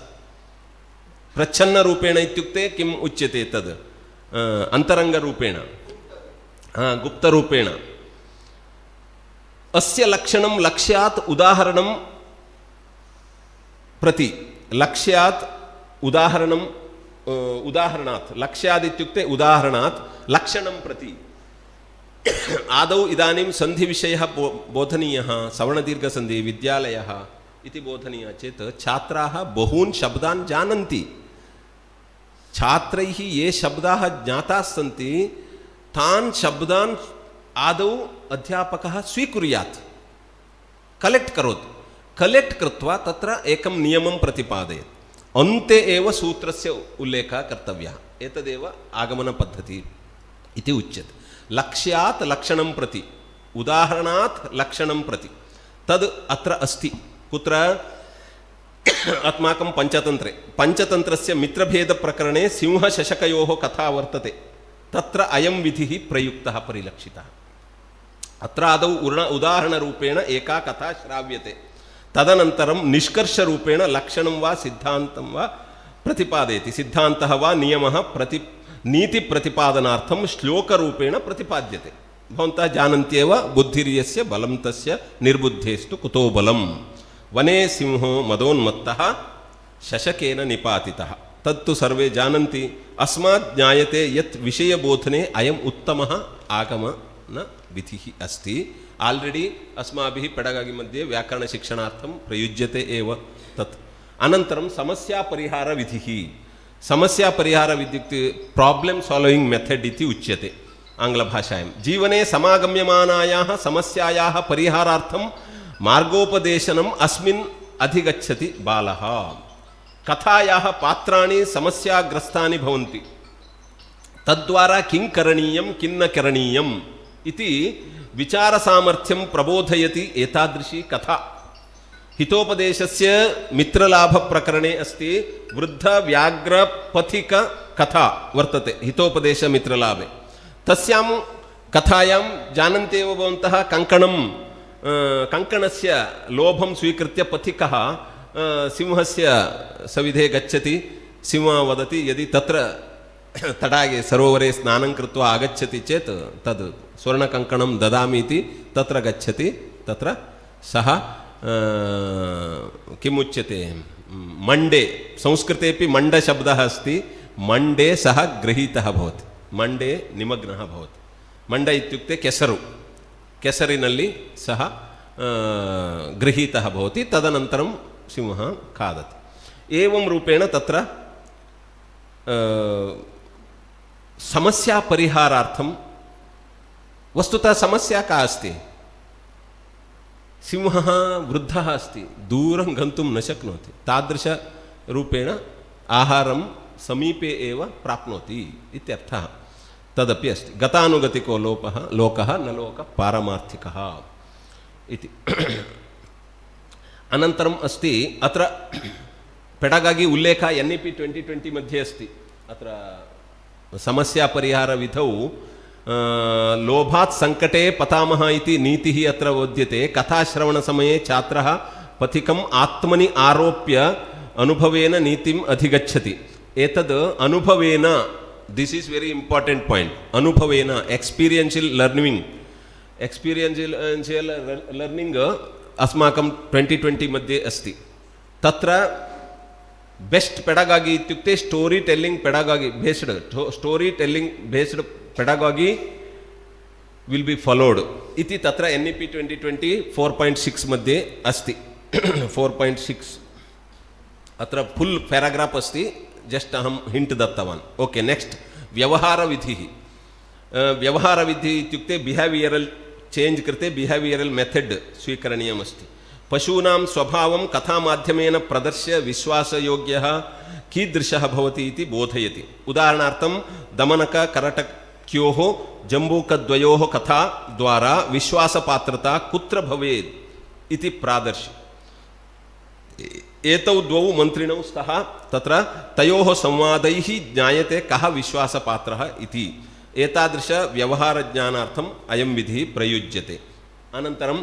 व्यूहात्मकविधिः स्ट्रेटेजिक् मेथड् व्यूहरचना कथं कर्तव्या अस्माकं संस्कृतसाहित्ये विद्यमान स्ट्रेटेजी इत्युक्ते प्रसिद्ध स्ट्रेटेजी भवति चतुष्टयम् अस्ति सामदानभेददण्ड तदेव सामदानभेददण्डाः इति शास्त्रीयाः व्यूहाः भवन्ति स्ट्रेटजीस् भवन्ति तेषां व्यूहानां माध्यमेन कथासु लोकव्यवहारः बोध्यते पञ्चतन्त्रस्य काको लोकीये काकस्य उलूकस्य च युद्धं वर्णितमस्ति अत्र भेदोपायेन काकाः युद्धे शत्रून् जयन्ति कूटनीतेः बोधः अत्र प्रधानो भवति कूटनीति इत्युक्ते किमुच्यते अस्माकम् आधुनिक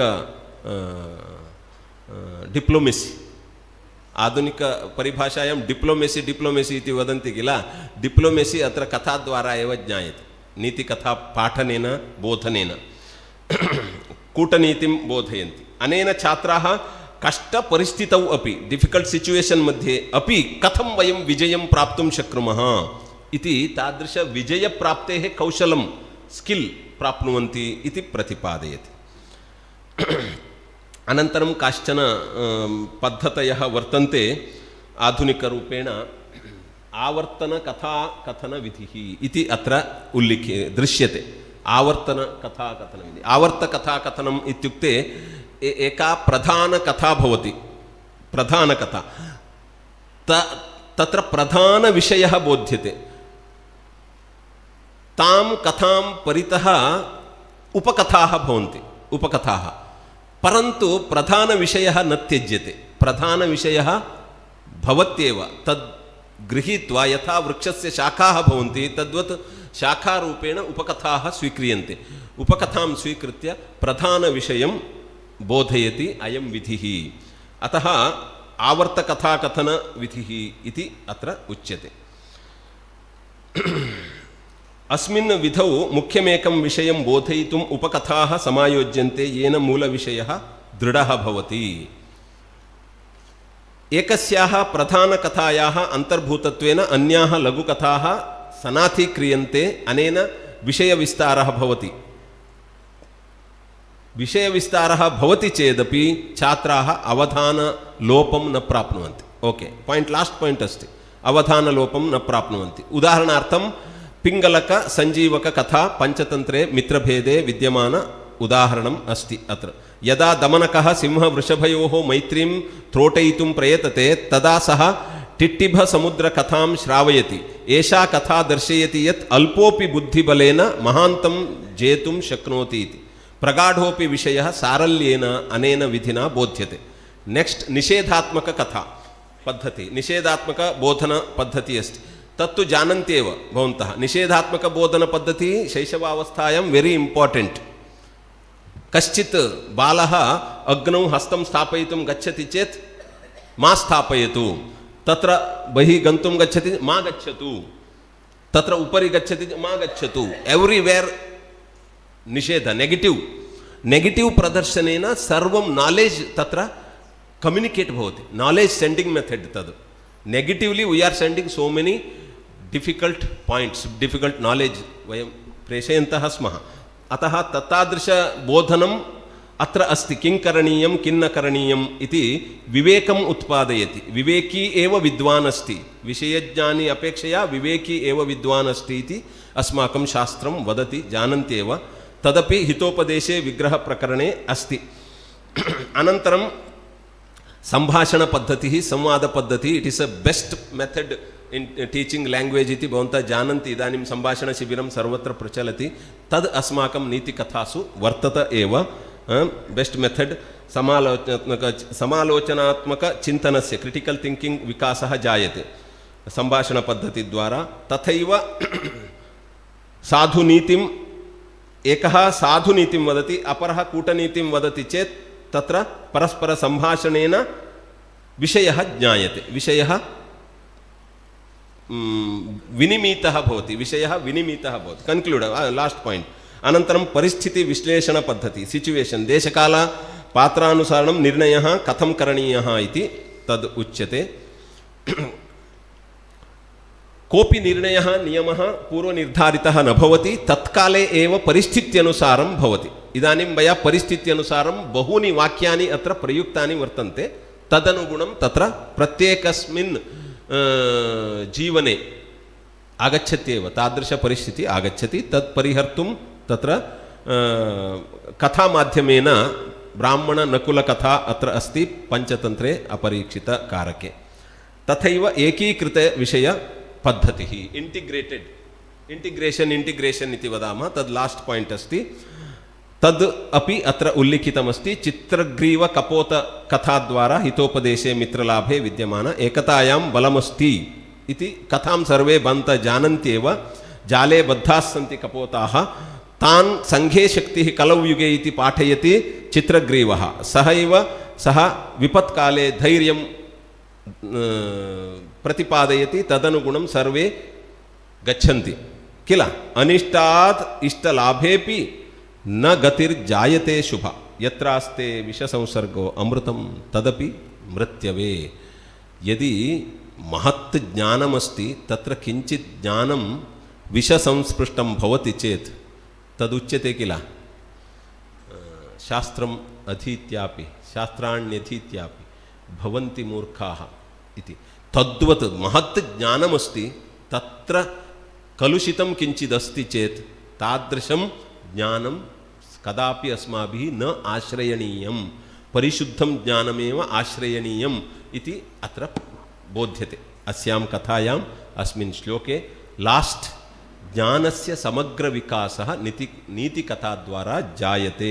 होलिस्टिक् डेवलप्मेण्ट् अत्र समग्ररूपेण एतादृशनीतिकथा उल्लेखः किमर्थं राष्ट्रीयशिक्षानीतौ कृतः इति चेत् for holistic development, holistic knowledge development एव तत्र परिलक्षितम् अस्ति।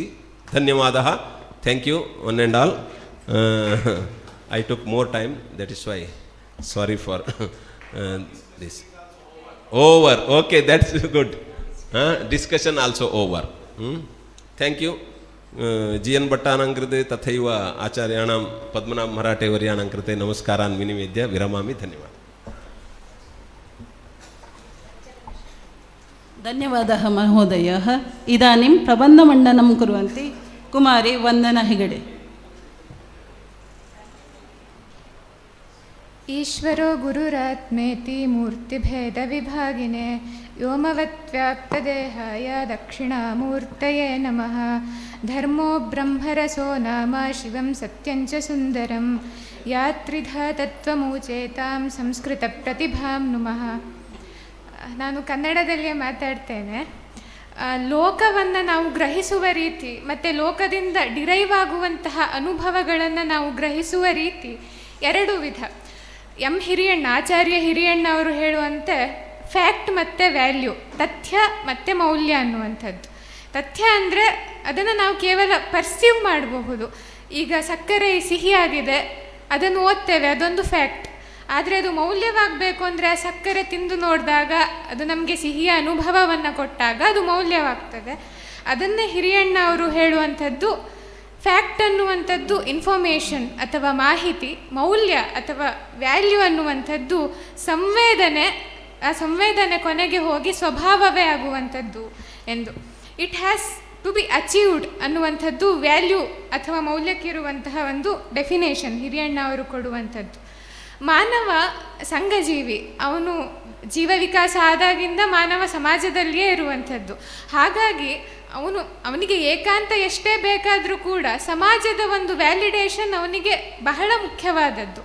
ಹಾಗಾಗಿ ಪರಂಪರೆ ಕಟ್ಟಿಕೊಟ್ಟಂತಹ ಆದರ್ಶವನ್ನು ಪಡೀಲಿಕ್ಕೆ ಅವನು ಪ್ರಯತ್ನ ಪಡ್ತಾನೆ.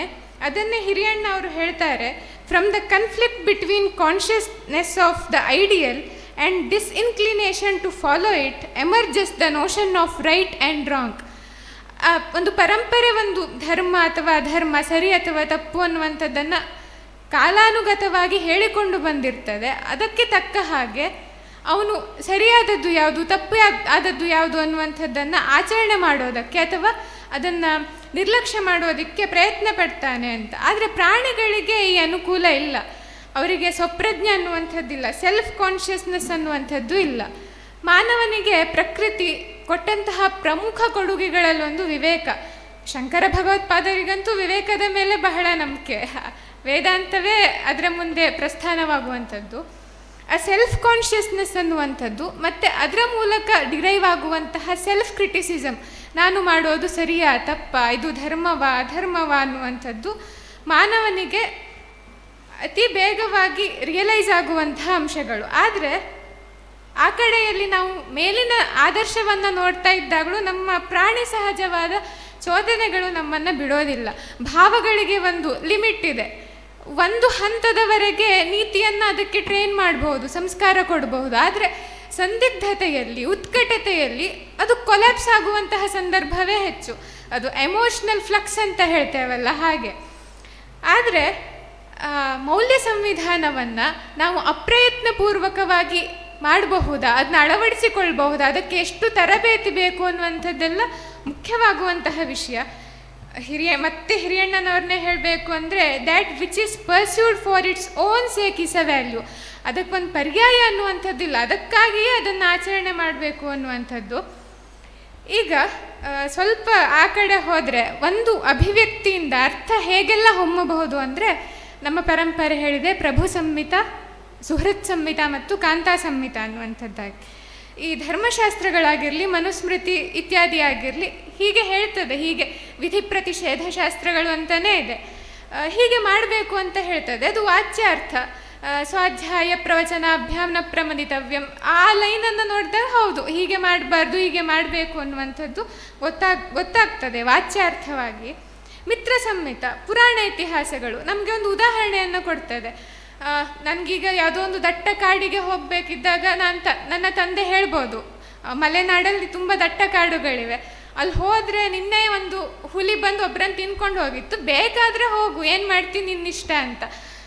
ಲಕ್ಷಣಾರ್ಥ, ಅದು ಇಂಪ್ಲೈಡ್ ಎಕ್ಸ್ಪ್ರೆಷನ್ ಅಂತ ಹೇಳ್ತೇವಲ್ಲ, ಅದು ಪುರಾಣ ಇತಿಹಾಸಗಳ ದಾರಿ. ಆದರೆ ಮಹಾಕಾವ್ಯಗಳ ದಾರಿ ವ್ಯಂಜನಾ ವ್ಯಾಪಾರ, ಅಲಂಕಾರ ಶಾಸ್ತ್ರದ ಕಾನ್ಸೆಪ್ಟ್, ಧ್ವನಿ ಅಥವಾ ವಕ್ರತಾ ವ್ಯಾಪಾರ, ಕಾಂತಾ ಸಂಹಿತ. ಅಂದರೆ ಅದು ಏನು ಮಾಡಬೇಕು ಅಂತ ಹೇಳೋದಿಲ್ಲ, ನಮ್ಮನ್ನು ಒಂದು ತುದಿಗೆ ನಿಲ್ಲಿಸಿ ಒಂದು ಅನಾಲಿಸಿಸ್ ಮಾಡೋದಕ್ಕೆ ನಮ್ಮನ್ನು ಅನುವು ಮಾಡಿಕೊಳ್ತದೆ. ಅದರ ಮೂಲಕ ನಾವೇ ಕಂಡುಕೊಳ್ಳಬೇಕು, ಆ ಮೌಲ್ಯ ನಮ್ಮೊಳಗೆ ಸ್ವತಃ ಸ್ಫುರಣೆಯಾಗಬೇಕು. ಅದು ನಮ್ಮನ್ನು ಫೋರ್ಸ್ ಮಾಡೋದಿಲ್ಲ, ಒಂದು ಧ್ವನಿಯ ಮೂಲಕ ಹೇಳ್ತದೆ ಅಂತ. ಅದನ್ನು DVG ಅವರು ನನ್ನ ಮುಂದಿನ ಇದು ಅದೇ ಮಹಾಕಾವ್ಯಗಳಲ್ಲಿ ಧರ್ಮದ ಕಾನ್ಸೆಪ್ಟ್ ಅನ್ನುವಂಥದ್ದು. DVG ಅವರು ಹೇಳ್ತಾರೆ, ಕಾವ್ಯ ನೀತಿಯನ್ನು ತಿಳಿಸ್ತದೆ ಅಂತ ತುಂಬ ಜನ ಹೇಳ್ತಾರೆ, ಆದರೆ ಅದು ಅತಿವ್ಯಾಪ್ತಿಯ ಮಾತಾಗ್ತದೆ. ಕಾವ್ಯದ ಮೊದಲ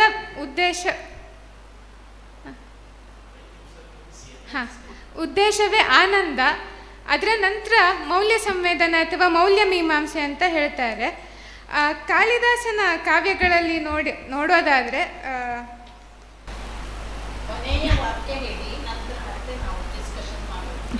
ಸರಿ,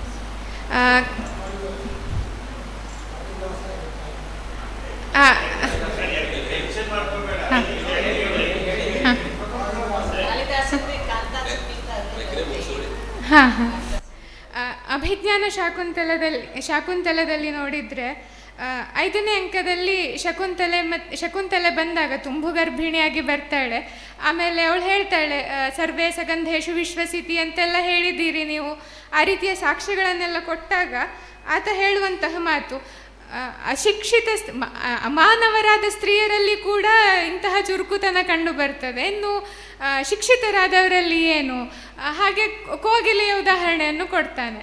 ಶಕುಂತಲೆ ಅಷ್ಟು ಹೊತ್ತು ಸುಮ್ಮನಿದ್ದವಳು ಅನಾರ್ಯ ಅಂತ ಬೈದು ಬಿಡ್ತಾಳೆ. ಅದೊಂದು ಎಮೋಷ್ನಲ್ ಫ್ಲಕ್ಸ್ ಅಲ್ವ. ಹಾಗಾಗಿ ಅಷ್ಟು ದುಷ್ಯಂತನ ಯೋಚನೆಯನ್ನಾಗ ಸಂಕುಚಿತ ಅಂತ ಇಟ್ಕೊಂಡ್ರೆ, ಅದೇ ನಂತರದ ಅಂಕದಲ್ಲಿ ಒಬ್ಬ ಸಮುದ್ರ ವ್ಯಾಪಾರಿ ಧನಮಿತ್ರ ಎಂಬುವನು ಕಾಲವಶನಾಗ್ತಾನೆ. ಆಗ ದುಷ್ಯಂತನಿಗಾಗಲೇ ಶಕುಂತಲೆಯ ಬಗ್ಗೆ ನೆನಪಾಗಿರ್ತದೆ, ಅವನು ಅವಳದ್ದೇ ನೆನಪಲ್ಲಿ ಇರ್ತಾನೆ. ಅಂತಹ ಒಂದು ಸಂದರ್ಭದಲ್ಲಿ ಕೂಡ ಅವನು ಆ ಸಮಸ್ಯೆಯನ್ನು ಬಗೆಹರಿಸಿ ಕೊನೆಗೆ ಹೇಳ್ತಾನೆ, ಏನ ವಿಯುಜ್ಯಂತೆ ಪ್ರಜಾ ಸ್ನಿಗ್ಧೇನ ಬಂಧುನ, ಯಾರ್ಯಾರಿಗೆ ಬಂಧು ವಿಯೋಗ ಆಗಿದೆಯೋ ಅವರ ಸ್ಥಾನದಲ್ಲಿ, ಅದು ಧರ್ಮಸಮ್ಮತವಾದ ಸಂಬಂಧ ಆಗಿದ್ದರೆ ಆ ಸ್ಥಾನದಲ್ಲಿ ನಾನಿರ್ತೇನೆ ಅಂತ. ಅವನ ಆ ಭಾವದಿಂದ, ಹಿಂದಿನ ಅಂಕದ ಭಾವದಿಂದ ಈ ವಿಶ್ವಪ್ರಜ್ಞೆ ಇದೆಯಲ್ಲ, ನಾನು ಎಲ್ಲರಿಗೂ ಇದ್ದೇನೆ ಅನ್ನುವಂಥದ್ದು, ಆ ಭಾವ ವಿಸ್ತಾರ, ಭಾವ ಪರಿಪಾಕವನ್ನು ಕಾಳಿದಾಸ ತೋರಿಸುವಂತಹ ರೀತಿ ಧ್ವನಿ ಮೂಲಕವಾಗಿ ಹಾಗೆ ಅಂತ. ಕಾಳಿದಾಸನ ರೀತಿಯೂ ಅದೇ, ವ್ಯಾಸ ವಾಲ್ಮೀಕಿಗಳ ರೀತಿಯೂ ಅದೇ. ಕೊನೆಗೆ ಒಂದು ಲೈನಲ್ಲಿ ಹೇಳಬೇಕು ಅಂದರೆ, ಭಾರತೀಯ ಸಂಸ್ಕೃತಿ ಎಲ್ಲ ಎಲ್ಲಿ ಕಲ್ಮಿನೇಷನ್, ಅದರ ಪರಾಕಾಷ್ಠೆ ಅಂತ ಹೇಳಿದರೆ ಅಸಕ್ತ ಸುಖಮನ್ವಭೂತ್ ಅಂತ ಕಾಳಿದಾಸ ರಘುವಂಶದಲ್ಲಿ ದಿಲೀಪನ ಬಗ್ಗೆ ಹೇಳಿಬಿಡ್ತಾನಲ್ಲ, ಅದೇ ಲೋಕಸಂಗ್ರಹಕ್ಕಾಗಿ ಕರ್ಮ ಮಾಡಬೇಕು, ಅಂಟಿಕೊಳ್ಬಾರ್ದು ಅಂತ. ಕೃಷ್ಣನ ಜೀವನವೂ ಅದೇ, ಮಹಾಕವಿಗಳ ದಾರಿಯೂ ಅದೇ. ಹಾಗಾಗಿ ಅಂತಹ ಮಹಾಕವಿಗಳಿಗೆ ಪ್ರೀತಿಯಿಂದ ನಮಗೆ ನೀತಿ ಸ್ಫುರಣೆ ಆಗಲಿಕ್ಕೆ ಸಹಾಯ ಮಾಡುವಂತಹ ಮಹಾಕವಿಗಳಿಗೂ ಕಾವ್ಯಕ್ಕೂ ಧನ್ಯವಾದವನ್ನು ಹೇಳ್ತಾ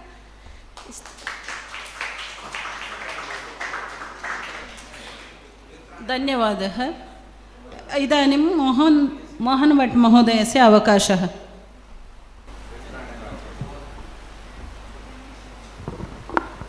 नमस्कारः सर्वेभ्यः. अहं संस्कृतः एकः छात्रः अस्मि. अहं प्रायशः गतः 5 वर्षः एव अहं संस्कृत अध्ययनम् आरम्भं कृतवान्. कृष्णमूर्तिमहोदय अस्मि. अहं पूर्वः तस्य रुद्रः सः पाठितवन्तः. तर्हि अहं धन्योऽस्मि. गतवर्षपूर्वे अहम् अत्र एव पद्मनाभ मराठे महोदयस्य शिष्यतः MA कृतवान्. परन्तु अद्यतनविषयस्य एकं विषयः अस्ति. किञ्चित् एकनिमिषमेव स्वीकरोमि. अद्यतन उदयवाणी मध्ये एकः सर्वकारस्य एकः विषयः अस्ति. ये तृतीयभाषा स्वीकुर्वन् SSLC पर्यन्तं, उदाहरणतः संस्कृत आसीत्, प्रायशः अन्यभाषा अपि अस्ति, परन्तु ये तृतीयभाषा स्वीकृतवान् तस्य भाषे अङ्कः नास्ति, ग्रेडिङ्ग् अस्ति, ABC. तत् किं कारणम्? अद्यतनजनाः, छात्राः, पोषकाः अपि संस्कृतं किं स्वीकृतवन्ति? छात्राणां पुत्राणां पुत्रीणां संस्कृतस्य ज्ञानम् आरम्भं कर्तुं स्वीकृतं. छात्रः किं दृष्टवान्? एतत् बहु अङ्कः सुलभेन प्राप्तवान्, तत्कारणतः संस्कृतं स्वीकुर्वन्ति. परन्तु एतत् न्यूनं कर्तुम् उद्देश्य तत् ग्रेडिङ्ग् ABC इति. कोऽपि पास् नास्ति, कोऽपि फेल् नास्ति, सर्वेभ्यः पास् अस्ति. परन्तु ग्रेडिङ्ग् अङ्कानि सिस्टम् त्यक्त्वा अत्र ग्रेडिङ्ग् सिस्टम् आरम्भं कर्तुं विचारः चलति. एतत् बहु विषादः विषयः अस्ति. पूर्वतः बालकाः किं पश्यन्, संस्कृतमस्ति, बहु स्कोरिङ्ग् सब्जेक्ट् अस्ति. पोषकाः किञ्चित् संस्कृतस्य ज्ञानं बालकामध्ये अत्र स्थापित्वा तत् अनन्तरं प्रायशः अग्रे ते संस्कृतं पठितवन्तः इति. धन्यवादः. ಸಂಸ್ಕೃತ ನಮ್ಮ ಕೇಂದ್ರೀಯ ವಿದ್ಯಾಲಯಗಳಲ್ಲಿ ಸಂಸ್ಕೃತ ಇದೆ. 6ನೇ ಕ್ಲಾಸಿಂದ ಇದೆ. ಎಷ್ಟರವರೆಗೆ? 9ನೇ ಕ್ಲಾಸ್ ತನಕ ಮಾತ್ರ. ಅದೇನೇ ನೆಗ್ಲೆಕ್ಟ್ ಮಾಡಿದರು ಕಾಂಗ್ರೆಸ್ ಗೌರ್ಮೆಂಟು, ಹಿಂದಿನ ಶಿಕ್ಷಾ ನೀತಿಗಳು ಅಂತ ಹೇಳಿದ್ದು.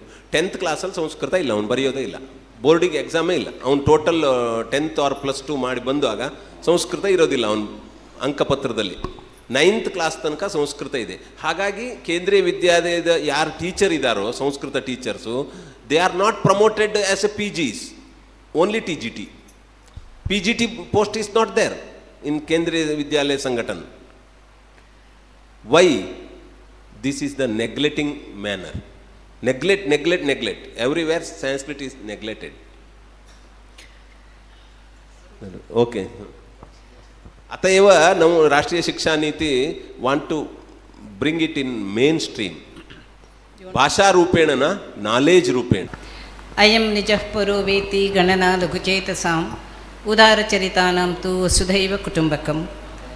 I bow down my head to Goddess Durgaparameshwari for her blessings. My special respect and namaskara to our beloved teacher, late Dr. D.N. Shanbhag, for his continuous support and encouragement for me. I especially thank Dr. G.N. Bhatt, Dr. M.J. Hegde, Dr. Marathe, and all backbones of Samshodhana for bringing Samshodhana and their continuing activities with the help of other educational institutes. Before starting my presidential address, I remember Jivhe Pramanam Janihi Bhashane Bhojane Picha Ati Oktihi Atibhoktihi. I don't want to talk much because it's already late. Even though before starting my presidential address, I would like to congratulate the organizers for this highly useful and relevant national conference seminar. I thank them for making me to participate and mingle with many scholars from different parts of the country. As we all agree, Sanskrit literature is a universal encyclopedia of values and norms. Since morning we are in a different world, glorious world of discussion, knowledge and debate and sharing our own ideas. I congratulate and appreciate scholars on the dais who presented their papers. Before discussing or before expressing my views on them, I would like to add some about National Education Policy 2020, because I am familiar with NEP 2020. Here there are so many scholars who can talk, but my house itself is online and offline meetings. My husband works for NEP, NCERT and National Samaja Vijnana Parishat. He is chairperson for sociology, and as you all know, he is working with that Dharma Shastra. He talks more than me about Sanskrit literatures. According to me, it may not be, it is not in NEP, but I am taking from someone else's. According to me, three important aspects to be noted are to learn, de-learn or unlearn, and relearn. When we are discussing about national education policy and our Sanatana Dharma Shastra Neeti literature, these are very important because in the present Indian context, many issues are in learning today are not relevant. We know that.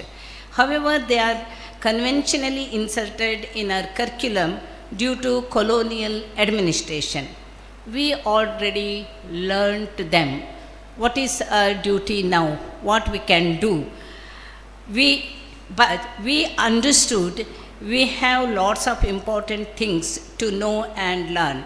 So the previous issues are to be unlearned or de-learned. In addition, many areas of education which have been dropped because they were considered as traditional and useless need to be included for relearning because they are highly relevant. ಕೆಲವೊಂದನ್ನು ನಾವು ಈಗಾಗಲೇ ಕಲಿತು ಬಿಟ್ಟಿದ್ದೇವೆ. ಕಲಿತ ಮೇಲೆ ನಮಗೆ ಅನಿಸ್ತಾ ಇದೆ, for example physics, chemistry and Sanskrit dramas. Then afterwards we started understanding we have our own physics, we have our own mathematics, we have our own economics, Arthashastra, etc. Then what to do? We have to remove them from our mind. Remove means not, we cannot remove, but those ideologies, misinterpretation should be removed from us, and we have to add new things. In our mobile or laptop, if it is full, we will empty them.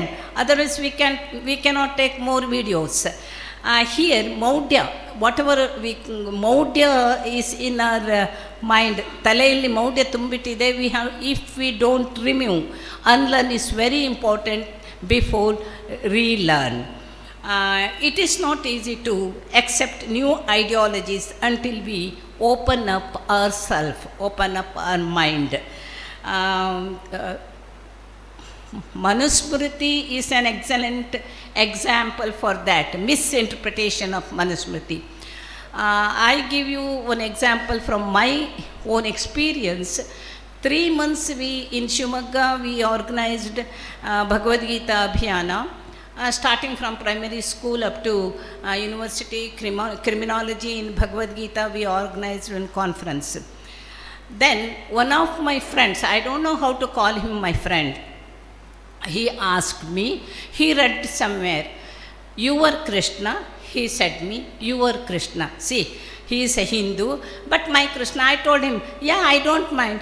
My Krishna is mine, Rama is mine, Durgaparameshwari is mine. You ask your question. He told, Karmanye vadikaraste ma phaleshu kadachana. Okay? Then your Krishna told, you do your duty, don't expect anything. Then I told, you please read Bhagavad Gita properly. My Krishna told something else also.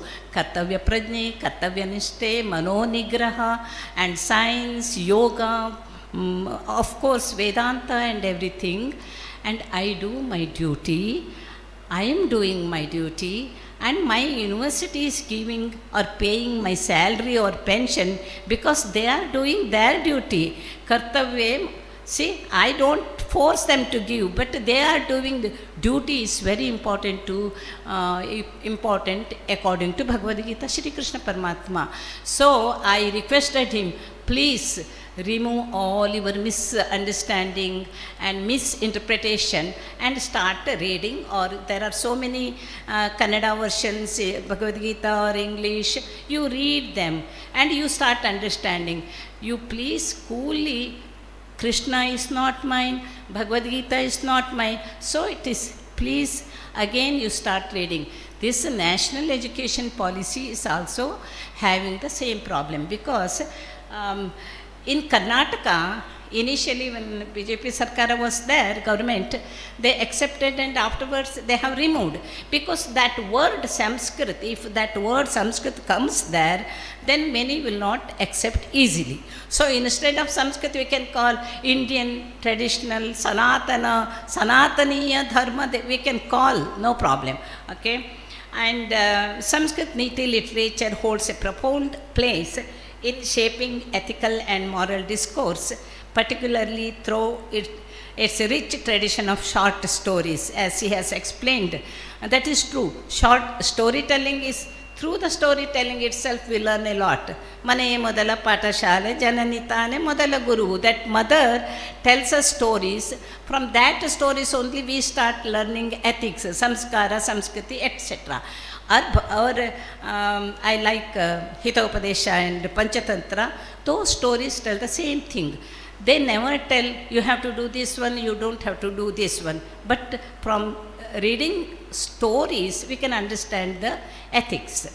I wanted to discuss a lot on Dr. Chandrakant Sat's paper. I congratulate you. You have really presented a beautiful paper, very interesting, because since morning we were discussing something else, and now we started thinking. Very interestingly, during his presentation itself, audience started asking questions. So I don't have to ask questions again, and I don't evaluate his presentation because it's a beautiful paper, and we in this time we need this type of discussion.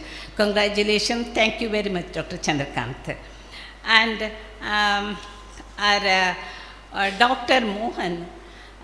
Mohan, he is a gynecologist, it seems. Vaidyo Narayano Harihi. I am so happy. In previous session also we had one doctor, and there are so many doctors who are real. We are also doctors. It means PhD holders. It means here we are working on Neeti literature. You are giving medicine to our Sharira, and we are giving medicine to our mind. So Daihika and Manasika Vijnaninaha atra santi. Tadartham atyanta uttama rupena bhavanapi atra asti kila tadeva asmakam bhagyaha iti aham bhavayami. Our little friend, what's your name? Vandana Hegde. Vandana, I am so sorry I stopped you because we should have given more time to young scholars like Vandana. But she has taken Prabhu Samhita, Mitra Samhita and Kanta Samhita. I am absolutely sure she follows her parents' words. She looks like a very sincere girl. She is like my daughter, and I wish you all the best, Vandana. God bless you. And here, before ending, I want to add one word. I thank, before forgetting, I thank the audience for their keen interest and listening to us. You are here since it is already more than 5 p.m. All are here. And do's and don'ts. Vandana can add in her paper, and even Chandrakanta can also add. Whenever we work on Hitopadesha and Panchatantra or any Neethishastras, young generation should start do's and don'ts. You don't have to explain full stories. Just select, see this, we should do this one, we should not do this one. And value and non. Satyamema bhaktavyam nanritam. That's a non. Value. And Satyameva Jayate, we should always remember it. Don't steal someone else's things. And theft is undesirable and sinful. So when we select stories and Neeti literature from Sanskrit literature, we should select those do's and don'ts and values and norms. And in any local languages or Sanskrit or English, if we distribute and if we publish such small articles, it may reach students, young generation, because our intention, working on Neeti literature and national education policy is good human beings. Focus on building good human beings. I hope we succeed in creating good human beings, and we are all good human beings. Therefore, it is possible from us. Thank you very, very much for giving me this opportunity. Namaste to all. धन्यवादः अध्यक्ष महोदय. अत्र उपस्थितेभ्यः सर्वेभ्यः एकवाक्येन धन्यवादं समर्प्य विरमामि.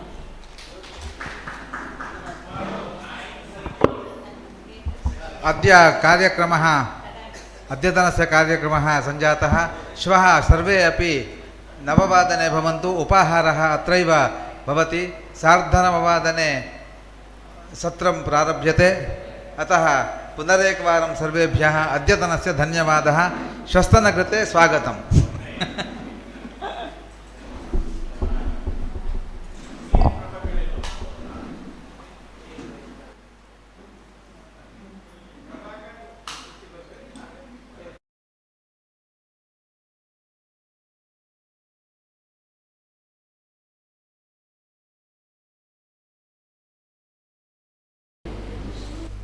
प्रणाम.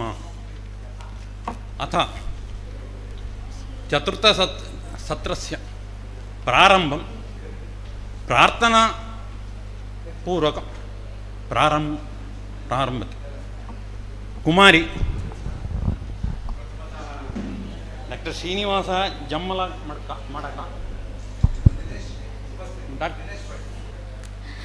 महागणपतिं मनसा स्मरामि. महागणपतिं मनसा स्मरामि. वसिष्ठवामदेवादिवन्दितमहागणपतिम्.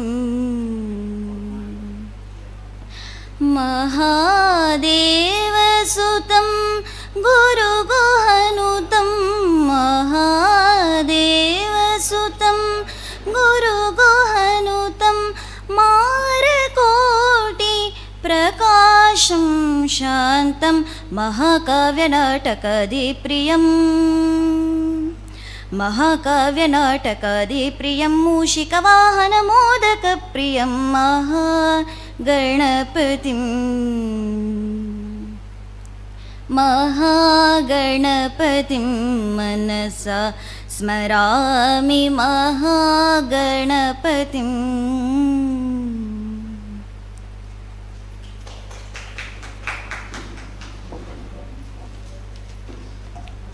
धन्यवाद कुमारी.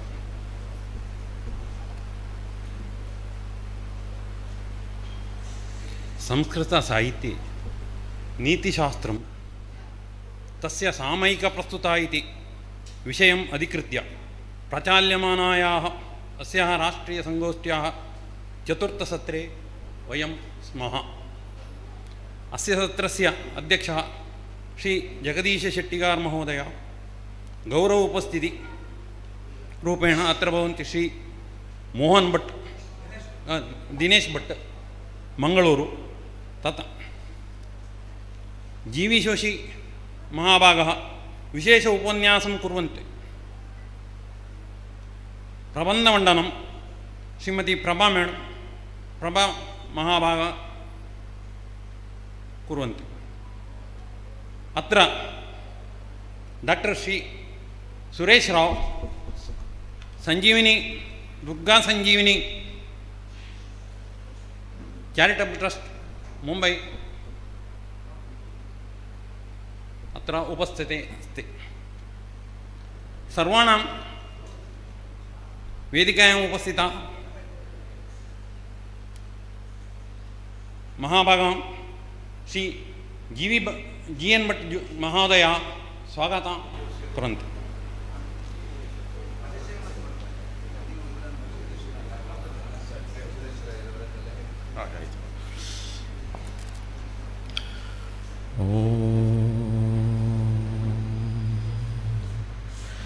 सर्वमंगलमांगल्ये शिवे सर्वार्थसाधिके शरण्ये त्र्यंबके गौरी नारायणि नमोस्तुते। Dignitaries on the dais has come over here as chairperson. Actually this session would have been chaired by Professor our own friend M.K. Sridhar, but you requested him to chair the next session. Just to day before yesterday, Dr. Vijaya, principal of this college, will give Shesha Prasada of Durgadevi, Dr. Jagadish Shettigar. Dr. Jagadish Shettigar belongs to this Ulpi district, Attradi. And he started his career as a lecturer in economics in CGPA, Mangalore. He was my ex-colleague. Not only ex-colleague, for more than 2 years we were roommates.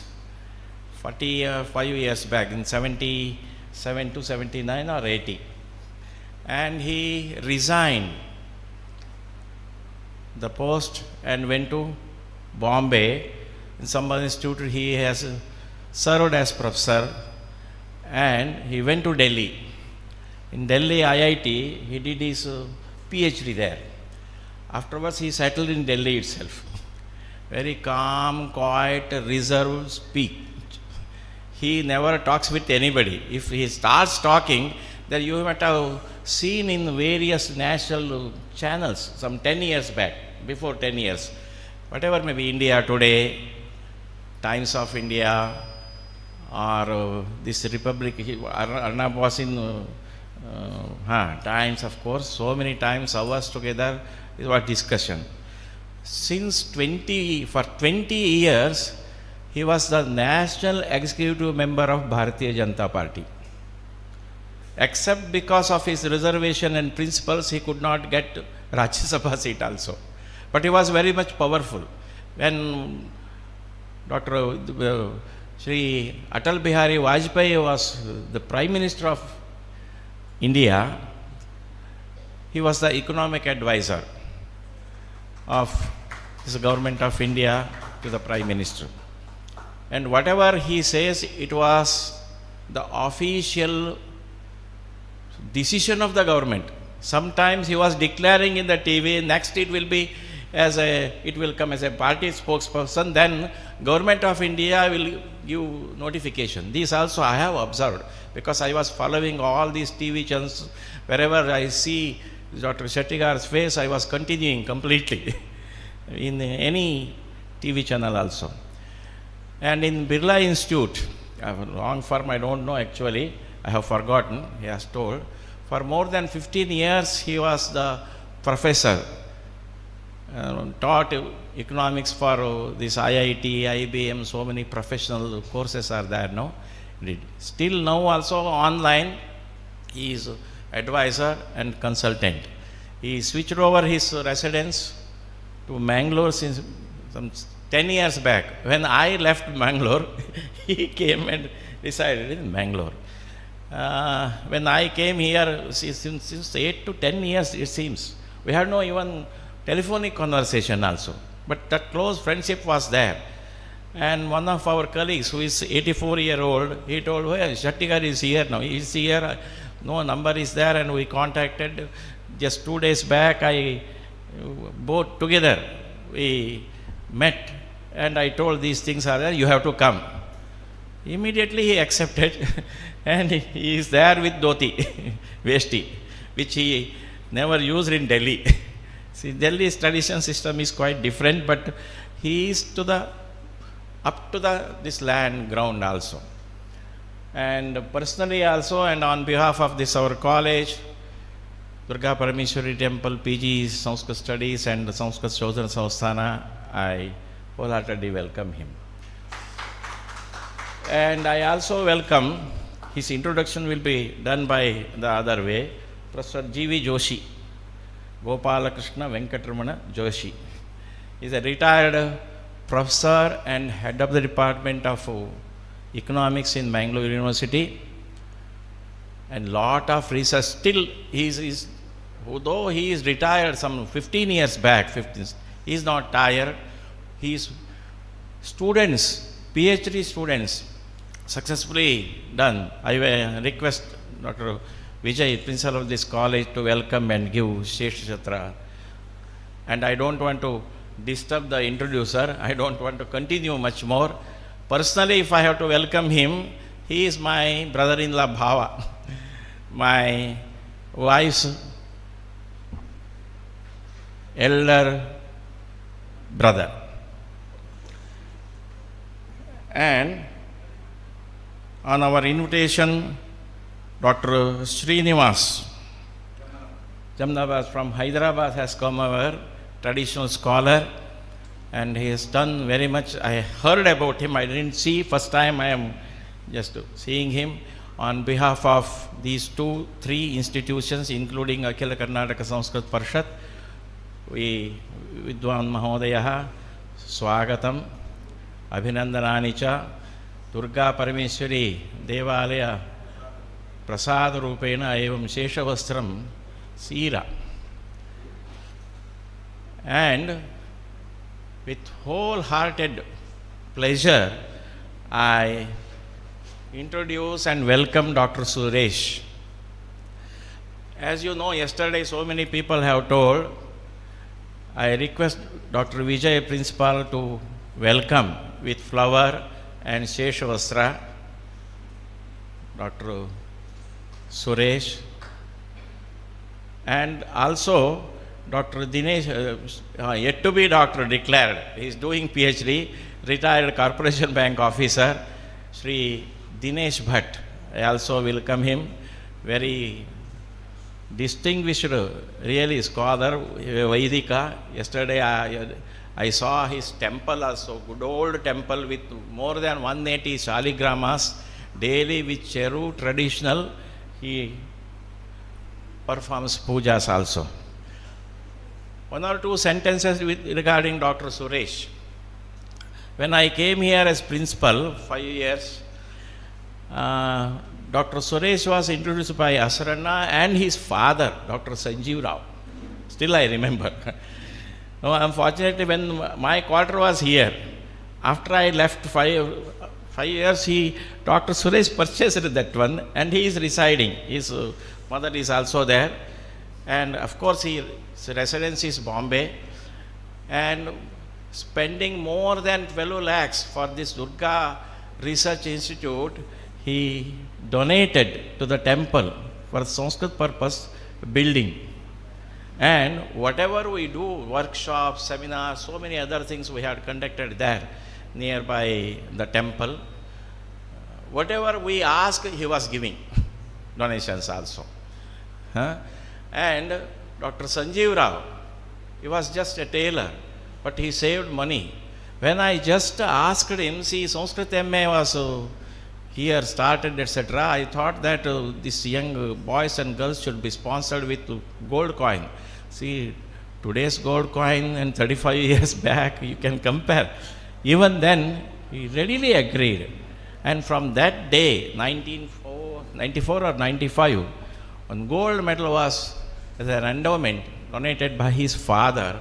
And for all camps, he was also personally donating and offering, and such devotion and love is there for research and Sanskrit activities also.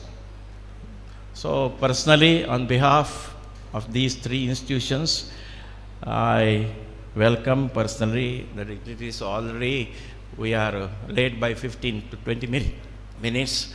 It seems 30 minutes and 30 minutes will be given to the learned speakers for presentation, their thought and observation will be done by Dr. Chattigar. And I am told that, I don't know, Dr. Suresh is very busy, whether you please one or two words you speak and then they will take it over.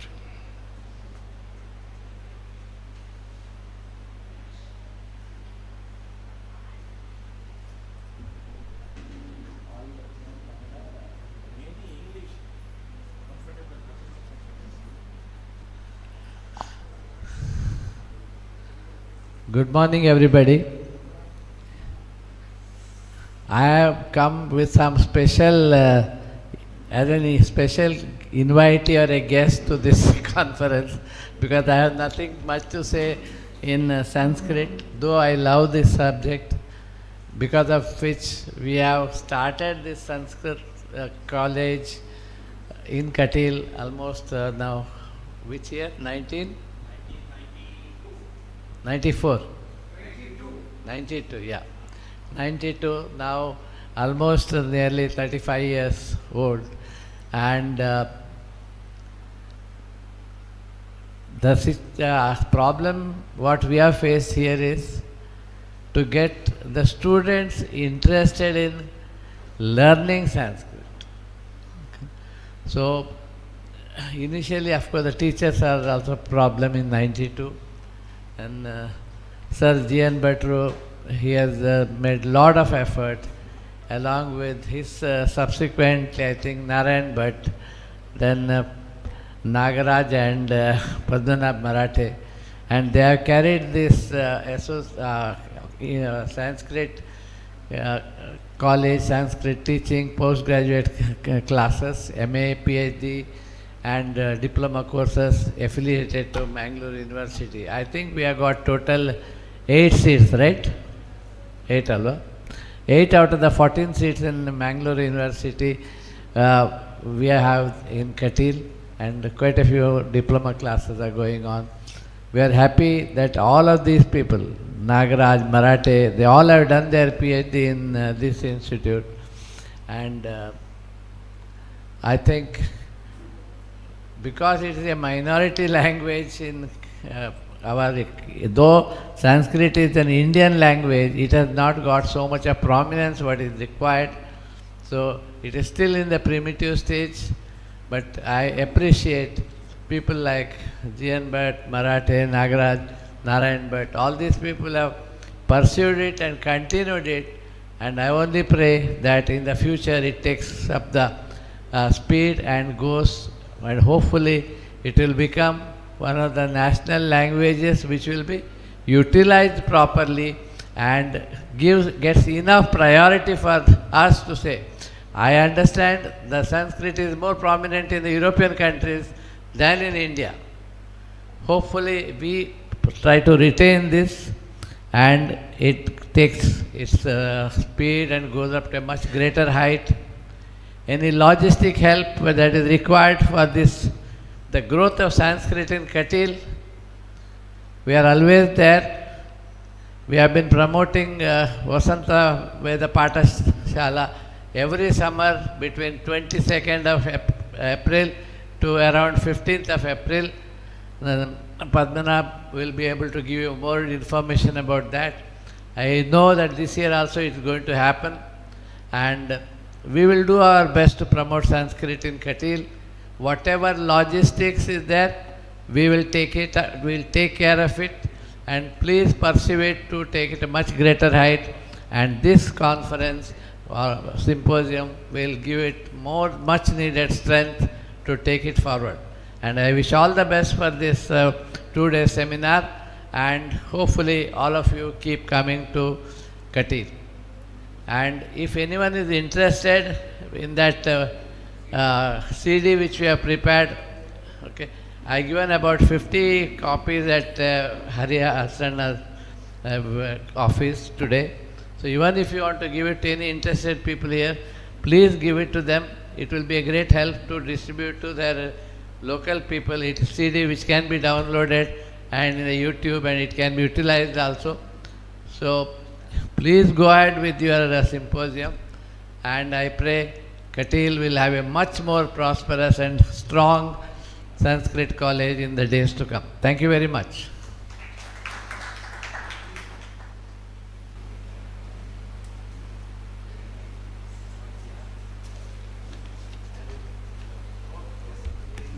ಧನ್ಯವಾದ ಸುರೇಶ್ ರಾವ್ ಮಹಾಭಾಗ.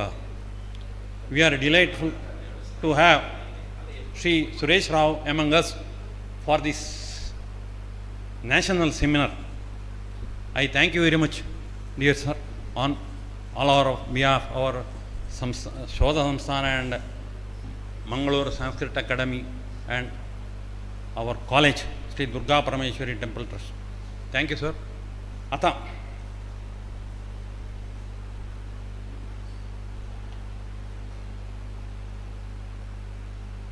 सर्वान् परिचयं करोति कुमारी Vishakha. Please.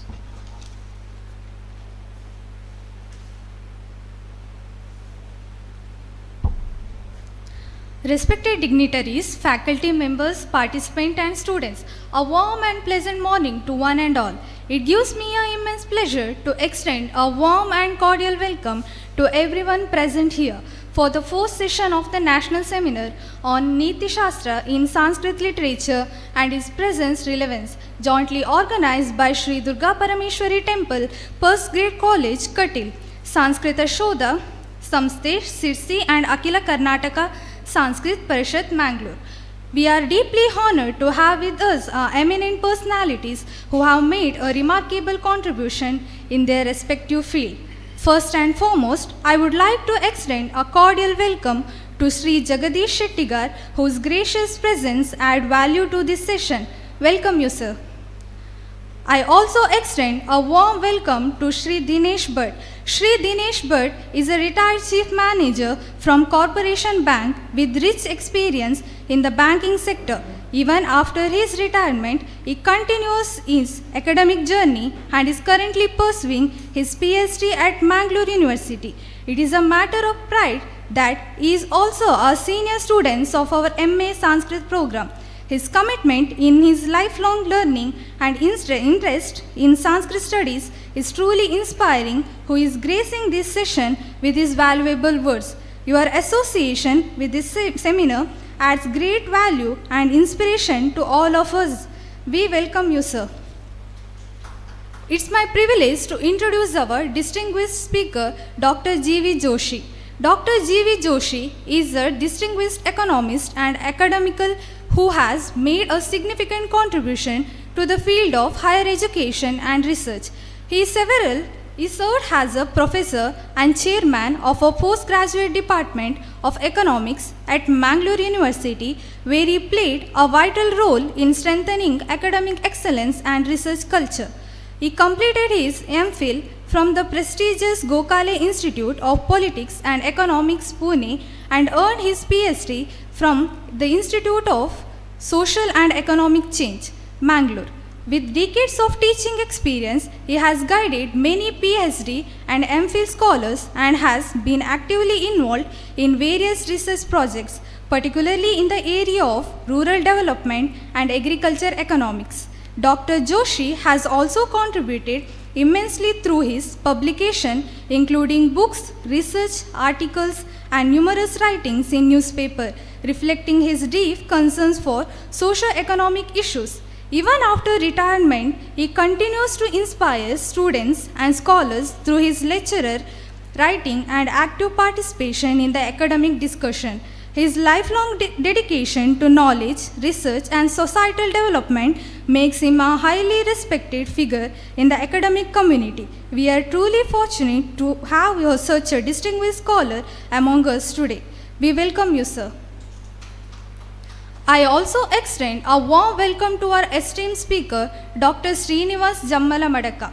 He is a distinguished scholar in Nyaya Shastra. He has undergone traditional Gurukula education, mastering Nyaya or Tarka Shastra, Advaita Vedanta and Vyakarana under eminent gurus. He has successfully completed Tenali examination in Tarka Shastra and has pursued advanced studies including MPhil and PhD in Nyaya Shastra. He has served as an assistant professor and director at the School of Shastric Learning, Kavikula Guru, Kalidasa Sanskrit University, Ramtek. He is also a co-founder of Shree Kameshwari Foundation and currently serves as a director of IKS Research at Bharat Cultural Creatives. His deep knowledge and dedication to Indian knowledge system are truly inspiring. Welcome you, sir. I warmly welcome Mrs. Prabha S.N., research scholar from Mangalore University College, who holds as MA in Sanskrit and B.Ed, and is currently serving as a Sanskrit lecturer at GFGC Tirthahalli. We are glad to have here as a paper presenter. Today's session promises to be intellectually enriching as we listen to their insightful thought on ethical principles rooted in Artha Shastra and Nyaya Shastra and their relevance in the modern world. Once again, I extend my heartfelt welcome to the dignitaries, speakers, and participants. Let us actively engage and make this session meaningful and memorable. Thank you. Learned resource persons who are with me, and very learned participants in this session. The girl who introduced me has forgotten to mention one important qualification of G.B. Joshi. I don't need a mic. That is the qualification. Therefore, please switch off the mic.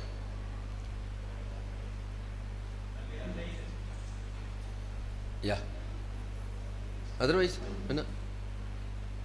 Okay, no, fine. I have chosen to speak on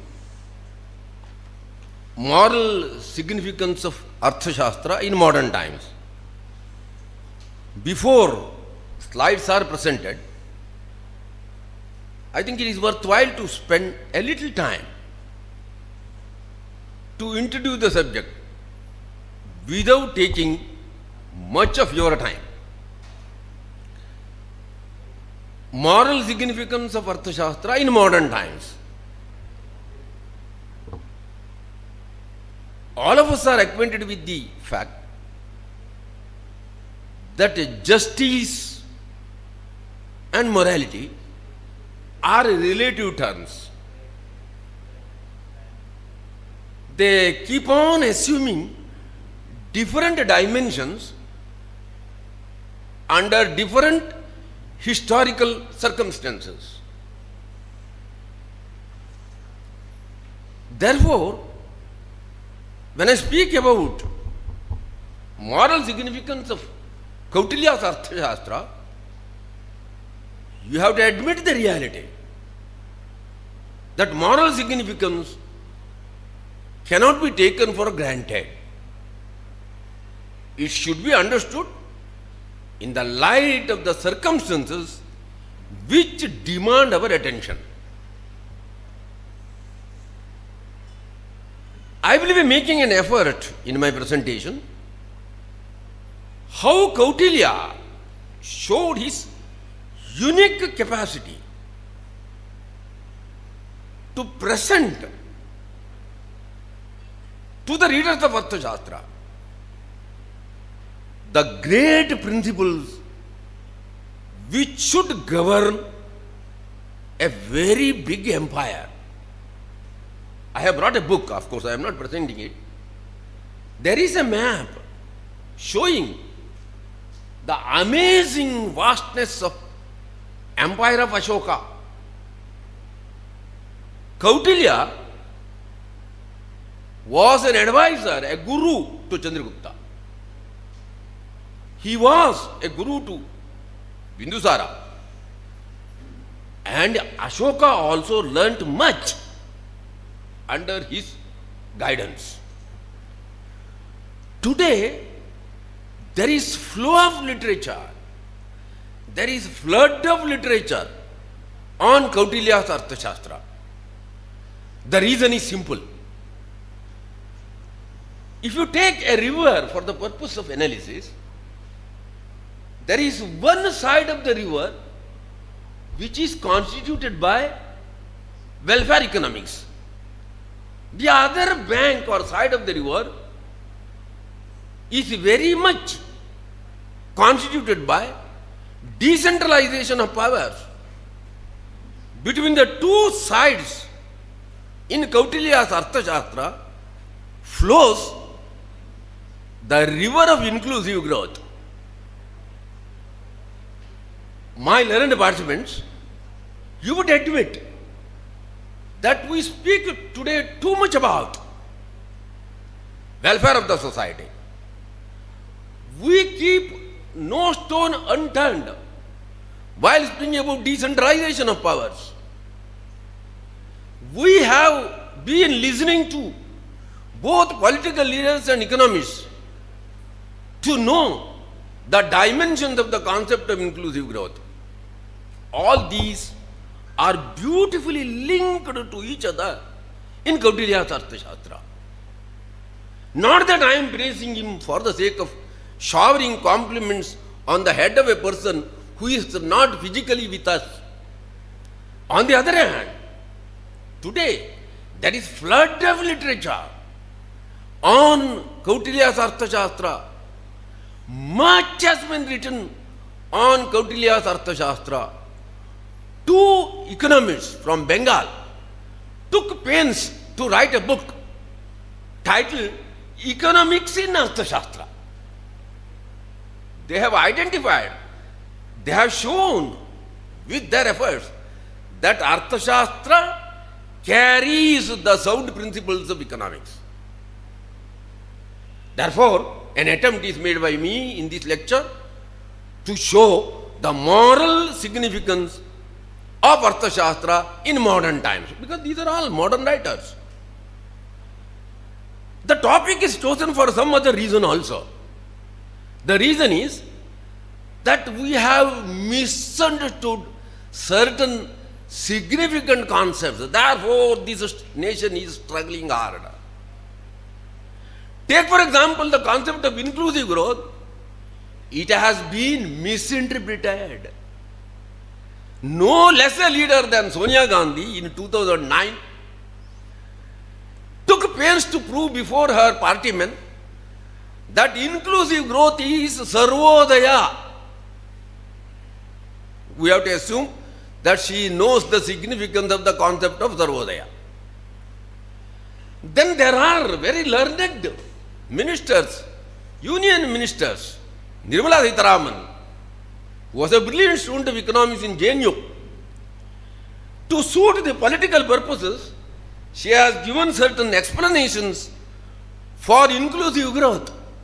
And I will be quoting those explanations because my topic is moral significance of Arthashastra in modern times, and obviously Nirmala Sitharaman is very much with us today to explain various dimensions of the union budget.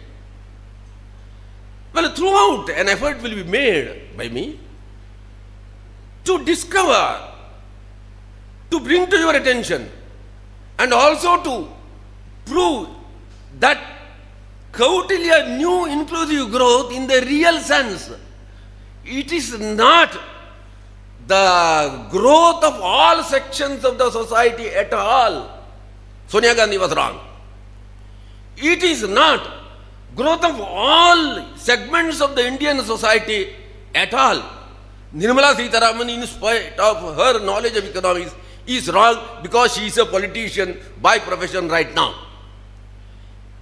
It should be understood as an effort, a planned effort, to ameliorate the conditions of the weaker section of the society. Successfully, Kautilya did it. To improve the lot of the sections of the society which have been deprived of the benefits of growth is what inclusive growth should mean. It is not growth of all sections of the society at all. Any interpretation in a country like this, where there are many problems even now, to say that inclusive growth is the growth of all sections of the society would only mislead us. I am going to present before you. Your views are most welcome. And finally, at the end, we will have an occasion to know how at all Kautilya, in his own way, tried to acquire relevance even in modern times. Relevance is something which is proved by circumstances and the current lines of thinking. Amartya Sen finds in Kautilya's Shastra an engineering approach. Niti and Nyaya, I am coming to the main theme of this seminar. Niti and Nyaya are so systematically and in a very eloquent way proved by Amartya Sen that Niti and Nyaya are found in almost all adhyayas of Arthashastra. Therefore, the topic is chosen, moral significance of Arthashastra in modern times. Let me also touch upon the fact that the Indian Constitution has been amended. 73rd and 74th amendments were very much effected when Narasimha Rao was the Prime Minister. Today there is a demand that it is necessary to review the impact of these amendments. Let us not take anything for granted. If you want to review these important amendments carrying the seeds of the thought of decentralization, Kautilya comes to our rescue. He comes to our help. With this introduction, I think I can follow, I can begin my job now, because after all, this is what we require. Yes, we shall go now. Yes, please, next. Please follow the slide. I don't want to explain every slide because it is such a good hall, compact hall, that all of you can see. Niti and Nyaya. Next slide.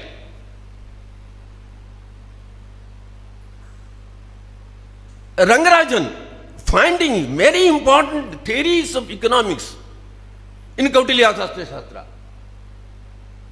Welfare state and wealth being linked to each other by Kautilya in his magnum opus. Finally, let us not miss it, the need for promoting the welfare of people for achieving inclusive growth. Wealth, welfare and inclusive growth are the chief ingredients of Arthashastra which are relevant even in modern times. We are proceeding now. Last, the second one is very significant, my dear participants. Raja and Rajya, not Rajya and Raja. See the qualifications he has mentioned for the king. The king should follow those qualifications which are required to promote the welfare of the whole state or society. Raja and Rajya. That is not the way of putting things. Rajya and Raja is the right way of putting things, because Rajya is more important than Raja. We are proceeding now. Let us have some caution. To say that the whole of Arthashastra is relevant now doesn't take us far. See, by exaggerating facts, we are only misleading.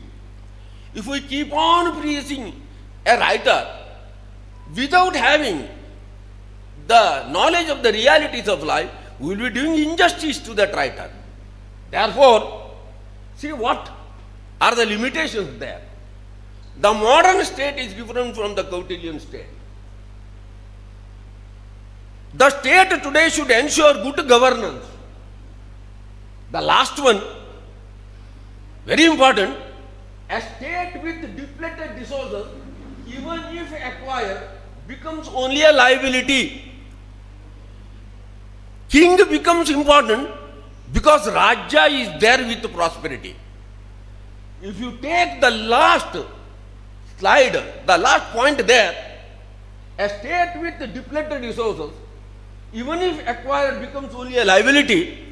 I think many of our modern vice chancellors of general higher education may repent by seeing depleted resources, no money. Therefore, the last slide is important in the case of the vice chancellors whom we are finding in the universities providing general higher education, because resources are depleted. We are proceeding now. Well, I am giving a quick review of literature there. Governance is different from administration. Governance means decision making and execution of decisions for growth and development. Therefore, we are proceeding. This is a very important statement. This is a sound warning to the government of India also. This is a healthy suggestion for those who believe that they are in the land of Arthashastra of Kautilya. See the person there, he is a Ranganathan. Qualifications are very much there. The world is rewriting supply chains. India must rewrite its governance. There is the concept of governance in Arthashastra. Therefore, he is relevant in modern times. Building a welfare state should be the supreme concern of the state for ensuring inclusive governance. Governance is far more important than routine administration. We have failed to appreciate the significance of governance. Therefore, Kautilya's Arthashastra becomes relevant now. Next. Quick view of various officials. One wonders why at all they are required. Learned persons, please know he is very careful there. Kautilya is very careful. He doesn't want concentration of powers in the hands of a few. Decentralization of powers is ensured when you have an army of officials. In fact, I have chosen only a few. There are many who are found in my book. See the next one, last one. Priority lies in concrete actions and not in mere words. Very shrewd and very excellent writer as he is. He says, let us not carry away, let us not allow ourselves to be carried away by words. We should believe in action. Next. Again I am giving you a quick view. Sutraadhyaksha, Suvarnadhyaksha, they are all different officials with definite authorities. Mr. A cannot interfere with the functioning of Mr. B. Mr. B cannot interfere with the functioning of Mr. C. Well, lines of power, lines of responsibilities are well defined in Arthashastra. Today, if India fails, it is because in the very land of Arthashastra, we don't have real decentralization of powers. When there was Coastal Development Authority in Mangalore, many of the ministers, MLAs, didn't want that authority to continue. The reason, they didn't want to sacrifice their powers. There was no decentralization powers in coastal Karnataka. Coastal Development Authority just faded away like a student who fails in every examination. The promotion of public welfare through decentralization of powers, Arthashastra, advocacy. We are proceeding now. These two statements are found in different contexts. They are placed in different contexts by significant writers on Kautilya's Arthashastra. And when you place these two statements in different contexts, you have different implications, which shows that there was a Pandit, a learned person, to write Arthashastra and to show to the world that there can be only real governance only when there is decentralization. These two statements, you can quickly read, I don't have to read. Happiness of the subject is more important than the happiness of the king. This is welfare state. Material should be carefully utilized. Prosperity and future growth are in danger of destruction if there is no fruitful economic activity. These two verses are more than enough to show that Kautilya's Arthashastra is having significance. It is having significance in modern times also. Next. Sonia Gandhi, I am quoting her. See the fate of our great leaders. The moment Sonia Gandhi said that inclusive growth is greatest good of the Sarvodaya, or the welfare of all, she said this. Immediately, a great scholar in economics, Manmohan Singh, quoted her. Chidambaram, who is dangerous because he is intelligent, quoted her. Pranav Mukherjee, who was Snehita Vairi of Chidambaram, quoted her. Montesquieu Ahluwalia, the deputy chairman of the planning commission, 11th fire plan is with us. The document is with us. Nowhere in the 11th fire plan document prepared under the chairmanship of Manmohan Singh says that inclusive growth is Sarvodaya. No. Unfortunately, Sonia Gandhi was followed by all other great leaders. That was the danger of the concept of decentralization of powers. Next. Yes.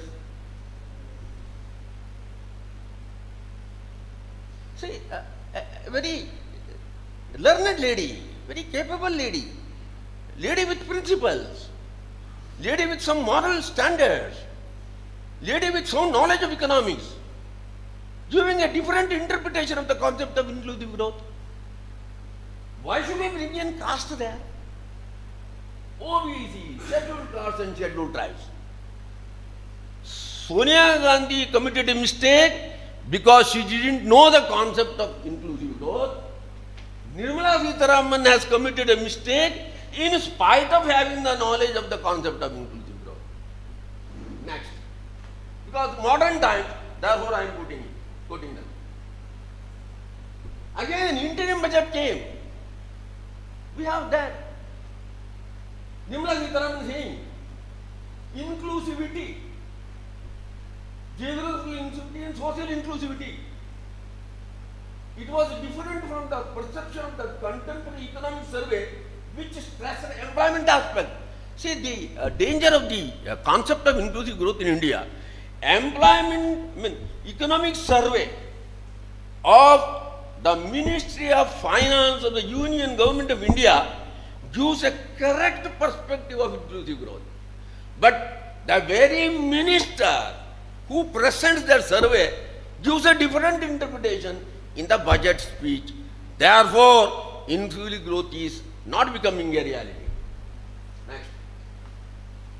I am giving a standard view of inclusive growth. Please read it. We have scholars. It appeared in Asian Development Review. This is the concept of inclusive growth. This is the concept found in Kautilya's Arthashastra. 2007, they said this. Inclusive growth is defined as growth that not only creates new economic opportunity, but also one that ensures equal access to the opportunities created for all segments of society, particularly the poor, to the maximum possible extent. The last part is very important. That is found in Kautilya's Arthashastra. We are proceeding now. Victor section is found there. See the quotation. This is where Kautilya becomes great. Kautilya guides us. Kautilya can guide even our political leaders. Even a weak king weak in power, shall endeavor to promote the welfare of his people, for power comes from countryside, village side, which is the source of all activities. This is Kautilya's Arthashastra. This is what the nation needs. Next. Who are the weak persons in the society? Brahmins. We are weak. In Legislative Assembly once, S.M. Yaya was the minister. He openly declared, some members of the opposition party criticized the Brahmins. Then Yaya stood up and said, this is a fact, please don't take it in any other sense. This is the reality I am presenting with an academic purpose, there and the matter. Well, Yaya said, why are you unnecessarily blaming Brahmins? They have no resources at all now. They can't exploit others. They can't harass others. Yaya telling this in the Legislative Assembly when opposition party raised the issue of Brahmins exploiting others. Who are the members of the weaker section? Brahmins, ascetics, the minor, the aged, the sick, the handicapped, helpless people, and a particular section of women. I think this we have to accept even now. Even now we have to accept Kautilya. They are constituting the weaker section. And inclusive growth means growth of this section of the society. This is modern concept of Arthashastra. This is relevant even in modern times. We are proceeding now. Welfare. Please be quick, my dear friends. No time left for me. Protection of the weaker section is a big step towards inclusive growth. We are proceeding. This is important. This is division of labor. Saptanga theory of the state. Swami or the king. Amartya, consisting of councillors, ministers and high officials. Janapada, implying both the territorial population. Durga or fortified towns and cities. Fifth, the Kosha or a territory. Next. Danda or army. Mitra or allies. These are the 7 pillars ensuring decentralization of power. These are the 7 pillars giving a message even in modern times that without decentralization of power, inclusive growth doesn't become a reality. We are proceeding now. I am quoting some of them. Please make a quick reading. Well, you can know very well that the state can grow only when Raja is able to protect his interests. Raja is far more important than Raja. We are proceeding now. Market was made. Market was made. Market is not more important than the state. Kautilya says the state is more important than the market. I have brought a book which shows that there is a very excellent interpretation of the powers of the state and the market. Even modern economists may not succeed. He gives such a clear interpretation of the functions of the state and the market. And state is far more significant than market in Kautilya's Arthashastra, because the state had powers. The state had not become corrupt. The state had enough resources. The state believed in decentralization of power. State believed in the concept of inclusive growth. Pro-poor growth was advocated by him. You can make a quick reading. There is a combination of private and public sectors. It is found even in modern India. Inclusive growth is being understood in this setting. This has significance in modern times.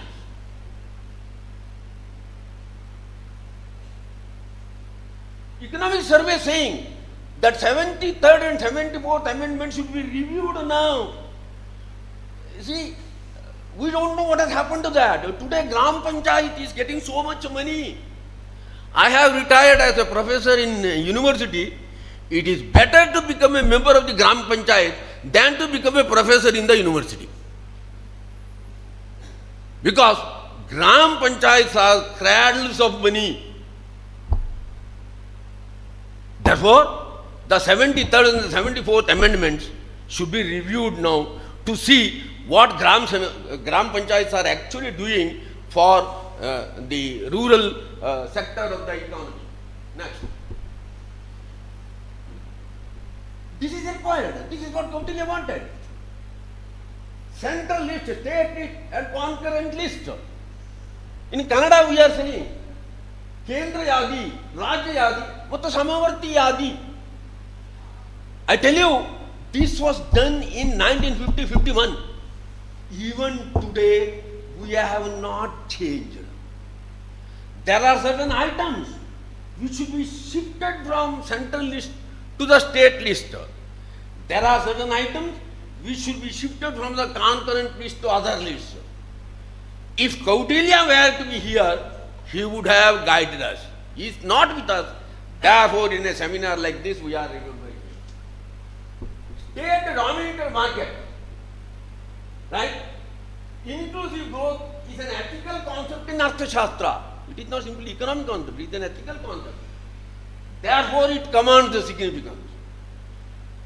I tell you, the last slide is very important. It is very important because I will be thanking you. Last slide.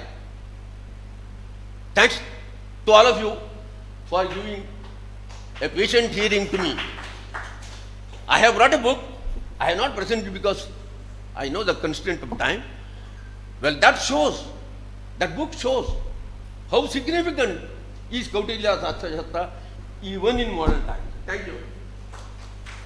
Gurudevo Maheshwara Guru Sakshat Param Brahma Tasmai Shri Gurave Namaha Shri Gurubhyo Namaha Namasabhayi Sadhyakshayi. So I first of all thank the organizers for giving me this opportunity to present my views on the significance of Anvikshaki in the Neethishastra traditions. So as being the student of Tarkashastra or Nyaya Shastra, so I would like to just present a few views based on the commentaries on Arthashastra written by Mahamaupadhyaya Pandita Rajeshwari Shastri Dravid and a few commentaries from the Neetisara literature also. So whenever we talk about Neethishastra, so Arthashastra is one of the prominent and popular works of Neethishastra. So they all identify themselves to be as Neethishastra. And where does Tarkashastra actually fit into this whole schema of things or concepts related to Arthashastra?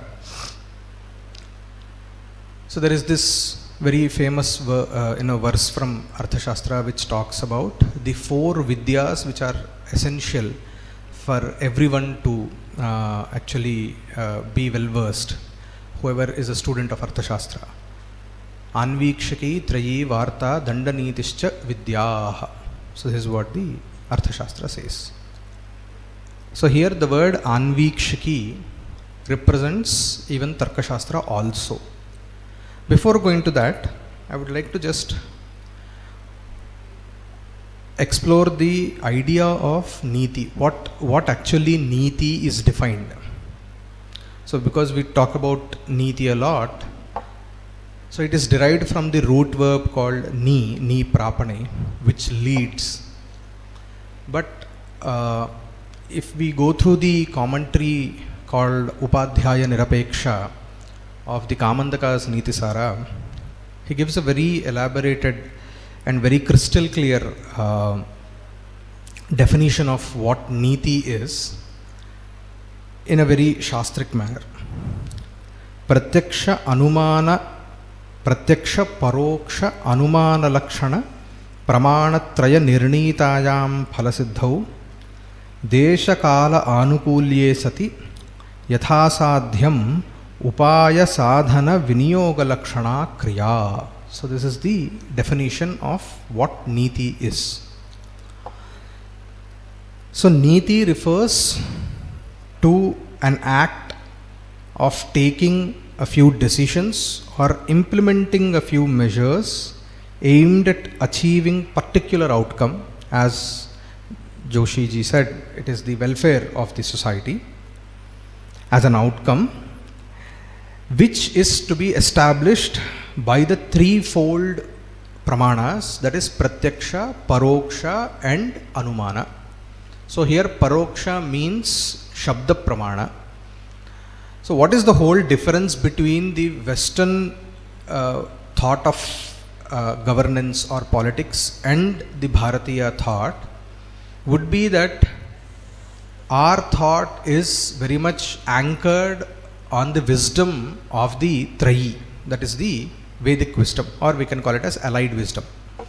So therefore, 3 pramanas have to be employed to take any decision. So that is Pratyaksha, Paroksha and Anumana. So Pratyaksha, direct perception. So Paroksha is the Vedic or the Shastric knowledge, and Anumana is obviously inference. So taking the guidance from the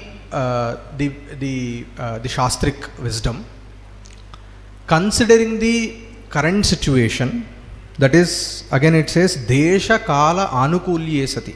So it is not that hard and fast that whatever is prescribed by the Vedic wisdom or the Shastric wisdom has to be implemented without considering the present scenario. But the present scenario has to be understood, and the viabilities have to be measured. That is why we need Pratyaksha and Anumana as pramanas to be employed to take any decision. But the guiding principle would definitely be the Shastric wisdom. How does this actually affect in today's time? What is the Shastric wisdom that are fundamental? Or if we have to even talk about the difference between the civilizations, or what Bharatiya civilization, how do we actually define it to be different and unique compared to the modern civilization that has now developed, would be some of the core fundamental facts such as Papa, Punya, Punarjanma, Purushartha Chatushtaya, Dharmartha Kama Moksha and etc. So how does this actually affect policy? So if we see the emerging technologies, the ideas, any technology is actually founded in a particular idea. If we have to ask why Elon Musk has actually established SpaceX, in his opening, in the inaugural session, or when he inaugurated and revealed SpaceX, he was telling that one Earth is not enough for us. So therefore we have to now transcend to an interstellar civilization, to a state where we are interstellar. That is, one planet is not enough for us. We have to have multiple planets where humans actually should colonize other planets, because the resources that are available on Earth are not enough for us to consume. So therefore we should at one time may have to abandon Earth. So therefore we need technologies that can actually help us colonize other planets and exploit the resources that are there and get living. So the idea of this technology, the idea comes from one life metaphysics. That is, there is only one life, you only live once, which is called as the YOLO. In the Gen Z terms, it is called as YOLO. So you only live once, so therefore you have to maximize your consumption, you have to maximize your pleasure and etc. So therefore we cannot actually talk about sustainable consumption of the resources that are available on Earth, and that is what even the movies like Interstellar and also actually reflect. So therefore ideas are very important. So the worldview is very important, and their worldview, though they are very much good with the Pratyaksha and Anumana Pramanas, they lack the guidance of the Shruti Pramana. For us, it is that basis that makes us inherently sustainable, that makes us our consumption to be inherently limiting. We do not talk about limitless consumption. We somewhere say that we have to stop using something, right? Even the Shastras also. And in the way which we see the rituals and all our festivals are also designed, they are all towards sustainable growth of us, and human being one of the part of the nature. For them, it is nature that is for humans. So therefore nature is there to exploit. It is there, the existence of nature is nothing but for the consumption of the human. So these ideas actually make they are very much significant in the way that actually the technologies or the thought process are actually evolved. So therefore if we see what Neeti is, so Neeti is actually that particular act which is anchored in the Vedic wisdom, anchored in the Shastric wisdom, and also considering the current scenarios and using Pratyaksha and Anumana as robust pramanas, and then utilizing or taking any decision which is viable and which is aimed at the welfare of everyone, even including the if I have to say ecology also, not only the subjects of a society but even at large as an ecology. So this is what is Neeti defined as. So now if I have to talk about Arthashastra, I mean the significance of Tarkashastra in the Neethishastras or Arthashastra literature, it is very much important to know why the four Vidyas are actually in the same order as they are stated by Chanakya. That is Anvikshaki, Trayi, Varta and Dandaniti. Why Anvikshaki first and then Trayi and then Varta and then Dandaniti?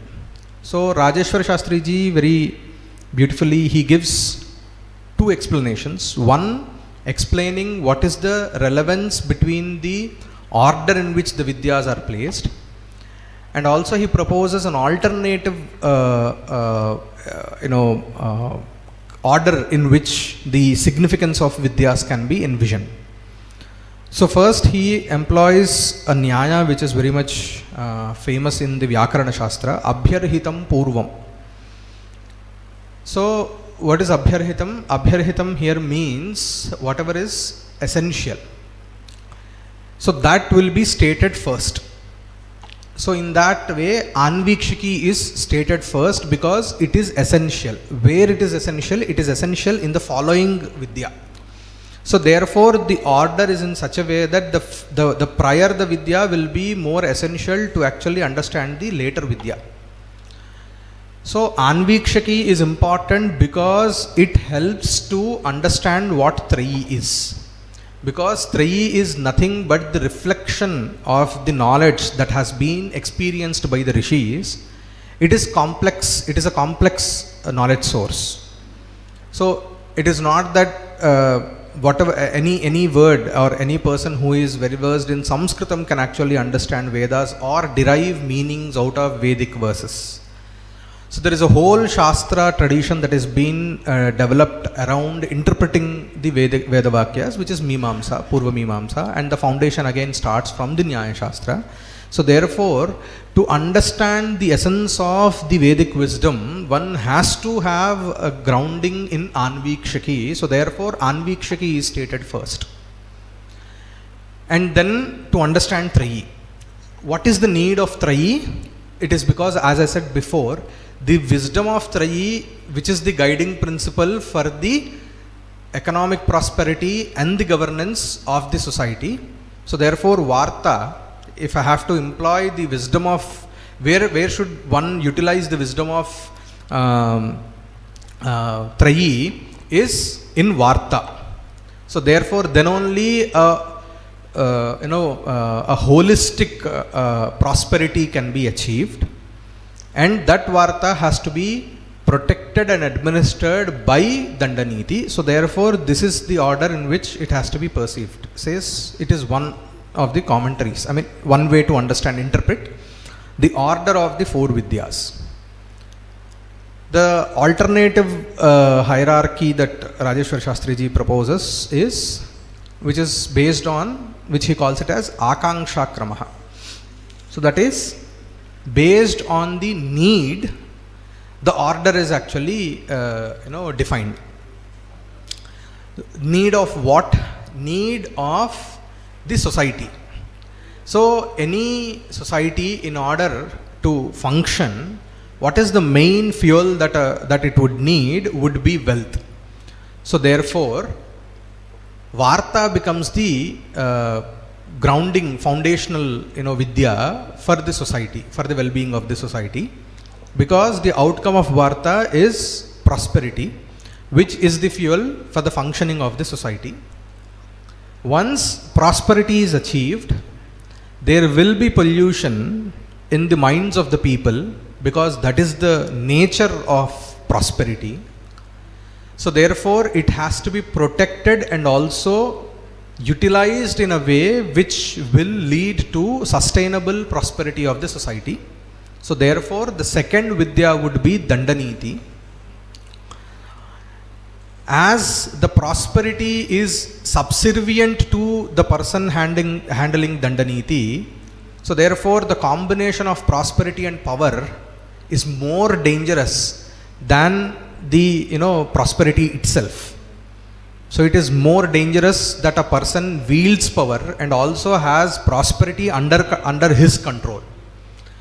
So therefore, there is a greater power that will be upon a person who is wielding Dandaniti, and that would be Trayi. That is the Vedic wisdom. And this is what even the Brihadaranyaka Upanishad we find, where after the creation of Brahmana, Vaishya, Kshatriya, and everyone, the last creation was of the Kshatriya, and even then the Brahma, he could not scaffold the creation, so therefore he created Dharma, and says that Tasmat Dharmat Nakinchit Paramasti.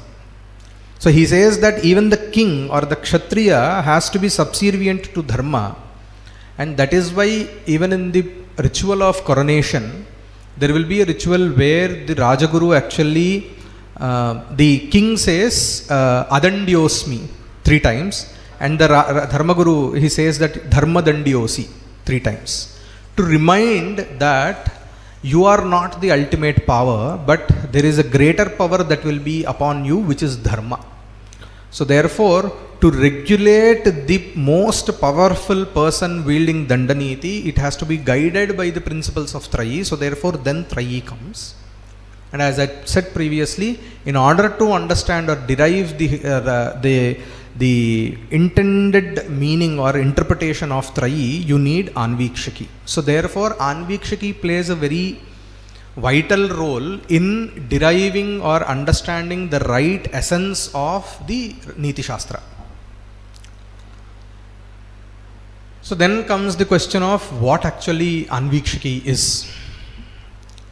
So Anvikshaki, the derivating would be Anu Ikshati iti Anvikshaki. Ikshanam is darshanam, that is, we can call it as perception. Anu is followed by. A perception or a knowledge which is followed by. So what does that actually mean is a perception which is followed by a preliminary perception. So that means you have a preliminary perception and then that is being validated, or based on that preliminary perception another perception is derived. So that is called as Anvikshaki. So to put it in a very common terms, we can call it as one of the meanings would be inference. So if you have to infer something, that would need a prior knowledge of something else. If you have to infer that there is fire somewhere which you are not able to see through your eyes, you need to know that there is smoke. So the perception or the knowledge of smoke will lead to the understanding of fire. So therefore Anvikshaki, so anything, the vidya which is actually related to this Anumana can be called as Anvikshaki, is one of the derivative meanings that we can arrive at. But Kautilya gives that Sankhya Yogo Lokayateschet Anvikshaki. So he says Sankhya, Yoga and Lokayata to be as Anvikshaki. Again here, Sankhya doesn't confine to only Sankhya Darshana but to Yoga Darshana also. And Yoga is not only Yoga. So Sankhya is Vaiseshika and Sankhya. Yoga would mean Nyaya and Yoga. And Lokayata is Charvaka Darshana. So a compendium of these 5 darshanas, 4 Astika darshanas and one Nastika darshana, together are called as Anvikshaki. Because each and every darshana has something to contribute to understand the wisdom of Trayi and also to enable the person, enable the student of Arthashastra. Like Yoga, Sankhya or Nyaya and Vaiseshika, it helps the student of Arthashastra to equip himself or herself with many aspects. As yoga, obviously we all know, it helps us to understand more about the metacognitive elements. Nyaya and Vaiseshika, they help us in understanding the materialistic world and also the metaphysical world. And Lokayata as a Purva Paksha.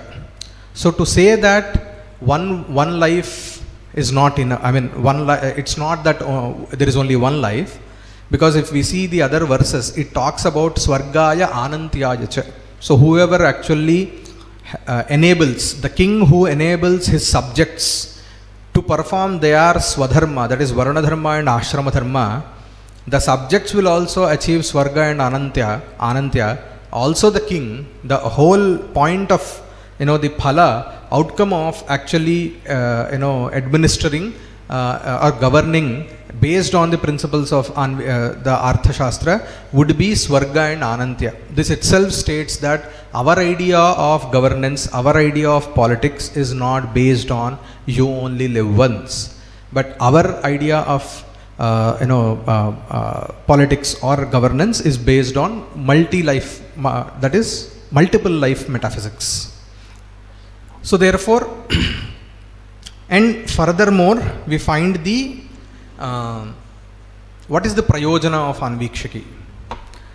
So it says that Vyasane Abhyudaye che avasthapayati, swam avasthapayati. That means either success or failure, they both have side effects. The side effects of failure we all know, because they are very much like depression and etc. There is a problem with even success also. You may get overwhelmed, you think that you are indispensable, you may think that you have achieved so there is a problem of superiority complex that you may develop. So Anvikshaki helps, the study of Anvikshaki helps to deal with these both because this is very much common in the Bharatiya civilization, that the moment you experience failure, the first word that the elders would say, probably it's not in your prarabdha, so leave it. So this is a very logical answer to come with, because the existence of papa and punya are not established only based on the Shruti Pramana, but they are based on pure logic. So the logic is akasmat nakinchit bhavati. So nothing, no outcome does arrive, or there is no outcome without proper reason. Akasmat. Kasmat would be cause or reason. Akasmat, that is, without any reason, no outcome shall actually exist. So this is the fundamental logic that actually establishes or actually helps the other Shrutivakya such as Punyo vai Punyena Karmana Bhavati, Papa of Pape Niti, and etc., which actually establish the existence of Papa and Punya. So therefore you experience an outcome where you are not able to trace the cause, then you say that this cause, there cannot, as I am experiencing the outcome, I cannot say that there is no outcome. So therefore an outcome cannot exist without a cause, and therefore as I am not able to perceive or narrow down the cause, so therefore that cause is called as adrishta, as I am not able to perceive it. And that adrishta is nothing but papa and punya.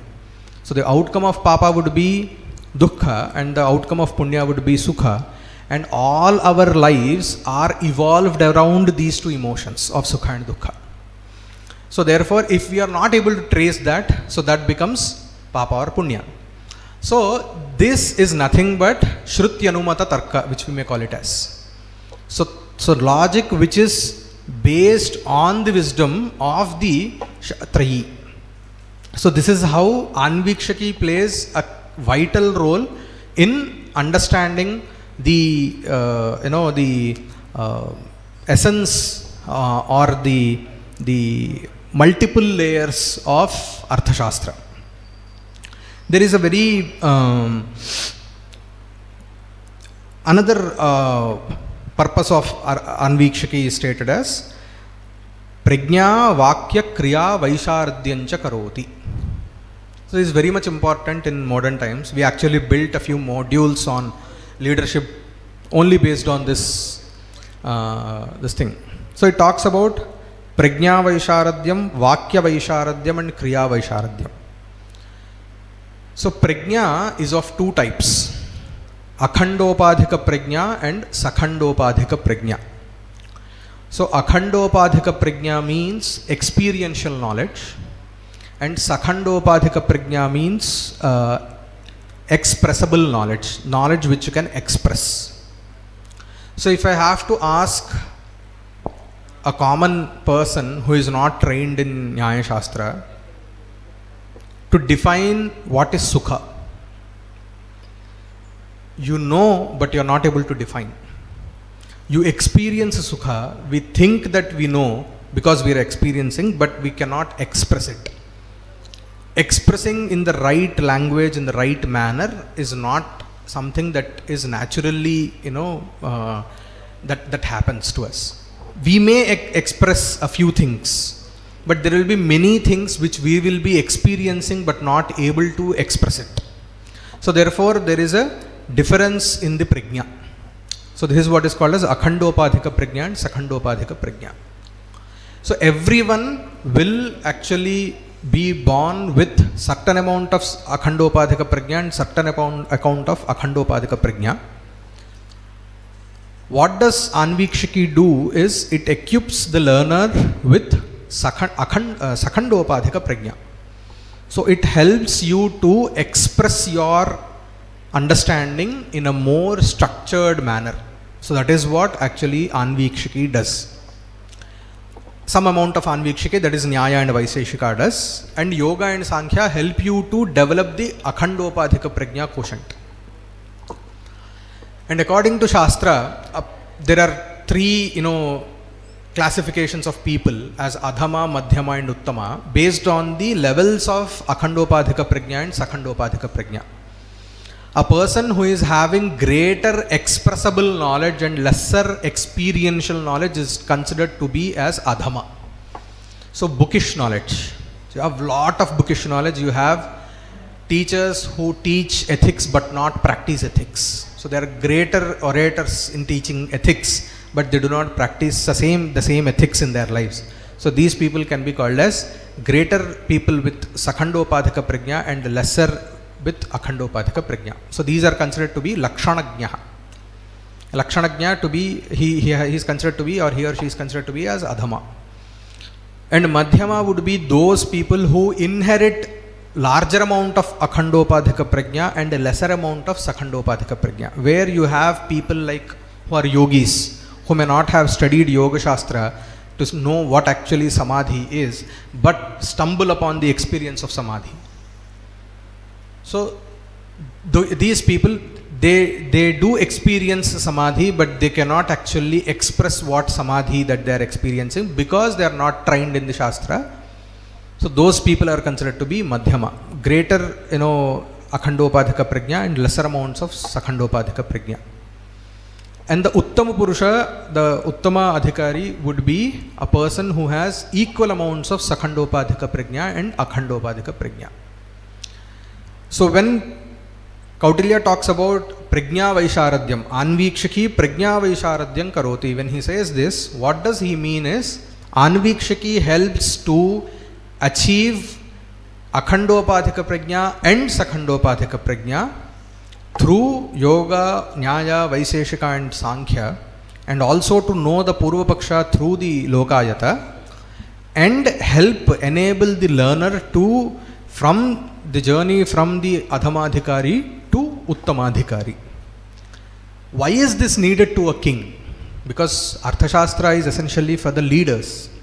It is very much needed because he has to take decisions, and decisions where every day there will be a complex situation that he would be arriving at, and he has to come out with solutions where he cannot take decisions only based on say anumana or pratyaksha, because they may be deceiving.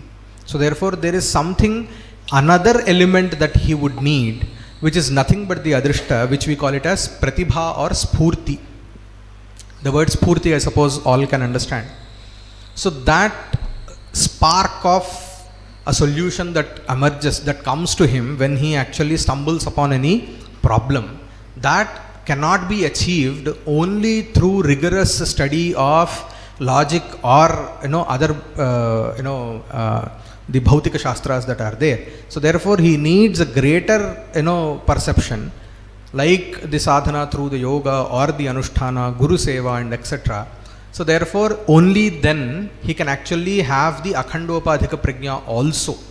So therefore that clarity is very much needed. So therefore prajna vaisharadyam. And where will this actually result in? How does prajna vaisharadyam help? It will emerge as vakya vaisharadyam, because artham buddhva shabda rachana. A leader has to communicate in many ways. He cannot only communicate every time through his speeches. He may have to communicate through non-verbal communications also. So there will be policies that he may have to draft and etc. So vakya vaisharadyam, the art of expression through language, that can only happen if you have a clarity at the thought level. Because we have three, if you have to say, content, structure and language. So if it has to emerge at the language level, you need to have first the content, you need to know what you want to actually express, you need to structure your content in such a way that it is robust, it doesn't have any fallacies in it, and only then you can actually express. So there is a dependency of knowledge in order to express something through language. So therefore prajna vaisharadyam will actually emerge or help in achieving vakya vaisharadyam. And vakya vaisharadyam is important for a leader because he is not the only person who is working. He is leading a gambit of people. There is a whole very large amount of people who will be following him, because he has to communicate to them. So therefore vakya vaisharadyam is needed.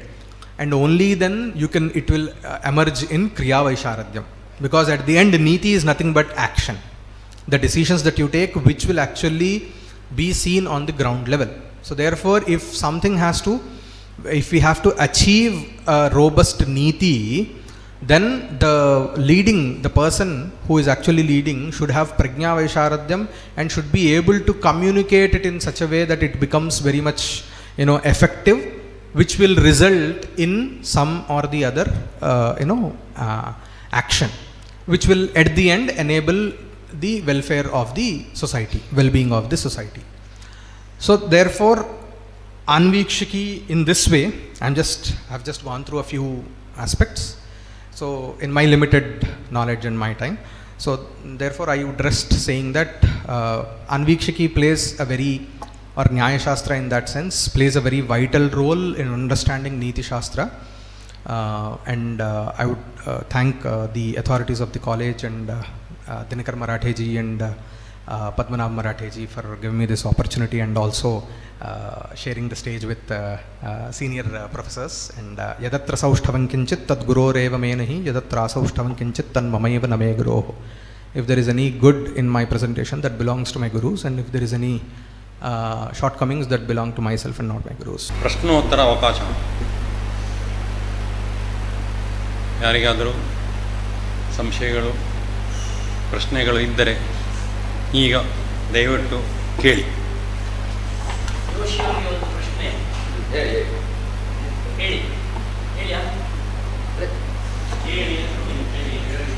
ಹೇಳಿ ಎರಡು ನೀವೇ ಮಾಡಿ.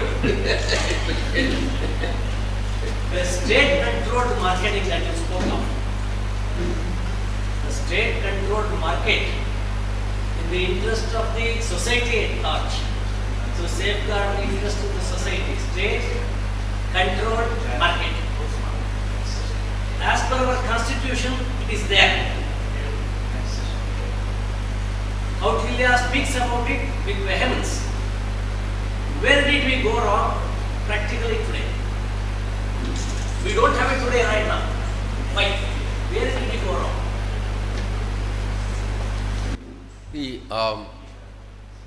Everything has not happened in this country according to the doctrines identified in the Indian Constitution.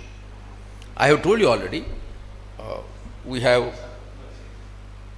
central list, we have state list, we have what is called Samavartiyadi, concurrent list.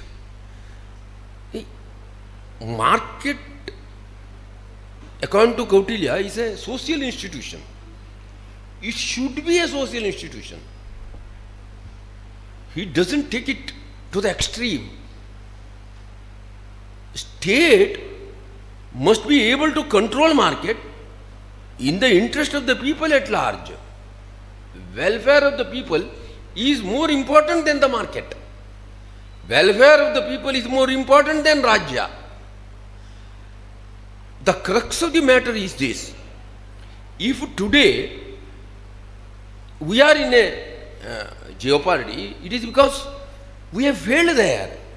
You agree that every time when the state government here is providing so many what you call guarantees, it is interfering with the market. It is. After all, the market oriented system we have, we are everywhere. See, wherever possible, interference of the state, which is not justified. Market doesn't function on its own. There should be an atmosphere where market should be able to function. There is a dictum, there is a statement that market is always cruel.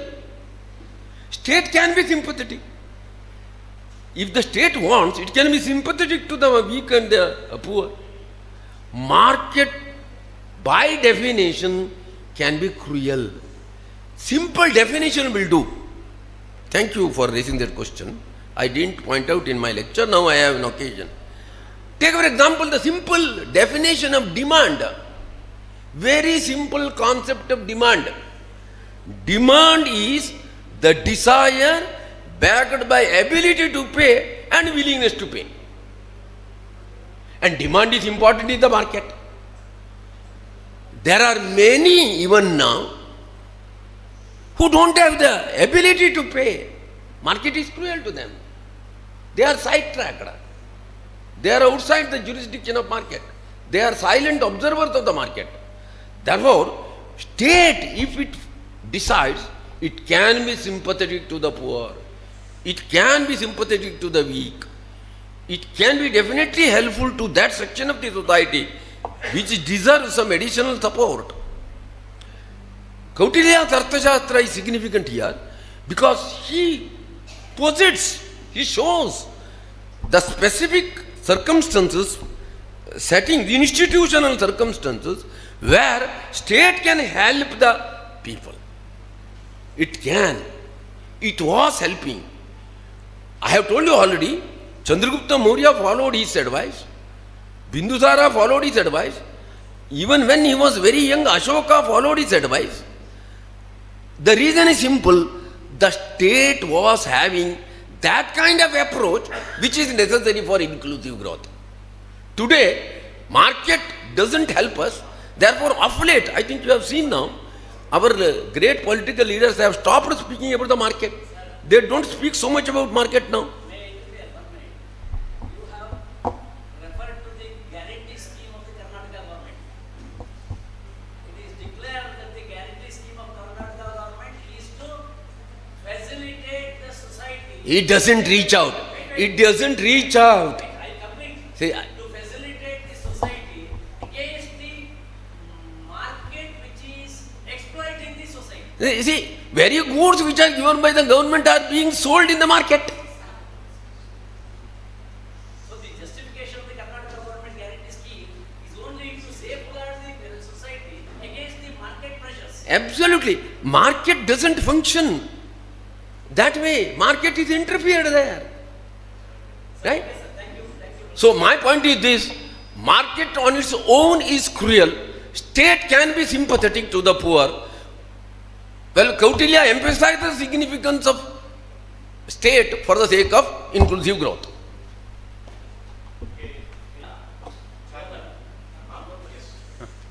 इदानीं श्री नागेशभट्टमहोदय शुभासनं करोति इति प्रार्थना.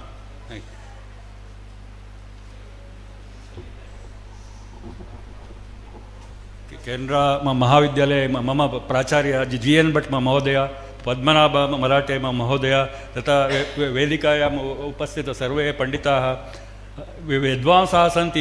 एतत् कारणम् अहम् English और कन्नड भाषायां beloved friends, actually I worked in corporation bank and later it was converted into Union Bank where I worked as branch manager. But what has helped me is not the banking knowledge, but the shlokas and Neethishastram told to me in CGPA by Dr. GN Bhatt sir has helped me to a large extent. And also now after retirement I did my MA in the Durgaparameshwari College where some of the shlokas from Ramayana, Mahabharata and Neethishastram were taught to us. The main drawback of our education system is these shlokas should have been told to us at a very younger age in the school curriculum where if had it been told to us in our younger age, it would have given a good effect because we have come across, there are two important shlokas in Ramayana. One is Swarnamayi Lanka me na rochate Janani Janmabhumischa Swargadapi Gariyasi. When Rama was requested to change his capital from Ayodhya to Lanka, he abruptly rejects it because the Janani and Janmabhumi, they are greater to me than the glittering gold at Lanka. Now our youngsters are going abroad. We don't say that they should not go, but their commitment to the country and their village is also important. When they come back, they have to do here the development.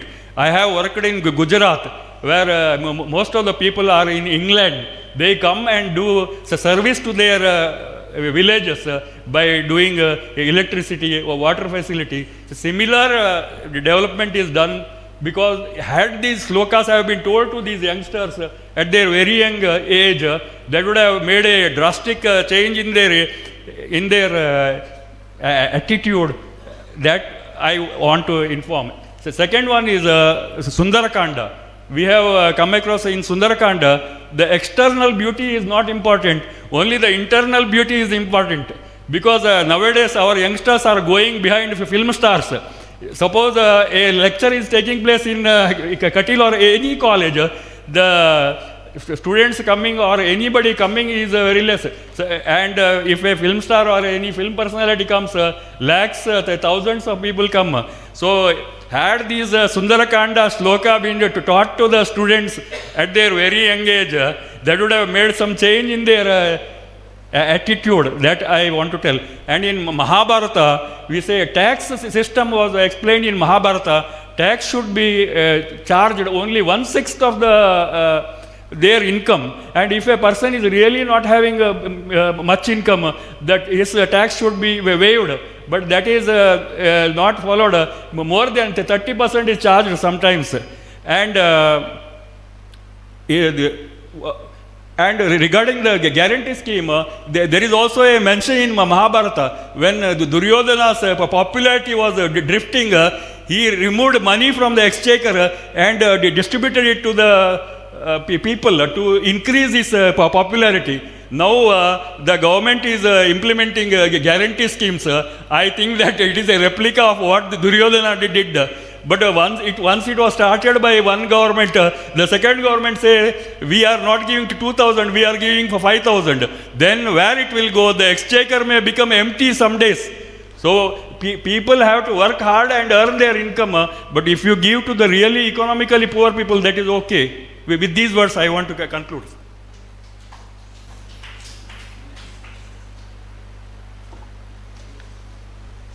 धन्यवादः नागेशभट्ट महोदयः.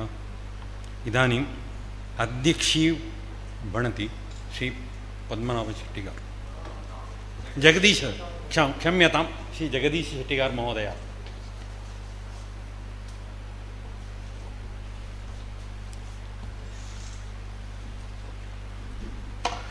Dr. J.V. Joshi, Dr. Sridhar, and the scholars present here. We heard a scholarly discourse on Chanakya's Arthashastra, and Dr. Sridhar on Neethishastram.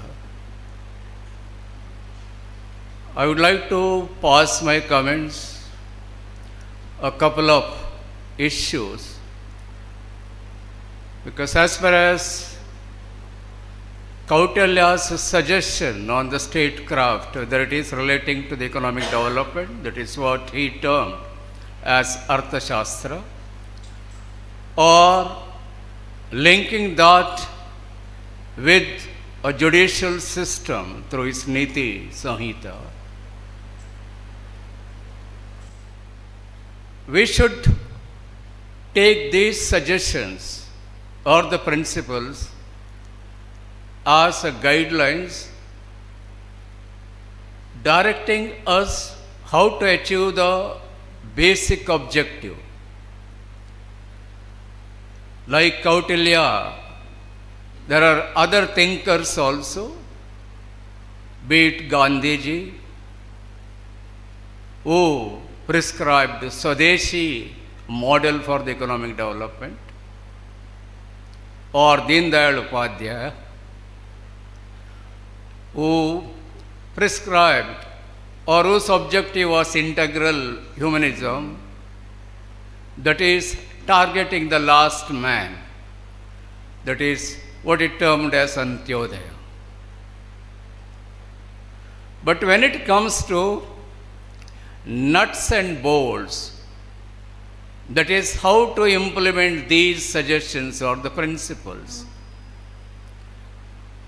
there is no point in blindly implementing those principles, whether it is Kautilya's Arthashastra or Gandhiji's Swadeshi or Deen Dayal Upadhyaya's integral humanism. The target was right, Antyodaya, welfare of the last man. And Swadeshi, interest of the country, that is fine. And similarly, the welfare state which Kautilya wanted to achieve, that is a fine. But when it comes to nuts and bolts or a strategy to achieve these objectives, we have to modify these principles or the suggestions, keeping in view the prevailing socio-economic situation. For instance, he suggested welfare state through accumulation of the wealth, which obviously means state collecting the revenue from the people through taxation. Till 1991, the objective of the government is to how to collect the maximum from the people, because the state believed in the practice that only government is capable of ensuring the welfare. Principle wise, I have no objection against that. It looks fine if the state controls everything, if state controls the entire economic activities, if state runs all the enterprises through what we call the public state enterprises. After all, the profit goes to the exchequer, which government can use it for the welfare of the people. There is nothing wrong in the concept, but problem comes in the implementation part because of the practical problems. Because the business cannot be run by the government, because a businessman has to take a risk while taking a decision. He may be right, the decision may go wrong, but what is important is a timely decision for a businessman. A time is a money. He cannot afford to lose the time, which is not possible in the case of state-run enterprises. It is not that the government enterprises lack talents, and the government enterprises are run by the brilliant minds of coming from IITs or the IIMs. They are also nationally committed people. I can only, tell you that about 20-25 years back, if you recollect it, the highest pay the government cabinet secretary used to draw was 30,000 per month. At that time, the private sector used to pay in lakhs. The chairperson and the MD of the public enterprises, whether it is the SPI or MTNL or any enterprises, they used to get hardly 30,000 per month. I knew the fact that many got offer from a big enterprises offering a salary of more than 15 lakhs per month. Still, they refused to resign from the government because they are committed to the national cause. But where goes the wrong? Because whatever the decision they take, they are accountable because they have to report to the parliamentary committees like Parliamentary Committee on Undertakings and the concerned ministry. And these undertakings consist of elected members from the different parties on proportionate basis. And they are not educated or enlightened people. So, person who has become CMD of MTNL or SBI, whose background is IIT or the IIM, doesn't want to get insulted when these people take uncomfortable questions, and that is why he avoids taking a decision which a business is required.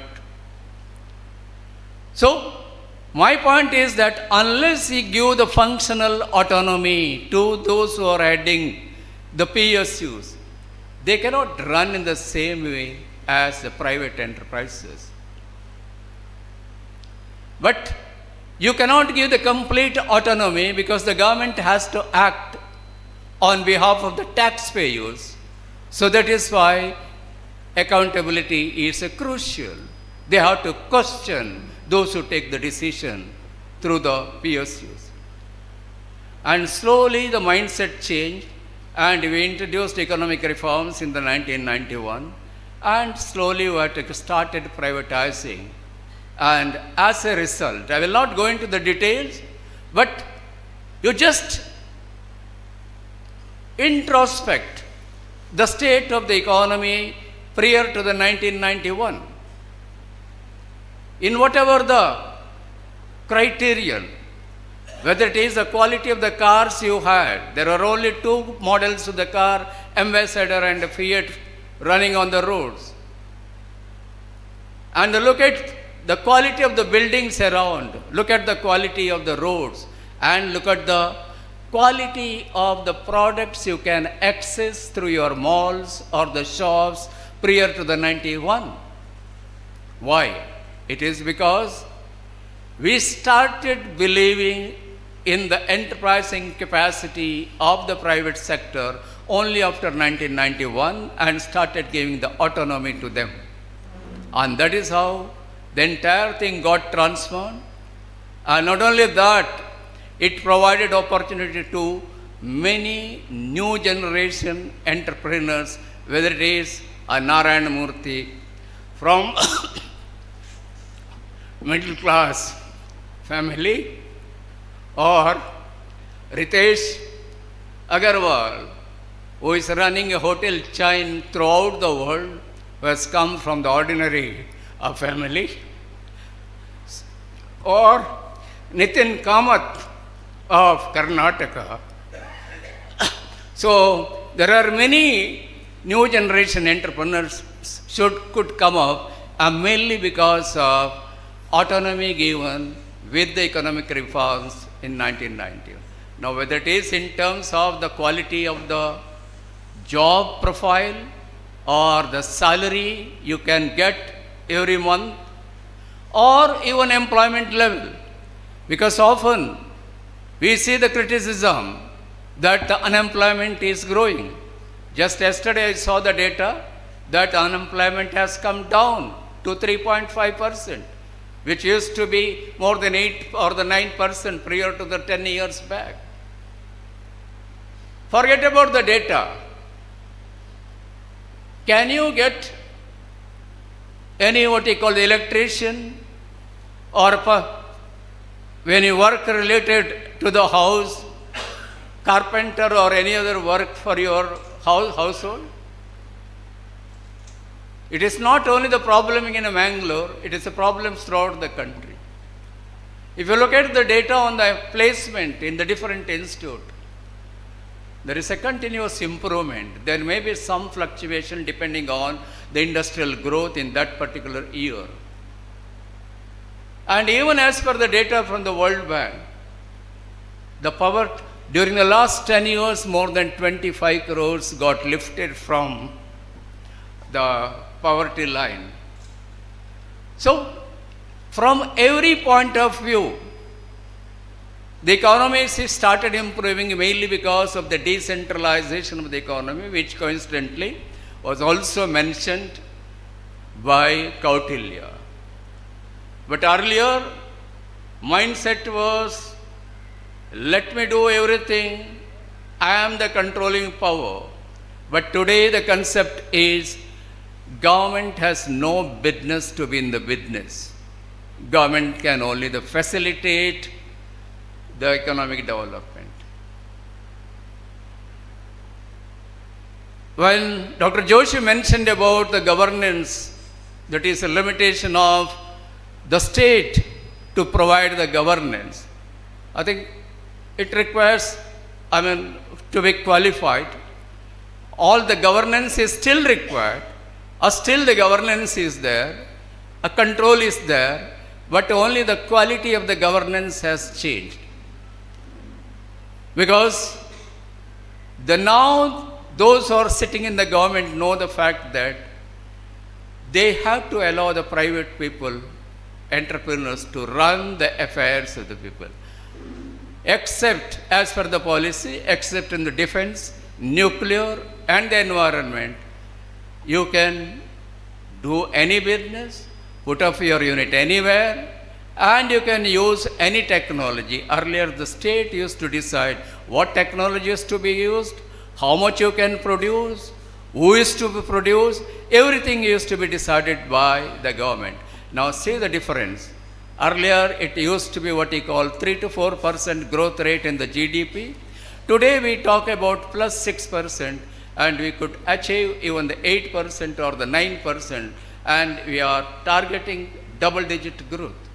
That it could transform only because of the decentralization of the power, that is believing in the decision-making power of the consumer. Today the consumer is the king in the market. Earlier it was the seller used to decide. That is what it used to be, the seller's market. Today it is a buyer's market. A buyer decides what should be the quality, what should be the price of the product. And that is how things started improving. And that is how today India, which used to be neglected by all the countries, nobody was prepared to talk to our Prime Minister, and nobody used to care when our Prime Minister used to visit, let alone the advanced countries like US or other developed countries, even in the other countries also. Today the head of the state comes to resume, or Prime Minister. I don't say that Narendra Modi is the most powerful person in the state. His power is derived because of buying power of the market consisting of 145 people. Today we are a developed nations and we can buy. That is why countries are eager to sell in Indian market, because they know that Indian people have not only that strong in the strength in terms of the population, but also in terms of the purchasing power. That is why when they come here, they try to sell not only aircraft or the defense products or other products, because of the growing power of the Indian market, and that is because of the population that is 140 crore people. So decentralization is crucial for the economic development, and you can imagine your own condition, individual condition, how there is an improvement in your standard of living compared to, say, prior to 1991, whatever the criterion you apply. So then, regarding the taxation, when you said the state used to believe that they are the one who should control everything, probably you may not believe if I give the concrete data that there was a time when your income crossed 2 lakh in 70s, you are required to pay income tax at the maximum marginal rate of taxation at that time was 97.25%. That is, out of every 100 rupees you used to earn, you are required to contribute 97.25 rupees to the exchequer. And this was as per the budget proposal presented by then Prime Minister Indira Gandhi in 1973. Slowly we started cutting down, and today the maximum rate of income tax is 30%. But tax collection is growing. State collection revenue collection is going up. That is, earlier people are trying to hide the income, generating the black money. Today, because of the reduction in the tax rate, you feel like contributing to the exchequer, because what is the advertisement by the taxation department? They don't say that file the tax.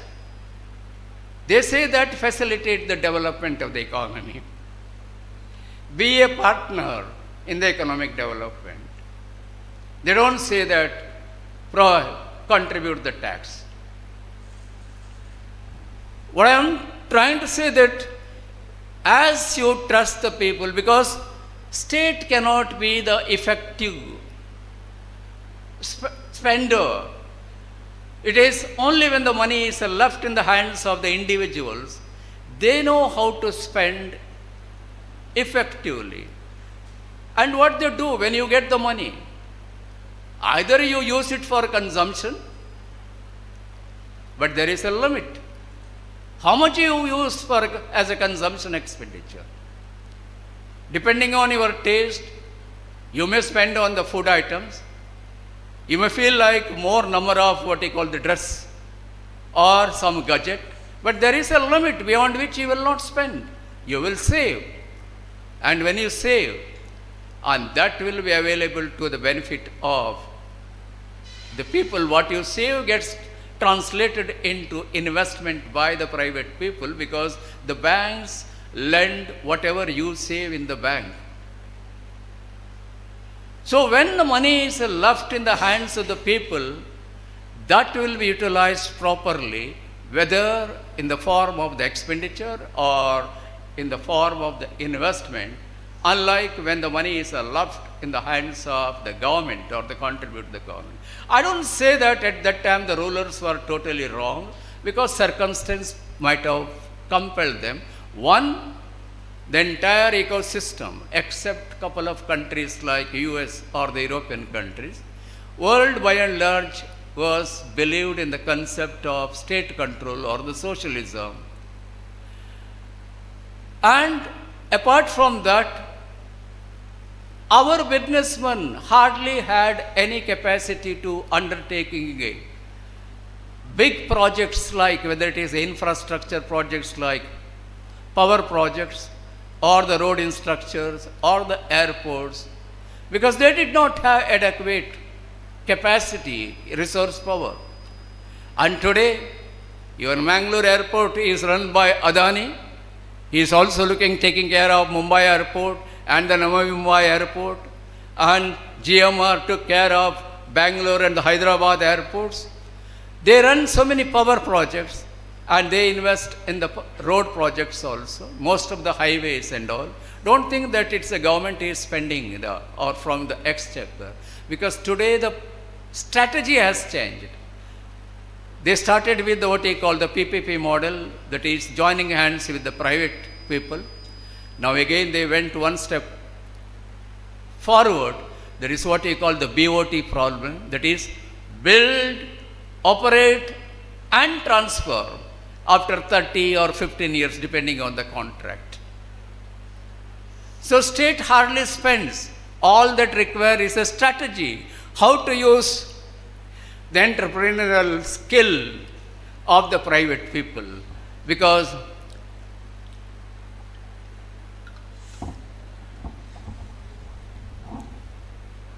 I just have to clarify a couple of concepts.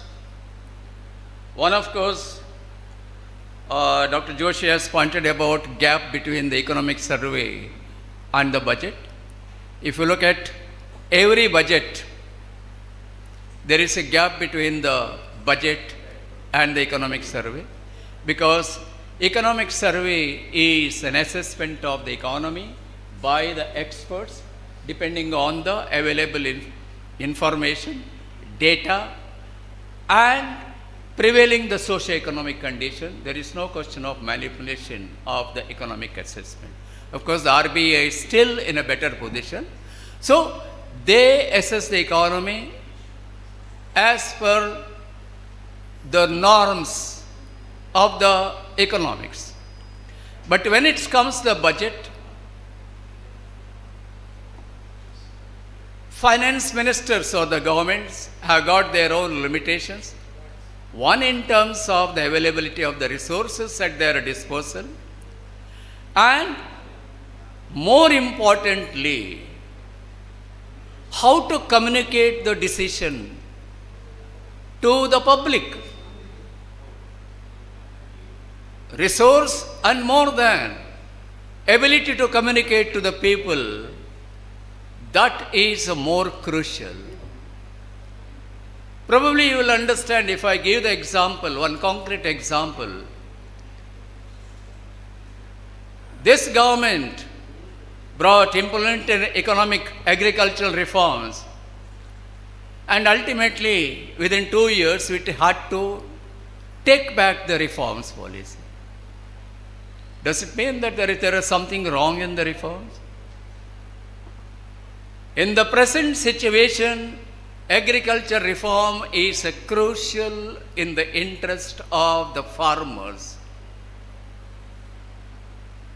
I am sure that you will agree with me when I say that, like any other businessman or the producer, farmer should also have the right to decide the price for his produce. But practically it is not possible. Farmer doesn't have the right to decide the price of his product. He has to sell whatever the price he gets in the market at that point of time, not even that season. That is because he cannot preserve his product because of the lack of scientific storage facilities, which require huge investment, which government doesn't have that much of money to generate investment capacity. Storage capacity is hardly 20 million tons, that is 15 million tons for running your ration shops, 5 million tons as a buffer stock to meet the emergency demand. Hardly 20 million tons is the storage capacity. But do you know how much procurement taking place? More than 100 million tons every year. Just to please the farmers. And what the government does? Government is compelled to dump these food grains, more than 20 million tons, in the open grounds that get destroyed in the process because of the lack of storage capacity. Fortunately, the present government has come out with an innovative idea. You may be aware that 80 crore people get 5 kgs of food grains free every month. Instead of allowing this beyond 20 million tons, which otherwise would have got destroyed, this government started distributing to the poor people, and up to 80 crores every year. Because procurement means the government is incurring expenditure, that is using the tax. And who are the beneficiaries? Hardly 5% of the farmers, that too limited to Punjab, Haryana and the western part of UP. 95% of the people or the farmers are poor, or what we call the marginal poor. So in their interest, it is crucial to implement the economic reforms. Unfortunately, there was a miscommunication. As Prime Minister himself admitted, we have failed to communicate to a small section of the farmers. That is why right now I am withdrawing the reform policy to the agriculture. That is what. So let me there are many issues were there. All that I would like to say that whether it is Kautilya's Arthashastra or Swadeshi of Gandhiji or integral humanism of the Dayal Upadhyaya. So every principle or every suggestion is a good and the guiding principles, but when you have to implement, we have to take into consideration prevailing socio-economic conditions. What was good 20 years back may not be good right now. We have to change, like we have changed many social practices. It is also required that even the economic principles or the statecraft on running the economy also has to change.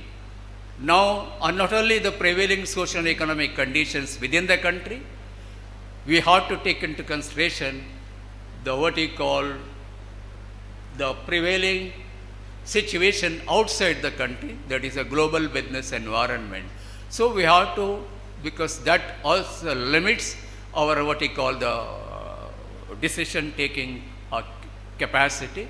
So these are the what we call the couple of issues which I thought that I'll cover up. Thank you very much.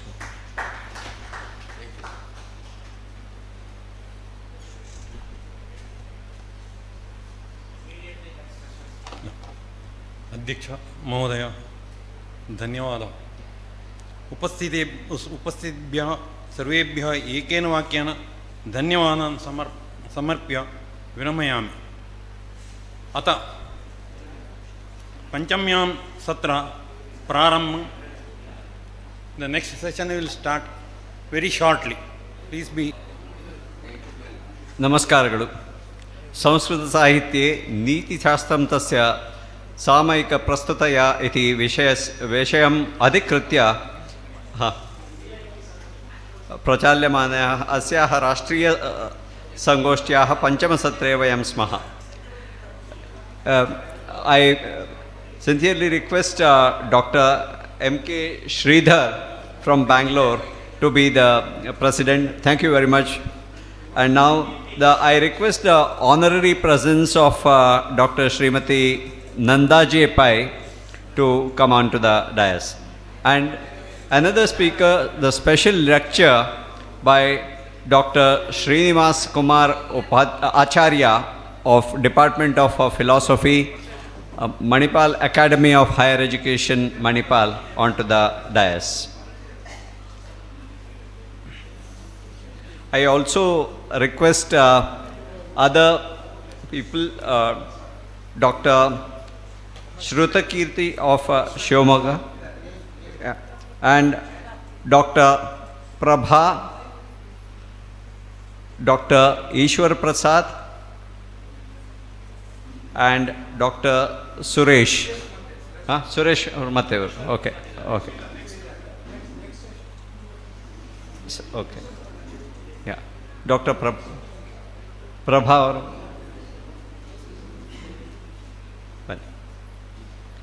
Inni yaru sir? Ishwar Prasad or Bandrala. Okay, okay. So I request Kumari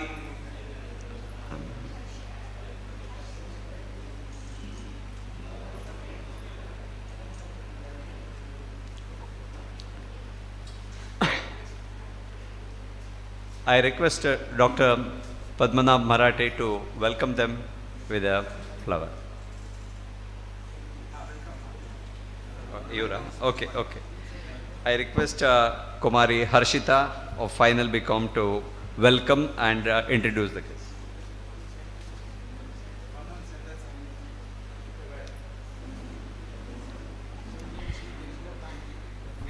Respected dignitaries, faculty members, participants and students, a very good afternoon to one and all. It gives me immense pleasure to welcome you all to the 5th session of the National Seminar on Neethishastram in Sanskrit Literature and its Present Relevance, jointly organized by Shree Durgaparameshwari Temple, FirstGradeCollege, Kateel, Sanskrit, Shodha, Samsthana, Sirsi and Akhila Karnataka Sanskrit, Parishat, Mangalore.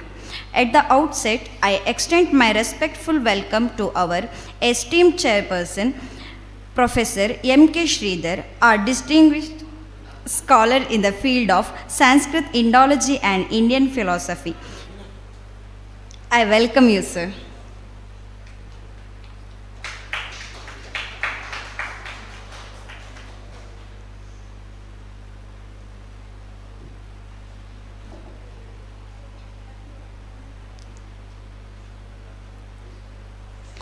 I also warmly welcome Dr. Nanda Jepai from Karkala.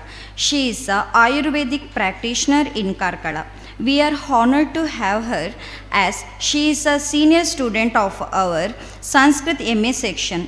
She is associated with all our activities in our college. For gracing this occasion, welcome you, ma'am.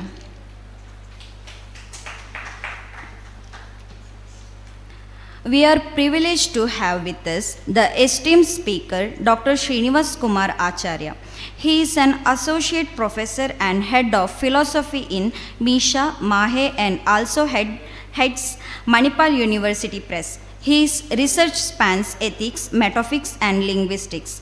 He had received at the prestigious Eru Erasmus and Teaching Fellowship and has delivered lecture at several European universities. I welcome you, sir. I warmly welcome Dr. Ishwar Prasad, who completed his PhD in Sanskrit under the guidance of Dr. H.P. Devaki, and he is the senior student of our Sanskrit MA section. He completed MSc in Sasya Shastra, B.Ed Yoga, PG Diploma. He is currently working in Hasana, SDM Ayurveda Mahavidyanilaya as a Sanskrit lecturer. We are glad to have you as a paper presenter in this session. We welcome you, sir. I also welcome Dr. Suresh R. He studied.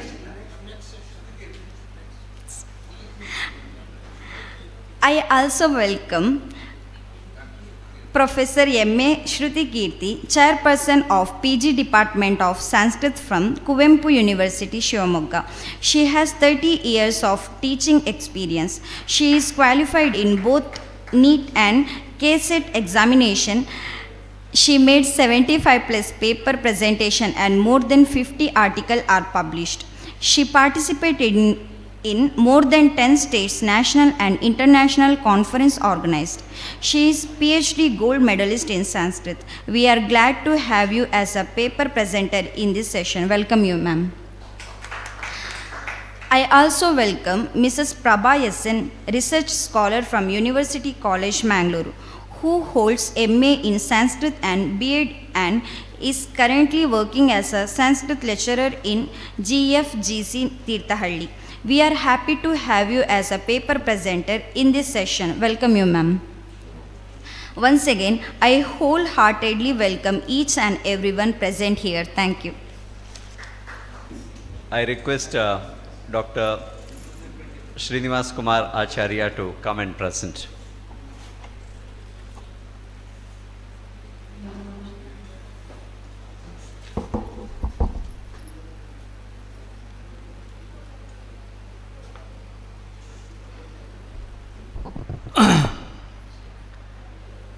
ओष्टापिदानकुलीदन्ते परिवृतापभिः सर्वस्य वाचैषणा चारुमामिह वादयेत् लक्ष्मीनारायणौ वन्दे ब्रह्मवायु तथैव च गायत्रीं भारतीं वन्दे वैष्णवान् तत्त्ववादिनः जगदिदैवं जगन्मातरं जगद्गुरुं तथैव अस्मद्गुरुवरं पेजावरदोक्षरपीठाधिष्ठितं विश्वेशतीर्थश्रीमच्चरणं च समभिवन्द्य दुर्गापरमेश्वरी सन्निधावत्र वाग्भिः अर्था नदी अग्नि यक्षे. In this national seminar on Neethishastram in Sanskrit literature and relevance, its relevance, I have been invited to talk on professing personal ethos, morality in Sanskrit classics. So I have been given 20 minutes, so it's 12:10, I'll finish in 20 minutes. So when we say Sanskrit classics, the source of the entire Indian knowledge systems is Vedas.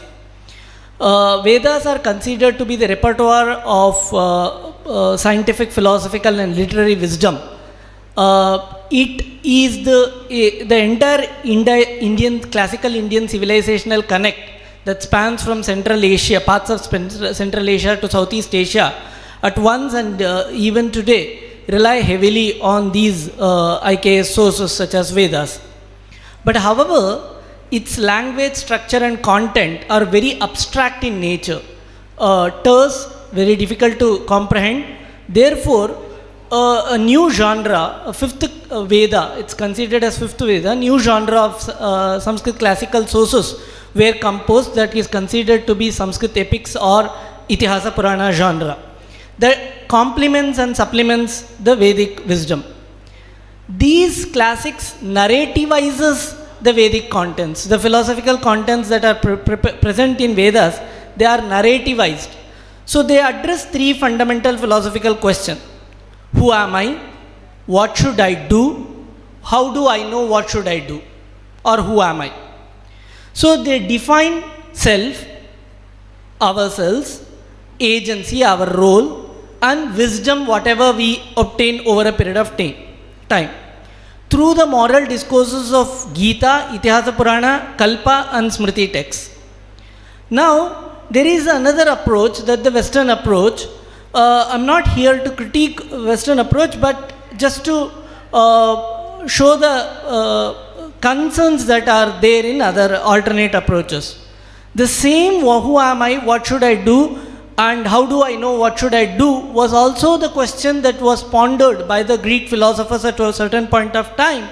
But what happened in the entire civilizational trajectory is that it resulted in flexing the muscle powers of resources. The instances are world wars, proxy wars, and current geopolitical crisis. So what is the problem here? Whether in these approaches, what is the problem? There is a question of sovereignty, accountability of actions and outcomes, reciprocal respect, and hypocrisy and hegemony. Now, whereas these are addressed in the Ramayana and Mahabharata approach, we will see how that is done.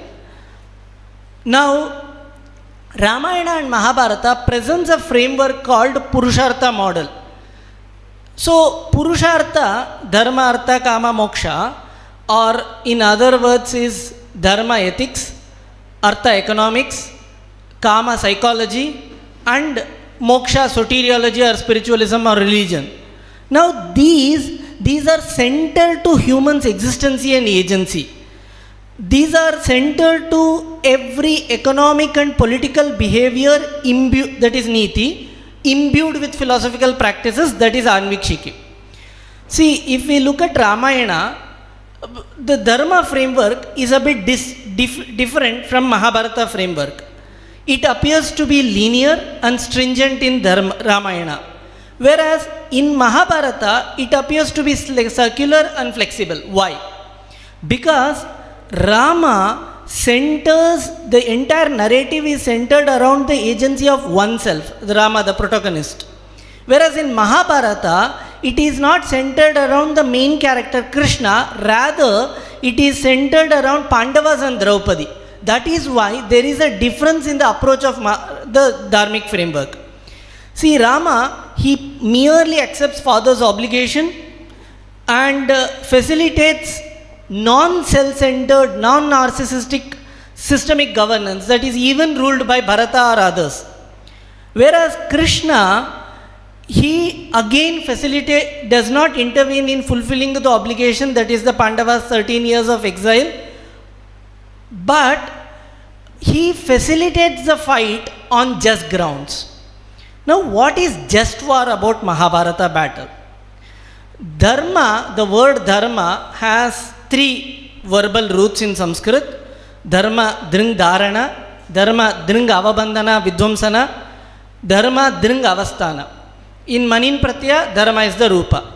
So, it means actually, etymologically speaking, dharma is to uphold values. If we fail to uphold values, it leads to fall and destruction.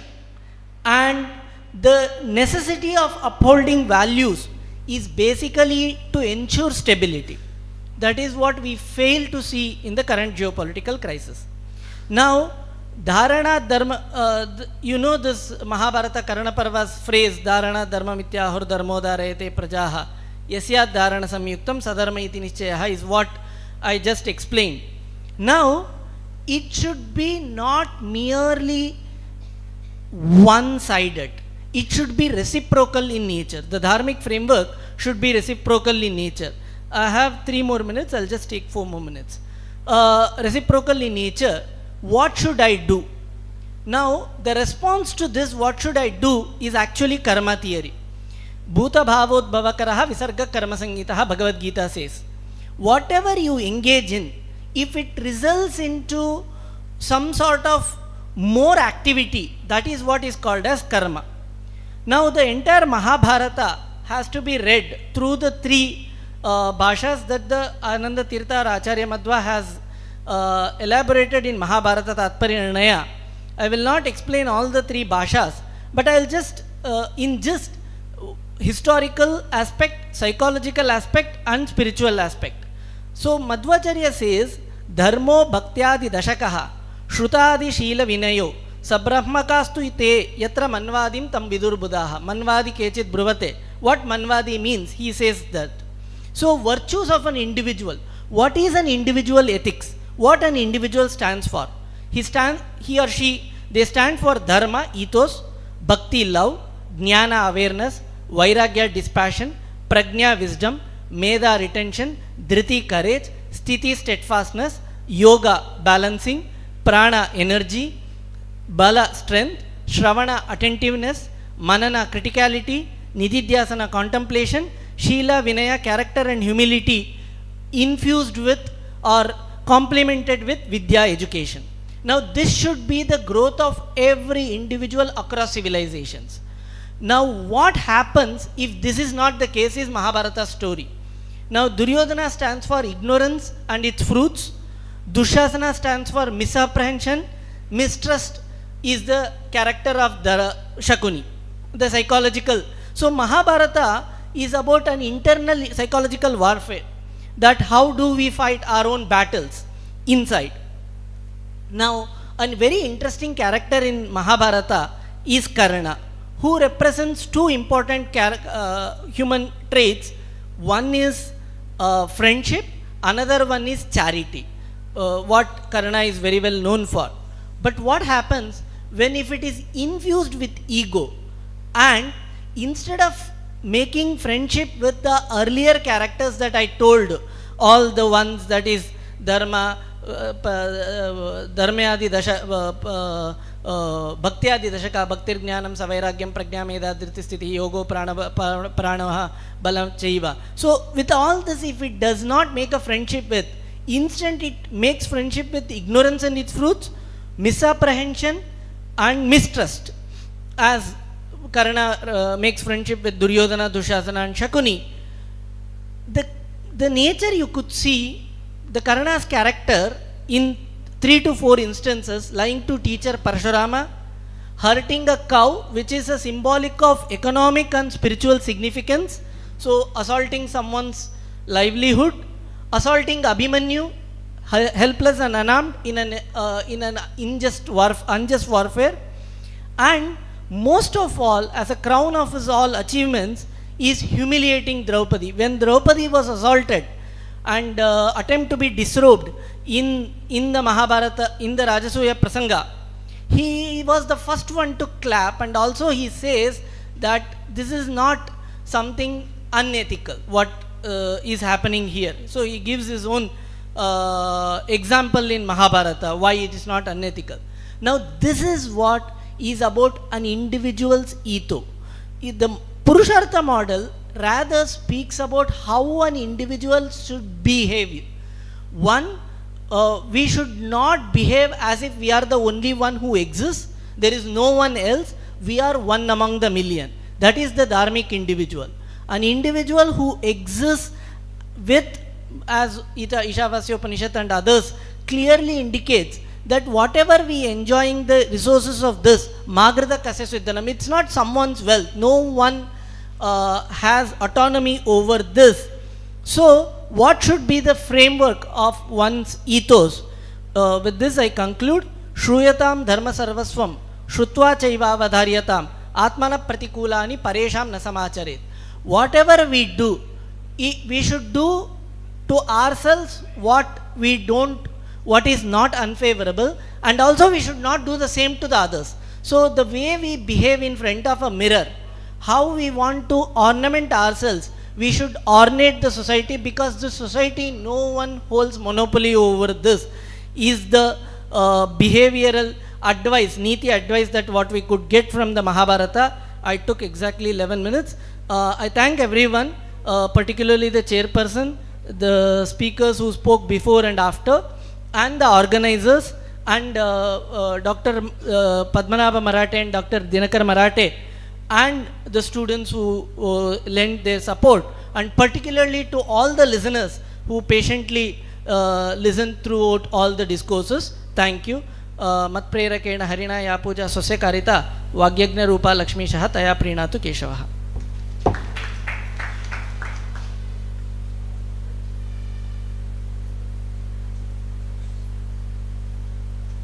Now I request Dr. Shrutakiti Madam to make a presentation. Yeah. Oh.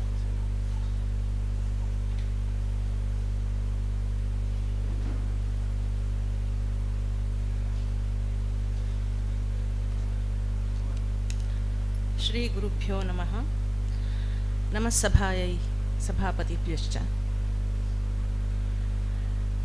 ಇವತ್ತಿನ ಈ ರಾಷ್ಟ್ರೀಯ ಸಮ್ಮೇಳನ ನೀತಿಶಾಸ್ತ್ರ ಮತ್ತು ಅದರ ಪ್ರಸ್ತುತತೆ, ಈ ಒಂದು ವಿಷಯದಲ್ಲಿ ನಾನು ಪಂಚತಂತ್ರದಲ್ಲಿ ನೀತಿಶಾಸ್ತ್ರ ಮತ್ತು ಅದರ ಪ್ರಸ್ತುತತೆ ಎನ್ನುವ ವಿಷಯವನ್ನು ಕುರಿತಾಗಿ ಆಯ್ದುಕೊಂಡಿದ್ದೇನೆ.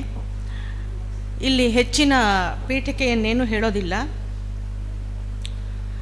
ಪ್ರಾಚೀನ ಭಾರತೀಯ ಕಥಾ ಸಾಹಿತ್ಯದ ಅತ್ಯಂತ ಶ್ರೇಷ್ಠ ಕೃತಿಯಾದ ಪಂಚತಂತ್ರ, ಇದರ ರಚನಕಾರನಾಗಿ ವಿಷ್ಣು ಶರ್ಮಾ ಅವರನ್ನು ಪರಿಗಣಿಸಲಾಗುತ್ತೆ.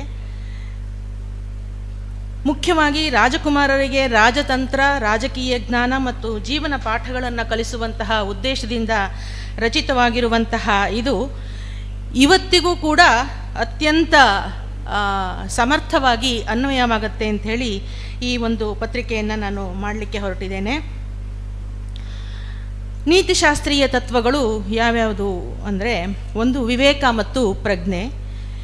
ಇದು ಶಕ್ತಿ ಮಾತ್ರ ಅಲ್ಲ, ಬುದ್ಧಿ ತುಂಬ ಮುಖ್ಯ ಅನ್ನೋದನ್ನು ತುಂಬ ಸ್ಪಷ್ಟವಾಗಿ ಸಾಮಾನ್ಯವಾಗಿ ಬಹುತೇಕ ಕಥೆಗಳು ಹೇಳ್ತಾ ಹೋಗ್ತವೆ.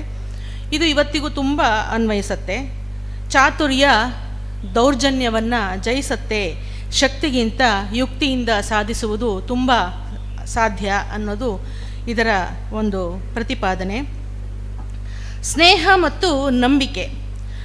ನಿಜವಾದ ಸ್ನೇಹ ಜೀವನಕ್ಕೆ ಆಧಾರ, ತಪ್ಪು ಸ್ನೇಹ ಅನರ್ಥಕ್ಕೆ ಕಾರಣವಾಗಬಹುದು ಅನ್ನೋದು ಕೂಡ ಸಾಮಾನ್ಯವಾಗಿ ಸುಮಾರಷ್ಟು ಕಥೆಗಳ ಮೂಲಕ ನಾವು ಗಮನಿಸ್ಬೋದು.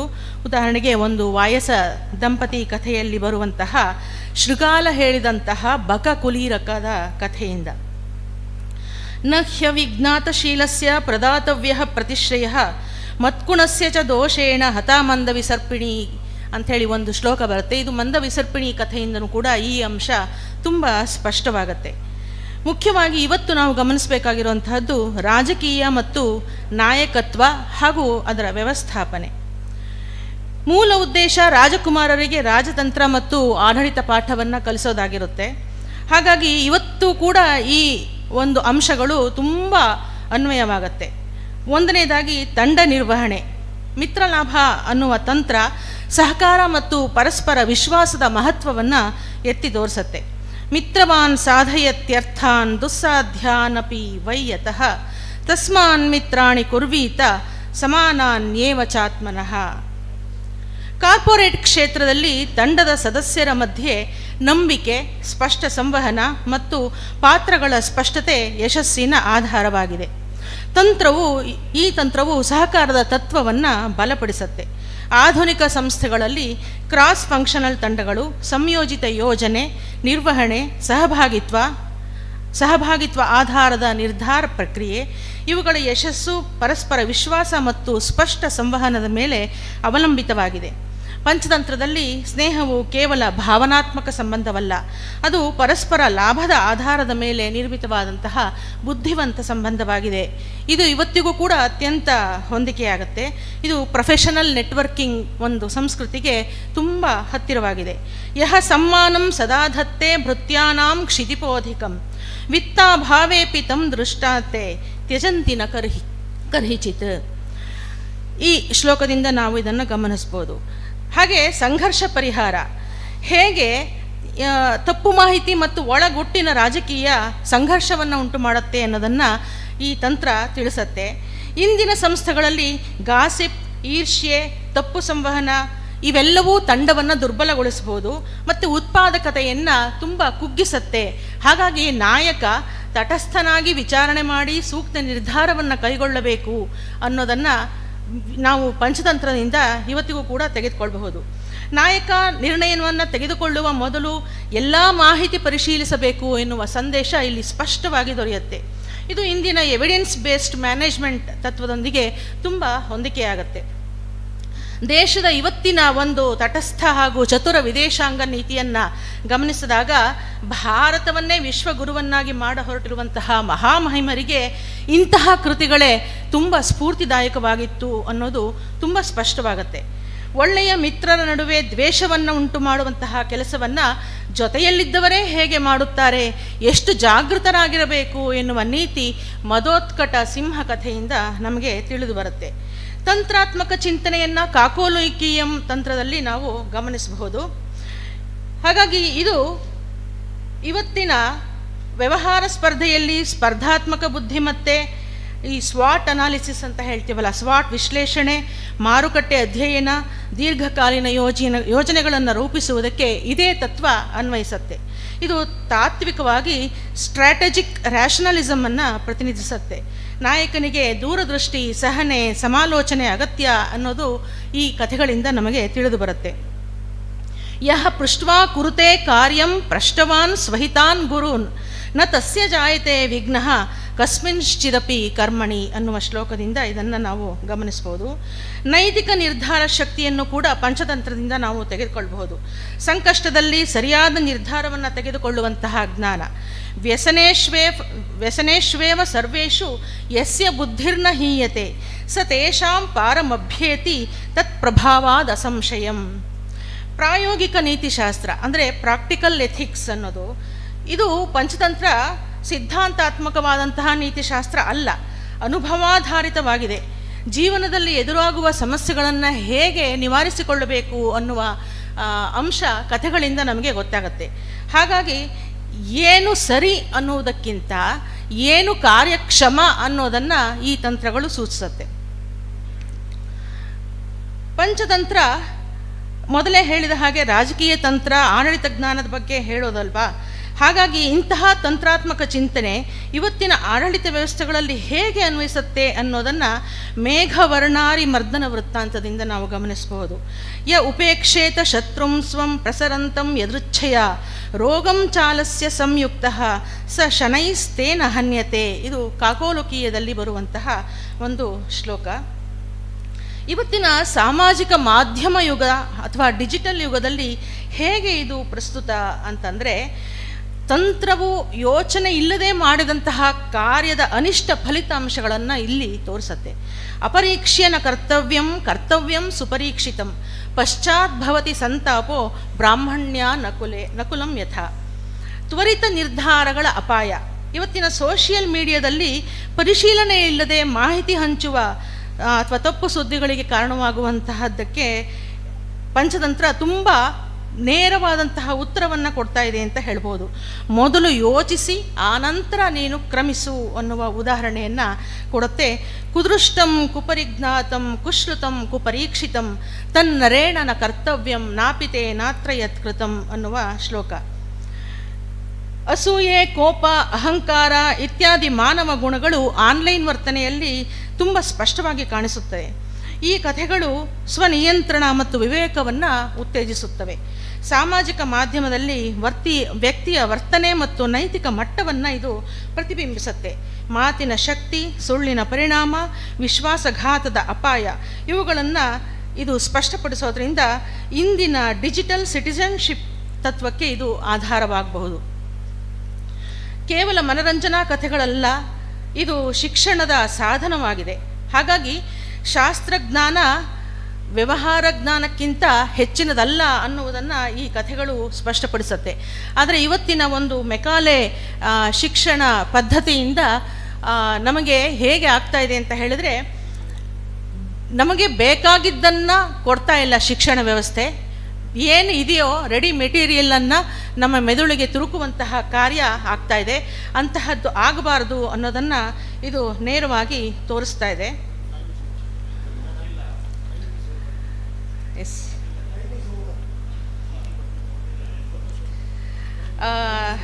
ಆಯ್ತು, ಕನ್ಕ್ಲೂಷನಿಗೆ ಬರ್ತೀನಿ. ಇದು ಜೀವನದ ಮಾರ್ಗದರ್ಶಕ ಗ್ರಂಥವಾಗಿದ್ದು ಕಾಲಾತೀತವಾಗಿದೆ. ಪ್ರಾಚೀನ ಕಾಲದಲ್ಲಿಯೂ ಪ್ರಸ್ತುತ ವ್ಯಕ್ತಿಗತ, ಸಾಮಾಜಿಕ ಮತ್ತು ವೃತ್ತಿಪರ ಜೀವನದಲ್ಲಿ ಸಮತೋಲನ ಸಾಧಿಸಲು ಇದರ ಸಂದೇಶಗಳು ಇಂದಿಗೂ ಪ್ರಸ್ತುತವಾಗಿವೆ. ಇವೆಲ್ಲವೂ ವ್ಯಕ್ತಿಗಳ, ಗುಂಪುಗಳ, ರಾಜ್ಯಗಳ, ದೇಶಗಳ ನಡುವೆಯೂ ನಡೆಯಬಹುದು. ಆದ್ದರಿಂದ ಆಧುನಿಕ ಯುಗದಲ್ಲಿಯೂ ಪಂಚತಂತ್ರವು ತುಂಬ ಪ್ರಾಮುಖ್ಯತೆಯನ್ನು ಹೊಂದಿದೆ. ನಾಯಕತ್ವದಿಂದ ಡಿಜಿಟಲ್ ನೈತಿಕತೆಯವರೆಗೆ ಎಲ್ಲ ಕ್ಷೇತ್ರಗಳಲ್ಲಿಯೂ ಇದರ ಸಂದೇಶ ತುಂಬ ಮಹತ್ವಪೂರ್ಣ. ಹಾಗಾಗಿ ಇದು ಸಮಗ್ರ ಮಾರ್ಗದರ್ಶನ ಗ್ರಂಥ ಅಂತ ಹೇಳ್ಬೋದು. ಮೌಲ್ಯಾಧಾರಿತ ಶಿಕ್ಷಣಕ್ಕೆ, ನಾಯಕತ್ವ ತರಬೇತಿಗೆ, ಸಾಮಾಜಿಕ ಸಮತೋಲನಕ್ಕೆ ಇದು ತುಂಬ ಅಗತ್ಯವಾಗಿದೆ. ಹಾಗಾಗಿ ಪ್ರಾಚೀನ ಕೃತಿಯಾದರೂ ಇದರ ಚಿಂತನೆಗಳು ಆಧುನಿಕ ಸಮಾಜದ ತತ್ವಗಳಿಗೆ ಹೊಂದಿಕೆಯಾಗುತ್ತದೆ ಅಂತ ಹೇಳಿ ನನ್ನ ಈ ಪ್ರಸ್ತುತಿಯನ್ನು ಮುಗಿಸ್ತಾ ಇದ್ದೇನೆ. ಅವಕಾಶಕ್ಕಾಗಿ ಸರ್ವರಿಗೂ ವಂದನೆಗಳು.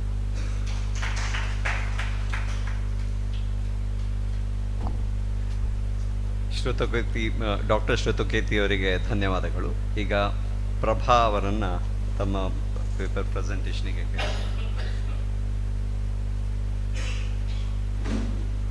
ಸರ್ವೇಭ್ಯಃ ನಮಸ್ಕಾರಃ. ಪ್ರಬಂಧ ಮಂಡನೆಯ ವಿಷಯ ಪ್ರಸ್ತುತ ನಾಯಕತ್ವಕ್ಕೆ ಚಾಣಕ್ಯ ನೀತಿಯ ಅಗತ್ಯತೆ. ಅಖಂಡ ಭಾರತವನ್ನು ಕಟ್ಟಿದಂತಹ ಚಾಣಕ್ಯರು ನೀಡಿದ ಚಾಣಕ್ಯ ನೀತಿ ಮತ್ತು ಅರ್ಥಶಾಸ್ತ್ರ ಗ್ರಂಥಗಳು ಇಂದಿಗೂ ಆಡಳಿತದ ಒಂದು ಜೀವಾಳವಾಗಿದೆ. ಇಂದಿನ ಸ್ಪರ್ಧಾತ್ಮಕ ಜಗತ್ತಿನಲ್ಲಿ ಒಬ್ಬ ಯಶಸ್ವಿ ನಾಯಕ ಅಥವಾ ಆಡಳಿತಗಾರ ಹೇಗಿರಬೇಕು ಎಂಬುದಕ್ಕೆ ಚಾಣಕ್ಯರು ಅತ್ಯಂತ ಕಟು ಹಾಗೂ ಸತ್ಯವಾದ ಮಾರ್ಗಸೂಚಿಗಳನ್ನು ನೀಡಿದ್ದಾರೆ. ನಾಯಕತ್ವ ಎನ್ನುವುದು ಕೇವಲ ನಿರ್ದೇಶನ ನೀಡುವಂಥದ್ದು ಅಲ್ಲ, ಅದು ದಾರಿ ತೋರಿಸುವಂಥದ್ದು. ಸಾವಿರಾರು ವರ್ಷಗಳ ಹಿಂದೆಯೇ ಚಾಣಕ್ಯ ಚಂದ್ರಗುಪ್ತ ಮೌರ್ಯನಂತಹ ಒಬ್ಬ ಸಾಮಾನ್ಯ ಹುಡುಗನನ್ನು ಅಪ್ರತಿಮ ಚಕ್ರವರ್ತಿಯನ್ನಾಗಿ ರೂಪಿಸಿದ್ದರ ಹಿಂದೆ ಈ ಅಚಲವಾದಂತಹ ನೀತಿ ಇದೆ. ಇಂದಿನ ಜಾಗತೀಕರಣದ ಯುಗದಲ್ಲಿ ಬದಲಾಗ್ತಾ ಇರುವಂತಹ ಮಾರುಕಟ್ಟೆ ಮತ್ತು ಮೌಲ್ಯಗಳ ನಡುವೆ ದಾರಿ ತಪ್ತಾ ಇರುವಂತಹ ನಾಯಕರಿಗೆ ಚಾಣಕ್ಯನ ಮಾತುಗಳು ಒಂದು ದಿಕ್ಸೂಚಿಯಾಗಿದೆ ಅಂತ ಹೇಳ್ಬೋದು. ಹಾಗೆ ನಾಯಕತ್ವ ಅನ್ನುವಂಥದ್ದು ಕೇವಲ ಅಧಿಕಾರ ಚಲಾಯಿಸುವಂತಹ ಒಂದು ಸಾಧನವಾಗಿ ಮಾರ್ಪಡ್ತಾ ಇದೆ. ಇಂದಿನ ಒಂದು ಸಂಸ್ಥೆ ಇರ್ಬೋದು ಅಥವಾ ರಾಜಕೀಯ ವಲಯಗಳಲ್ಲಿ ಇರಬಹುದು. ಆದರೆ ಆಚಾರ್ಯ ಚಾಣಕ್ಯರ ಒಂದು ದೃಷ್ಟಿಯಲ್ಲಿ ನಾಯಕತ್ವ ಅನ್ನುವಂಥದ್ದು ಒಂದು ತಪಸ್ಸು. ಹಾಗೆ ಸಮಯ ಪ್ರಜ್ಞೆ ಇರ್ಬೋದು, ಸಂಪನ್ಮೂಲಗಳ ಸದ್ಬಳಕೆ ಇರ್ಬೋದು, ನೈತಿಕ ನಾಯಕತ್ವದ ಕುರಿತಾದಂತಹ ಒಂದು ಚಾಣಕ್ಯನ ಶ್ಲೋಕಗಳನ್ನು ಆಧುನಿಕ ನಿರ್ವಹಣೆ ಮತ್ತು ಆಡಳಿತದ ಸಿದ್ಧಾಂತಗಳೊಂದಿಗೆ ಇಲ್ಲಿ ಸಮೀಕರಿಸಲಾಗಿದೆ. ವಿಷಯಕ್ಕೆ ಬಂದರೆ ಇನ್ನು ಶಿಸ್ತು ಮತ್ತು ಇಂದ್ರಿಯ ನಿಗ್ರಹ. ಇಲ್ಲಿ ಚಾಣಕ್ಯರ ಪ್ರಕಾರ ಮೊದಲು ನಾಯಕನಿಗೆ ಇರಬೇಕಾಗಿರುವಂತಹದ್ದು ಹೊರಗಿನ ಜಗತ್ತನ್ನು ಆಳುವ ಮೊದಲು ತನ್ನನ್ನು ತಾನು ಆಳಬೇಕು ಅನ್ನೋ ಅಂತ ಹೇಳ್ಬಿಟ್ಟು, ಅಂದರೆ ಜಿತೇಂದ್ರಿಯಂ ನೃಪಂ ಕುರ್ಯಾತ್ ಪ್ರಥಮಂ ವಿನಯಾನ್ವಿತಂ ಅಂತ ಹೇಳ್ಬಿಟ್ಟು, ಅಂದರೆ ಮೊದಲು ರಾಜ ತನ್ನ ಇಂದ್ರಿಯಗಳನ್ನು ಗೆದ್ದು ಜಿತೇಂದ್ರಿಯನಾಗಬೇಕು ಮತ್ತು ವಿನಯಶೀಲನಾಗಿರಬೇಕು. ಅಂತಹ ಶಿಸ್ತುಬದ್ಧ ನಾಯಕ ಮಾತ್ರ ಪ್ರಜೆಗಳ ಒಂದು ಹಿತವನ್ನು ಕಾಪಾಡೋದಕ್ಕೆ ಸಾಧ್ಯ ಅಂತ. ಅಂದರೆ ಇಂದಿನ ನಾಯಕರು ಅಹಂಕಾರ ಮತ್ತು ಆತುರದ ನಿರ್ಧಾರಗಳಿಂದ ಸಂಸ್ಥೆಗಳನ್ನು ಅಪಾಯಕ್ಕೆ ತಳ್ತಾ ಇದ್ದಾರೆ. ಇದರಿಂದ ಚಾಣಕ್ಯನ ಒಂದು ವಿನಯ ಮತ್ತು ಆತ್ಮಸಂಯಮದ ಒಂದು ಅಗತ್ಯತೆ ಎದ್ದು ಕಾಣಿಸುತ್ತೆ. ಹಾಗೆ ಸಮಯ ಪ್ರಜ್ಞೆ ಮತ್ತು ಕಾರ್ಯತತ್ಪರತೆ. ಇಂದಿನ ವೇಗವಾಗಿರುವಂತಹ ಯುಗದಲ್ಲಿ ನಿರ್ಧಾರಗಳನ್ನು ತೆಗೆದುಕೊಳ್ಳುವಂತಹಲ್ಲಿ ವಿಳಂಬ ಮಾಡುವಂತಹದ್ದು ಸಂಸ್ಥೆಯ ಒಂದು ನಾಶಕ್ಕೆ ಕಾರಣವಾಗಬಹುದು. ಚಾಣಕ್ಯನ ಪ್ರಕಾರ ಅವಕಾಶಗಳು ಸಿಕ್ಕಾಗ ಅದನ್ನು ತಕ್ಷಣ ಬಳಸಿಕೊಳ್ಳುವವನೇ ಒಬ್ಬ ಸಮರ್ಥ ಶ್ರೇಷ್ಠವಾದಂತಹ ನಾಯಕ ಆಗ್ತಾನೆ ಅಂತ. ಹಾಗೆ ಅಲ್ಲಿ ಕಾಲವಿತ್ ಕಾರ್ಯಹೇತುಘ್ನಃ ಪ್ರಜ್ಞಾವಾನ್ ಪ್ರತಿಭಾನ್ವಿತಃ ಅಂತ, ಅಂದರೆ ಯಾರು ಸಮಯದ ಅರಿವನ್ನು ಚೆನ್ನಾಗಿ ಹೊಂದಿದಾರೋ ಅಥವಾ ಕೆಲಸದ ಉದ್ದೇಶಗಳನ್ನು ಯಾರು ಚೆನ್ನಾಗಿ ತಿಳಿದಿದ್ದಾರೋ ಅಂತಹ ಒಬ್ಬ ಪ್ರತಿಭಾವಂತರು ಅಂತಹ ನಾಯಕ ದೀರ್ಘಕಾಲ ಅಧಿಕಾರ ಮತ್ತು ಸಂಪತ್ತನ್ನು ಅನ್ವಯಿಸ್ತಾ ಹೋಗ್ತಾನೆ ಅಂತ. ಹಾಗೆ ಕಹ ಕಾಲಃ ಕಾನಿ ಮಿತ್ರಾಣಿ ಕೋ ದೇಶಃ ಕೌ ವ್ಯಯಾಗಮೌ ಕಶ್ಚಾಹಂ ಕಾಚ ಮೇ ಶಕ್ತಿ ಅಂತ. ಈ 6 ಅಂಶಗಳನ್ನು ಯಾವ ನಾಯಕ ಪದೇ ಪದೇ ಮುಹುರ್ಮುಹು ಚಿಂತ್ಯಂ ಅಂದರೆ ಪದೇ ಪದೇ ಯಾರು ಚಿಂತಿಸ್ತಾನೋ ಅಂತಹ ನಾಯಕ ಶ್ರೇಷ್ಠ ಆಗ್ತಾನೆ ಅಂತ. ಅಂದರೆ ಇಂದಿನ ಭಾಷೆಯಲ್ಲಿ ನಾವು ಹೇಳಬೇಕು ಅಂತ ಕಾರ್ಯತಂತ್ರದ ಬುದ್ಧಿವಂತಿಕೆ ಅಂತ ಹೇಳ್ಬಿಟ್ಟು ಹೇಳ್ಬೋದು. ಹಾಗೆ ಇಲ್ಲಿ ಮಾರುಕಟ್ಟೆಯ ಏರಿಳಿತಗಳನ್ನು ಗಮನಿಸಿ, ಹಾಗೆ ತನ್ನ ಶಕ್ತಿ ಮತ್ತು ದೌರ್ಬಲ್ಯಗಳನ್ನು ಅರಿತು ನಿರ್ಧಾರವನ್ನು ಯಾರು ತೆಗೆದುಕೊಳ್ತಾನೋ ಅವನೇ ಇಂದಿನ ಒಂದು ನಾಯಕ. ಅಂದರೆ ಅಂತಹ ನಾಯಕನ ಅಗತ್ಯತೆ ತುಂಬಾ ಇದೆ ಈಗ. ಹಾಗೆ ನೈತಿಕತೆ ಮತ್ತು ಪಾರದರ್ಶಕತೆ, ಅಲ್ಲಿ ಚಾಣಕ್ಯ ಆರ್ಥಿಕ ಅಪರಾಧಗಳ ಬಗ್ಗೆ ಒಂದು ಕಟುವಾದ ನಿಲುವಿತ್ತು ಚಾಣಕ್ಯನಿಗೆ. ಅಂದರೆ ನಾಯಕ ಭ್ರಷ್ಟನಾದರೆ ಇಡೀ ವ್ಯವಸ್ಥೆ ಕುಸಿದು ಹೋಗುತ್ತೆ ಅನ್ನುವಂತಹದ್ದು ಅವನ ಒಂದು ಎಚ್ಚರಿಕೆ. ಅಲ್ಲಿ ಮೀನಿನ ತತ್ವವನ್ನು ಹೇಳ್ತಾರೆ. ಅಂದರೆ ಯಥಾಹಿ ಅಪ್ರತ್ಯಕ್ಷಂ ಮತ್ಸ್ಯಾನಾಂ ಉದಕೆ ಚರತಾಂ ಗತಿಹಿ ಅಂಥೇಳಿ. ಅಂದರೆ ಮೀನು ಸದಾ ನೀರಿನಲ್ಲೇ ಇರುತ್ತೆ. ಮೀನು ನೀರಿನಲ್ಲಿದ್ದಂತಹ ಸಮಯದಲ್ಲಿ ನೀರು ಯಾವಾಗ ಕುಡಿಯುತ್ತೆ ಅನ್ನುವಂಥದ್ದು ಗೊತ್ತಾಗೋದಿಲ್ಲ. ಅದನ್ನು ಕಂಡುಹಿಡಿಯುವಂಥದ್ದು ತುಂಬಾ ಕಷ್ಟ. ಅದೇ ರೀತಿ ಅಧಿಕಾರದಲ್ಲಿ ಇರುವಂತಹವರು ಯಾವಾಗ ಹಣವನ್ನು ದುರುಪಯೋಗ ಪಡಿಸ್ಕೊಳ್ತಾರೆ ಅನ್ನುವಂಥದ್ದು ಕಂಡುಹಿಡಿಯೋದು ಸಹ ಅಷ್ಟೇ ಕಷ್ಟ. ಈ ಆಧುನಿಕ ಸಂಸ್ಥೆಗಳ ಒಂದು ವಂಚನೆಗಳನ್ನು ತಡೆಯಲು ಸಂಸ್ಥೆಗಳನ್ನು ನಿರ್ದೇಶಿಸುವಂತಹ, ನಿಯಂತ್ರಿಸುವಂತಹ ಮತ್ತು ನಿರ್ವಹಿಸುವಂತಹ ನಿಯಮಗಳು ಅನ್ನುವಂತಹ ಒಂದು ಅಂದರೆ ಕಾರ್ಪೊರೇಟ್ ಗವರ್ನೆನ್ಸ್ ಅನ್ನುವಂತಹ ಒಂದು ಪರಿಕಲ್ಪನೆ ಇದೆ. ಇದು ಷೇರುದಾರರು, ನಿರ್ದೇಶಕರ ಮಂಡಳಿ ಮತ್ತು ನಿರ್ವಹಣೆಯ ಒಂದು ಅಧಿಕಾರದ ಸಮತೋಲನವನ್ನು ಖಚಿತಪಡಿಸುತ್ತೆ. ಹಾಗೆ ಇದರ ಮುಖ್ಯ ಉದ್ದೇಶ ಏನು ಅಂತಂದರೆ ಪಾರದರ್ಶಕತೆ ಇರ್ಬೋದು, ಹೊಣೆಗಾರಿಕೆ ಇರ್ಬೋದು, ಹಾಗೆ ನೈತಿಕ ನಡವಳಿಕೆಯ ಮೂಲಕ ದೀರ್ಘಾವಧಿಯ ಒಂದು ಮೌಲ್ಯವನ್ನು ಸೃಷ್ಟಿಸುವಂತಹದ್ದು, ಹಾಗೆ ಹೂಡಿಕೆದಾರರ ವಿಶ್ವಾಸವನ್ನು ಹೆಚ್ಚಿಸುವಂತಹದ್ದು. ಇದನ್ನೇ ಇಲ್ಲಿ ಚಾಣಕ್ಯ ಸಾವಿರಾರು ವರ್ಷಗಳ ಹಿಂದೆ ಹೇಳಿರುವಂತಹದ್ದು ಏನಂತ, ಕಣ್ಗಾವಲು ಮತ್ತು ಪಾರದರ್ಶಕತೆ ಅಂತ ಹೇಳಿಬಿಟ್ಟು. ಹಾಗೆ ಇನ್ನು ಸಂವಹನ ಕಲೆಯನ್ನು ನಾವು ನೋಡೋದಕ್ಕೆ ಹೋದರೆ ಅಲ್ಲಿ ಪ್ರಿಯವಾಕ್ಯ ಪ್ರಧಾನೇನ ಸರ್ವೇ ತುಷ್ಯಂತಿ ಜಂತವಃ ತಸ್ಮಾತ್ ತದೇವ ವಕ್ತವ್ಯಂ ವಚನೇಕ ದರಿದ್ರತ ಅಂತ ಹೇಳ್ತೀವಿ. ಅಂದರೆ ನಮಗೆ ಮಾತಿನಲ್ಲಿ ಬಡತನ ಏಕೆ ಅಂತ ಹೇಳಿಬಿಟ್ಟು, ಅಂದರೆ ಪ್ರಿಯವಾಗಿ ಮಧುರವಾಗಿ ಮಾತಿನಿಂದ ನಾವು ಎಲ್ಲ ಜೀವಿಗಳನ್ನು ಸಂತೋಷ ಪಡಿಸ್ತೀವಿ. ಅದೇ ರೀತಿ ಒಂದು ಮಾತಿದೆ, ಅಧರಂ ಮಧುರಂ ವದನಂ ಮಧುರಂ ಅಂತ ಹೇಳ್ಬಿಟ್ಟು. ಅಂದರೆ ಸದಾ ಪ್ರಸನ್ನ ಚಿತ್ತನಾಗಿದ್ದು ಎಲ್ಲರೊಡನೆ ಸ್ನೇಹದಿಂದ, ಪ್ರೀತಿಯಿಂದ, ಆತ್ಮೀಯತೆಯಿಂದ ವ್ಯವಹರಿಸೋದ್ರಿಂದ ಅಂತಹ ವ್ಯಕ್ತಿ ಎಲ್ರಿಗೂ ಸಹ ಸರ್ವರಿಗೂ ಪ್ರಿಯನಾಗ್ತಾನೆ ಅಂತ ಹೇಳ್ಬೋದು. ಅಂದರೆ ಪ್ರತಿಯೊಬ್ಬರೂ ಇನ್ನೊಬ್ಬರೊಡನೆ ಸೌಜನ್ಯದಿಂದ ನಾವಲ್ಲಿ ವರ್ತನೆ ಮಾಡಿದಾಗ ನಾವಲ್ಲಿ ಉತ್ತಮವಾದಂತಹ ತಂಡವನ್ನು ರಚನೆ ಮಾಡೋದಕ್ಕೆ ಸಾಧ್ಯ, ಆ ತಂಡದಲ್ಲಿ ಇರುವಂಥವರ ಒಂದು ಮನಸ್ಸನ್ನು ಗೆಲ್ಲೋದಕ್ಕೆ ಸಾಧ್ಯ ಅಂತ ಹೇಳ್ತಾ ಇದ್ದಾರೆ. ಹಾಗೆ ಒಬ್ಬ ನಾಯಕ ಅನ್ನುವಂಥವನು ಅತ್ಯಂತ ಕೋಪ ಕಟುಕ ಚವಾಣಿ ದರಿದ್ರತಾಚ ಸ್ವಜನೈಹಿ ವಿರೋಧ ಅಂಥೇಳಿ. ಅಂದರೆ ಅತಿಯಾದಂತಹ ಕೋಪ ಮತ್ತು ಕಟುಕ ಮಾತು, ಕಟುವಾಗಿರುವಂತಹ ಮಾತುಗಳು ನಾಯಕನನ್ನು ಅವನತಿಯತ್ತ ಕೊಂಡೊಯ್ಯುತ್ತೆ ಅಂತ ಇಲ್ಲಿ ಹೇಳ್ತಾರೆ. ಅಂದರೆ ತನ್ನ ಸಹೋದ್ಯೋಗಿಗಳ ಜೊತೆಗೆ ಹಾಗೆ ಪ್ರಜೆಗಳೊಂದಿಗೆ ಸೌಮ್ಯವಾಗಿ ಅಂದರೆ ದೃಢವಾಗಿ ವ್ಯವಹರಿಸುವಂತಹದ್ದು ನಾಯಕನ ಗುಣವಾಗಬೇಕು. ಇಂದಿನ ಕಾಲದ ಒಂದು ಸಂವಹನ ಕೌಶಲಗಳು ಎಂಬುದು ಕೇವಲ ಭಾಷೆಯಲ್ಲ, ಇದು ಇತರರ ಮನಸ್ಸನ್ನು ನೋಯಿಸದ ರೀತಿಯಲ್ಲಿ ಕೆಲಸವನ್ನು ಸಾಧಿಸಿಕೊಳ್ಳುವಂತಹ ಒಂದು ಕಲೆ ಮತ್ತು ಚಾಣಕ್ಯನ ಅಭಿಮತ ಆಗಿದೆ ಅನ್ನುವಂಥದ್ದನ್ನು ಹೇಳ್ಬೋದು. ಹಾಗೆ ಕನಕ ಪರೀಕ್ಷೆ, ಅರ್ಹರ ಆಯ್ಕೆ. ಒಬ್ಬ ನಾಯಕ ತನ್ನ ತಂಡದ ಸದಸ್ಯರನ್ನು ಹೇಗೆ ನಡೆಸ್ಕೊಳ್ಬೇಕು ಮತ್ತು ಯಾರನ್ನು ನಂಬಬೇಕು ಅನ್ನುವಂತಹ ಅದರ ಕುರಿತು ಚಾಣಕ್ಯ ಅತ್ಯಂತ ಪ್ರಾಯೋಗಿಕವಾಗಿ ಈ ಮಾತನ್ನು ಹೇಳ್ತಾ ಇದ್ದಾನೆ. ಯಥಾ ಚತುರ್ಭಿಹಿ ಕನಕಂ ಪರೀಕ್ಷತೆ ನಿರ್ಘರ್ಷಣ ಛೇದನ ತಾಡನ ತಾಪತಾಡನೈಹಿ ತಥಾ ಚತುರ್ಭಿಹಿ ಪುರುಷಃ ಪರೀಕ್ಷತೆ ತ್ಯಾಗೇನ ಶೀಲೇನ ಗುಣೇನ ಕರ್ಮಣ. ಅಂದರೆ ಒಂದು ನಿಜವಾದ ಚಿನ್ನ ಹೌದೋ ಅಲ್ವೋ ಅಂತ ಪರೀಕ್ಷೆ ಮಾಡೋದಕ್ಕೆ ಅದನ್ನು ಉಜ್ಜುತ್ತೀವಿ, ಕತ್ತರಿಸ್ತೀವಿ, ಹಾಗೆ ಕಾಯಿಸ್ತೀವಿ, ಅದನ್ನು ಬಡಿತೀವಿ.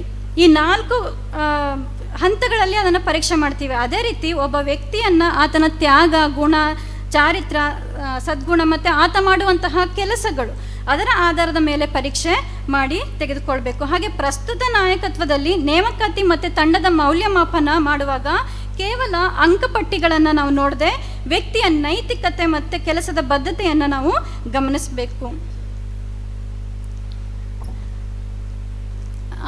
ಇನ್ನು ಉಪಸಂಹಾರ ಮಾಡಿಬಿಡ್ತೀನಿ.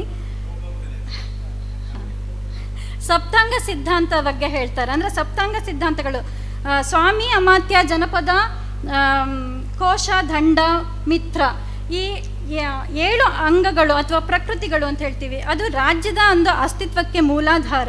ಇವುಗಳಲ್ಲಿ ಯಾವುದಾದರೂ ಒಂದರ ಕೊರತೆ ಆದರೂ ಸಹ ಏನಾಗುತ್ತೆ, ಆಡಳಿತ ಅನ್ನುವಂಥದ್ದು ದುರ್ಬಲಗೊಳ್ಳುತ್ತೆ ಅಂತ ಹೇಳಿಬಿಟ್ಟು ಹೇಳ್ಬೋದು. ಒಟ್ಟಾರೆಯಾಗಿ ನಾವು ಹೇಳುವುದಾದರೆ ಚಾಣಕ್ಯ ನೀತಿ ಕೇವಲ ಗೆಲ್ಲುವುದನ್ನು ಮಾತ್ರ ಕಲಿಸಿಲ್ಲ, ಅದು ಧರ್ಮದ ಹಾದಿಯಲ್ಲಿ ಗೆಲ್ಲುವುದನ್ನು ಕಲಿಸ್ತಾ ಇದೆ.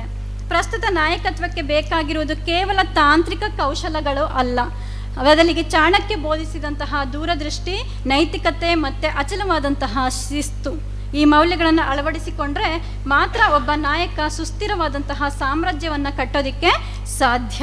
ಈ ಪ್ರಸ್ತುತ ಜಗತ್ತಿನಲ್ಲಿ ನಾಯಕತ್ವ ಎಂದರೆ ಕೇವಲ ಆದೇಶ ನೀಡುವಂಥದ್ದು ಅಲ್ಲ, ಅದು ಜವಾಬ್ದಾರಿಯ ಒಂದು ಸಂಕೇತ ಅಂತ ಹೇಳಬಹುದು.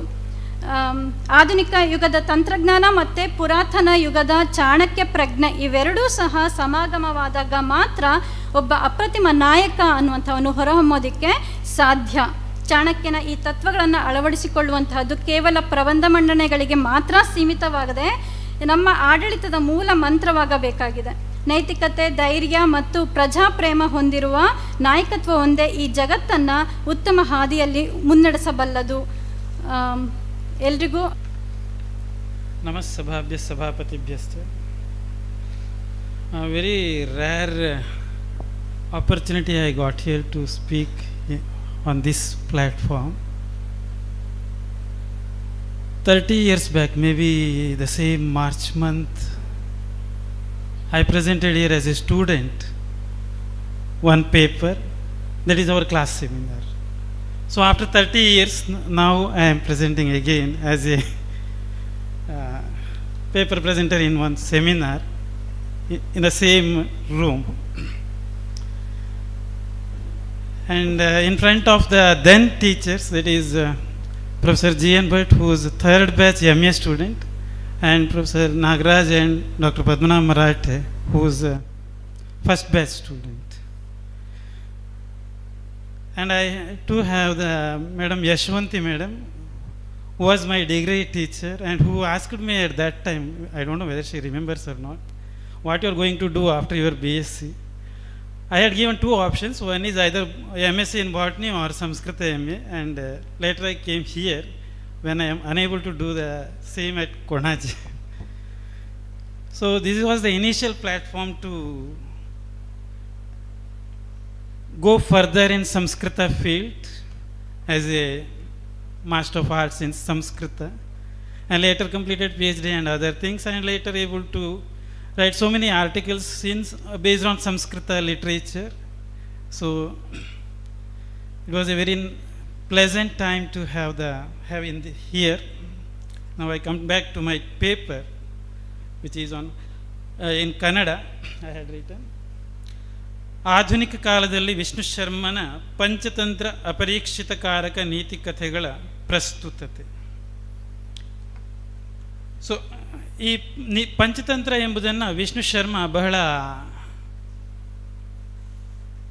ವಿಶಿಷ್ಟ ಸನ್ನಿವೇಶದಲ್ಲಿ ಬರೀತಾನೆ. ಯಾಕೆಂತಂದರೆ ಅಲ್ಲಿ 3 ಮಂದಿ ರಾಜಪುತ್ರರು, ಮೂರ್ಖ ರಾಜಪುತ್ರರು ಇರ್ತಾರೆ. ಅವರಿಗೆ ಶಿಕ್ಷಣ ಅನ್ನೋದು ತಲೆಗೆ ಹೋಗೋದಿಲ್ಲ. ಶಿಕ್ಷಣ ಅನ್ನೋದು ತಲೆಗೆ ಹೋಗೋದಿರುವಾಗ ಅವರಿಗೆ ಶಿಕ್ಷಣವನ್ನು ಹೇಗೆ ನೀಡಬೇಕು ಅನ್ನೋದು ಬಹಳ ಇಂಪಾರ್ಟೆಂಟ್ ಆಗಿರ್ತದೆ. ಅದಕ್ಕೆ ಆ ರಾಜ ವಿಷ್ಣು ಶರ್ಮನನ್ನು ನೇಮಿಸಿರ್ತಾನೆ. ವಿಷ್ಣು ಶರ್ಮ ಈ ಕಥೆಗಳ ರೂಪದಲ್ಲಿ ಅದನ್ನು ಸಂಯೋಜನೆ ಮಾಡಿ ಅವರಿಗೆ ನೀತಿ ಅಂದರೆ ಇಲ್ಲಿ ಎಲ್ಲವೂ ಇದೆ. ರಾಜನೀತಿ, ಎಲ್ಲ ರೀತಿಯಂಥ ತಂತ್ರಗಾರಿಕೆಗಳು ಎಲ್ಲವೂ ನಮಗೆ ಆಧುನಿಕ ಜಗತ್ತಿಗೂ ಪೂರಕ, ಆಗಿನ ಕಾಲಕ್ಕೂ ಪೂರಕ ಅನ್ನುವ ರೀತಿಯಲ್ಲಿ ಈ ಶಿಕ್ಷಣ ಮೌಲ್ಯಗಳು ಅದರಲ್ಲಿ ಇರುವುದನ್ನು ನಾವು ಗಮನಿಸ್ಬೋದು. ವಿಶೇಷವಾಗಿ ಶಿಸ್ತು, ಸಂಯಮ ಮತ್ತು ಚೆನ್ನಾಗಿ ನೋಡಿಕೊಂಡು ಹೇಳಬೇಕು, ಚೆನ್ನಾಗಿ ನೋಡ್ಕೊಂಡು ಮಾಡಬೇಕು ಎನ್ನುವಂಥ ಅದರಲ್ಲಿ ಕುದೃಷ್ಟಂ ಕುಪರಿಜ್ಞಾತಂ ಕುಶ್ರುತಂ ಕುಪರೀಕ್ಷಿತಂ ತನ್ನರೇಣ ನ ಕರ್ತವ್ಯಂ ನಾಪಿತೇನಾತ್ರ ಯತ್ಕೃತಂ ಅಂತೇಳಿ ಏನಿದೆ, ಅದೇ ರೀತಿ ಅಪರೀಕ್ಷಣ ಕರ್ತವ್ಯಂ ಸುಪರೀಕ್ಷಿತಂ ಪಶ್ಚಾದ್ಭೂತ ಸಂತಾಪೋ ಬ್ರಾಹ್ಮಣ್ಯ ನಕುಲೇಯಥ ಅಂತೇಳಿ, ಅಂದರೆ ಸರಿಯಾಗಿ ನೋಡ್ಕೊಂಡು ಮಾಡಬೇಕು, ಅದೇ ರೀತಿ ಸರಿಯಾಗಿ ಕೇಳಿ ಸರಿಯಾಗಿ ಪರೀಕ್ಷಿಸಿ ಕೆಲಸಗಳನ್ನು ಮಾಡಬೇಕು ಅನ್ನೋದು ಅಲ್ಲಿ ಮೊದಲ ನೀತಿ ಈ ಅಪರೀಕ್ಷಿತ ಕಾರ್ಯದಲ್ಲಿ ಇರುವಂಥದ್ದು. ಇದು ಇವತ್ತಿಗೂ ಎಲ್ಲ ಸನ್ನಿವೇಶದಲ್ಲಿ ಕೂಡ ಪ್ರಸ್ತುತವಾಗಿ ಇರುವಂಥದ್ದು. ಈಗ ಆಧುನಿಕ ಜಗತ್ತಿನಲ್ಲಿ ನಾವು ಅದರ ಅನ್ವಯವನ್ನು ಗಮನಿಸ್ತಾ ಹೋದರೆ ಒಂದು 4 ಏರಿಯಾಗಳಲ್ಲಿ ಗಮನಿಸ್ಬೋದು. ಒಂದು ಇವತ್ತಿನ ಏನು AI ಮತ್ತು ಡಿಜಿಟಲ್ ಮಾಧ್ಯಮ ಅಂತೇಳಿ ಏನಿದೆ, ಹಾಗೆಯೇ ನಿರ್ವಹಣೆಯ ನಾಯಕತ್ವ ಮತ್ತು ಕಾರ್ಯತಂತ್ರ ಎಂಬುದೇನಿದೆ, ಅದೇ ರೀತಿ ವರ್ತನೆಯ ವಿಜ್ಞಾನ ಮತ್ತು ಅರಿವಿನ ನರವಿಜ್ಞಾನ, ಅಂದರೆ ಈ ನಮ್ಮ BEd ಇದರಲ್ಲಿ ಏನು ಬರ್ತದೆ ಕೆಲವು ಇದು ವಿಚಾರಗಳು, ಹಾಗೆಯೇ ಶಿಕ್ಷಣ ಮತ್ತು ವರ್ತನೆಯ ಮನೋವಿಜ್ಞಾನ, ಬಿಹೇವಿಯರಲ್ ಸೈಕಾಲಜಿ. ಸೊ ಈ ವಿಚಾರಗಳು ಇದರಲ್ಲಿ ಕೂಡ ಆಗಿನ ಕಾಲದಲ್ಲೇ ಇದ್ದಿದ್ದು ಮತ್ತು ಅದನ್ನು ಕಥಾರೂಪದಲ್ಲಿ ಇವನು ಯಾರು ವಿಷ್ಣು ಶರ್ಮಾ ಅಂದಿನ ವಿದ್ಯಾರ್ಥಿಗಳಿಗೆ ಅಂದರೆ ಏನು ಈ ಶಿಕ್ಷಣದ ಹೇಗೆ ಕೊಡಬೇಕು ಅನ್ನೋದನ್ನು ಕೂಡ ಬಹಳ ಚೆನ್ನಾಗಿ ಮನದಟ್ಟಾಗಿ ಅವನು ತಿಳ್ಕೊಂಡು ಆ ಮೂರ್ಖ ರಾಜಪುತ್ರರಿಗೆ ಬಹಳ ಸುಂದರವಾಗಿ ಹೇಳಿ ಅವರನ್ನು ಬುದ್ಧಿವಂತರನ್ನಾಗಿ ಮಾಡಿರೋದನ್ನು ಕೂಡ ನಾವು ಗಮನಿಸ್ಬೋದು. ಸೊ ಇದು ಅಲ್ಲಿ ಕಂಡುಬರುವಂತಹ ಒಂದು ವಿಶೇಷವಾದಂತಹ ಸನ್ನಿವೇಶ. ಬಹಳ ಸಂಕೀರ್ಣವಾದಂಥ ಸಾಮಾಜಿಕ ಮತ್ತು ಭಾವನಾತ್ಮಕ ಕೌಶಲ್ಯಗಳನ್ನು ಕಲಿಸಲು ನೀತಿ ಕಥೆಗಳನ್ನು ಆಟಗಳು ಮತ್ತು ಆ್ಯನಿಮೇಷನ್ಗಳು ಸೇರಿದಂತೆ ಸಂವಾದಾತ್ಮಕ ಡಿಜಿಟಲ್ ಸ್ವರೂಪಗಳಲ್ಲಿ ಅಳವಡಿಸುವುದನ್ನು ನಾವು ಇವತ್ತು ಕಾಣ್ತಾ ಇರ್ತೇವೆ. ಯಾಕೆಂದರೆ ಮಕ್ಕಳು ಕೂಡ ಕಾರ್ಟೂನ್ನ ಬಹಳ ಸುಂದರವಾಗಿ ಆಕ್ಸೆಪ್ಟ್ ಮಾಡ್ತಾರೆ ಮತ್ತು ನೋಡ್ತಾರೆ. ಅದರ ಮೂಲಕ ಅವರು ನೀತಿಯನ್ನು ಕೂಡ ಕಲಿತಾರೆ. ಅಲ್ಲಿ ನೀತಿ ಕಥೆಗಳು ಇದ್ದಾಗ, ಪಂಚತಂತ್ರದ ಕಥೆಗಳಿದ್ದಾಗ. ಸೊ ಇದನ್ನು ಕೂಡ ನಾವು ಗಮನಿಸ್ಬೋದು. ಹಾಗೆಯೇ ಸಂಘರ್ಷ ಪರಿಹಾರ ಮತ್ತು ಬಿಕ್ಕಟ್ಟು ನಿರ್ವಹಣೆಯಲ್ಲಿ ಕೂಡ ಈ ಪಂಚತಂತ್ರದ ಕಥೆಗಳು ಬಹಳ ಸುಂದರವಾಗಿ ಅನ್ವಯವಾಗ್ತವೆ. ಅದನ್ನು ಕೂಡ ನಾವು ಗಮನಿಸ್ಬೋದು. ಈ ವಿಶ್ವಾಸವನ್ನು ಬೆಳೆಸುವುದು, ವಂಚನೆಯನ್ನು ಗುರುತಿಸುವಂತಹ ಮತ್ತು ತಂತ್ರಗಳನ್ನು ಒಳಗೊಂಡಂತೆ ಸಂಕೀರ್ಣ ಹೆಚ್ಚಿನ ಹಕ್ಕಿನ ಪರಿಸರಗಳನ್ನು ಅದನ್ನು ಕೂಡ ಅರ್ಥೈಸಿಕೊಳ್ಳುವುದಕ್ಕೆ ಈ ಪಂಚತಂತ್ರದ ಕಥೆಗಳು ವಿವಿಧ ರೀತಿಯಾದಂಥ ತಂತ್ರಗಳನ್ನು ಗಮನಿಸ್ತವೆ. ಅಲ್ಲಿ ರಾಸಭಶ್ರಗಾಲ ಕಥಾ ಅಂತಿದೆ. ಅಲ್ಲಿ ಒಂದು ಕಥೆ ಯಾವ ರೀತಿ ಅದು ಮೂರ್ಖತನದಿಂದ ಆ ನರಿ ಹೇಳಿದ ಹಾಗೆ ಕೇಳ್ತದೆ ಮತ್ತು ಸಿಂಹಕ್ಕೆ ಆಹಾರ ಆಗ್ತದೆ ಅನ್ನೋದನ್ನು ಕೂಡ ಅಲ್ಲಿ, ಅಂದರೆ ನಾವು ಯಾವ ರೀತಿ ವಂಚನೆಗೆ ಒಳಗಾಗಬಾರ್ದು ಅನ್ನೋದನ್ನು ಬಹಳ ಸುಂದರವಾಗಿ ಹೇಳಿರೋದನ್ನು ಗಮನಿಸ್ಬೋದು. ಅದೇ ರೀತಿ ಪಂಚತಂತ್ರದ ನಿರೂಪಣಾ ರಚನೆ ಸಹಾನುಭೂತಿ, ಸ್ವಯಂ ಅರಿವು ಮತ್ತು ಸಂಕೀರ್ಣ ಮಾನವ ಪ್ರೇರಣೆಗಳನ್ನು ಅರ್ಥ ಮಾಡಿಕೊಳ್ಳುವಲ್ಲಿ ಸಹಾಯ ಮಾಡ್ತದೆ ಅಂಥೇಳಿ ಆಧುನಿಕ ಮನೋವಿಜ್ಞಾನ ಗುರುತಿಸ್ತದೆ. ಪಂಚತಂತ್ರದ ಕಥೆಗಳು ಮೆದುಳಿನ ಭಾವನಾತ್ಮಕ ಮತ್ತು ತಾರ್ಕಿಕ ಕೇಂದ್ರಗಳನ್ನು ತೊಡಗಿಸಿಕೊಳ್ತದೆ. ಇದು ಸಂಪೂರ್ಣವಾಗಿ ವಾಸ್ತವಿಕ ವಿವರಣಾತ್ಮಕ ವಸ್ತುಗಳಿಗೆ ಹೋಲಿಸಿದರೆ ಸ್ಮರಣಶಕ್ತಿ ಧಾರಣೆ ಮತ್ತು ಕಲಿಕೆಗೆ ಬಹಳ ಪರಿಣಾಮಕಾರಿ ಸಾಧನೆಗಳನ್ನಾಗಿ ಮಾಡ್ತದೆ. ಯಾಕೆಂತಂದರೆ ಇದು ತುಂಬ ನಮಗೆ ಪರಿಣಾಮವನ್ನು ಬೀರುವುದನ್ನು ನಾವು ಗಮನಿಸ್ಬೋದು. ಇನ್ನು ಇವತ್ತು ನಾವು ಮಾಡರ್ನ್ ಕ್ಲಾಸ್ ರೂಮ್ಗಳಲ್ಲಿ ಸಾಂಪ್ರದಾಯಿಕ ಕಲಿಕೆಯಲ್ಲಿ ನಿರಾಸಕ್ತಿ ಹೊಂದಿರುವಂತಹ ವಿದ್ಯಾರ್ಥಿಗಳಿಗೆ ಆಸಕ್ತಿಯನ್ನು ತೋರಿಸೋದಕ್ಕೆ ಕೂಡ ಈ ಕಥೆಗಳು ಬಹಳ ಸಾಕು. ಯಾಕೆಂದರೆ ಅವ್ರಿಗೆ ಕಥೆಯನ್ನು ಹೇಳಿ ನಾವು ಸ್ವಲ್ಪ ಮುಂದಕ್ಕೆ ಹೋದರೆ ಅದನ್ನು ಬಹಳ ಬೇಗ ಅವರು ಆಕ್ಸೆಪ್ಟ್ ಮಾಡ್ಕೊಳ್ತಾರೆ. ಸೊ ಈ ಕಥೆ ಅವರಿಗೆ ಬಹಳ ಬೇಗ ಆಕರ್ಷಣೀಯ ಆಗ್ತದೆ ಮತ್ತು ನಾವು ಹೇಳಿದ್ದನ್ನು ಅವರು ಬಹಳ ಬೇಗನೆ ಕೇಳಿಸ್ಕೊಳ್ತಾರೆ ಮತ್ತು ಅರ್ಥೈಸ್ಕೊಳ್ತಾರೆ ಕೂಡ. ಸೊ ಇಲ್ಲಿ ಕೆಲವೊಂದು ಕಥೆಗಳು ಈಗ ವೈದ್ಯಕೀಯ ವಿದ್ಯಾರ್ಥಿಗಳಿಗೆ ಯಾವುದು ಆರಂಭಿಕ ಶ್ಲೋಕಗಳೇನಿದೆ, ಕೋದೃಷ್ಟಂ ಕುಪರಿಜ್ಞಾತಂ ಕುಷ್ಟತಂ ಕುಪರೀಕ್ಷಿತಂ ತನ್ನರೇಣ ಕರ್ತವ್ಯಂ, ಅದೇ ರೀತಿ ಅಪರೀಕ್ಷಣ ಕರ್ತವ್ಯಂ ಸುಪರೀಕ್ಷಣ. ಯಾಕೆಂದರೆ ಅಲ್ಲಿ ಸರಿಯಾಗಿ ನೋಡ್ಕೊಂಡು ಮದ್ದು ಕೊಡಬೇಕು ಅಂತ ಹೇಳುವಂಥದ್ದು, ಅದೇ ರೀತಿ ಸರಿಯಾಗಿ ರೋಗಿಯನ್ನು ಪರೀಕ್ಷಿಸಬೇಕು ಅಂತ ಹೇಳುವಂಥದ್ದು, ಅದೇ ರೀತಿ ಇತರರಿಗೂ ಕೂಡ ನಾವು ಯಾವುದೇ ಕೆಲಸವನ್ನು ಮಾಡುವಾಗ ಅದನ್ನು ಮಾಡಬೇಕು ಅನ್ನುವಂಥ ವಿಚಾರಗಳು. ಸೊ ಇದೆಲ್ಲ ಬಹಳ ಪರಿಣಾಮಕಾರಿಯಾದಂಥ ನೀತಿಗಳು ಇವತ್ತಿಗೂ ಕೂಡ ಎಲ್ರಿಗೂ ಕೂಡ ಪ್ರಸ್ತುತವಾಗಿರುವುದನ್ನು ನಾವು ಗಮನಿಸ್ಬೋದು. ಹಾಗೆಯೇ ಅತಿಲೋಭೋ ನ ಕರ್ತವ್ಯೋ ಲೋಭಂ ನೈವ ಪರಿತ್ಯಜೇತ್ ಅತಿಲೋಭಾವಿಭೂತಸ್ಯ ಚಕ್ರಂ ಭ್ರಮತಿ ಮಸ್ತಕೆ ಅಂತಿದೆ. ಅತಿಲೋಭ ನ ಕರ್ತವ್ಯ, ಅತಿಯಾಗಿ ಲೋಭವನ್ನು ಮಾಡಬಾರ್ದು. ಅದು ಯಾಕೆಂದರೆ ಅದಕ್ಕೊಂದು ಲಿಮಿಟ್ ಬೇಕು ಅಂತ. ಆ ಲಿಮಿಟ್ ಮೀರಿ ಹೋದಾಗ ಏನಾಗ್ತದೆ ಅನ್ನೋದಕ್ಕೆ ಅಲ್ಲಿ ಚಕ್ರಧರ ಕಥೆ ಎನ್ನುವಲ್ಲಿ ಅಲ್ಲಿ 3 ಮಂದಿ ಇರ್ತಾರೆ, 4 ಮಂದಿ ಇರ್ತಾರೆ ವಿಶೇಷವಾಗಿ. ಅವರು ನಿಧಿಯನ್ನು ಹುಡ್ಕೊಂಡು ಹೋಗ್ತಾರೆ. ಅದರಲ್ಲಿ ಒಬ್ಬನಿಗೆ ರಜತ ಸಿಗ್ತದೆ, ಒಬ್ಬನಿಗೆ ತಾಮ್ರ ಸಿಗ್ತದೆ, ಇನ್ನೊಬ್ಬನಿಗೆ ಸುವರ್ಣ ಸಿಗ್ತದೆ. ಕೊನೆಯವನು ಇನ್ನೂ ಮುತ್ತು ರತ್ನ ಅಥವಾ ಅದಕ್ಕಿಂತ ಶ್ರೇಷ್ಠವಾದ ಏನಾದ್ರು ಸಿಗ್ಬೋದು ಅಂದರೆ ಮುಂದೆ ಹೋಗ್ತಾನೆ. ಆದರೆ ಅವನ ಗ್ರಹಚಾರ ಕೆಟ್ಟಿದ್ದೇನೋ ಅವನಿಗೆ ಏನೂ ಸಿಗೋದಿಲ್ಲ. ಅವನಿಗೆ ಕೊನೆಗೆ ಚಕ್ರ ತಲೆಯಲ್ಲಿ ಸುತ್ತಕೊಳ್ತದೆ. ಅದಕ್ಕೆ ಅತಿಲೋಭವನ್ನು ಮಾಡಬಾರ್ದು ಅಂತೇಳಿ. ಈಗ ಅವನಿಗೆ ಚಿನ್ನ ಇದ್ದರೆ ಸಾಕಾಗ್ತಿತ್ತೋ ಏನೋ, ಅವನು ಅಷ್ಟಕ್ಕೆ ತೃಪ್ತಿ ಪಡ್ಕೊಳ್ಳಿಲ್ಲ, ಇನ್ನಷ್ಟು ಅಪೇಕ್ಷೆಯಿಂದ ಹೋದ ಅಂತ. ಸೊ ಇದು ಕೂಡ ಅಲ್ಲಿ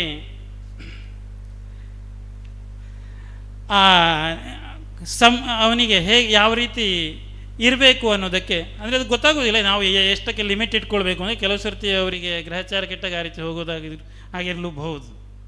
ಹಾಗೆಯೇ ವರಂ ಬುದ್ಧಿ ನ ಸಾ ವಿದ್ಯಾ ವಿದ್ಯೆಯ ಬುದ್ಧಿರುತ್ತಮ ಬುದ್ಧಿಹೀನ ವಿನಶ್ಯಂತಿ ಯಥಾತೆ ಸಿಂಹಕಾರಕ ಎನ್ನುವಲ್ಲಿ 4 ಮಂದಿ ಮೂರ್ಖ ರಾಜಪುತ್ರರು ಸಿಂಹದ ಒಂದನ್ನು ರಚನೆಯನ್ನು ಮಾಡ್ತಾರೆ. ಯಾಕೆಂದರೆ ಅವರು ಕಲಿತ ವಿದ್ಯೆಯನ್ನು ಪ್ರಾಕ್ಟಿಕಲಾಗಿ ಅಪ್ಲೈ ಮಾಡಲಿಕ್ಕೆ ಹೋಗ್ತಾರೆ.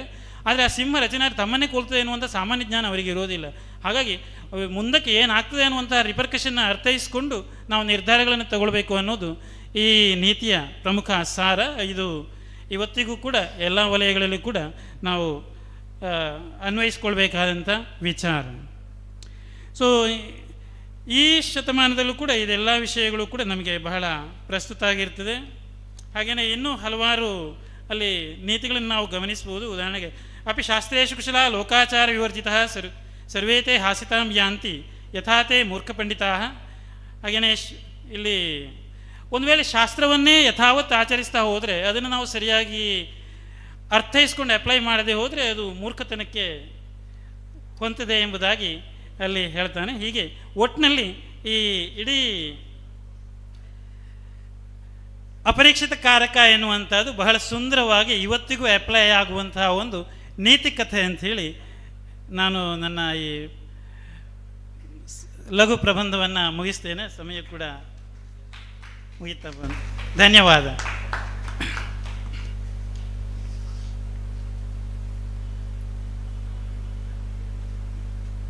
ಧನ್ಯವಾದಗಳು ಈಶ್ವರ್ ಪ್ರಸಾದ್ ಅವರೇ. ಇವಾಗ ನಾನು ಡಾಕ್ಟರ್ ನಂದಾ ಜೆ ಪೈ ಅವರಿಗೆ ತಮ್ಮ ಅನಿಸಿಕೆಗಳನ್ನು ಹೇಳಬೇಕು ಅಂತ ಕೇಳ್ತೇನೆ.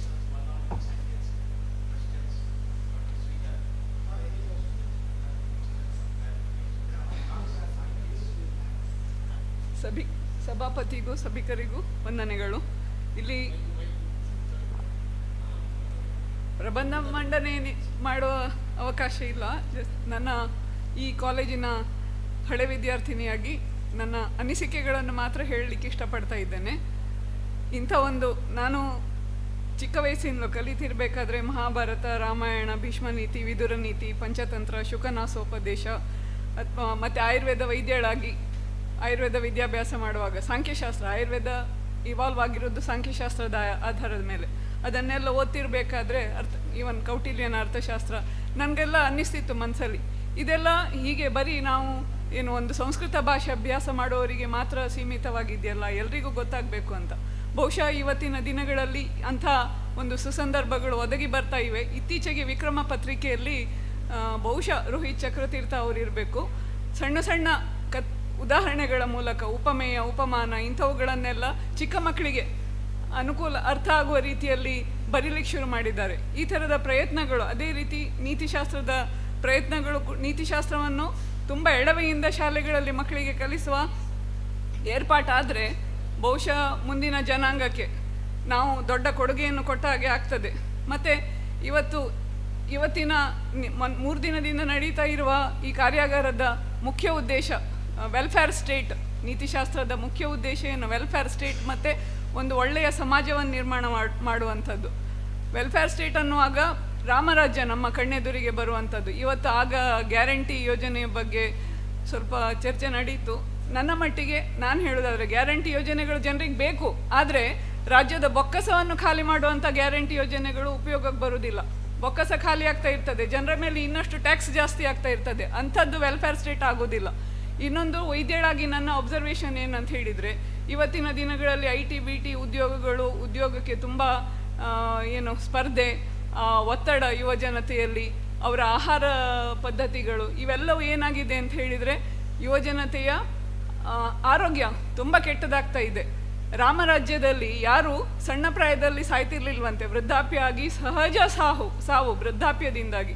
ಆದರೆ ಇವತ್ತಿನ ಸ್ಥಿತಿ ಪೂರ್ತಿ ವಿರುದ್ಧ ಆಗ್ತಾ ಇದೆ. ಇದನ್ನು ಕೂಡ ವೆಲ್ಫೇರ್ ಸ್ಟೇಟ್ನ ಲಕ್ಷಣ ಅಲ್ಲ ಇದು. ನಮ್ಮ ನೀತಿಶಾಸ್ತ್ರಗಳು ಅಧಿಕಾರದಲ್ಲಿರುವವರಿಗೆ ಏನನ್ನು ಬೋಧಿಸ್ತವೆ, ಅವರು ಈ ಬಗ್ಗೆ ಕೂಡ ಹೆಚ್ಚು ಗಮನ ಕೊಡಬೇಕು ಅಂತ ಒಂದು ಕಳಕಳಿಯ ಪ್ರಾರ್ಥನೆ. ಅದೇ ರೀತಿ ಕಾರ್ಪೊರೇಟ್ ಹಾಸ್ಪಿಟಲ್ಸ್ಗಳು ಏನು ಜಾಸ್ತಿ ಆಗ್ತಾ ಇವೆ, ಆದರೆ ಕಾರ್ಪೊರೇಟ್ ಹಾಸ್ಪಿಟಲ್ಸ್ಗಳಿಂದ ಜನರಿಗೇನು ಹೆಚ್ಚು ಲಾಭ ಆಗ್ತಾ ಇಲ್ಲ. ಅಲ್ಲಿಗೆ ಹೋದರೆ ಜೇಬಿಗೆ ಕತ್ರಿ ಬೀಳೋದೇ ಜಾಸ್ತಿ. ಅದನ್ನು ಕೂಡ ಯಾವ ರೀತಿ ಮುಂಚಿನ ಒಂದು ಹಳ್ಳಿಗಳಲ್ಲಿ ಒಬ್ಬ ಡಾಕ್ಟ್ರು ಸರಳವಾಗಿ ಸ್ವಲ್ಪ ಶುಲ್ಕ ತಗೊಂಡು ಏನು ಚಿಕಿತ್ಸೆ ಕೊಡ್ತಾ ಇದ್ರು, ಅಂಥವುಗಳು ಕೂಡ ವೆಲ್ಫೇರ್ ಸ್ಟೇಟ್ನ ಒಂದು ಭಾಗವೇ. ನಂತರ ಇನ್ನೊಂದು ನಾನು ಗಮನಿಸಿರೋದು ಇಷ್ಟು ವರ್ಷಗಳಲ್ಲಿ, ತಪ್ಪೋ ಸರಿಯೋ ನನಗೂ ಗೊತ್ತಿಲ್ಲ, ಆದರೂ ನನ್ನ ಮನಸ್ಸಿಗೆ ಬಂದಿರೋದು ಲ್ಯಾಂಡ್ ರಿಫಾರ್ಮ್ಸ್, ಭೂ ಸುಧಾರಣಾ ಕಾಯ್ದೆ ಅಂತ ಏನು ಬಂತು, ಅದರಿಂದ ವ್ಯವಸಾಯ ಜಾಸ್ತಿ ಮಾಡಲಿ, ಕೃಷಿಕರು ಕೃಷಿಯನ್ನು ತಮ್ಮ ಭೂಮಿಯ ಒಡೆತನ ತಗೊಂಡು ಅದನ್ನು ಕೃಷಿಯೇ ಮಾಡಲಿ ಅಂತ ಹೇಳಿ ಉದ್ದೇಶ ಚೆನ್ನಾಗಿತ್ತು ಸರ್ಕಾರದ್ದು. ಕೃಷಿ ಭೂಮಿ ಹಂಚಿ ಹೋಯಿತು, ಭೂಮಾಲೀಕರಿಂದ ಕೃಷಿ ಭೂಮಿ ಕೃಷಿಕರಿಗೆ ಬಂತು. ಆದರೆ ಇವತ್ತೇನಾಗಿದೆ, it has turned into real estate business. ಎಷ್ಟು ಕೃಷಿ ಭೂಮಿ ಉಳಿದಿದೆ, ಎಷ್ಟು ಕೃಷಿಕರು ಉಳಿದಿದ್ದಾರೆ, ಇಂಥ ಸಣ್ಣ ಸಣ್ಣ ಅಬ್ಸರ್ವೇಷನ್ಸ್ ನಾನು ಮಾಡಿರೋಂಥದ್ದು. ಇದು ಬಹುಶಃ ನಾನು ಸಣ್ಣದಾಗಿ ನನಗೆ ಕಂಡ ಉದಾಹರಣೆಯಲ್ಲಿ ಇಲ್ಲಿ ನನ್ನ ಅನಿಸಿಕೆ ಹೇಳಿದ್ದೇನೆ. ತುಂಬ ಒಳ್ಳೆಯ ಸೆಮಿನಾರ್ ಆಯೋಜಿಸಿದ್ದಾರೆ. ಈ ವಿಷಯದಲ್ಲಿ ನನಗಂತೂ ತುಂಬ ಹೆಮ್ಮೆ ಇದೆ, ನಾನು ಈ ಸಂಸ್ಥೆಯ ಒಂದು ಭಾಗ ಅಂತ ಅನ್ನಿಸಿಕೊಳ್ಳುವುದಕ್ಕೆ. ಸಣ್ಣದಾಗಿ ನನ್ನ ಅಬ್ಸರ್ವೇಷನ್ಸ್ ಮಂಡಿಸಿದ್ದೇನೆ. ಅವಕಾಶ ನೀಡಿದ್ದಕ್ಕಾಗಿ ನನ್ನ ಗುರುಗಳಾದ ಪದ್ಮನಾಭ ಮರಾಠಿ ಅವರಿಗೆ, GN ಭಟ್ ಸರ್ ಅವರಿಗೆ ಧನ್ಯವಾದಗಳು.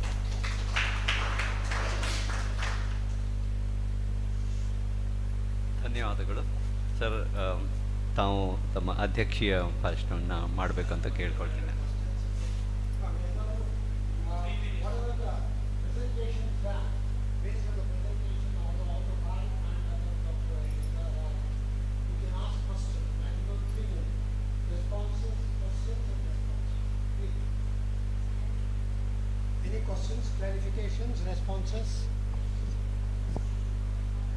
ಎಲ್ಲವೂ ಅರ್ಥ ಆಗಿದೆ ಅಂತ ಅರ್ಥ.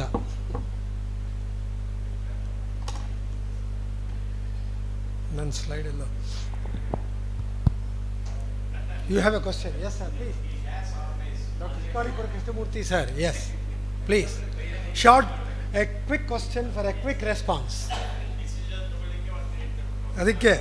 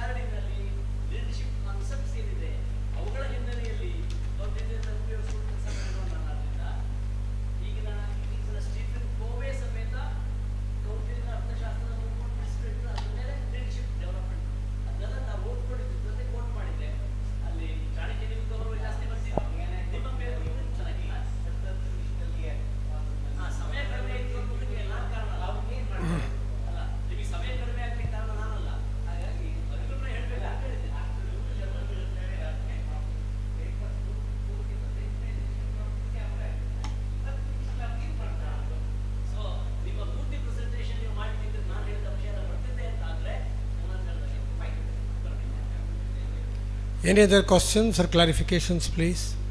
Okay. Sadashivasamarambham Shankaracharya Madhyamam Asmadacharya-Paryantam Vande Guru Paramparam Sarvamangalamangallye Shive Sarvarth-Sadhike Sharanye Trambake Gauri Narayani Namostute Mukam Karoti Vachalam Pangum Langayate Girim Yatkripathamaham Vande Paramananda Madhavam Namassabhayai. At the outset, our presenters, initially commencing with Srinivas Adiga, has covered the sovereignty, Purushartha, the difference of governance in the Ramayana and the Mahabharata, as well as the individual responsibility and ethos in an excellent way, and also he has given the historical, philosophical dimensions of in his paper as reflected by the Acharyas. Dr. Shrutikirti ಅವರು ಪಂಚತಂತ್ರದ ನೀತಿಶಾಸ್ತ್ರದ ಬಗ್ಗೆ ಮಾತನಾಡ್ತಾ ಬುದ್ಧಿ, ಚಾತುರ್ಯ, ಸ್ನೇಹ, ನಂಬಿಕೆ, ರಾಜನೀತಿ ಪಾಠ, ರಾಜಕೀಯ ಸಂಘರ್ಷ, ತಟಸ್ಥ ವಿದೇಶಾಂಗ ನೀತಿ, ನಾವು ಇವಾಗೇನು ಈ ದೇಶ ಫಾಲೋ ಮಾಡ್ತಾ ಇದ್ದೀವೋ ಅದು, ಮತ್ತು strategic rationalism, I like this title, ಸ್ವನಿಯಂತ್ರಣ, ವಿವೇಕದ ಬಗ್ಗೆ ವಿಸ್ತಾರವಾಗಿ ಸೋದಾಹರಣವಾಗಿ ವಿವರಿಸಿದ್ದಾರೆ. ಡಾಕ್ಟರ್ ಪ್ರಭಾ SN ಅವರು ಪ್ರಸ್ತುತ ನಾಯಕತ್ವಕ್ಕೆ ಚಾಣಕ್ಯ ನೀತಿಯಲ್ಲಿ ನಾಯಕತ್ವ ಹೇಗೆ ದಾರಿ ತೋರಿಸುತ್ತೆ, ತಪಸ್ಸು, ಅದು ಒಂದು ತಪಸ್ಸು, ಸಭೆ ಪ್ರಜ್ಞೆ, ಸಂಪನ್ಮೂಲಗಳ ಕ್ರೋಢೀಕರಣ, ಇಂದ್ರಿಯ ನಿಗ್ರಹ, ಕಾರ್ಯಕ್ಷಮತೆ, ನೈತಿಕತೆ, ಪ್ರಾಮಾಣಿಕತೆ, ಕಾರ್ಪೊರೇಟ್ ಗವರ್ನೆನ್ಸ್ ಎಲ್ಲ ಹೇಗೆ ಈ ನೀತಿಶಾಸ್ತ್ರದಲ್ಲಿ ಅಳವಡಿಸಲ್ಪಟ್ಟಿದೆ ಅನ್ನೋದನ್ನು ತಿಳಿಸಿದ್ದಾರೆ. ಡಾಕ್ಟರ್ ಈಶ್ವರ ಪ್ರಸಾದ್ ಅವರು ನನ್ನ ಹಿಂದಿನ ಕಲೀಗ್ ಅವರು ಯೋಗ ಯೂನಿವರ್ಸಿಟಿಯಲ್ಲಿದ್ದಾಗ ಅಪರೀಕ್ಷಿತ ಕಾರಿಕ, ಹೇಗೆ ವಿವೇಕವನ್ನು ಪ್ರದರ್ಶಿಸುತ್ತೆ. AI ಮತ್ತು ಇವತ್ತಿನ ಡಿಜಿಟಲ್ ಮಾಧ್ಯಮದಲ್ಲಿ ನಾವು ಹೇಗೆ ಈ ಪಂಚತಂತ್ರದ 74 ಕಥೆಗಳು, 69 ಉಪಕಥೆಗಳು, 4 ಪ್ರಮುಖ ಕಥೆಗಳನ್ನು ಅಳವಡಿಸ್ಬೋದು. ಹಿತೋಪದೇಶದ 45 ಕಥೆಗಳು, ಅದರಿಂದ 25 ಕಥೆಗಳು ಪಂಚತಂತ್ರದಿಂದ ಬಂದಿರೋದು. ಅದನ್ನು ಹೇಗೆ ಅಳವಡಿಸಿ ಇವತ್ತಿನ ಮಕ್ಕಳನ್ನು ಆಕರ್ಷಕವಾಗಿ ಅವ್ರು ಬರೀ ಹ್ಯಾರಿ ಪಾಟರು ಅಥವಾ ಇನ್ಯಾವುದೋ ವೆಸ್ಟರ್ನ್ ನೋಡೋದಲ್ಲ, ಇದನ್ನು ನೋಡೋ ಹಾಗೆ ಮಾಡ್ಬೋದು. ಉದಾಹರಣೆಗೆ ಅದಕ್ಕೆ ಅವತಾರ್ ಫಿಲಮ್ಮು ಮಾಡ್ಬೋದು ಅನ್ನೋದನ್ನ ವಿಸ್ತಾರವಾಗಿ ತಿಳಿಸಿ, ಅದ್ರ ಜೊತೆಗೆ personal, educational, behavioural psychology, how it has been represented in the Panchatantra through these stories, and also the various tantras. Tantra means method, it means also an expedient or a upaya. He has elaborated. Dr. Nandapai ಅವರು ಈ ನಮ್ಮ ಮಹಾವಿದ್ಯಾಲಯದ ಅಲುಮ್ನೈ ಆಗಿ ಭಾರತೀಯ ಐತಿಹಾಸಿಕ ಗ್ರಂಥಗಳಾದಂಥ ರಾಮಾಯಣ, ಮಹಾಭಾರತ, ನೀತಿಶಾಸ್ತ್ರ ಗ್ರಂಥಗಳು, ವಿದುರ ನೀತಿ ಮುಂತಾದವು ಹೇಗೆ ವೆಲ್ಫೇರ್ ಸ್ಟೇಟ್ ಪ್ರಿನ್ಸಿಪಲ್ಸ್ನ ಪ್ರಸ್ತಾಪ ಮಾಡುತ್ತೆ. ಇವತ್ತಿನ IT ಯುಗದಲ್ಲಿ ಟರ್ನ್ ಆನ್ ಟೈಮ್ ಇದ್ದಾಗ, ಪಿಂಕ್ ಸ್ಲಿಪ್ಗಳ ಹಾವಳಿ ಇದ್ದಾಗ ಹೇಗೆ ಆರೋಗ್ಯವನ್ನು IT ಪೀಪಲ್ ಕಾಪಾಡ್ಕೋಬೇಕು. ಯಾಕೆಂದರೆ I was just reading A report by the Harvard Medical Journal, where the highest rate of heart attacks is within the 40 years because of the IT, BT, CT, etc. And youngsters are falling prey and collapsing. So anta samayadalli ಆರೋಗ್ಯವನ್ನು, and also back pain and obesity also, because 12 hours they are sitting before the 12-inch computers, including my son. Purpose, yeah? Purpose of corporate hospitals, the real, is it very much required ಅನ್ನೋದ್ರ ಬಗ್ಗೆ ಭೂ ಸುಧಾರಣಾ ಕಾಯ್ದೆ ಎಷ್ಟು ತೊಂದರೆ ತಂತು ಅಂತ ದೇವರಾಜರು start ಮಾಡಿದ್ದದು. Indira Gandhi ಕೇಂದ್ರ ಸರ್ಕಾರದಲ್ಲಿ, ರಾಜ್ಯ ಸರ್ಕಾರದಲ್ಲಿ ದೇವರಾಜರು ತಂದು ಎಷ್ಟು ಮಟ್ಟಿಗೆ ಭೂಮಿಯನ್ನು ಆಳ್ತಾ ಇದ್ದವರು ಭೂಮಿಯನ್ನು ಒಡೆತನವನ್ನು ಕಳ್ಕೊಂಡ್ರು ಅನ್ನೋದನ್ನು ತುಂಬ ವಿಸ್ತಾರವಾಗಿ ನನ್ನ cousin press chief news reporter of Deccan Herald GS ಕೃಷ್ಣಮೂರ್ತಿಯವರು ಇತ್ತೀಚಿನ ನಾವೆಲ್ನಲ್ಲಿ ಬರೆದಿದ್ದಾರೆ. ದಯವಿಟ್ಟು ತಾವೆಲ್ಲ ಓದಬೇಕು. The great Indian Brahmin robbery, ಅದ್ಭುತವಾದ ಪುಸ್ತಕ, ನಾವೆಲ್. ಸೊ ಅದರಲ್ಲಿ ಅದನ್ನು ವಿಸ್ತಾರವಾಗಿ ತಿಳಿಸಿದ್ದಾರೆ. ಇದ್ರ ಬಗ್ಗೆ ಎಲ್ಲವನ್ನು ಗಮನಿಸಿರೋದ್ರಿಂದ ತುಂಬ ಹಾರ್ದಿಕವಾದ ಧನ್ಯವಾದಗಳನ್ನು ತಮಗೆಲ್ಲರಿಗೂ ಸಮರ್ಪಿಸ್ತಾ ಇದ್ದೀನಿ. ಅವಕಾಶ ಸಿಕ್ಕಿದಾಗ 1 ಗಂಟೆಗಳ ಕಾಲ ಆ ಪೇಪರ್ನ ತಾವೆಲ್ಲ ಪ್ರೆಸೆಂಟ್ ಮಾಡಬೇಕು ಅಂತ. And my time begins now. ಎಷ್ಟು ಸಮಯ ಇದೆ ಸರ್ ನನಗೆ? How many minutes? ನನಗೆ ಈಗ start, now it starts. 20. Okay, so can I present the slide, sir? Please go to the slide, but I will not concentrate on that. This presentation is quickly based on 3 things. Initially, for Doordarshan, myself and Dr. Y.S. Gayatri gave 8 episodes on Vidura Niti, which was well received by across the length and breadth of Karnataka. Later, that was translated to all regional languages in India and were shown in BC centers of Doordarshan all over India. That was one part. The second part is my guru and my colleague Dr. B.S. Ramkrishna Rao translated the entire Vidura Niti into Kannada, consisting of 607 verses. I went through that before making the presentation in Doordarshan. Thirdly, see, till recently, 6 weeks ago, I was the chief and I was the head and mentor of the Department of Languages of the Jain University. The Chancellor Chandraj Roychand ji and also the Registrar and the Acting Vice Chancellor Dr. Chitendra Mishra ji requested me to develop 2 credit course on the same title, that is Public Governance as reflected in Vidura Niti and Bhartruhari's Neetishastram. So based on that, I have prepared that and gave the 2 credit course to the student. Till it is not offered, it is approved by the Academic Council. But now that I have come out, it can be offered by anybody, anywhere in the world, as I am the author and I am the script person who has done it. And here I am going to present the salient features and how the ancient public governance as reflected in Vidura Niti can also be implemented in the modern outlook, keeping the mapping of the Bloom's taxonomy 1 to 6 points, as well as that of keeping the outcome based education. So based on this, I am going to make a very quick presentation. I am not going to elaborate. I am going to give you just the bullet points of that. Next slide, sir. So I don't want to explain on the public governance because you all know this is the definition. Please go on to the next. governance, you know what is governance, what is public governance, so I will not elaborate on these things. And this is also based on the, Dr. Shikarabir Krishnamurti and Dr. G.N. Bhatt were always talking about management in the Bhagavad Gita and management in Kautilya's Arthashastra. I am a student of science, so I thought, why can't I make a maiden attempt in doing something about the management? It is based on that. So, sir, please go to the previous slide quickly. See, what are the components of public governance? It is accountability, transparency, participation, equity, policy formulation. All these are reflected in Viduraniti. It can be implemented now. Next slide. So, example of public governance, I will give you one based on the previous slide. See, now Bangalore city is planning a new metro line, transportation system, public governance and involve. What does it involve? Gathering input from residents through surveys and public meetings, they have done that. Ensuring that the decision making process is open and publicly accessible through global tenders.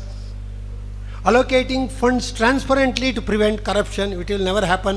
1,000 crores increases to 2,000 crores. Metro, they want to complete by 2030, but it will go to 2035, etc., etc. Yes? Yes. No, that's what. Ensuring these things with the previous slide, I am in consonance with the previous slide I am showing. Please show the previous slide, sir.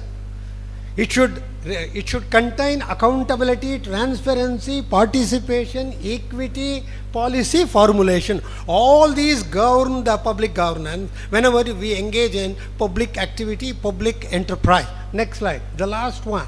Ensuring equitable access to the transportation system for all members of the community, irrespective of caste, culture, creed, race, nation, etc. So, next slide. So, in the Mahabharata, we find the Vidura Niti in the Prajagara Parva of the Udyoga Parva.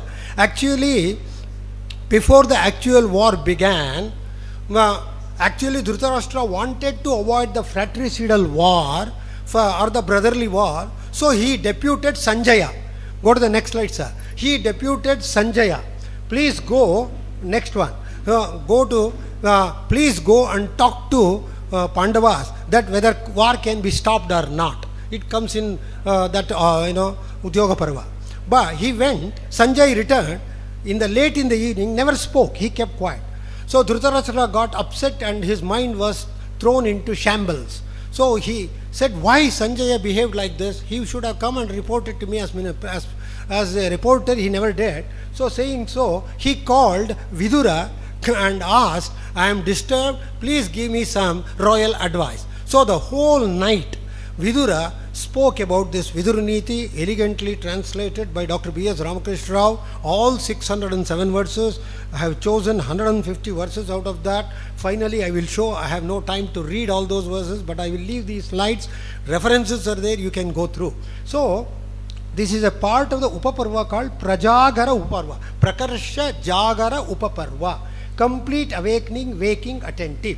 It is the form of a dialogical verses between King Dhritarashtra and Vidura, where Dhritarashtra asks questions, Vidura starts asking, Vidura tells, answering. Next slide, please. So, context I have already mentioned. Next slide, please. So, what do we find in this? I have branched into 6-7 types. Ethical foundation of governance. Already elaborated since morning, yesterday morning, starting from G.N. Bhatt to Ramasubramaniam, the concept of dharma. Dharma, I don't translate as religion, it is righteousness. Dharana dharma ityahu dharmena viduta prajaha etc. Sarvata sarvada sarvabhutanam anabidrohaha yagnivalkya ahimsa paramartha ahimsartha paramadharmaha Mahabharata etc. etc. So dharma stands for absolute righteousness. 32 meanings are there. Please see the V.S. Opted dictionary. So not merely on power or expediency, adhikara or upaya, no. A ruler who abandons dharma, righteousness, will lose legitimacy and ultimately the trust of the people. Justice and fairness should guide all state decision. This is what Vidura says. Next slide, please. So ethics, I don't want to elaborate on that. This is a word. Ethics means Neethishastram in Sanskrit. It's a Greek word derived from the word ethika or ethos, means customs or habits that are approved by a certain culture. So Indian ethics is different from the Western ethics, Western culture. One of my students right now is doing his PhD on Indian ethics and Western ethics. He has already completed the PhD thesis. Next, So, more important are morals and values. Morals relate to human action, conduct and behavior or demeanor. Values and morals are passed from one generation to another. Content of a value when objectified. Objectification is a very important word used in the West all the time. I've been hearing number of times. Objectification becomes a virtue. Example, truth is a value. Satya. Satya is a value. Satyam vada dharmanchara. Leading to veracity means virtue, virtus. Life action leads to desire, desire leads to purpose of life leads to judgment of value leads to sense of obligation leads to moral term and moral process. Just as there are 7 steps to success according to Dale Carnegie of the Harvard Business School, there are 7 steps for the downfall elaborated by Krishna already in the Bhagavad Gita, 2nd chapter, 62-69, 3, Dhyayato Vishyan Pumsa, etc., etc. I don't want to elaborate on that. There are 7 steps for the downfall. Next slide, please. So, then what are the qualities of a good king according to Vidura? He says he must be self-disciplined, Atma Sayyama, truthful, Satyavan, compassionate, Karuna, and impartial. What is the definition of Karuna? Swami Vivekananda gives a wonderful definition in his Raja Yoga. Compassion is that feeling which is aroused in us when we can put ourselves in the position of a sufferer and feel it in the same way. Should avoid arrogance, darpa, anger, kopa, greed, lobha, and attachment. Lobha papasya karanam in the entire Panchatantra. Should listen to wise counselors like Vidura and others and avoid sycophants, samaya sadhakaro, selfish people. Leadership by example is emphasized as elaborated by Dr. Shrutakirti and Prasad and Srinivas. Emphasize, a king's personal conduct shapes the conduct of his subject. Raja Prakriti Ranjanat is also there, but Raja is the ideal king.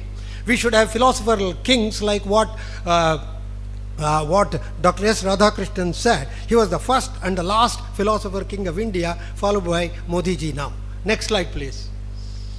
Duties towards the people. What is the duty he asks? Dhritarashtra asks, Vidura replies. For each of these questions, you have 20 to 100 verses. Totally 607 verses divided into 8 chapters. I have all the references here. Finally, I will show them.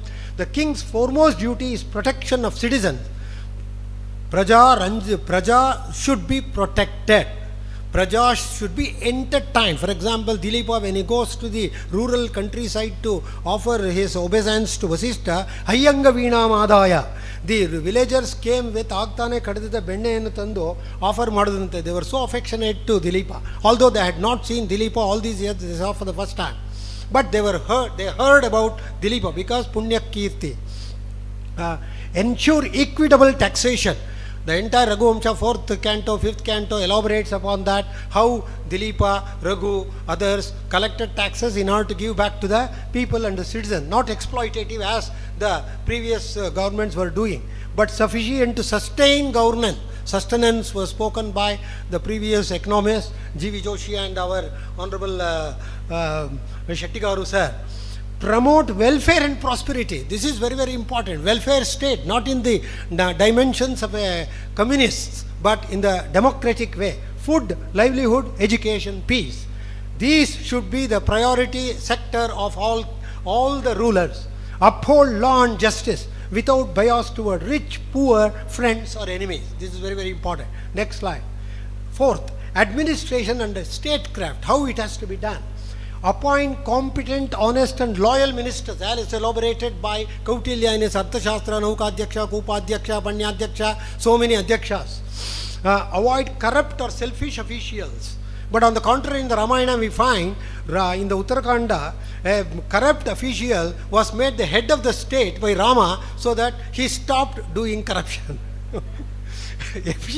Efficient management of treasury and resources. Kosha, Danda, very, very important. Wastefulness and extravagance weaken the state. Today you see so many public gatherings, public assemblies, crores and crores money are spent.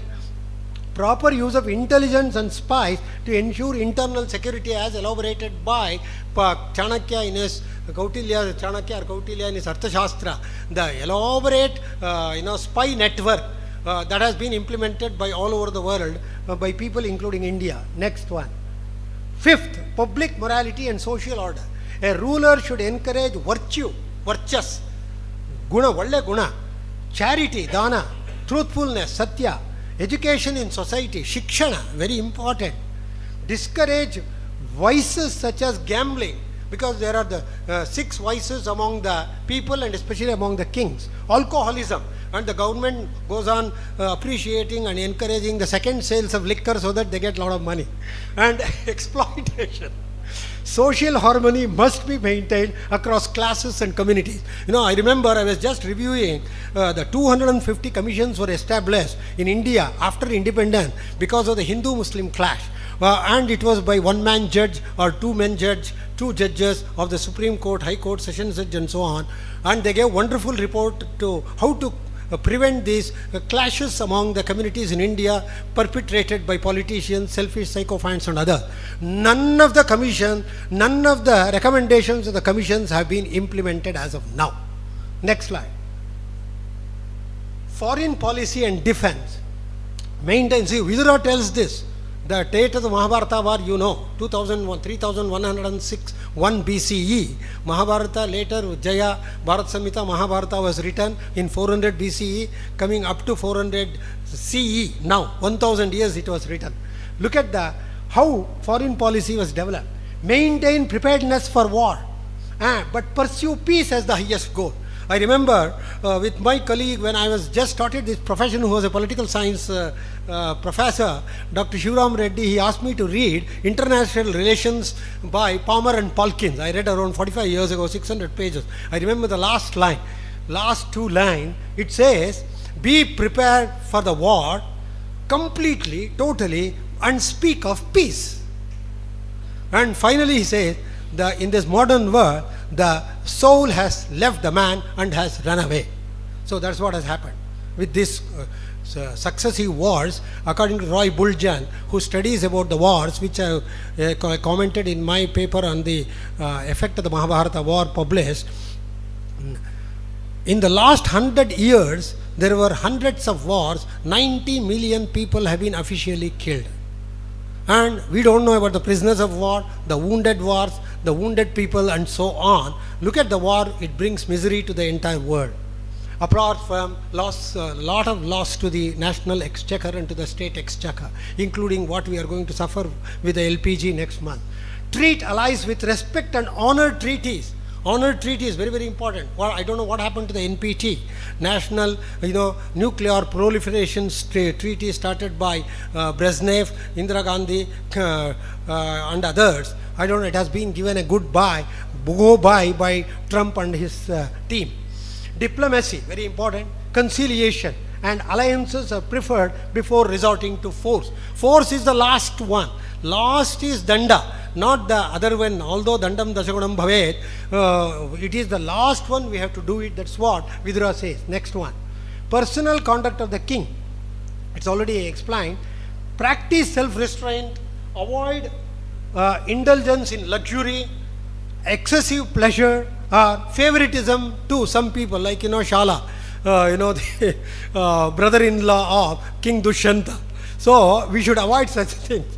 Must be accessible to subjects and hear their grievances all the time, having sat in the Dharmasana as done by Dushyanta in the 5th act of the Abhignana Shakuntala.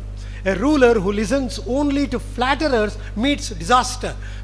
Once a ruler gets power and money, number of flatterers will come, start praising, and they should not be encouraged by the king or the ministers. He should have that wisdom to check who is a flatterer, who is a real advisor. Next slide, please. Consequences of misrule, and misrule of how it happens.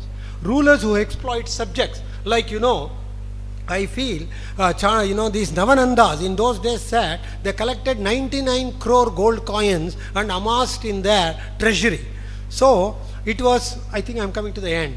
It was therefore Chandragupta had to wage a war against the Navanandas. So that should be avoided. Now 25 lakh crore has been deposited in Swiss bank. I don't know how we are going to bring it back. All are, double too money. Neglect having exploited citizens of this country. neglect justice or act unrighteously bring ruin to themselves, their families and their kingdom. The fall of unjust kings is certain, even if delayed, like what was elaborated by Kalidasa while elaborating about the the life of the solar kings, starting with Vaivasvatamanu, ending with Agnivarna, the 21st king of the generation. He stops there because he was a despotic ruler. Next one. So Vidurniti, what do we find in summary? It advocates people-centric, very, very important. Although it was royal dynasty, royal king, he was the supreme, still it was people-centric. Dharma-based governance model where the rule acts as the guardian and servant of the people, upholding justice, fairness and welfare. It combines ethical principles with practical statecrafts, Rajaniti, making it one of the earliest articulations of good governance in Indian thought. Next slide. So, based on this, I have quickly given the sub-themes with textual references, chapters, verses, characteristic of scholars, characteristics of dull-witted people, advice to king, act of forgiving, nature of cultured people, nature of noble and ignoble people, control of sense organs, control of speech, subtlety of dharma, untruth, effect of untruth or false statement, sinners and their acts, 8 noble qualities. Next one. Characteristic of meritorious and demeritorious people, effect of harsh speech, words, ignoble people, characteristics of noble, ignoble families, attributes of noble people, qualities of a good friend, characteristics of good and bad relatives, unity is strength, maintenance of servants, characteristics of dharma, types of power, eco-balance, what we call now eco, I have coined a new word for my monograph on animals in Indian ecology and tradition, published already. Eco-friendly coexistence. This is the word I coined for the first time. So, eco-balance. Next one. Royal administration, business profit and loss, animal ethics, qualities of good and bad, friendship, wealth protection, how it has to be done, and student nature. If the organizers give me 1 minute, at least I will quote 1 or 2 verses. The reason is, without quoting Vidurniti, how I can speak. Perhaps, sir, please go to that, the last 3, go to that list I gave. At least 1 or 2 I will quote. For example, previous ones. Yeah, here. Previous. First one. Yeah. Characteristics, because we are all scholars, let us see what is the characteristic of scholars. Chapter 1, 21 to 37, but I will recite only one verse. See, Atmajnanam Samarambha, Titiksha Dharma Nityata. I will quote 8 verses, 8 chapters. Yamarthan Apakarshanti, Savai Pandita Uchyate. One who knows himself very well, one who has work or industry, one who has patience, one who has stability, resoluteness in doing dharma or righteousness, and one who is not driven away by the fourfold values of life, dharma, artha, kama, moksha, is considered a real pandita. Pandaha asya asti iti panditaha. Next. Then we'll go to the second chapter. Previous one, sir. Keep the previous one only. Control of the, control of speech. Please go to that. Chapter 2, 77-83. Just in. Give me 1 minute, sir. Yeah, but I have to open up that second chapter. One sample. The control of speech, second chapter, 77. Yes. Nangu bekadu ivaga. 77. Yes, sir. Yes, sir. Vaksanyamo hi nripate sudushkara tamo mataha artavaccha vichitrancha nashakyam bahubhashitum. O king, we know that it is, and my personal opinion, I am translating it to English across the table, my personal opinion is that it is very difficult to have the self-control over the speech. However, it is very difficult to speak in a very essential way, in a in a way of essence and in a very captivating, attractive way. Next, third one. Is there a third chapter, or we'll go for subtlety of dharma? First 54. One reference. Ekameva dvitiyam tat yat rajan namabuddhyase satyam swargasya sopanam paravarasya nauriva. O king, just as there is a boat to cross over the ocean, there is only one ladder to rise up to the heaven and to success, which is absolute truth. And there is nothing more than this, and you are not understanding this truth. This is what Vidura is telling. Chapter 3. Okay. Sinners and their acts we will take down. Chapter 3, 56.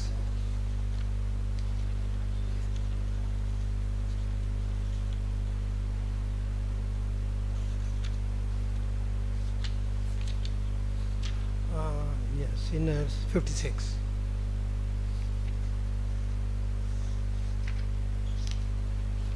Otherwise we will do injustice to Vidura. 56. Yes. Madhyapanam kalaham pugavairam bharyapatyor antaram jnativedam rajadvishtam stripumsayor vivadam varjanyahu yaschapantaha pradushtaha. Alcohol, drinking alcohol, always engaging in fighting or squabbles, engaging in communal clashes. See, he has already spoken about that. Creating trouble among husband and wife and creating trouble among relatives, royal cheating, all these are path of sinners and others. I think I will stop there because bhubukshitaihi vyakaranam naruchyate. So I offer my grateful thanks to the authorities of the Shree Durgaparameshwari Temple Trust as well as the college, Dr. Padmanabh Marathe, the secretary of the Akhila Karnataka Sanskrit Parishat, as well as to Dr. G.N. Bhatt, the president of the Samshodhana, Dr. Shikaripur Krishnamurthy. I'll come back to you after 30 seconds. So then, yeah, Dr. M.G. Hegde, Sumitra Bhatt and others who are the Shishyas and Prashishyas of D.N. Shanbhag, and also I become a Prashishya of Shanbhag, although I was a student of Pandurangi. D.N. Shanbhag was the student of K.T. Pandurangi. So that way I am an indirect Shishya of D.N. Shanbhag, and to all the authorities for giving me this rare opportunity to give a presentation at this seminar. Repeatedly I am coming. Perhaps I will develop into a full paper which can be offered as a 2-credit course transferred all over India, which can be done. Next month I start speaking about the videos on this, so that this is very important and relevant. Special thanks to all the members giving this opportunity for sharing this, and especially to my long time well-wishers, Dr. Shikaripur Krishnamurthy, your attention, Dr. G.N. Bhatt and others who have run this organization for 25 years, not a joke, and also who gave me the opportunity 40 years ago when I returned from my deadly Silent Valley track. They organized lectures in Kannada College and Mangalore, and I continue to be engaged in all these outward bound activity also. Thank you very much for your kind patience. Namaskar. Dhanyavad. ಎಲ್ಲರಿಗೂ ಒಂದೇ ವಾಕ್ಯದಲ್ಲಿ ಧನ್ಯವಾದಗಳನ್ನು ಸಮರ್ಪಿಸುತ್ತೇನೆ. इदानीं भोजन विरामः. द्विवादने अत्र पुनः गोष्ठी भविष्यति. वाग्देवतेयं विलसतु वदने सर्वदा सुप्रसन्ना. सर्वेभ्यो नमः. अध्यक्षರು ಅವರು ಮಧ್ಯ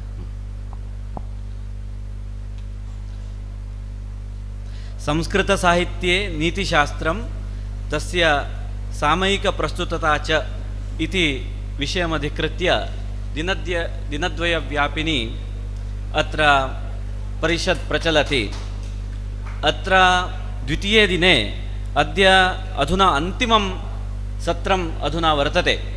अन्तिमे सत्रे पञ्चमे अन्तिमे च सत्रे भवतां सर्वेषां हार्दं स्वागतं व्याहरामि. सत्रे अस्मिन् अध्यक्षरूपेण विराजन्ते डॉक्टर आशीष बर्वे महोदयाः. एते रत्नगिरितः समागताः. रत्नगिरि विधि महाविद्यालये प्राचार्यरूपेण एते विराजन्ते तेषाम् अत्र स्वागतं व्याहरामि। अन्ये च पत्रप्रस्तोतारः अत्र विराजन्ते। डॉक्टर तिरुमल भट्टमहोदयाः बेङ्गलूरुतः समागताः सन्ति। एवञ्च डॉक्टर गाळिमने विनायक भट्ट महोदयाः आಳ್वास् मूडबिद्रे महाविद्यालयतः अत्र समागताः सन्ति। एवञ्च डॉक्टर सुरेश आर् महोदयाः समागताः सन्ति। एवं छात्राः K B Pragati, Rohit, Kishore and Priyanka सर्वेभ्यः स्वागतं व्याहरामि। एतेषां सर्वेषामपि परिचयं विधातुम् अहं श्राव्याम् अत्र Respected dignitaries, faculty members and participants, a very good afternoon to one and all.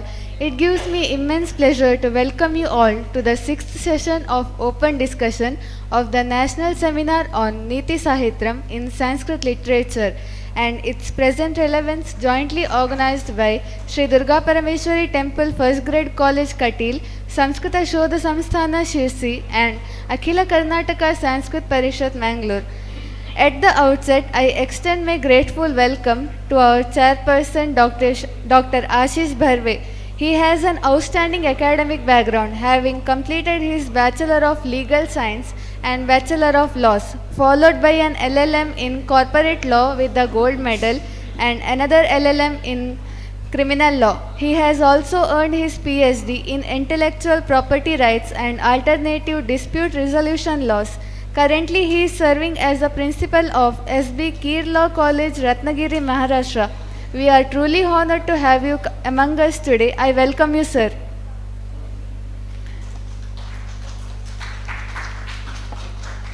I would also like to welcome today's honorable guest, Sri M. Narasimha Bhatt. He is a well-known Pandit in Mangalore and he is also a senior student of our Sanskrit MA section. We welcome you, sir.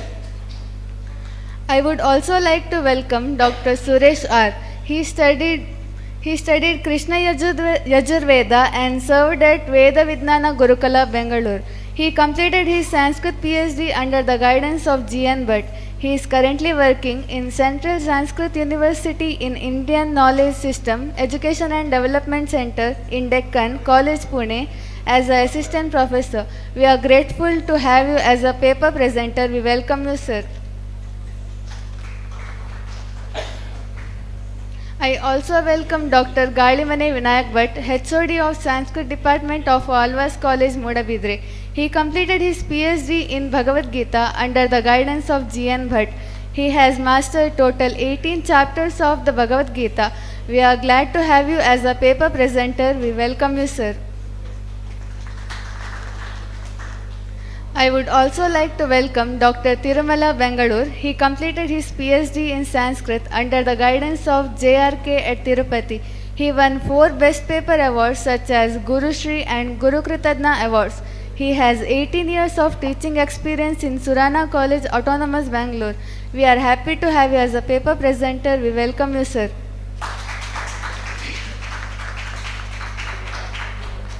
I also welcome Rohit, Pragati, Kishore, Priyanka, students of BBA at Surana College, Autonomous, Bangalore, who are here for the paper presentation. Welcome you all. Once again, I welcome each and everyone present here. Thank you.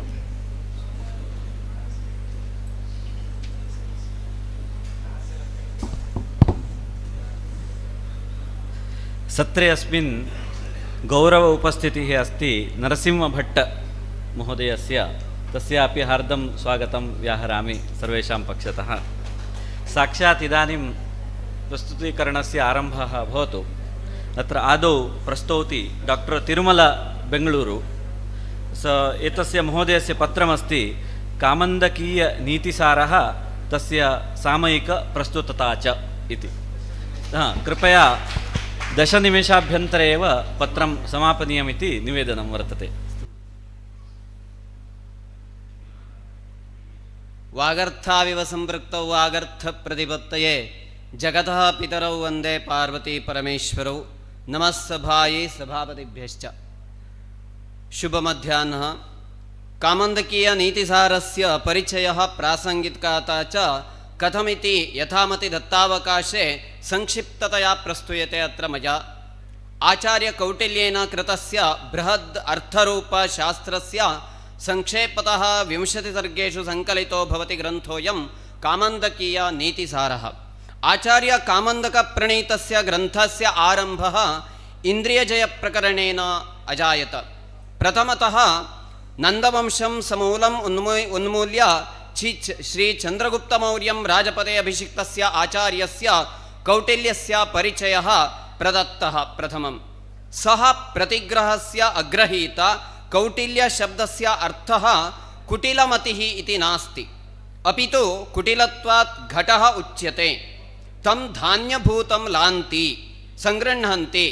प्रातः समये होमार्थं न अधिकं तु ब्राह्मणानुद्दिश्य सद्यः प्रक्षालयन्ति इति कुटिलाः कुम्भीधान्याः इति प्रसिद्धाः। आचार्यकौटिल्यस्य पूर्वजाः अग्रहीतारः आसन्। केवलं स्वीयकुटुम्बस्य भरणार्थम् अथ च अतिथीनां सेवार्थमेव भिक्षावृत्तिं कुर्वन्ति स्म। अनेन ज्ञायते यत् त्यागेन तपसा च विनाशास्त्रं राज्ञाम् उन्मूलनं भवितुं शक्यते। राज्ञो विषये आचार्यः कामन्दको ब्रूते न्यायेन अर्जनम् अर्थस्य रक्षणं वर्धनं तथा सत्पात्र प्रतिष्ठ राजवृत्तं चतुर्विधम्। प्रजापालनं राजा कथं कुर्यात् तत्र चतुर्विध उपायः प्रदर्शितो विद्यते। यथा शास्त्रोक्तविधिना धनोपार्जनं, रक्षणं, प्रजायाः पालनं, वर्धनं नाम कोशाभिवृद्धिकरणं, वर्धितस्य सत्पात्रेषु निक्षेपः।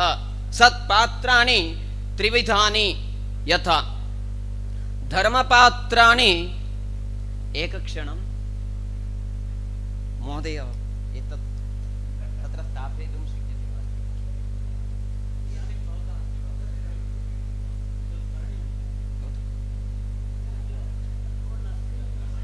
वा?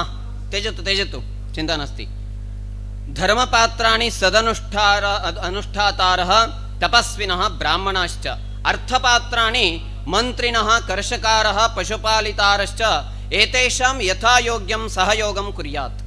कामपात्राणि सौन्दर्यसम्पन्नाः सुशीलाः स्त्रियः। एतेषां त्रयाणां सम्यक् प्रतिपादनार्थं राज्ञः चतुर्विधं वृत्तं भवति। राजा स्वयम् इन्द्रियजये भूत्वा पश्चात् मन्त्री, कोश, राज्य, दुर्गा, मित्र, बलि इति बलमिति षडङ्गान् सदाचार सम्पन्नान् कुर्यात्। इन्द्रियजये कारणभूतानां विद्यावृद्धानां संयोगः कार्यः। तथा च उक्तं वृद्धोपसेवी नृपतिः सतां भवति सम्पतः। धर्मार्थाय विद्यासु वृद्धानाम् आचार्याणां सेवनं कुर्यात्। गुरोपासकानां विद्या विना अर्थशास्त्रस्य सम्यक् बोधो न भवितुम् अर्हति। उक्तमस्ति कामन्दकीये, शास्त्राय गुरुसंयोगः शास्त्रं विनयवृद्धये। विद्याविनीतो नृपतिः न कृच्छ्रेषु अवसीदति। शास्त्राय गुरो द्वितीय सर्गे आन्वीक्षकी त्रयी वार्ता दण्डनीतिश्चेति चतस्रणां विद्यानां विषये संक्षेपतः निरूपणं क्रियते। समस्त विद्या विचाराणां करणभूतासु विद्यासु प्रधानतमा अन्वीक्षकी वर्तते। ततः प्रधानत्वात् धर्मस्य व्यवस्थापनार्थं त्रयी विद्या अस्ति। जीवनं यदा व्यवस्थितं भवति, जीवनस्य पालनार्थम् अन्नपानादि सम्पूर्त्यर्थं वार्तां विद्या। यत्र कृषिपशुपालन व्यापाराणां माध्यमेन जीवनं सुखमयं भवितुम् अर्हति। प्रजानां राज्यस्य च सर्वथा सङ्कटनिवारणार्थं दण्डनीति विद्या आवश्यकी एव भवति। यया विना मात्स्यन्याय अभिभूतासु प्रजासु विद्रोहः सम्भाव्यते। यथा दीर्घमत्स्यः लघुमत्स्यम् अश्नाति तद्वत् बलवान् निर्बलं बाधेत। चतुर्विद्या सम्पन्नो राजा एव सुव्यवस्थितं सुखसमृद्धियुक्तं राज्यं पालयितुं समर्थो भवति। तदनन्तरम् आचार्य व्यवस्थापनमाध्यमेन सर्वेभ्यः सुखं प्रदातुं स्वयं सदाचार सम्पन्नो भूत्वा सुखमयं जीवनं यापयेत् राजा। सदाचारस्य आत्मसात्कर्ता लोकः कदापि न विभिद्यते तथा सद्गुणैर्युक्तो राजा कदाचिदपि कस्माच्चिदपि राष्ट्रात् पराजितो न भवति कदाचित् वियुक्तोपि पुनः संघटितो भवति प्रकृति संपत् प्रकरण माध्यमेन राज्यस्य पूर्णतां वर्णयति कामन्दकः उक्तमस्ति तत्र परस्परोपकारीदं सप्तांगं राज्यम् उच्यते राज्ञः आरभ्य सुहृत्पर्यन्तं सप्त प्रकृतिः परस्परं यथाशक्ति सहयोगस्य विधानात् सुख समृद्धं भवति अनन्तरं स्वामी अनुजीवन वृत्त प्रकरणेन भृत्यराज्ञोः सम्बन्धे वर्णनम् अभूत् राजा च अभिगामिक गुणसम्पन्नः नाम कुलशीलादिगुणैः सम्पन्नो कोशरहितोऽपि राजा सेवकैः सेव्यः कोशादि संपन्नः सदाचार विहीनः राजा कदापि न सेव्यो भवति लोके आचार्य कामन्दकेन भणितम् एतत् अनात्मवान् नयद्वेषी वर्धयन् अरिसम्पदः प्राप्यापि महदैश्वर्यं सः तेन विनश्यति अविवेकी नीति विरुद्धः बहुशत्रुः मित्र संपद्रहितः राजा ऐश्वर्य संपन्नोऽपि विनश्यति लोके अतएव कदापि न सेवनीयो भवति एतादृश राजा तात्पर्यमस्ति यद् अनीतिमार्गेण उपार्जितं धनं चिरं न तिष्ठति अपितु समूलं विनश्यति अथ च सन्मार्गेण उपार्जितं धनं स्थायित्वम् अधिगच्छति दृश्यते यथा वास्तविकञ्च धीसत्व उद्योगयुक्तानां किं दुरापं महात्मनां शुश्रूषा श्रवण ग्रहण धारण विज्ञान ऊहापोह तत्व निवेशादि गुणैः संपन्ना बुद्धिः सत्वम् अर्थात् व्यसने अभ्युदये च यो विकारं न प्राप्नोति उद्योगः उद्यम संपन्नः उच्यते उद्योगिनं पुरुषसिंहमुपैति लक्ष्मीः उद्यम संपन्नः पुरुषः राजलक्ष्मीम् उपभुङ्क्ते इत्यर्थः एतादृशानां पुरुषाणां किमपि दुस्साध्यं नास्ति ईदृशः राजा सदा सर्वदा सर्वैः सर्वत्र सेवितव्यो भवति कण्टकशोधनेन बाह्याभ्यन्तरशत्रुभ्यो राष्ट्रं रक्षेत् राजा यतो हि राज्ञः परमकर्तव्यं प्रजापालनम् एव अस्ति तथा च राज्ञः संरक्षणं प्रजा संरक्षणमेव धर्मो न अन्यः आचार्यः कौटिल्यश्च ब्रूते राजकार्यमपि यज्ञः एव इति राजो हि व्रतमुत्थानं यज्ञः कार्यानुशासनं दक्षिणा वृत्तिसाम्यं च दीक्षा तस्य अभिषेचनं राज्ञः उन्नतिः व्रतमस्ति कार्यानुशासनं यज्ञः वृत्तिसाम्यं दक्षिणा एवं राष्ट्रस्य अभिषेकः एव दीक्षा एतादृशस्य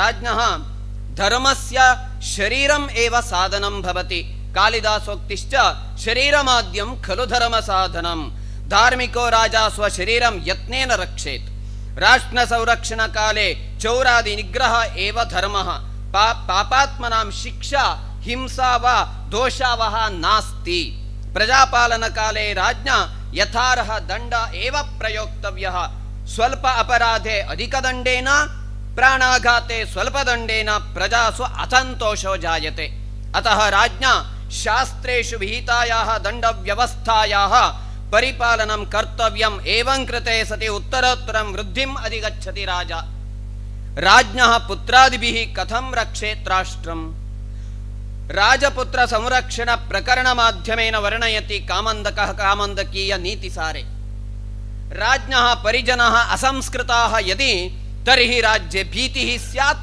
प्रजासु दुष्परिणामश्च असमञ्ज दुर्योधनादयः नैकानि उदाहरणानि मिलन्ति यत् दुश्चरित्रेण पुत्रेण स्वकीयं पितरं राजानं विनाश्य स्वयं सत्तासीनो अभवत् अतः सर्वप्रथमं राजा स्वकुलं विनयसम्पन्नं कारयेत् एतत् केवलं राज्ञा न अस्माभिरपि विनयोपग्रहान् भूत्यै कुर्वीत नृपतिः सुतान् अविनीतकुमारं हि कुलम् आशु विशीर्यते कामन्दकनीतिः राज्ञो विनयः द्विविधो भवति कृतकः सहजश्च।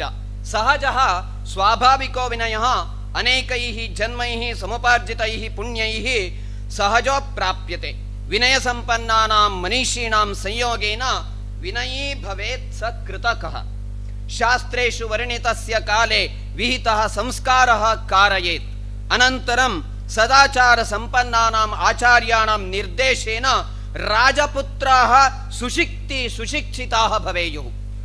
एतादृशैः राजपुत्रैः परिजनैर्वा देशः समृद्धिम् अधिगच्छति।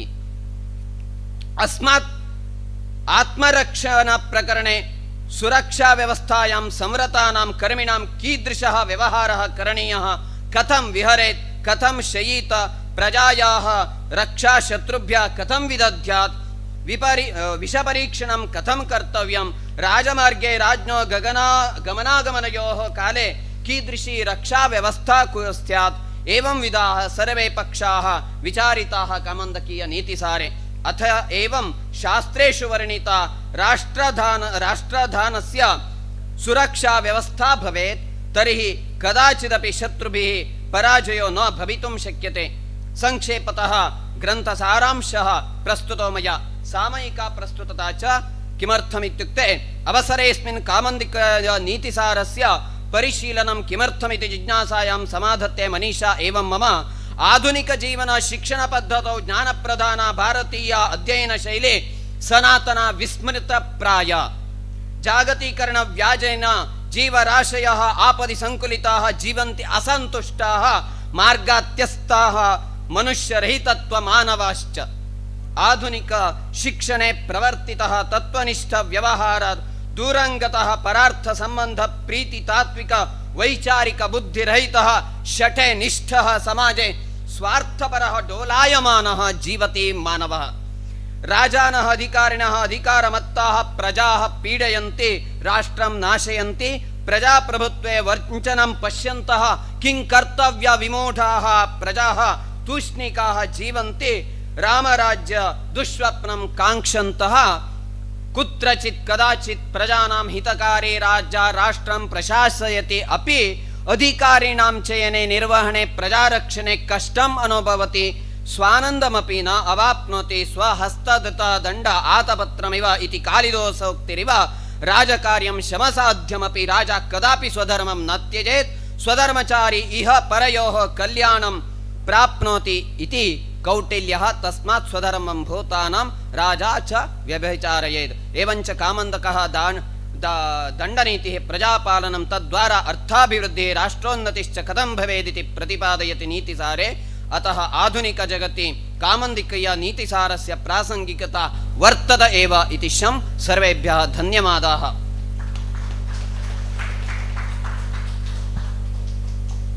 समीचीनं पत्रं प्रस्तुतवते तिरुमल महोदयाय धन्यवादाः।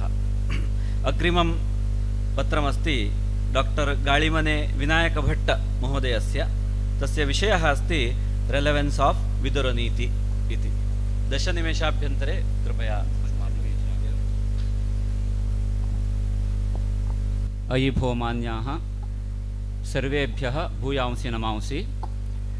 विदुरनीतेः आधुनिक प्रस्तुतिः अथवा वर्तमानकालीन प्रस्तुतिः अस्मिन् विषये यथामति वक्तुकामोऽस्मि। समयः इदानीमेव निर्बन्धितः अस्ति, समयेनापि निर्बन्धितोऽस्मि। अतः श्लोकद्वयमेव अत्र विवृण्वन् अग्रे गच्छामि। प्रथमः श्लोकः प्रसिद्धः वर्तते। षड्पर्वणि अस्य उपपर्वणि अस्य प्रसक्तिः यदि चिन्तयामः एतद् धृतराष्ट्रस्य कृते इति सर्वैः अस्माभिः ज्ञायते एव। तत्र धृतराष्ट्रः कथम् अस्ति अथवा कथम् आसीत् इति चिन्तयामश्चेत् सः तेन राष्ट्रं धृतं वर्तते, परन्तु सः जात्यन्धः वर्तते।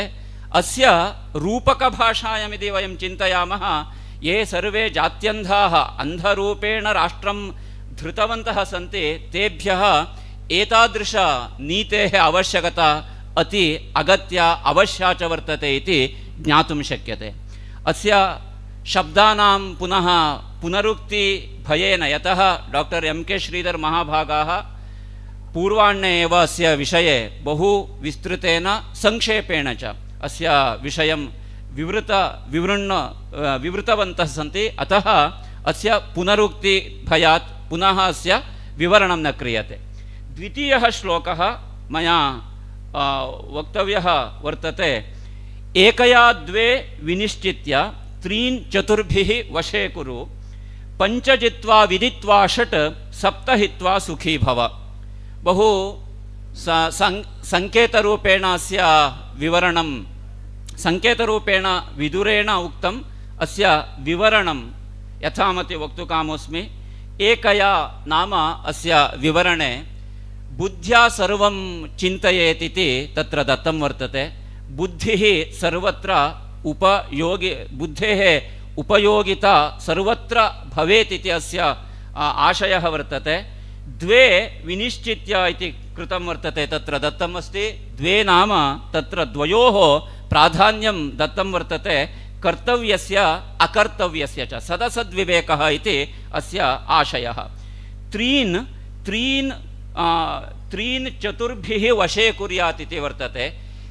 ते त्रयः के इति चेत् तत्र उक्तं मित्रं, शत्रुः, पुनः ताटस्थ्येन यः वर्तते सः, अथवा ये वर्तन्ते ते। सर्वान् तत्र त्रीन् चतुर्भिः वशे कुर्यात् इति। एते त्रयः ये सन्ति तान् साम दान दण्ड पुनः भेद चतुरोपायैः एतेषां वशीकरणं भवेत् इति अस्य आशयः।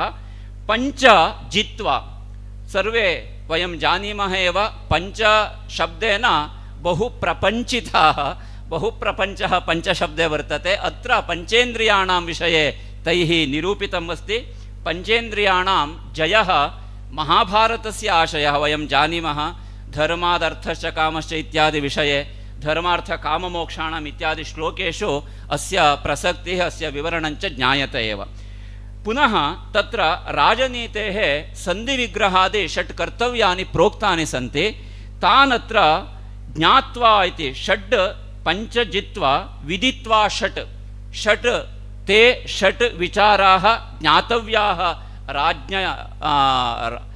राज्ञा इति उक्तं वर्तते, राजभिः इति उक्तं वर्तते। अन्तिमः वर्तते सप्त हित्वा सुखी भवेत् इति।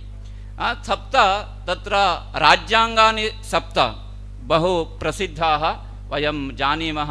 तत्र राष्ट्र, दुर्ग, बल, कोश इत्यादि वदामः। पुनः सप्त व्यसनानि प्रसिद्धानि सन्ति। तान् सप्त जित्वा अथवा विजित्य राजा सुखी भवेत्। यत्र राजा सुखेन तिष्ठति सः तद् राज्यमपि सुखेन भवति इति वयं जानीमः। एतदुक्त्वा विरमामि। 10 निमेषाभ्यन्तरे मया समापितमिति मन्ये। धन्यवादाः। There is a beautiful sloka here. न गणस्य अग्रतो गच्छेत् सिद्धे कार्ये समं फलं यदि कार्य विपत्ति स्यात् मुखरः तत्र हन्यते इति प्रसिद्धः अयं श्लोकः. So if there is any success, it should be shared.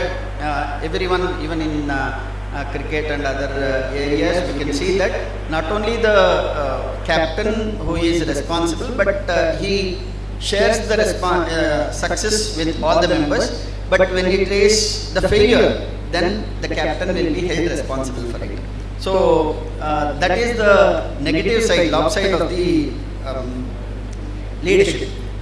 Here I would like to bring a small difference between leader and the Raja. In most of the cases, we tend to see that Raja is the leader. Leadership is part of the king's profile. Leader has got a limited role. As far as Raja is concerned, he has got management, governance and so on. So leader is as far as leadership content is concerned, particularly in Neethishastram, we can see such contents which are equally mentioned as Raja as well as leader. So one must have the prudence to identify what are the characteristics of a good leader and where the Raja's role has been defined. Point number 2, Neethishastram. As far as Neethishastram is concerned, in fact, in Indian knowledge system, IKS, there is no such Shastram at all. In all the Niti Vakyam are spread across the literature. So we don't see any specific Shastram like only which is talking only about Niti and other things. So there is a list of works which we can refer to. For example, Chaturvedah Puranani Sarvopanishadatha Ramayanam Bharatancha Gita Saddarshanancha Jainagamaha Tripitakaha Guru Grantha Satangiraha Eshaha Gnana Nidhi Shresthaha Shraddheyo Hridi Sarvada. These two shlokas summarize where we can see the Niti Shastra which is spread in all these literature. So coming to the part of leadership,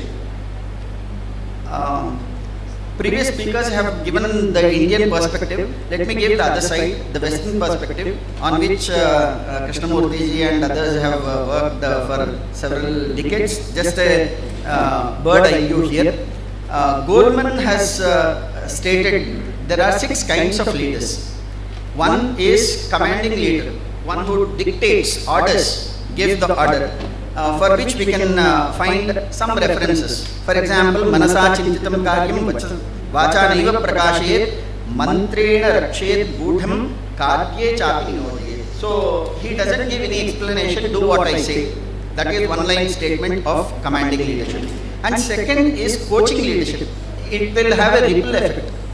For example, one person coaches the team and the team coaches the rest of the people. So here in any corporate governance we can see such coaching leadership pattern. And third one is democratic leadership or participatory leadership, which has been spoken very widely in Kautilya Arthashastra.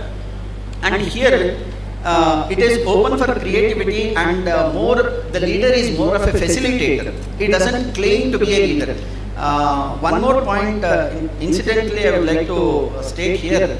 A leader is not a position. It is a attitude, it is a responsibility or a kind of character or the role one plays on demanding situation. For example, before 2014, there was a public unrest about corruption and so on. So at that point of time, there were some leaders emerged. So there is a possibility that leaders try to emerge because of demanding situation. So this is democratic. And fourth one is affiliative leadership, where the leader tries to build a personal relationship with the followers or team members. Followers is not a good word, team members. So the team member tries to feel that he is closely associated with the leader. So such kind of personal relationship is built in the affiliative leadership. We can see beautiful examples of Sugriva leading the entire team, and Rama's leadership. So all these are some examples. And fifth one is pace setting leadership, where he leads by examples.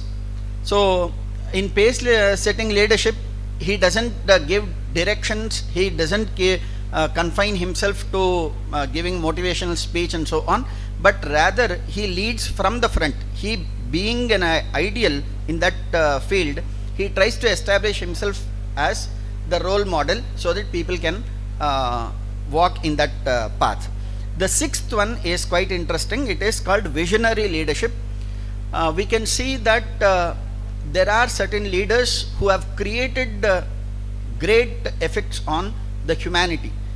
Whether we accept it or not, such leaders in the field of religion, particularly in the field of commerce and business, there are such leaders who have created long-lasting effects. So these are visionary leadership. And before I conclude, I would like to bring a few shlokas to your kind attention. One is Neetihi Shastrena Vartanam. So Neethishastra is all about how one can lead the life being a model. And on contrast to the Western model of leadership, Indian model tries to bring out some three important values. One is vidvatta, he must be knowledgeable, skillful and so on. Nitimatta, he must follow the principles that he preaches. And the third one is shasana kshamata, he must have the ability to administer. So as far as Western model of leadership is concerned, one can see the breadth of nitimatta. They don't see the niti, that is personal principles, personal life, as necessarily be the quality of a good leader. So Indian model proposes this very strongly. So this brings the fundamental difference between Indian and Western model, wherein I don't demean the Western model because it is growing, evolving, and we need to evolve our own principles based on the text which are available.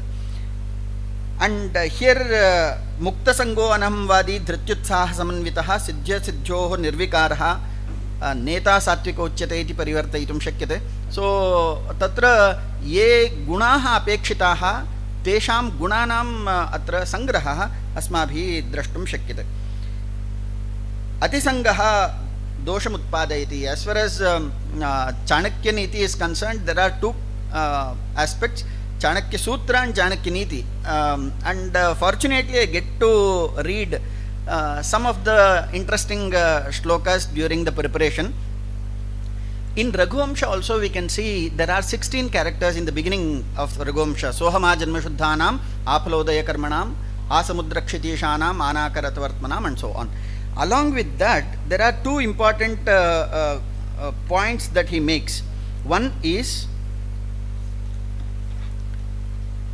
Bhimakantaihi Nripagunaihi Sababhuva Upajivinam Adrishyascha Abhigamyascha Yado Ratni Rivarnavaha. So this shloka silently speaks about two qualities of a good leader.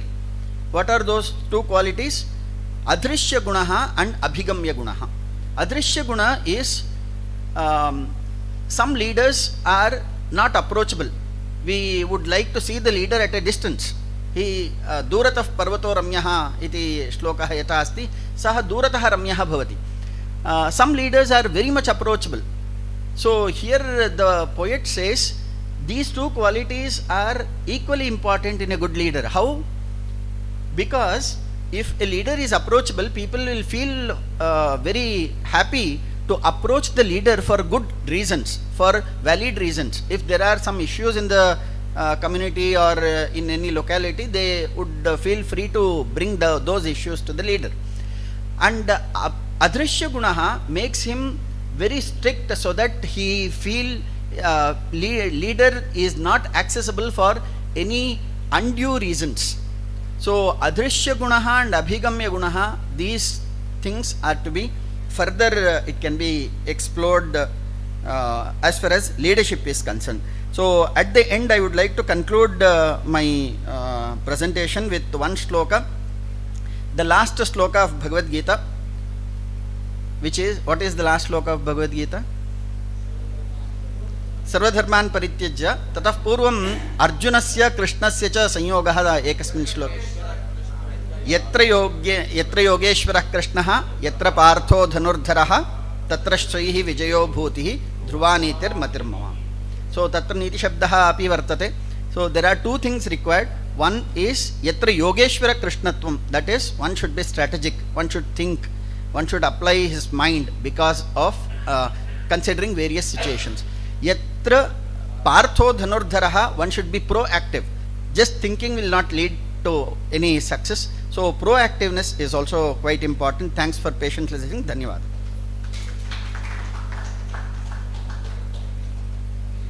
धन्यवादः सुरेश महोदयाय. सर्वाण्यपि उत्तमानि पत्राणि वस्तुतः प्रस्तुतीकरणार्थं समयः अपेक्षते, तथापि समयाभावात् अत्र अस्माभिः निर्बन्धः कल्पितः, तदर्थं क्षमां याचे. अधुना महोदयस्य तिरुमलभट्टस्य छात्राः अपि प्रस्तुतीकरणार्थम् अत्र उत्सुकाः सन्ति. तेभ्यः अपि 5 मिनिट्स् ओके. तर्हि प्रस्तोतारः सन्ति केबी Pragati and Rohit. Please come on to the dais. So their topic is Wisdom of Ages, Management Principles from Classical Indian Texts. So KB, Pragati and Rohit are felicitated by Krishnamurti ji. Kuruvanti. बहु समीचीनम् एतस्य सम्मेलनस्य पुनः संशोधन इत्यस्य उद्देश्येषु महोदय उक्तवान् एतदपि अस्ति छात्राणां समर्थनं छात्राणां प्रस्तुतीकरणं पुनः तत्र यदि दोषाः भवन्ति चेत् तस्य समीकरणम् इति उद्देश्येषु अन्यतम उद्देशं वर्तते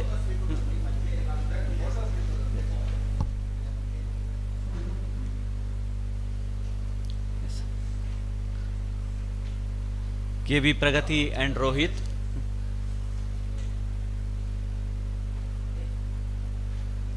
बन्नी अच्छा फोटो अस्त्रण्णमहाशयाः अपि समागताः तेभ्यः अपि अत्र सम्मेलनपक्षतः हार्दं स्वागतं व्याहरामि सर्वेषां पक्षतः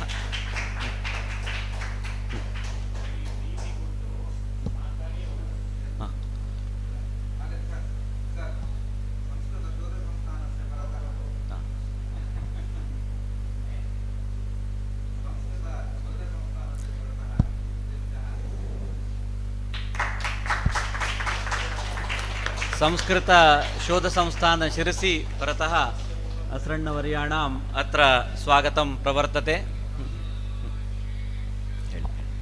वयं सर्वे शेषवस्त्रेण मानिताः स्मः इदानीं तस्य विशेषकृपा तेषां वर्तते इति अहं मन्ये यतः यत्र अत्र प्रचलित यक्षगानसप्ताहेषु अपि सर्वेषाम् एतत् शेषवस्त्रं दीयते भगवत्याः प्रसादरूपेण प्रसादवस्त्रमित्यपि अस्य नाम वर्तते अतः इदं न केवलं शेषवस्त्रं विशेषवस्त्रमपि भवति इति अस्माकम्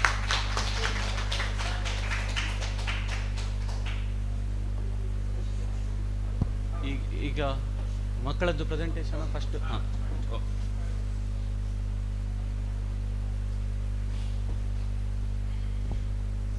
सरस्वती नमस्तुभ्यं वरदे कामरूपिणी विद्यारम्भं करिष्यामि सिद्धिर्भवतु मे सदा सर्वेभ्यं शुभमध्याह्नः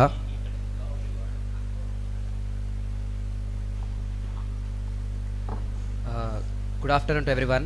Myself Rohit. Myself Pragati. We are students from Surana College, Southern Campus from Bangalore.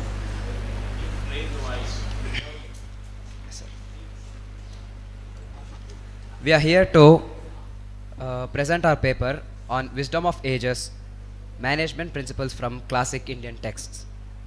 Neethi literature refers to ancient Indian texts that offer systematic guidance on ethics, moral conduct, leadership, administration and governance. The term Neethi signifies righteous behavior, sound policy and the correct way of living. These writings are intended to guide rulers, administrators, and citizens in ensuring justice, prosperity, and social balance. Long before the emergence of modern management theories, Indian scholars developed advanced ideas related to governance and administration. Classic works such as Chanakya Shastra, Thiruvalluvar's Thirukural, and the Panchatantras containing enduring principles that remain relevant in contemporary leadership and management. This paper discusses how Neethi literature contributes to effective management practices and good governance. Meaning and importance of Neethi literature as follows: ethical and moral leadership, responsibilities of ruler, justice and legal order, welfare of the public, administration and diplomacy. Principle personal, disciplined and compassionate. In present day terms, Neethi literature can be compared to modern works on management, public administration and political science. Major texts of Neethi literature are as follows. First one, Arthashastra. The Arthashastra is written by Chanakya. is a foundational text on governance, economics, and statecraft. Key concepts includes king's duties to safeguard citizens, well-organized administrative systems, sound taxation policies, use of intelligence and security networks, diplomacy and foreign relation. Chanakya strongly believed that welfare of the people is foremost responsibility of the ruler. प्रजासुखे सुखं राज्ञः प्रजानां च हिते हितं नात्मप्रियं हितं राज्ञः प्रजानां तु प्रियं हितम्.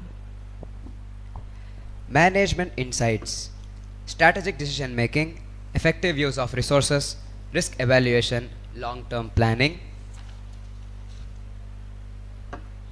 वस्त्रभ्रंशे यथा हस्तः धावत्येव सहायकृत् तथैव मित्रं मित्राणां दुःखं हर्तुं प्रधावति. The second Neethishastra, Tirukkural. The Tirukkural is a collection of concise couplets dealing with virtue, wealth, and human relationships. Governance related teachings includes justice and impartiality, moral leadership, importance of education and teamwork, contemplation of corruption, kindness towards citizen management lessons, integrity and honesty in leadership, respect for employees, social and ethical responsibility. Third one, Panchatantra. The Panchatantra uses stories involving animals to communicate wisdom, political wisdom, and practical life lessons. Core teachings includes intelligence is more powerful than physical strength, importance of unity and teamwork, consequences of poor judgment, effective communication, management lessons. सुखदुःखे समे कृत्वा लाभालाभो जयाजयो ततो युद्ध्वा युत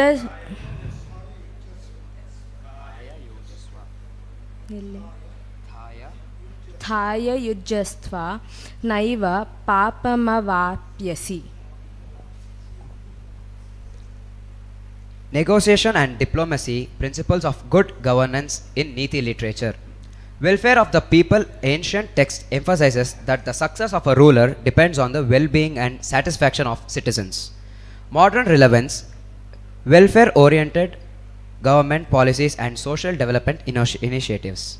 Ethical leadership are expected to maintain honesty, discipline, and self-resigned. Modern relevance, ethical leadership in public institutions and corporate organizations. Fourth one, efficient administration. Proper delegation of responsibilities, accountability, and organized administration are strongly emphasized. Modern relevance, bureaucratic efficiency, and professional management structures. Management concepts in Neethi literature, leadership and effective leader should be motivative and inspired people, take informed decisions, safeguard resources, promote cooperation. Chanakya viewed leadership as a blend of knowledge, courage, and discipline. Strategic planning, Neethi texts stress the importance of planning before execution. Leaders are advised to assess strength, weakness, opportunities, and threats, similar to the modern SWOT analysis. Human resource management, ancient texts such as leaders should be like appoint capable officials, reward merit, punish disconduct, provide training and guidance. Financial management, balance taxation, and prudent expenditure are considered necessary for economic stability and growth. Relevance in the modern world. Even today, Neethi literature remains applicable in government administration, business and corporate management, leadership development programs, personal character building. सुखस्य मूलं धर्मः धर्मस्य मूलम् अर्थः अर्थस्य मूलं राज्यम्. Modern organization continues to follow similar principles such as ethical behavior, transparency, accountability, strategic planning.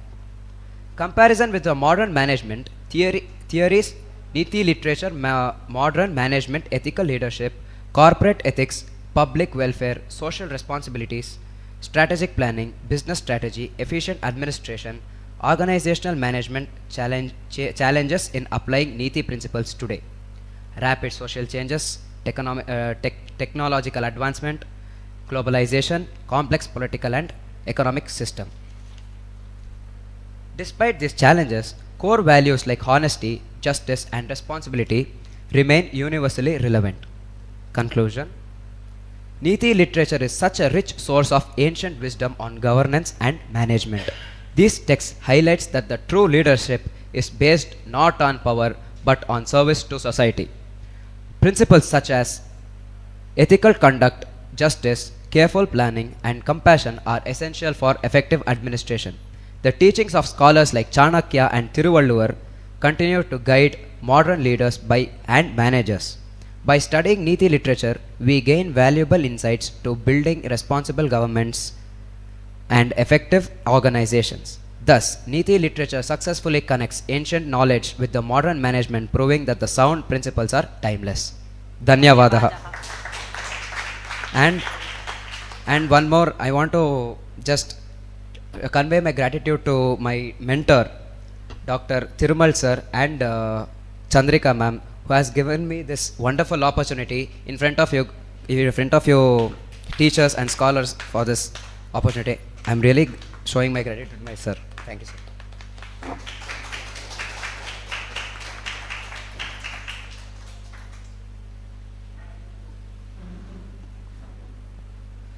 Thank you very much, Kishore and Priyanka. The next presentation is by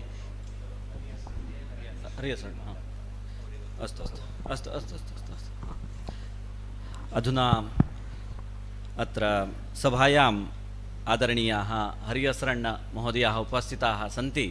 ते सम्प्रार्थ्यन्ते अत्र आशीर्वचनं प्रदातुम्।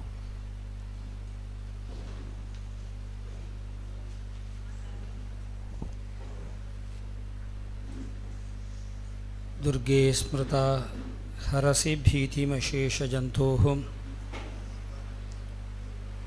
स्वस्थैः स्मृता मतिमतीव शुभां ददासि दारिद्र्यदुःखभयहारिणी का त्वदन्या सर्वोपकारकरणाय सदार्द्रचित्त। नमः सर्वेभ्यः। अहं कर्नाटकभाषा एव वच्मि। अनभ्यासे विषं विद्या इति वर्तते किल।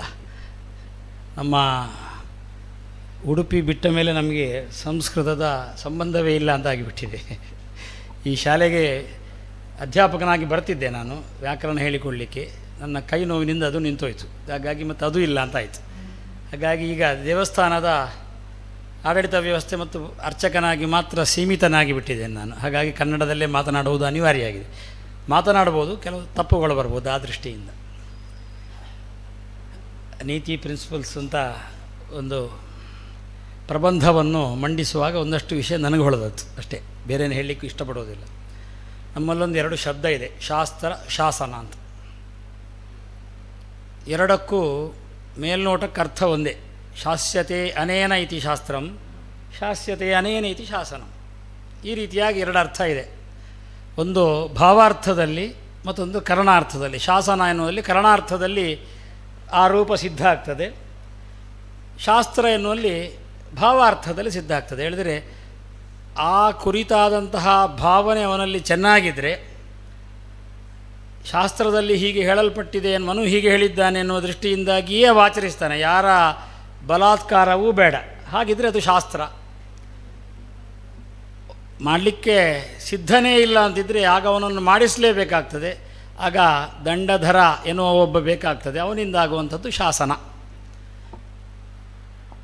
ಹಿಂದೆ ಶಾಸ್ತ್ರವೇ ಶಾಸನಕ್ಕೆ ಮೂಲ ಆಗಿತ್ತು. ಬ್ರಾಹ್ಮಣ, ಕ್ಷತ್ರಿಯ, ವೈಶ್ಯ, ಶೂದ್ರ ಎನ್ನುವಂತಹ 4 ವರ್ಣಗಳಿಗೆ ಅನುಸಾರವಾಗಿ ಅದರ ವ್ಯವಸ್ಥೆಗೆ ಸರಿಯಾಗಿ ರಾಜನ ಆಡಳಿತ ನಡೆಯಲ್ಪಡ್ತಿತ್ತು. ಈಗ ರಾಮನದ್ದು ನೋಡಿದರು, ಕೃಷ್ಣ ನೋಡಿದರೆ ಆಗೆಲ್ಲ ಆದದ್ದು ಹಾಗೆ. ಈಗ ನಾವು ಶಾಸ್ತ್ರದ ಕುರಿತಾಗಿ ಹೇಳಿದರೆ ಕೇಸರೀಕರಣ ಅಂತ ನಮ್ಮನ್ನು ದೂರ ಮಾಡುವ ಪರಿಸ್ಥಿತಿಯಲ್ಲಿ ನಾವಿದ್ದೇವೆ.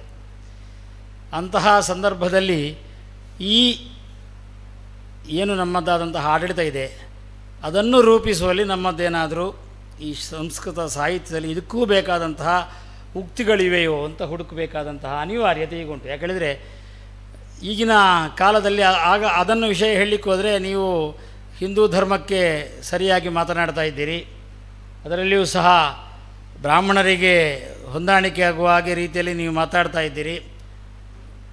ಈಗ ಮತ್ತೊಂದು ಶಬ್ದ ಕೇಸರೀಕರಣ ಎನ್ನುವಂಥದ್ದನ್ನು ಅದಕ್ಕಾಗಿ ಮಾತಾಡ್ತಾ ಇದ್ದೀರಿ ಎನ್ನುವಂತಹ ಅಪವಾದಗಳನ್ನು ಇಟ್ಟುಕೊಂಡು ನಾವು ಏನು ಹೇಳ್ತೇವೋ ಅದು ಹೇಳಿದ್ದೆಲ್ಲ ಜಾರಿಗೆ ಬರದೇ ಇರುವುದಕ್ಕೆ ಪೂರ್ವಾಗ್ರಹ ಪೀಡಿತರಾದವರು ಮತ್ತೊಬ್ಬರನ್ನು ಪೂರ್ವಾಗ್ರಹ ಮಾಡುವಂತಹ ಸಮಯದಲ್ಲಿ ನಾವಿದ್ದೇವೆ.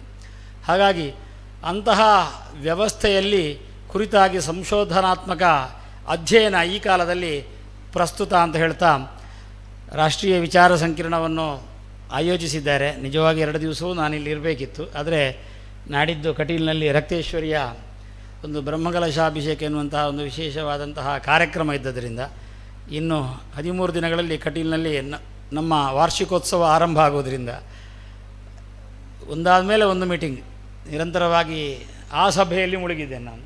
ಆದ್ದರಿಂದ ಇಲ್ಲಿ ಬರಲಿಕ್ಕಾಗಲಿಲ್ಲ, ನನಗೇ ನಷ್ಟ, ಎಲ್ಲರಲ್ಲೂ ಕ್ಷಮಿಸಿ ಅಂತ ಕೇಳ್ತಾ ಈ ಕಾರ್ಯಕ್ರಮ ಚೆನ್ನಾಗಿ ನಡೆಯಲಿ ಅಂತ ಹಾರೈಸ್ತಾ ನನ್ನ ಮಾತನ್ನು ಮುಗಿಸ್ತೇನೆ. ಜಗದಂಬ.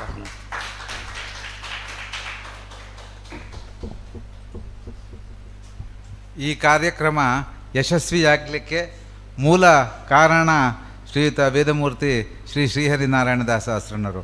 ಸಂಸ್ಕೃತಕ್ಕೆ ಸಂಬಂಧಪಟ್ಟಂತೆ ಏನು ಕೆಲಸ ಮಾಡೋದಾದರೂ ನಾವು ಅವರಲ್ಲಿ ಕೇಳಿದಾಗ ನಮಗೆ ಎಲ್ಲ ಅನ್ನಪೂರ್ಣೆಯೂ ಹೌದು, ಅನ್ನಕ್ಕೆ ಸಂಬಂಧಪಟ್ಟಂತಹ ಊಟ ಉಪಚಾರಗಳ ವ್ಯವಸ್ಥೆ ಜೊತೆಗೆ ವಸತಿ ವ್ಯವಸ್ಥೆಯನ್ನು, ಈ ಶೇಷ ಪ್ರಸಾದ ಎಲ್ಲ ವ್ಯವಸ್ಥೆಗಳನ್ನು ಶ್ರೀದೇವಳದ ವತಿಯಿಂದ ಮಾಡಿಕೊಟ್ಟಿದ್ದಾರೆ. ಇದಕ್ಕೆ ನಮ್ಮೆಲ್ಲರ ಪರವಾಗಿ ಅವರಿಗೆ ಕಾರ್ತಜ್ಞ ಕುಸುಮಾಂಜಲಿಗಳನ್ನು ದೇವಸ್ಥಾನಕ್ಕೆ ಹಾಗೂ ಅದಕ್ಕೆ ಪ್ರೇರಣೆಯನ್ನು ನೀಡಿದಂತಹ ಶ್ರೀಯುತರಿಗೆ ನಮ್ಮೆಲ್ಲರ ಪರವಾಗಿ ಈ ಸಂದರ್ಭದಲ್ಲಿ ಕಾರ್ತಜ್ಞ ಕುಸುಮಾಂಜಲಿಗಳನ್ನು ಸಮರ್ಪಿಸ್ತಾ ಇದ್ದೇನೆ.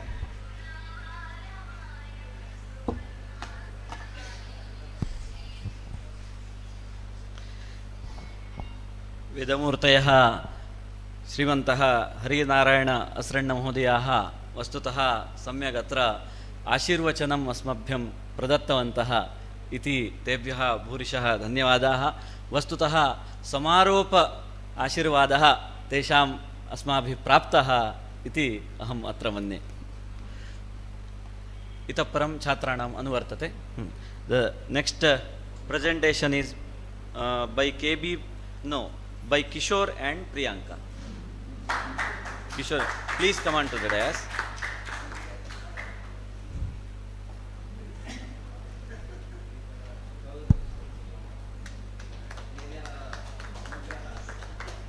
अनुग्रह वस्तुतः छात्रैः देव्याः अनुग्रहः प्राप्तः. वस्तुतः असरण्णवर्याणां हस्ताभ्याम् अत्र करकमलाभ्यां तेषां सत्कारः भवति इति अत्र अत्यन्तं प्रमोदस्य विषयः, गौरवस्य विषयः वर्तते. अतः आमामाम्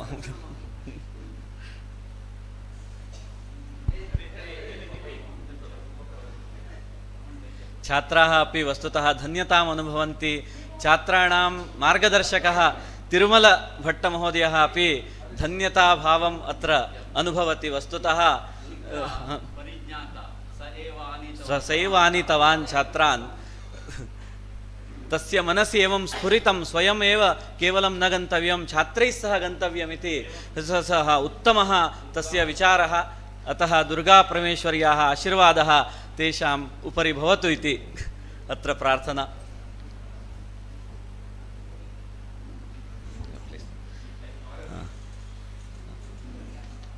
Please try to conclude in 5 to 7 minutes.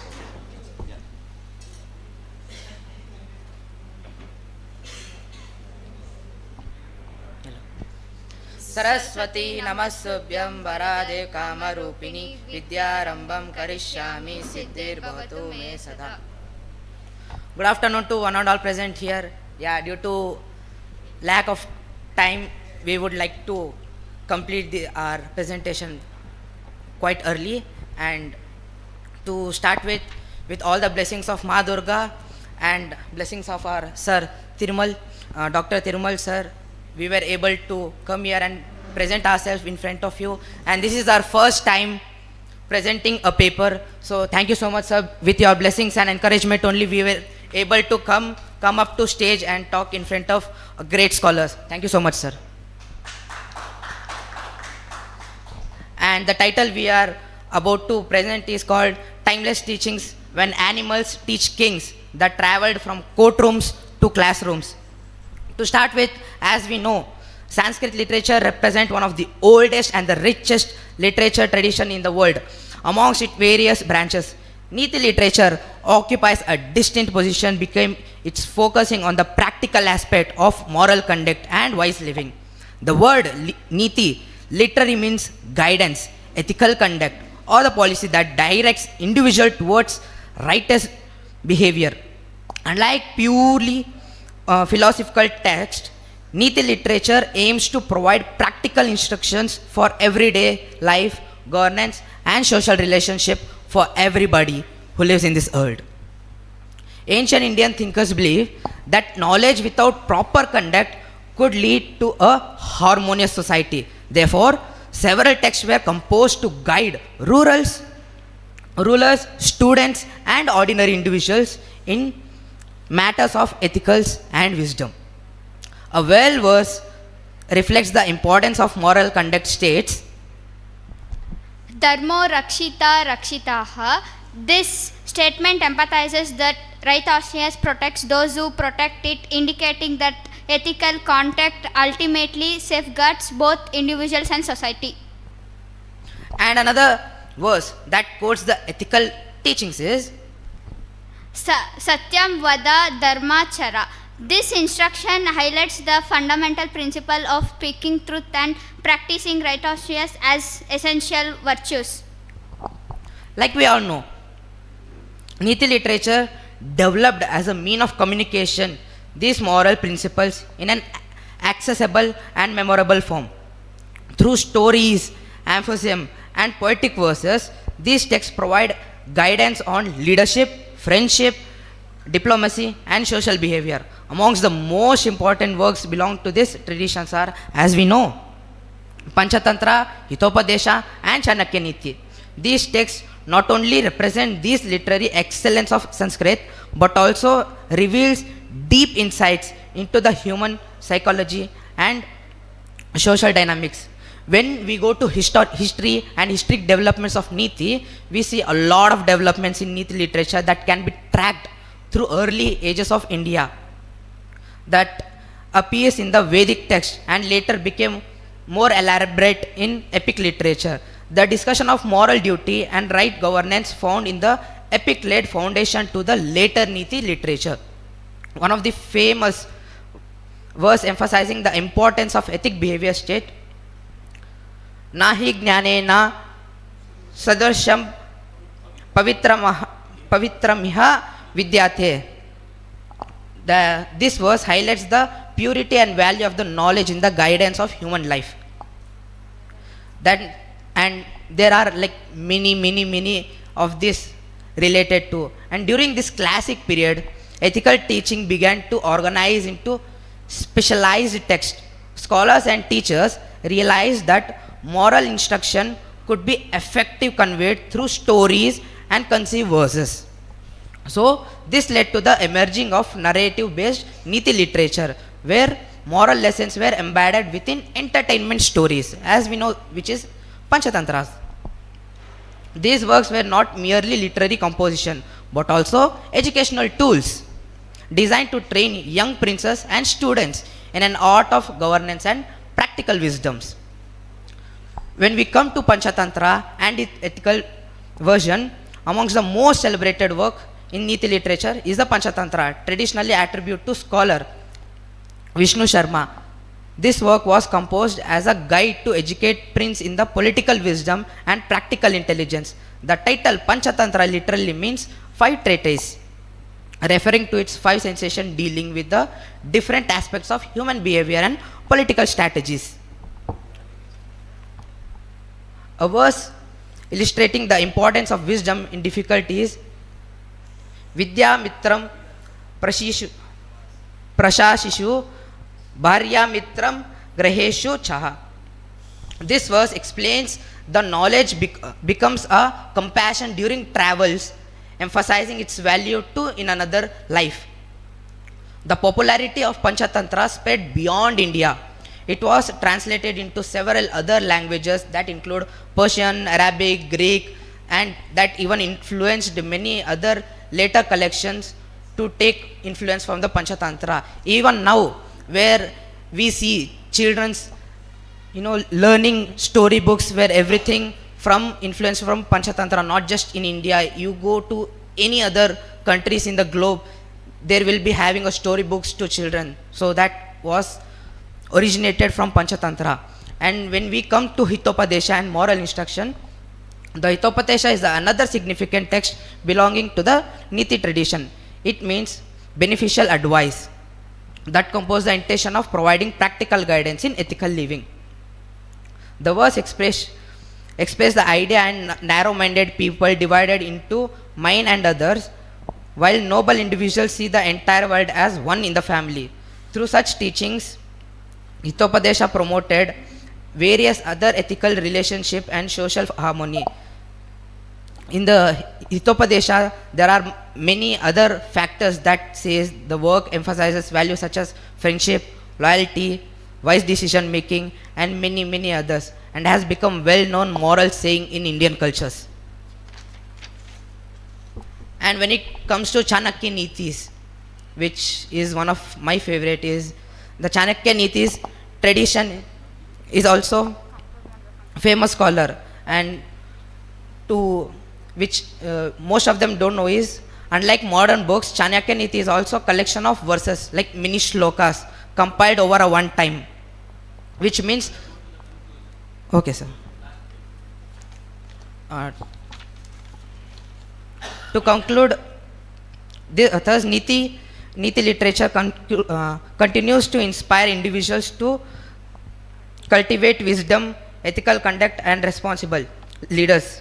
So its timeless teaching remains valuable for guiding human society towards harmony and moral integrity.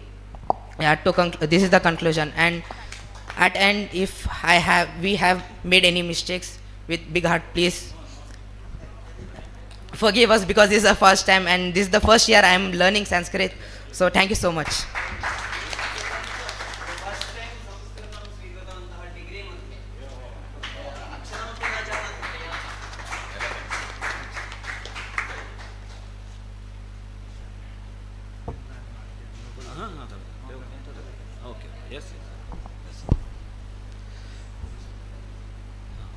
आयोजकानां पक्षतः सर्वेभ्यः छात्रेभ्यः अपि भूरि अभिनन्दनानि समर्प्यन्ते। मार्गदर्शकाय तिरुमल महोदयाय अपि भूरि अभिनन्दनानि। अनुकरणीयः अयं प्रयोगः वर्तते नितरां, ततः धन्यवादाः। इतः परम् अत्र गौरव उपस्थितिः वर्तते श्री नरसिंहभट्टवर्यस्य। नरसिंहभट्टमहोदयमहं सम्प्रार्थये अत्र विषयमुद्दिश्य भवतः विचारान् प्रकटयतु इति। आम् आम्। ಹರಿಗುರುಭ್ಯೋ ನಮಃ. ನಮಃ ಸರ್ವೇಭ್ಯಃ. ಎಲ್ಲರಿಗೆ ವಂದನೆಗಳನ್ನು ಹೇಳುತ್ತಂತ ವಿಶೇಷವಾದಂತಹ ಈ 2 ದಿನದ ಸತ್ರದಲ್ಲಿ ನನಗೆ ಒಂದು ದಿವಸ ಬರಲಿಕ್ಕಾಗಲಿಲ್ಲ. ಈ ಒಂದು ದಿನ ಬಂದುಕೊಂಡು ನಿಮ್ಮೊಂದಿಗೆ ಸೇರಿಕೊಳ್ಳುವಂತಹ ಒಂದು ಅದ್ಭುತವಾದ ಅವಕಾಶ ಇಲ್ಲಿ ನನಗೆ ಒದಗಿ ಬಂದದ್ದು. ಇದು ನನ್ನ ಒಂದು ಅದೃಷ್ಟವೇ. ಇಲ್ಲಿ 2 ದಿನದ ಈ ಕಾರ್ಯಾಲಯದಲ್ಲಿ ಚಿಂತನೆ ಮಾಡಿದಂತಹ ಧರ್ಮ ಹಾಗೂ ನೀತಿಗಳ ವಿಚಾರ, ನಮ್ಮ ಭಾರತದ ತಳಹದಿಯಾಗಿದ್ದಂತಹ ಧರ್ಮಶಾಸ್ತ್ರದಲ್ಲಿ ಉಕ್ತವಾದಂತಹ ನೀತಿಗಳನ್ನು, ಧರ್ಮಶಾಸ್ತ್ರದ ಅವಲೋಕನವನ್ನು ಮಾಡುವಂತಹ ವಿಶೇಷವಾದಂತಹ ಒಂದು ಕಾರ್ಯಾಲಯ ಇಲ್ಲಿ ಜರುಗಿದೆ. ಧರ್ಮವನ್ನು ವಿವರಿಸುವುದು ಬಹಳಷ್ಟು ಕಷ್ಟ. ಧರ್ಮವನ್ನು ಬಹಳವಾಗಿ ನಿರೂಪಣೆಯಾಗಿ ಬೇರೆ ಬೇರೆ ಆಚಾರ್ಯರು ಮಾಡಿದ್ದಾದರೂ ಧರ್ಮವನ್ನು ಇದಮಿತ್ತಂ ಅಂತ ಹಾಗೆ ನಿರೂಪಣೆ ಮಾಡುವುದು ತುಂಬ ಕಷ್ಟ. ಆದರೆ ಧರ್ಮ ಎಂಬುದು ಏನು, ಯಾವುದರಿಂದ ನಮಗೆ ಹಿಂಸೆ, ಅಪಮಾನ, ದುಃಖ ಇತ್ಯಾದಿಗಳು ಆಗ್ತದೋ ಅಂಥದ್ದನ್ನು ನಾವು ಬೇರೆಯವರಿಗೆ ಮಾಡದೇ ಇರುವುದೇ ಧರ್ಮ. ಇದು ಮಾನವ ಧರ್ಮ. ಮನ ಏವ ಮನುಷ್ಯಾಣಾಂ ಕಾರಣಂ ಬಂಧಮೋಕ್ಷಯೋ. ಮನಸ್ಸು ಇದ್ದಂತಹ ಮನುಷ್ಯರು ನಾವು, ಹಾಗಾಗಿ ನಾವು ಮನುಷ್ಯರು ಅಂತ ಕರೆಸಿಕೊಳ್ತೇವೆ. ಈ ಮನಸ್ಸಿನ ಎಲ್ಲ ಆವೃತ್ತಿಗಳನ್ನು, ಅಂದರೆ ಮನಸ್ಸು ಅಂತ ಹೇಳುವಂಥದ್ದು ಹುಟ್ಟಿನಿಂದಲೇ ಒಂದು ಮನುಷ್ಯನಲ್ಲಿರುವಂಥದ್ದು. ಜನ್ಮಾದಿ ಯಸ್ಯ ಯತಃ ಅಂತ ಹೇಳುವ ರೂಪದಲ್ಲಿ ಆ ಬ್ರಹ್ಮಸೂತ್ರಗಳನ್ನು ಯಾವುದನ್ನು ನಿರೂಪಣೆ ಮಾಡ್ತದೋ ಆ ಜನ್ಮದ ಆದಿಯಲ್ಲೇ, ಅಂದರೆ ಹುಟ್ಟಿದಂಥ ಮಗುವಿನಲ್ಲೇ ಒಂದು ಮನಸ್ಸು ಪ್ರವರ್ತನೆ ಆಗಲಿಕ್ಕೆ ಪ್ರಾರಂಭವಾಗ್ತದೆ. ಮನಸ್ಸು ಯಾವುದ್ಯಾವುದನ್ನು ಇಚ್ಛಿಸಲಿಕ್ಕೆ ಪ್ರಾರಂಭ ಮಾಡ್ತದೆ. ಹಾಗೆ ಬೆಳೀತಾ ಬೆಳೀತಾ ಕಾಮ, ಕ್ರೋಧ, ಲೋಭ, ಮದಮತ್ಸರಾದಿಗಳೆಲ್ಲ ಅವನಲ್ಲಿ ಆವೃತವಾಗಲಿಕ್ಕೆ ಪ್ರಾರಂಭ ಆಗ್ತದೆ. ಇದರಿಂದಾಗಿ ಎಲ್ಲ ಅವನ ಪ್ರವೃತ್ತಿಗಳು ಜಗತ್ತಿನ ಆಗ್ತದೆ. ಹಾಗಾಗಿ ಈ ಮನಸ್ಸಿನ ಪ್ರವೃತ್ತಿಗಳಿಂದ ಈ ಜಗತ್ತು ನಡೆಯುವಂಥದ್ದು. ಆ ಮನಸ್ಸಿನ ಪ್ರವೃತ್ತಿಗಳನ್ನು ತಿದ್ದಿ ತೀಡಿ ಒಂದು ಸಮನ್ವಯಕ್ಕೆ ತರುವಂಥದ್ದೇ ನೀತಿ ಎಂಬುದಾಗಿ ನನ್ನ ಅಭಿಪ್ರಾಯ. ಮತ್ತು ಈ ಧರ್ಮದ ವಿಚಾರವಾಗಿ ತುಂಬ ಇಲ್ಲ, ನಾವಿಲ್ಲಿ ಮಾತಾಡುವಾಗ ಸಮಯವನ್ನು ತುಂಬ ರಿಸ್ಟ್ರಿಕ್ಷನ್ ಮಾಡಿದ್ದಾರೆ, ಎಲ್ಲರನ್ನೂ ರಿಸ್ಟ್ರಿಕ್ಷನ್ ಮಾಡಿದ್ದಾರೆ. ಹಾಗಾಗಿ ಇಲ್ಲಿ ವಿಶೇಷವಾದ ಒಂದು ನೋಡಲಿಕ್ಕೆ ಸಿಕ್ಕಿದಂತಹ ಒಂದು ವಿಚಾರ ಈ ಕಾರ್ಯಾಲಯದಲ್ಲಿ, ನಾವು ಶಾಸ್ತ್ರದಲ್ಲಿ ಬಹಳಂತೂ ನೋಡ್ತೇವೆ, ಆದರೆ ಪ್ರಾಕ್ಟಿಕಲ್ ಆಗಿ ನೋಡಲಿಕ್ಕೆ ಸಿಕ್ಕಿದಂಥ ವಿಷಯ, ಅಯೋಗ್ಯ ಪುರುಷೋ ನಾಸ್ತಿ ಯೋಜಕಸ್ತತ್ರ ದುರ್ಲಭ. ನಮ್ಮ ತಿರುಮಲ ಇವರು ಗುರೂಜಿಯವರು ತಮ್ಮ ಛಾತ್ರರೊಂದಿಗೆ ಬಂದುಕೊಂಡು ಅವರಲ್ಲಿದ್ದಂತಹ ಆ ಗುಣ ವಿಶೇಷತೆಗಳನ್ನು ದೃಷ್ಟಿಸಿಕೊಂಡು ಅವರಿಂದಾಗಿ ಈ ನೀತಿಶಾಸ್ತ್ರದ ಬಗ್ಗೆಯೋ ಧರ್ಮದ ಬಗ್ಗೆ 2 ಮಾತುಗಳನ್ನು ಹೇಳಿಸಿದ್ದು, ಇದು ಒಂದು ಗುರುಧರ್ಮ. ಅದನ್ನು ನಮಗೆ ಪ್ರತ್ಯಕ್ಷವಾಗಿ ಇಲ್ಲಿ ನೋಡಲಿಕ್ಕೆ ಸಿಕ್ಕಿದೆ. ಮಾತ್ರವಲ್ಲ, ನಮ್ಮ ಈ ವಿದ್ಯಾಸಂಸ್ಥೆಯಲ್ಲಿ ನಾನು ಸಂಸ್ಕೃತ ಪಾಠವನ್ನು ಕಲಿತವನು. ನಮ್ಮ ಗುರುಗಳಂಥ ಮರಾಠೆಯವರಾಗಲಿ, ನಮ್ಮ ನಾಗರಾಜ ಗುರೂಜಿಯವರಾಗಲಿ ನಮ್ಮನ್ನು ಒಂದು ನೆನಪಿಸಿಕೊಂಡು ಈ ಕಾರ್ಯಾಗಾರದಲ್ಲಿ ಒಂದು ಅವಕಾಶ ಕೊಟ್ಟದ್ದನ್ನು ನಾನು ಇಲ್ಲಿ ವಿಶೇಷವಾಗಿ ಸ್ಮರಣೆ ಮಾಡುತ್ತಾ, 2 ದಿನದ ಈ ಕಾರ್ಯಕ್ರಮದಲ್ಲ ಒಂದು ಸಣ್ಣ ಒಂದು ಲಾಭಾಂಶವನ್ನು ಪಡಿಕೊಳ್ಳಲಿಕ್ಕೆ ಸಾಧ್ಯವಾಗಿದೆ. ಅದಕ್ಕೋಸ್ಕರನೂ ಎಲ್ಲರಿಗೆ ಧನ್ಯವಾದಗಳನ್ನು, ನನ್ನ ಗುರುಗಳಿಗೆ ನಮಸ್ಕಾರವನ್ನು ಹೇಳುತ್ತಾ ನನ್ನ 2 ಮಾತುಗಳನ್ನು ದೇವರ ಚರಣದಲ್ಲಿ ಸಮರ್ಪಣೆ ಮಾಡ್ತೇನೆ. ಕೃಷ್ಣಾರ್ಪಣಮಸ್ತು.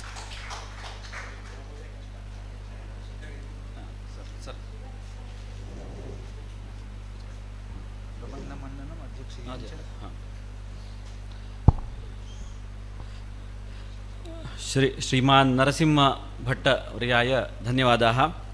इतः परं स्वीयं पत्रं प्रस्तोतुं तथा अध्यक्षीयञ्च कर्तुम् आशीष बर्वे महोदयाः सम्प्रार्थ्यन्ते अत्र.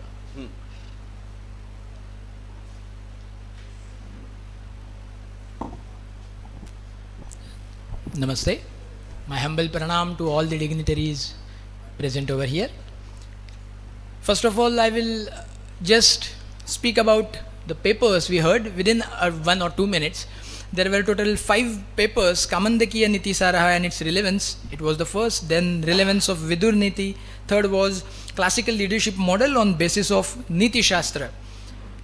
And he had given reference to Western world practices as well, which was quite interesting.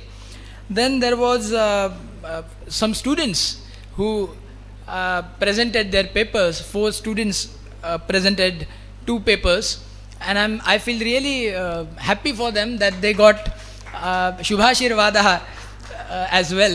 It's really August gathering, and presenting in front of them is honorable thing. So I congratulate all the paper presenters in this session. Now I will just in 10 or 15 minutes would try to put up my subject, that is Chanakya Niti and the foundations of legal governance, relevance to modern law. First of all, let me be very honest that I am not a scholar of Sanskrit, but I am a scholar of law, and I am trying to relate Sanskrit or Niti Shastra with law or modern law. So, next please. If we see the Niti Shastra principles given by the Arya Chanakya and the modern law system, there are certain similarities, there is a relevance, but there are certain things which are not closely linked, or there is a gap between these two. So I have tried to identify the gaps along with the relevance of two or connections of two. So everyone knows the Neethishastra serves as a bridge between the ideals of Dharma Shastra and the pragmatic realities of statecrafts or Arthashastra. So if moral things are there, if we lead with a morality, we can connect the bridge between the Arthashastra and Dharma Shastra. Even in Dharma Shastra, there are many legal principles. We know about Vyavaharas. But we need Neeti at the foundation of all these things. Next, please. So, in Western world, they say law is above all. In India, the Neeti Shastra says, Nyayo hi shashvataha dharmaha. When we refer our dharma, it becomes subjective up to certain limits.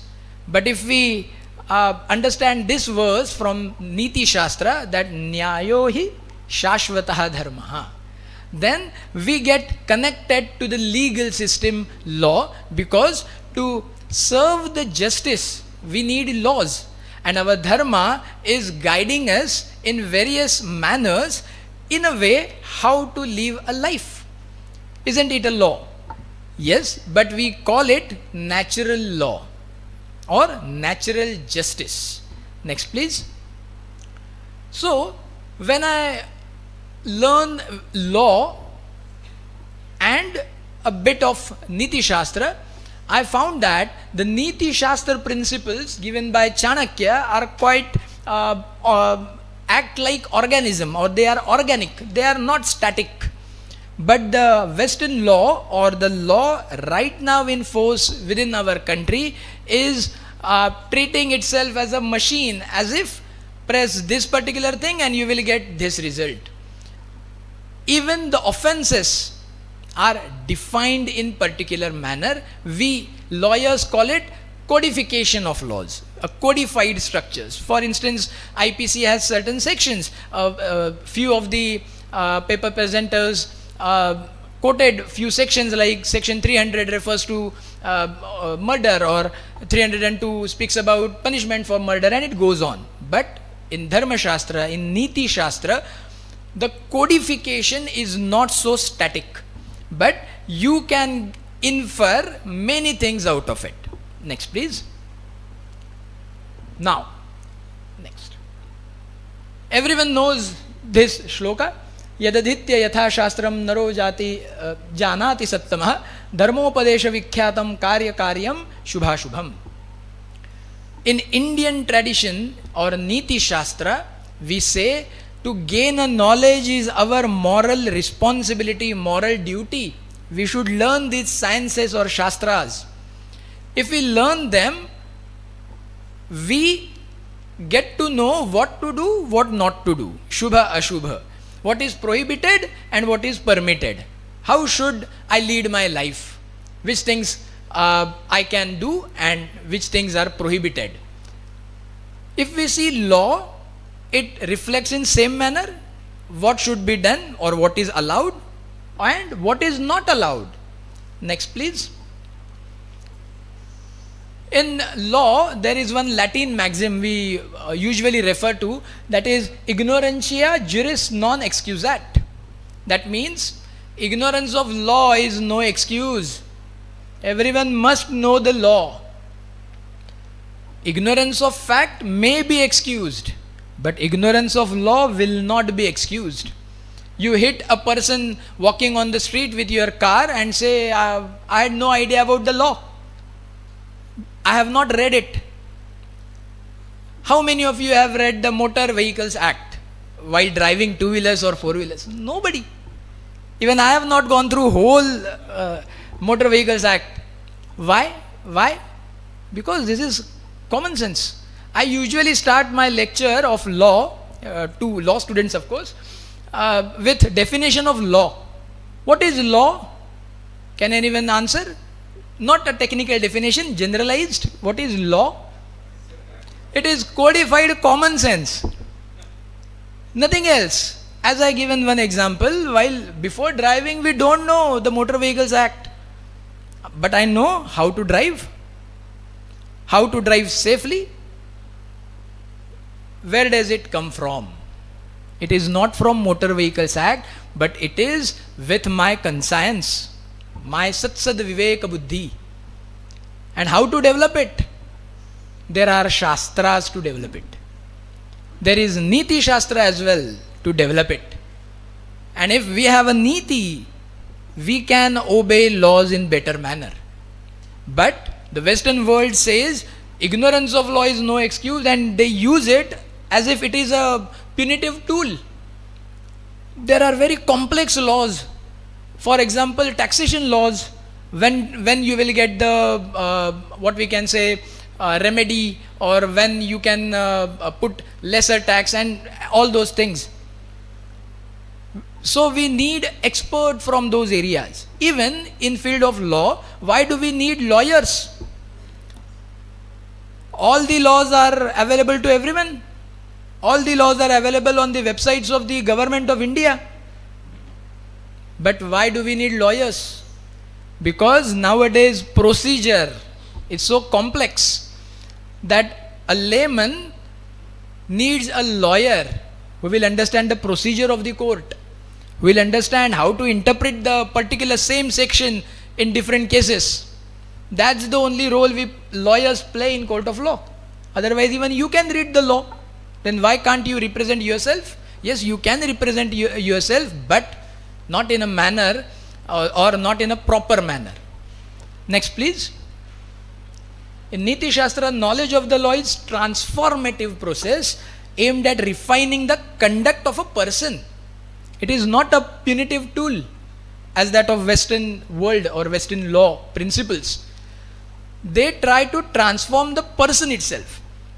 When we start about teaching about the disputes, even you can think for a minute, what is the main required condition or main required thing for a dispute to happen?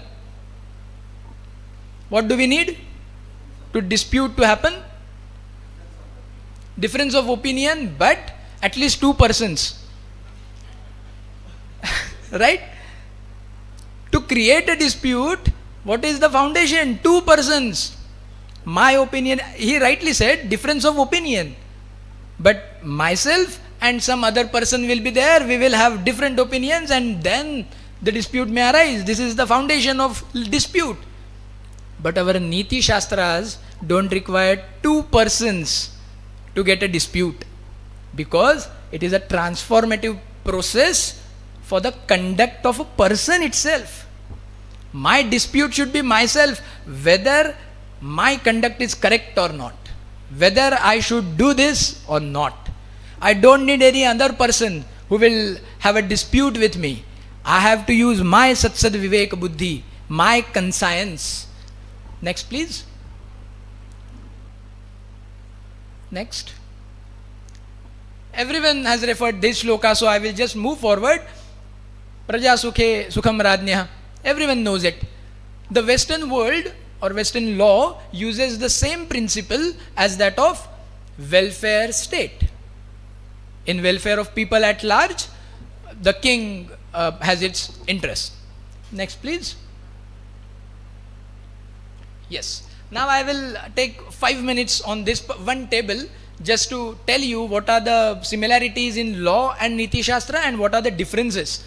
First is the focus of Niti Shastra is on the internal conscience and a conduct, how one should behave and what are the moral values. This is the focus of Niti Shastra. And what is focus of modern law? The external statute. If Motor Vehicles Act is not there, will we drive our car at the speed of 120 kilometers per hour with this road? Of course not, but the procedure says so. You can drive. Getting my point, the law explains the procedure and not the conduct. And secondly, foundation. The foundation of Niti Shastra is Dharma and ethics. These are two main pillars of Niti Shastra, Dharma and morality or ethics. On the other hand, the modern law speaks about constitution, statutes. I repeat, there is nothing wrong in statutes or constitution or a codified law. It is about how to deal with it, how to use it in proper and better manner. That is the question. If we live morally, if we focus on our own conduct, our moralities, our ethical values, and then try to indulge the law, the constitution, the constitutional principles, all the other laws, then it will be a better society to live on.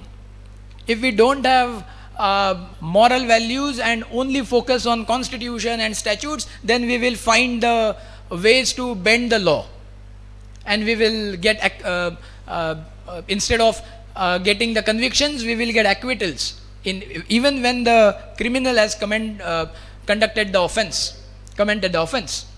And that's the reason we need neeti beyond everything. Then the authority in context of Neethishastra is also moral and political authority, as I referred earlier shloka. Two things: moral values or morality and political authority. Both these things are very important in Neethishastra as well, because Chanakya has given Arthashastra as well, where he says how should king behave, what are the qualities of a good king, and it goes on. Even in Neethishastra there is some context of reference to conduct of a king as well, how he should behave. So political and moral things are the authorities in Neethishastra. On the other hand, in modern law, the authorities are legal and institutional. For instance, we get elections, and after that we get our elected members. Now we have created the authority which is legal. Okay, I can't say that I am the leader from now onwards. No, because I have to follow the procedure.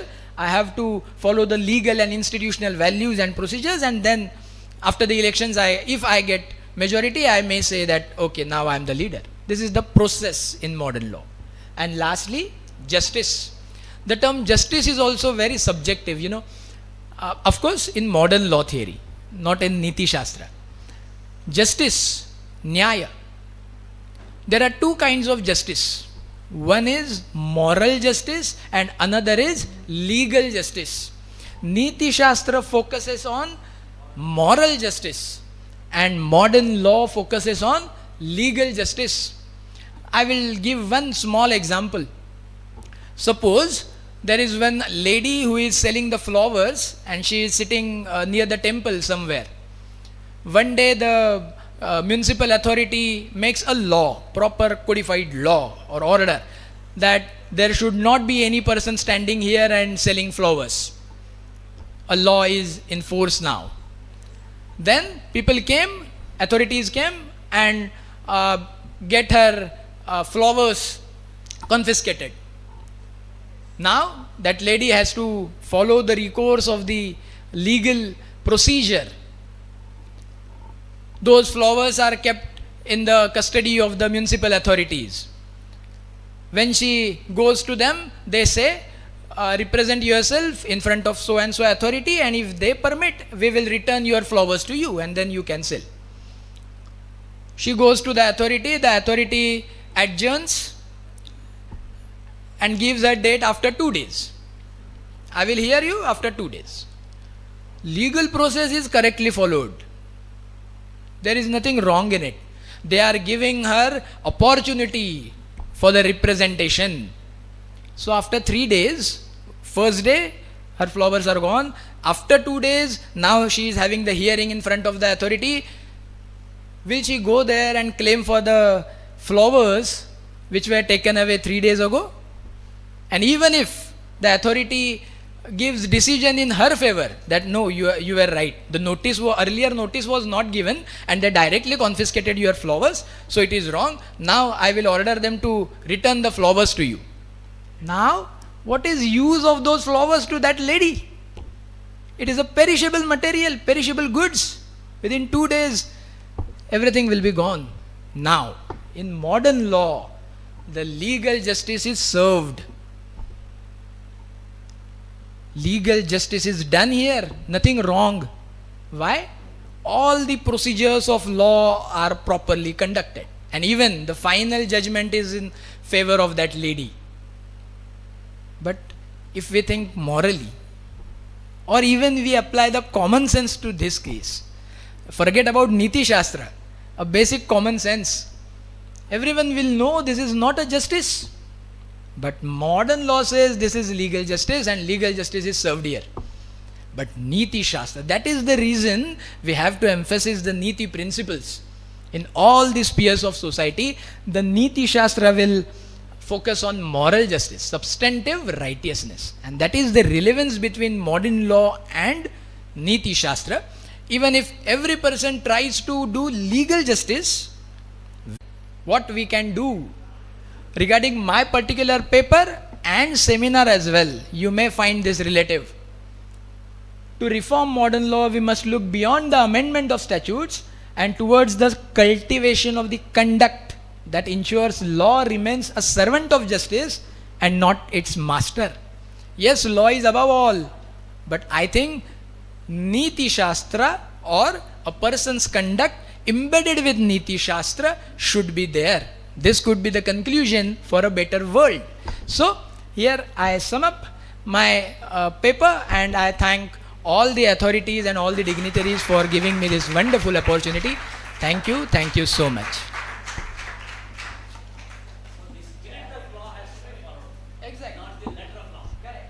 नौमि विरमामि च धन्यवादः। अस्याः गोष्ठ्याः निर्वाहकः दिनकरमराठे न केवलं गोष्ठ्याः निर्वाहकः, सः आर्गनैसिङ्ग् committee मध्ये अपि तत्र सेण्ट्रल् संस्कृत यूनिवर्सिटी मध्ये सम्पर्कं कृत्वा सर्वान् अपि विषयान् अत्र संयोजयितुम् उपकारं कृतवान्। तस्य कृते भगवत्याः आशीर्वादरूपेण तत्र विशेषवस्त्रम् एवञ्च स्मरणिका प्रदानमपि क्रियते।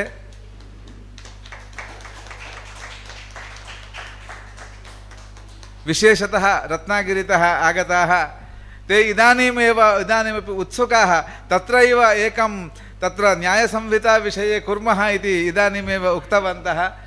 इम्प्लिमेण्टेशन् रूपेण एव ते कार्यं कुर्वन्ति। अधुना समारोपसमारम्भः निमेषेण एव प्रारभ्यते।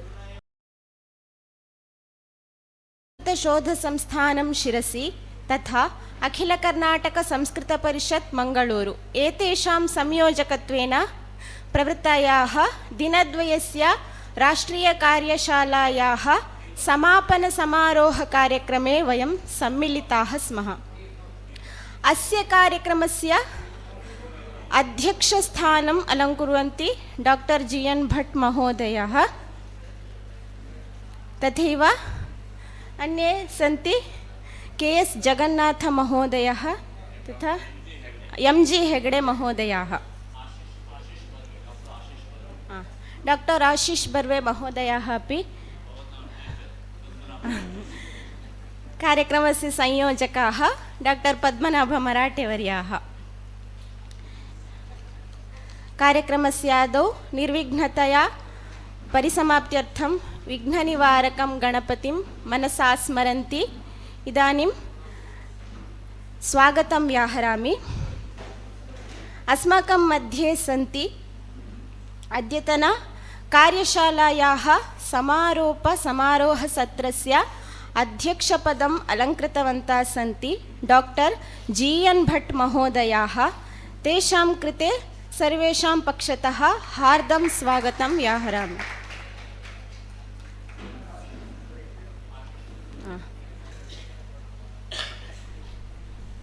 वेदिकायाम् उपस्थिताः सन्ति एम्.जी. हेगडे महोदयाः, शिरसि संस्कृत संशोधन संस्थायाः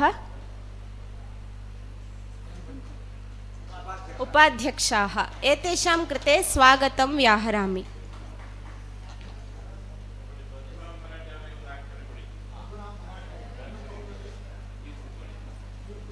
अन्ये डॉक्टर आशीष बर्वे महोदयाः, तेषां कृते स्वागतं व्याहरामि। कार्यक्रमस्य सञ्चालकाः डॉक्टर पद्मनाभ मराठे महोदयः, एतेषां कृते अपि स्वागतं व्याहरामि।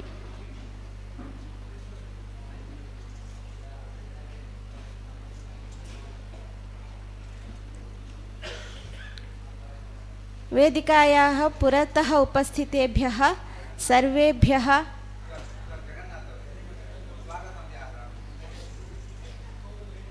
एवं के.एस्. जगन्नाथ महोदयाः सन्ति, तेषां कृते स्वागतं व्याहरामि।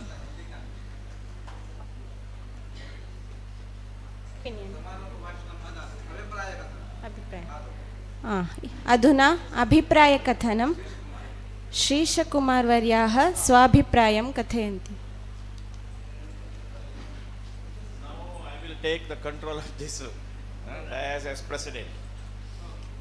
See, we have invited some senior members as special invitees.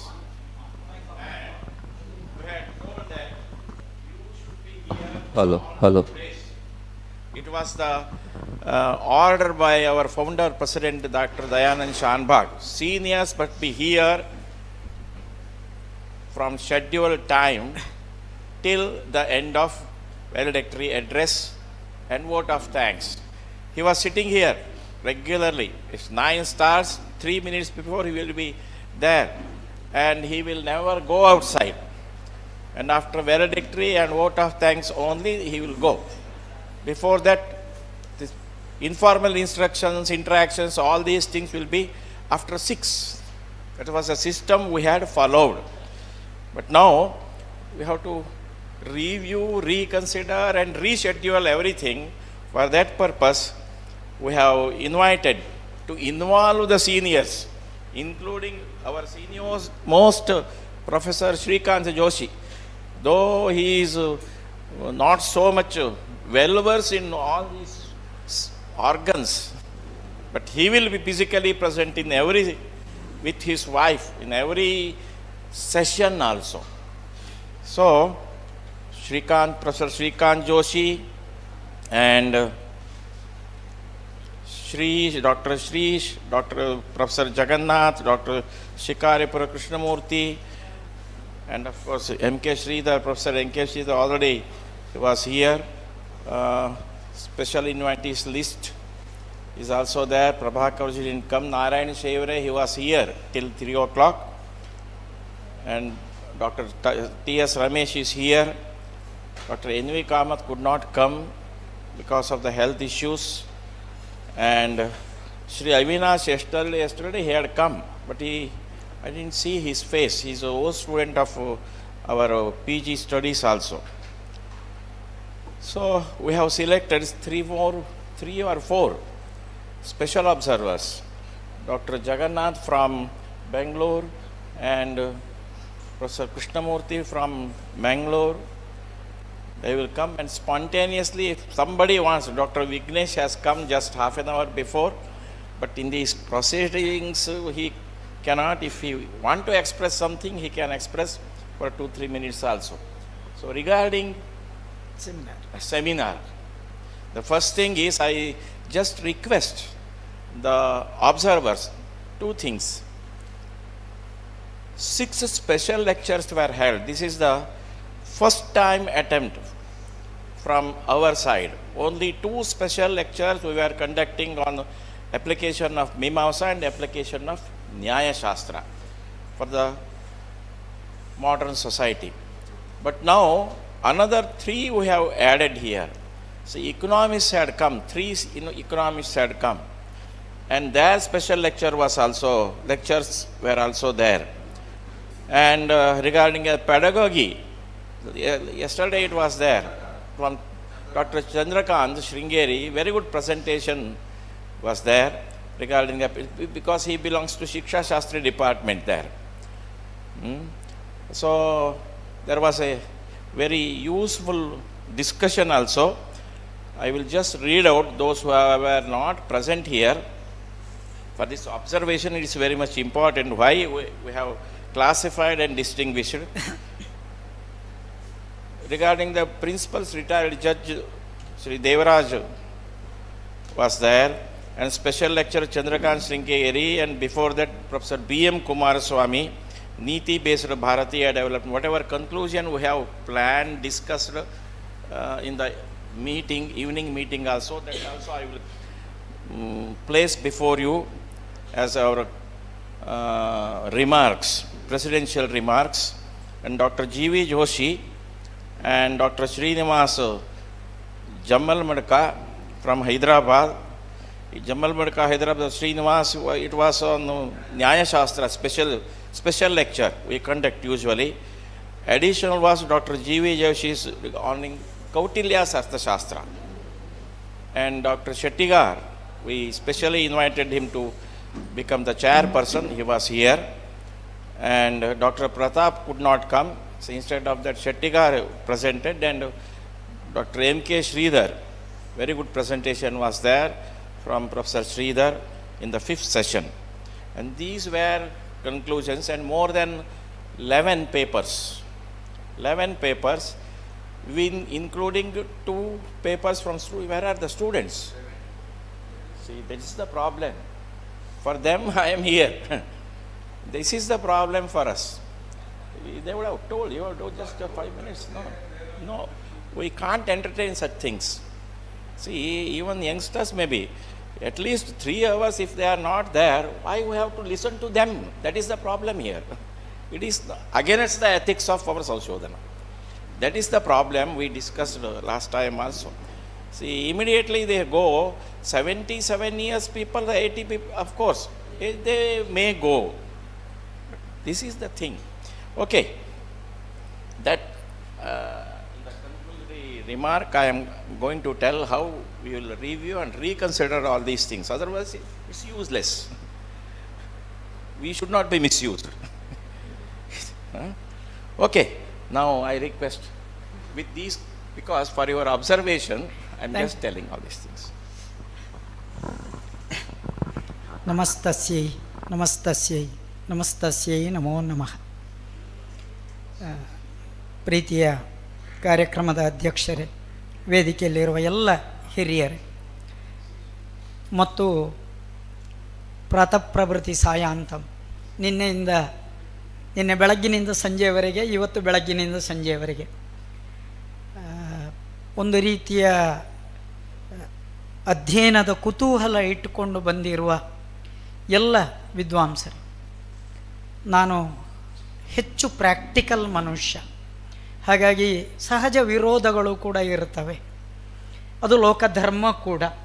ಹಾಗಾಗಿ ಕೆಲವು ವಿಚಾರಗಳಲ್ಲಿ ನಾನು ತುಂಬ ಪ್ರೀತಿಯಿಂದ ಸ್ವೀಕಾರ ಮಾಡಿದ್ದೇನೆ, ಕೆಲವನ್ನು ನನಗೆ ಯಾಕೋ ಅದು ಪ್ರಾಕ್ಟಿಕಲ್ ಅಲ್ಲ ಅಂತ ಹೇಳುವ ಕಾರಣಕ್ಕೋಸ್ಕರ ಮನಸ್ಸಿನೊಳಗೆ ನನಗೆ ನಾನೇ ಗುರು ಅಂತ ಹೇಳಿಕೊಂಡಿದ್ದೇನೆ. ನೀತಿ ಅನ್ನುವಂಥ ಪದವನ್ನು ನಿನ್ನೆಯಿಂದ ಇವತ್ತಿನವರೆಗೆ ಜೂರಿಸ್ಪ್ರೂಡೆನ್ಸ್, ಎಥಿಕ್ಸ್, ಮಾರಲ್ ಅಂತ ಹೇಳುವ ಬೇರೆ ಬೇರೆ ಆಲೋಚನೆಗಳಲ್ಲಿ ಕೆಲವು ಸಲ ಅದೆಲ್ಲ ಒಂದೇ ಅಂತ ಹೇಳುವ ರೀತಿಯಲ್ಲಿ ಪ್ರಯೋಗ ಆಗಿದೆ. ನೀವು ಗಮನಿಸಿದರೆ ಏನು, ಇಡೀ ಆಲೋಚನೆಗಳಲ್ಲಿ ನನಗೆ ಭೀಷ್ಮ ಯಾಕೆ ಬರಲಿಲ್ಲ ಅಂತ ನನ್ನ ದೊಡ್ಡ ಪ್ರಶ್ನೆ ಇದೆ. ಯಾಕೆಂದರೆ ವಿದುರ ನೀತಿಗಿಂತಲೂ ನಂತರ ಪ್ರಾಕ್ಟಿಕಲ್ ಆದಂತಹ ನೀತಿಯನ್ನು ಪ್ರತಿಪಾದನೆ ಮಾಡಿದವ ಭೀಷ್ಮ. ಶಾಂತಿ ಪರ್ವದ ಆಲೋಚನೆಗಳಲ್ಲಿ, ಅನುಶಾಸನದಲ್ಲಿ ಏನು ಹೇಳಿದ್ನೋ ಅವನು ಯಾಕೆ ನಮ್ಮೆದುರು ಬರಲಿಲ್ಲ, ಯಾಕೆ ಬರಬಾರ್ದಿತ್ತು ಅಂತ ಹೇಳುವಂಥ ಪ್ರಶ್ನೆ ನನ್ನೊಳಗೆ ಕಾಡ್ತದೆ. ಅದನ್ನು ಮುಂದಿನ ಸೆಮಿನಾರ್ಗಳ ಇಂಥ ಆಲೋಚನೆಗಳು ಬಂದಾಗ ನಾವು ಎತ್ತಿಕೊಳ್ಳದೆ ಹೋದರೆ ಮಹಾಭಾರತಕ್ಕಲ್ಲ ಭೀಷ್ಮನಿಗೆ ಅವಮಾನ ಮಾಡಿದಾಗ ಆಗ್ತದೋ ಏನೋ ಅಂತ ನನಗೆ ಅನಿಸಿತು. ವೇದಗಳಲ್ಲಿ ಈ ಬಗ್ಗೆ ಸ್ಪಷ್ಟ ಆಲೋಚನೆ ಇದೆ. ಕಿತವ ಸೂಕ್ತ ಇರುವುದೇ ಒಂದರ್ಥದಲ್ಲಿ ಎಥಿಕ್ಸಿನ ಆಲೋಚನೆಗಳಲ್ಲಿ.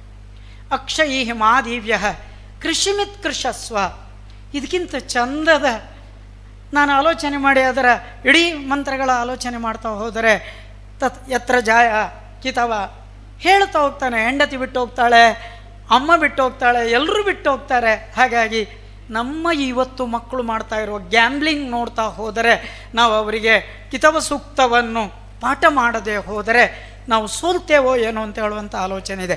ಎಲ್ಲಿ ಅಪ್ಲೈ ಮಾಡ್ತೇವೆ ಅಂತ ನನಗೆ ಗೊತ್ತಿಲ್ಲ, ಆದರೆ ಕಿತವ ಸೂಕ್ತ ನಮ್ಮ ಮಕ್ಕಳಿಗೆ ಒಂದು ಪ್ರಾಕ್ಟಿಕಲ್ ಆಲೋಚನೆಗಳಿಗೋಸ್ಕರ ಬೇಕು. ಯಾಕೆಂದರೆ ಅದರಲ್ಲಿ ಹೇಳುವ ಎಲ್ಲ ಲೆಕ್ಕಾಚಾರ ಇಸ್ಪೀಟೆ.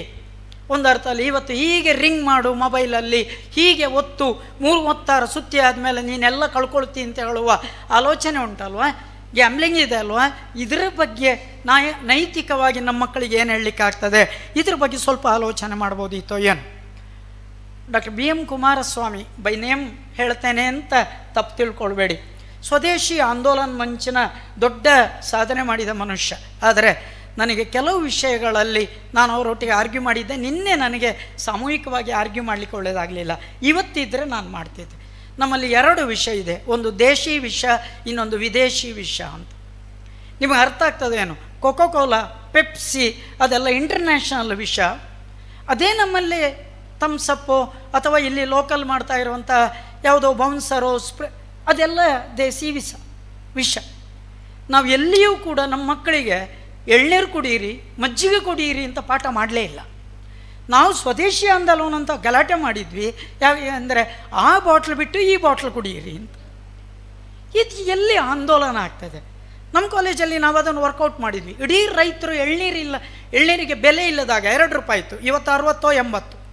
2 ರೂಪಾಯಿ ಇದ್ದಾಗ ಇಡೀ ಕಾಲೇಜ್ ಡೇಗೆ ಎಲ್ಲ ಮಕ್ಕಳಿಗೆ ಎಳ್ನೀರು ಕೊಟ್ವಿ ನಾವು. ಯಾಕೆಂದರೆ ಅದು ರೈತರಿಗೆ ಪೂರಕವಾದಂತಹ ವ್ಯವಸ್ಥೆ ಹೊರತು ಬೇರೆ ಅಲ್ಲ ಅಂತ.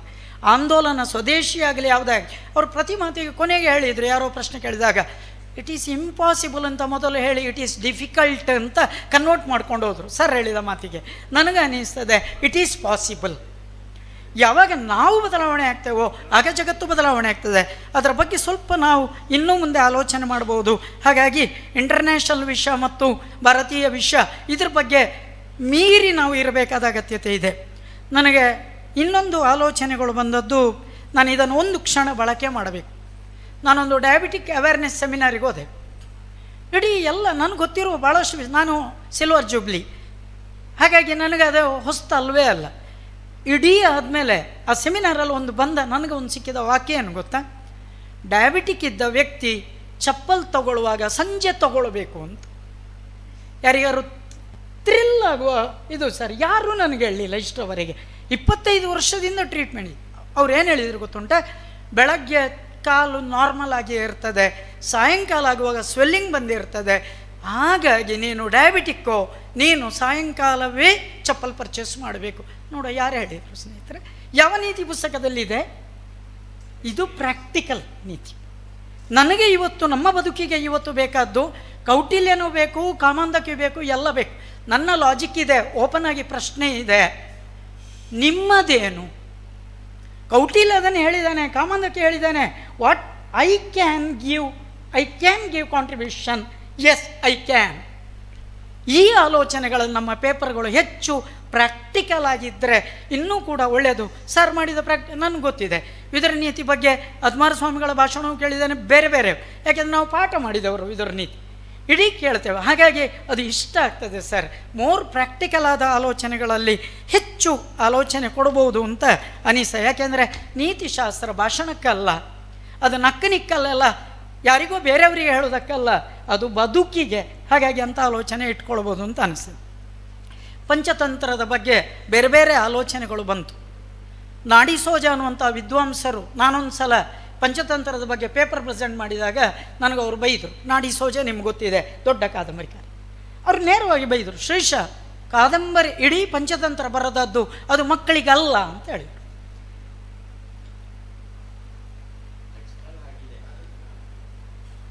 ಸರ್, ಗಂಭೀರವಾಗಿ ಆಲೋಚನೆ ಮಾಡಬೇಕಾದಂಥ ವಿಷಯಗಳು ಅಂತಲೂ ನಾವು ನೋಡಬೇಕು. ಯಾಕೆಂದರೆ ಆ ಮಕ್ಕಳಿಗೆ ಭಾಳ ಸರಳವಾಗಿ ಹೇಳಿದ್ದಾರೆ ಸರಿ, ಬಟ್ ಇವತ್ತು ನೀವು 3ನೇ ಕ್ಲಾಸಿನ 4ನೇ ಕ್ಲಾಸಿನ ಮಗುವಿಗೆ ಅದು ಕಥೆಯಾಗಿ ಉಳಿತದೆ ಹೊರತು ಅದರ ಒಳಗಿನ ಪ್ರಾಕ್ಟಿಕಲ್ ಆಲೋಚನೆಗಳು ಏನಿವೆ ಅಲ್ಲ. ನೀವು ಇಡೀ ಪಂಚತಂತ್ರ ಓದಿ ಒಂದು ಸಲ ಬಳಕೆ ಮಾಡಿದ ಶಬ್ದವನ್ನು ಮತ್ತೊಮ್ಮೆ ಬಳಕೆ ಮಾಡಲಿಲ್ಲ, ಅಲ್ಲಿ ಪರ್ಯಾಯ ಪದಗಳನ್ನು ಹೇಳುವುದಕ್ಕೆ ಪಂಚತಂತ್ರ ಅಥವಾ ಆಲೋಚನೆಗಳನ್ನು ಹೇಳುವುದಕ್ಕೆ ಪಂಚತಂತ್ರ. ನಾನು ಒಂದು ಉಲ್ಲೇಖ ಮಾಡಬೇಕು, ಅಲ್ಲಿ ಆಗ ನಮ್ಮ ಸ್ನೇಹಿತರು ಅದನ್ನು ಈಶ್ವರ್ ಪ್ರಸಾದರು ಉಲ್ಲೇಖ ಮಾಡ್ತಾ ಮಾತ್ರ ಹೋದರು. ಸಿಂಹದ ಕಥೆಯನ್ನು ಹೇಳಿದರು. ನನಗನ್ನಿಸ್ತದೆ ಇವತ್ತು ಸಿಂಹದ ಕಥೆ ಎಲ್ಲ ಮಕ್ಕಳಿಗೆ ಹೇಳಬೇಕು. ಸಿಂಹದ ಕಥೆ ಇಷ್ಟು ಪಂಚತಂತ್ರಲ್ಲಿ ಬರೋದು. 4 ಜನ ಮಕ್ಕಳು ಮೂರ್ಖರು, ಅವರಿಗೆಲ್ಲ ಇಡೀ ಊರಿನವರು ಬೈತಾರೆ. ಅವರು ನಾವೊಂದು ಹೊಸ ವಿದ್ಯೆ ಕಲಿತೇವೆ ಅಂತ ಹೊರಗೆ ಹೋಗ್ತಾರೆ. ಇವತ್ತು AI ಹೊಸ ವಿದ್ಯೆ ಕಲಿತೇನೆ ಅಂತ ಹೊರಗೆ ಹೋದರು. ಹೊರಗೆ ಹೋಗಿ ಆದಮೇಲೆ ಅವನಿಗೊಂದು ಎಲುಬು ತುಂಡು ಸಿಕ್ಕಿತು, ಅವ ಆ ಎಲುಬು ತುಂಡನ್ನು ಯಾವುದು ಅಂತ ಐಡೆಂಟಿಫೈ ಮಾಡೋದಕ್ಕೆ ಅವ ಎಕ್ಸ್ಪರ್ಟ್ ಆದ. ಎರಡನೇ ಹುಡುಗ ಅವ ಯಾವನಿಗೊಂದು ತುಂಡು ಚರ್ಮ ಸಿಕ್ಕಿತು, ಅವ ಯಾವ ಪ್ರಾಣಿಯ ಚರ್ಮ ಅಂತ ತಿಳ್ಕೊಳ್ಳಿಕ್ಕೆ ಎಕ್ಸ್ಪರ್ಟ್ ಆದ. ಮೂರನೇವನಿಗೆ ಇಂದ್ರಿಯಗಳನ್ನು ಜೋಡಿಸುವಂತಹ ಸ್ಕಿಲ್ ಬಂತು. ನಾಲ್ಕನೆಯವನಿಗೆ ಜೀವ ಕೊಡುವ ಸ್ಕಿಲ್ ಬಂತು. ಆಲೋಚನೆ ಮಾಡಿ ಸ್ನೇಹಿತರೆ, ನಾವು ಇವತ್ತು ಆಲೋಚನೆ ಮಾಡಬೇಕಾದ್ದು ಎಲುಬನ್ನು ಐಡೆಂಟಿಫೈ ಮಾಡಿದವ ಗ್ರೇಟು, ಚರ್ಮವನ್ನು ಇಂದ್ರಿಯವನ್ನು ಅಲ್ಲ ಪ್ರಾಣವನ್ನು ಕೊಟ್ಟವನು ಮೂರ್ಖನವು. ಪ್ರಾಣ ಕೊಟ್ಟವನೇ ಮೂರ್ಖ. ಇವತ್ತು ನಾವು AI ಬದ್ಧರಾದ ಮೇಲೆ ಇವತ್ತು ಆದದ್ದು ಹೀಗೆ. ಮೊನ್ನೆ ಗುರುರಾಜ್ ಕರ್ಜಲಯೋಗಿಯವರು ಮೈಸೂರಲ್ಲಿ ಭಾಷಣ ಮಾಡಿದರು. ನಾನು ಹೋಗಿದ್ದೆ ಹಠ ಮಾಡಿ. ಬೆಳಗ್ಗೆ ಮಧ್ಯಾಹ್ನ 2 ಸೆಷನಲ್ಲಿ ಹೋದೆ. ಅವರು ಹೇಳ್ತಾರೆ AI ಬೇಸಿಕ್ ಆದ ಅಥವಾ ಎಲಿಮೆಂಟ್ರಿ ನಾಲೆಜ್ ಮಾತ್ರ ಇವತ್ತು ಬಂದಿದೆ, ಇನ್ನೊಂದು ಅಷ್ಟು ದಿನ ಕಳೆದ್ರೆ ಅದು ನಿಮ್ಮನ್ನು ಆಳ್ತದೆ ನೋಡಿ ಅಂತ ಹೇಳುವಲ್ಲಿವರೆಗೆ ಆಯಿತು. ಈ ಭಯದ ಬಗ್ಗೆ ಈ ಕತೆ ಇವತ್ತು ಅಪ್ಲೈ ಆದರೆ ಅದಕ್ಕಿಂತ ಚಂದ ಯಾವುದಿಲ್ಲ. ಇದು ಇನ್ನೊಂದು ಸ್ವಲ್ಪ ಆಗಬೇಕಾದ ಬ್ರೈನ್ ಸ್ಟಾರ್ಮಿಂಗ್ನ ಬಗ್ಗೆ ನಮ್ಮ ಇಡೀ ಪೇಪರ್ಸ್ಗಳು ನಮಗೆ ಆಲೋಚನೆ ಮಾಡಲಿಕ್ಕೆ ಅವಕಾಶ ಕೊಡಬೇಕು. ಆಯಿತು ಸರ್, ಒಂದು ನೀತಿ ಯೂನಿವರ್ಸಲ್ ಅಲ್ಲ ಅನ್ನುವಂಥ ಮಾತನ್ನು ಕೂಡ ನಾವು ಇಡೀ ಸೆಮಿನಾರಲ್ಲಿ ಅರ್ಥ ಮಾಡಬೇಕಿತ್ತು. ಇವತ್ತು ಕ್ಷತ್ರಿಯನಿಗಿರುವ ನೀತಿ ಅಥವಾ ಒಬ್ಬ ಬ್ರಾಹ್ಮಣನಿಗಿರುವ ನೀತಿ ಬೇರೆ ಬೇರೆ. ಒಬ್ಬ ಬ್ರಾಹ್ಮಣನಿಗೆ ಒಂದು ತುಳಸಿ ಗಿಡ ನೆಡುವ ಅಧಿಕಾರ ಬಿಟ್ಟರೆ ಬೇರೆ ಯಾವ ಅಧಿಕಾರವೂ ಇಲ್ಲ. ಆದರೆ ಇವತ್ತು ನಮ್ಮಲ್ಲಿ ಅಡಿಕೆ ತೋಟ ಇರೋದು ಯಾರ ಹತ್ರ ಕೇಳಿ ನೀವು, ಸಿರ್ಸಿ ಹೆಗಡೆಯವ್ರ ಹತ್ರ ಎಲ್ಲರ ಹತ್ರ ಅಡಿಕೆ ತೋಟವೇ ಇರೋದು. ಹಾಗಾಗಿ ಪೂಜ್ಯ ವೇದಮೂರ್ತಿ ಶ್ರೀ ವಾಸುದೇವ ಆಸರಣ್ಣ ಅವರು ಬರ್ತಾ ಇದ್ದಾರೆ. ಅವರಿಗೆ ಅತ್ಯಂತ ಪ್ರೀತಿಯ ಸ್ವಾಗತವನ್ನು ಬಯಸ್ತಾ ಇದ್ದೇನೆ. ಅವರು ದೇವಸ್ಥಾನದ ಆನುವಂಶಿಕ ಆಡಳಿತ ಮುಕ್ತೇಶ್ವರರು. ಇನ್ನೊಂದು ನಾನು ಉಲ್ಲೇಖ ಮಾಡಬೇಕಾದ್ದು ದೇವರಾಜ್ ಭಟ್ಟೆ ಹೇಳಿದ ಒಂದು ಜಿಜ್ಞಾಸೆ. ನೀವು ನಿನ್ನೆ ಇದ್ದರೆ ಇದನ್ನು ಕೇಳಿದಿರಿ. ಒಂದು ಉದ್ಯೋಗ ಕೊಡುವಾಗ ಇಂಟರ್ವ್ಯೂ ಆಗಿ ಲಿಖಿತ ಪರೀಕ್ಷೆ ಮತ್ತು ಸಂದರ್ಶನದ ಆಲೋಚನೆಗಳಲ್ಲಿ ನನಗೆ ಜಡ್ಜ್ಮೆಂಟ್ಗಳು ಎಷ್ಟು ಕೆಲವು ಸಲ ಅಪಾಯಕಾರಿ ಅಂತ ಹೇಳೋದಕ್ಕೆ ಈ ಚರ್ಚೆ ತಗೊಳ್ಬೇಕು. ಏನು ಅವ್ರೇನು ಹೇಳ್ತಾರೆ ಅಂದರೆ, ಸಂದರ್ಶನ ಮತ್ತು ಲಿಖಿತ ಪರೀಕ್ಷೆಯಲ್ಲಿ ಇಬ್ಬರಿಗೆ ಈಕ್ವಲ್ ಮಾರ್ಕ್ ಬರ್ತದೆ. ಈಕ್ವಲ್ ಮಾರ್ಕ್ ಬಂದಾಗ ಲಿಖಿತ ಪರೀಕ್ಷೆಯ ಆಲೋಚನೆ ಇದ್ದವನಿಗೆ ಜಾಬ್ ಕೊಡಬೇಕು ಅಂತ ಹೇಳ್ತಾರೆ. ನನ್ನ ಲಾಜಿಕ್ ಖಂಡಿತ ಇಲ್ಲ. ಒಬ್ಬ ವೈವ ಅಥವಾ ಮಾತುಕತೆಯಲ್ಲಿ ಗಟ್ಟಿತನ ಇದ್ದು ನಾಲೆಜ್ ಇದ್ದ ಸಾಧ್ಯತೆ ಇದ್ದರೆ ರಿಟರ್ನ್ ಎಕ್ಸಾಮು ಸುಳ್ಳು ಬರೀಲಿಕ್ಕಾಗ್ತದೆ ಅಥವಾ ಮತ್ತೊಬ್ಬ ಹೆಲ್ಪ್ ಮಾಡಲಿಕ್ಕಾಗ್ತದೆ. ವೈವದಲ್ಲಿ ಎಕ್ಸಾಮಿನರೇ ಮೋಸ ಮಾಡಿರೋ ಗೊತ್ತಿಲ್ಲ, ಇಲ್ಲದೇ ಇದ್ದರೆ ಸಾಧ್ಯತೆ ಇಲ್ಲ. ಹಾಗಾಗಿ ಜಡ್ಜ್ಮೆಂಟ್ಗಳ ಚರ್ಚೆಗಳು ಕೂಡ ಧರ್ಮಶಾಸ್ತ್ರದ ಆಲೋಚನೆಯಲ್ಲಿ ಆಗಲಿ. ಆಮೇಲೆ ನಾನು ಮತ್ತೆ ಹೇಳಬೇಕಾದ್ದು ಈ ಚೋರಾತ್ ಭಯಂ ಅಂತ ಆಗ ಚರ್ಚೆಗಳಾಯಿತು. ನಾನು ಇತ್ತೀಚೆಗೆ ಕಂಡ ಬ್ಲಂಡರ್ಸ್ ಇದು. ಪೊಲೀಸ್ ಸ್ಟೇಷನ್ನ ಎದುರೇ ದೊಡ್ಡ ಬೋರ್ಡು, ಕಳ್ಳರಿದ್ದಾರೆ ಎಚ್ಚರಿಕೆ. ಇದಕ್ಕಿಂತ ದೊಡ್ಡ ಶೇಮ್ ಇಲ್ಲ ಅಂತ ಅನ್ನಿಸ್ತದೆ. ಪೊಲೀಸರ ಸ್ಟೇಷನ್ ಎದುರೇ ಕಳ್ಳರಿದ್ದಾರೆ ಎಚ್ಚರಿಕೆ ಅಂತ ಬೋರ್ಡ್ ಹಾಕಿದರೆ ಇನ್ನು ನಾವೆಲ್ಲಿಗೆ ಹೋಗೋದು?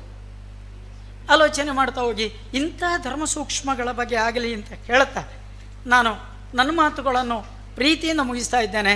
ನಾನೊಂದು ರೀತಿಯಲ್ಲಿ ಬೆಳೆದವ ಎಲ್ಲವೂ ಕೂಡ ಕಟೀಲು, ಅದರೊಟ್ಟಿಗೆ ಜಿ ಎನ್ ಭಟ್ರೊಟ್ಟಿಗೆ ಸುಮಾರು 92ರಿಂದ ಸ್ನೇಹ. ಅವರು ನನ್ನನ್ನು ಇಲ್ಲಿಗೇ ಮೇಷ್ಟ್ರಾಗಿ ಬಾ ಅಂತ ಕರೆದಿದ್ದರು. ನಾನು ಬರಲಿಲ್ಲ, ಯಾಕೆಂದರೆ ಇಲ್ಲೆಲ್ಲರೂ ನನ್ನ ಸಂಬಂಧಿಕರೇ ಇರೋದು. ಸಂಬಂಧಿಕರ ಮಧ್ಯದಲ್ಲಿ ಅದು ಅದೇ ಅವರು ನನ್ನ ಭಾವ, ಎಲ್ಲರೂ ಸಂಬಂಧಿಕರ ಮಧ್ಯದಲ್ಲಿ ಇರಬಾರ್ದು ಅಂತ ದೂರ ನಿತ್ತೆ. ಮತ್ತು ಈಗ ಮತ್ತೆ ನಾನು ಕಟೀಲಿಗೆ ಹತ್ತಿರ ಆದೆ. ಎಲ್ಲರಿಗೂ ಪ್ರೀತಿಯ ಕೃತಜ್ಞತೆಗಳು. ನಮಸ್ಕಾರ.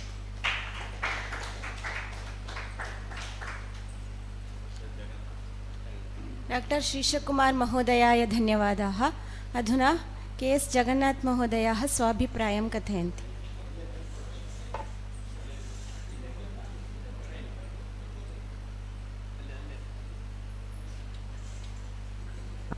हलो,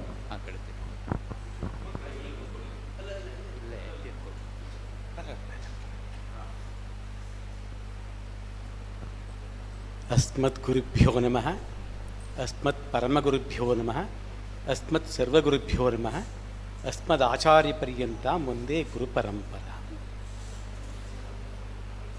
ಈ 2 ದಿನಗಳ ಈ ಸತ್ರದಲ್ಲಿ, ಜ್ಞಾನ ಸತ್ರದಲ್ಲಿ ನಾನು ಆದಿಯಿಂದ ಅಂತ್ಯದವರೆಗಿದ್ದೇನೆ.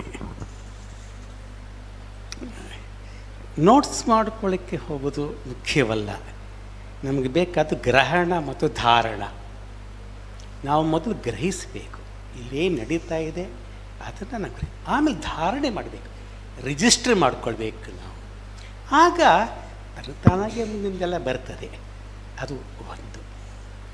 ಎರಡನೇದು, ಬಹುಶಃ ನಾವು ಇಲ್ಲಿ ನೀತಿ ಅಂದರೆ ಬರೀ ಮಾರಲ್ ಅನ್ನೋ ಅರ್ಥಕ್ಕೆ ಸೀಮಿತ ಮಾಡಿಕೊಂಡಿದ್ದೇವೆ ನಾವಿಲ್ಲಿ. ಬಹುಶಃ ನೀತಿ ಅಂತಂದರೆ ಇಲ್ಲಿ ನಮ್ಮಲ್ಲಿ ಪರಂಪರೆಯಲ್ಲಿ ಬರ್ತಕ್ಕಂಥದ್ದು ನೀತಿ ಅನೀನ ಜೀವನಮಿತಿ ನೀತಿ ಅಂತ ಅರ್ಥ.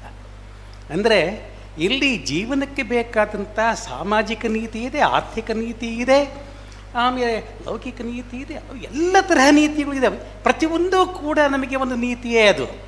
ಬಹುಶಃ ನನಗೆ ಅನ್ನಿಸ್ತದೆ ಈ ಟಾಪಿಕ್ ಹೇಗಿದ್ದರೆ ಇನ್ನೂ ಚೆನ್ನಾಗಿ ಬರ್ತಿತ್ತು ಅನ್ನೋಂಥ.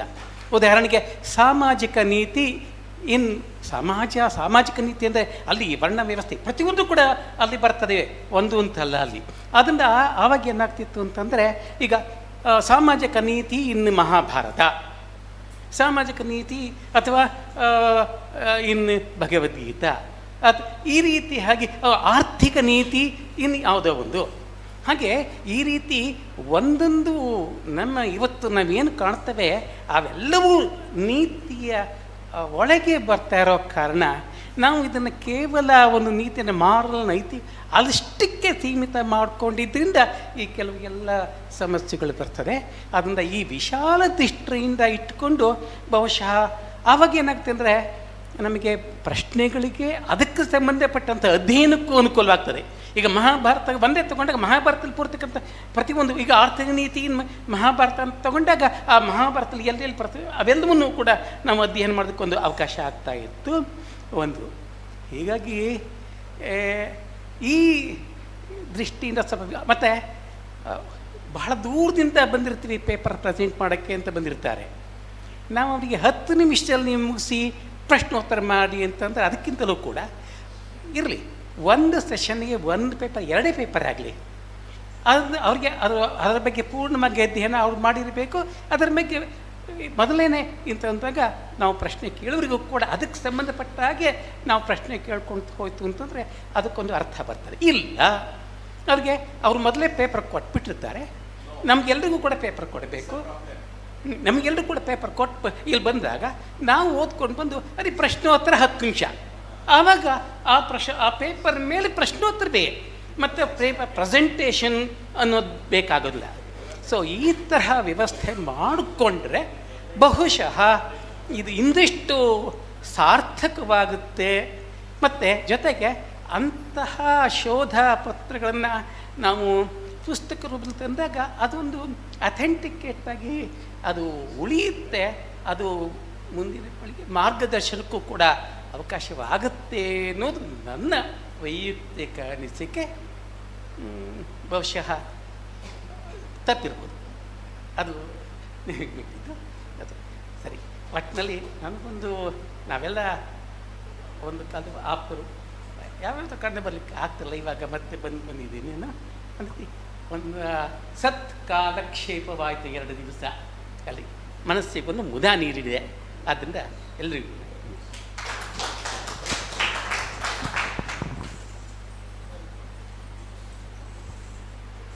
ಡಾಕ್ಟರ್ के.एस्. जगन्नाथ महोदयेभ्यः धन्यवादाः.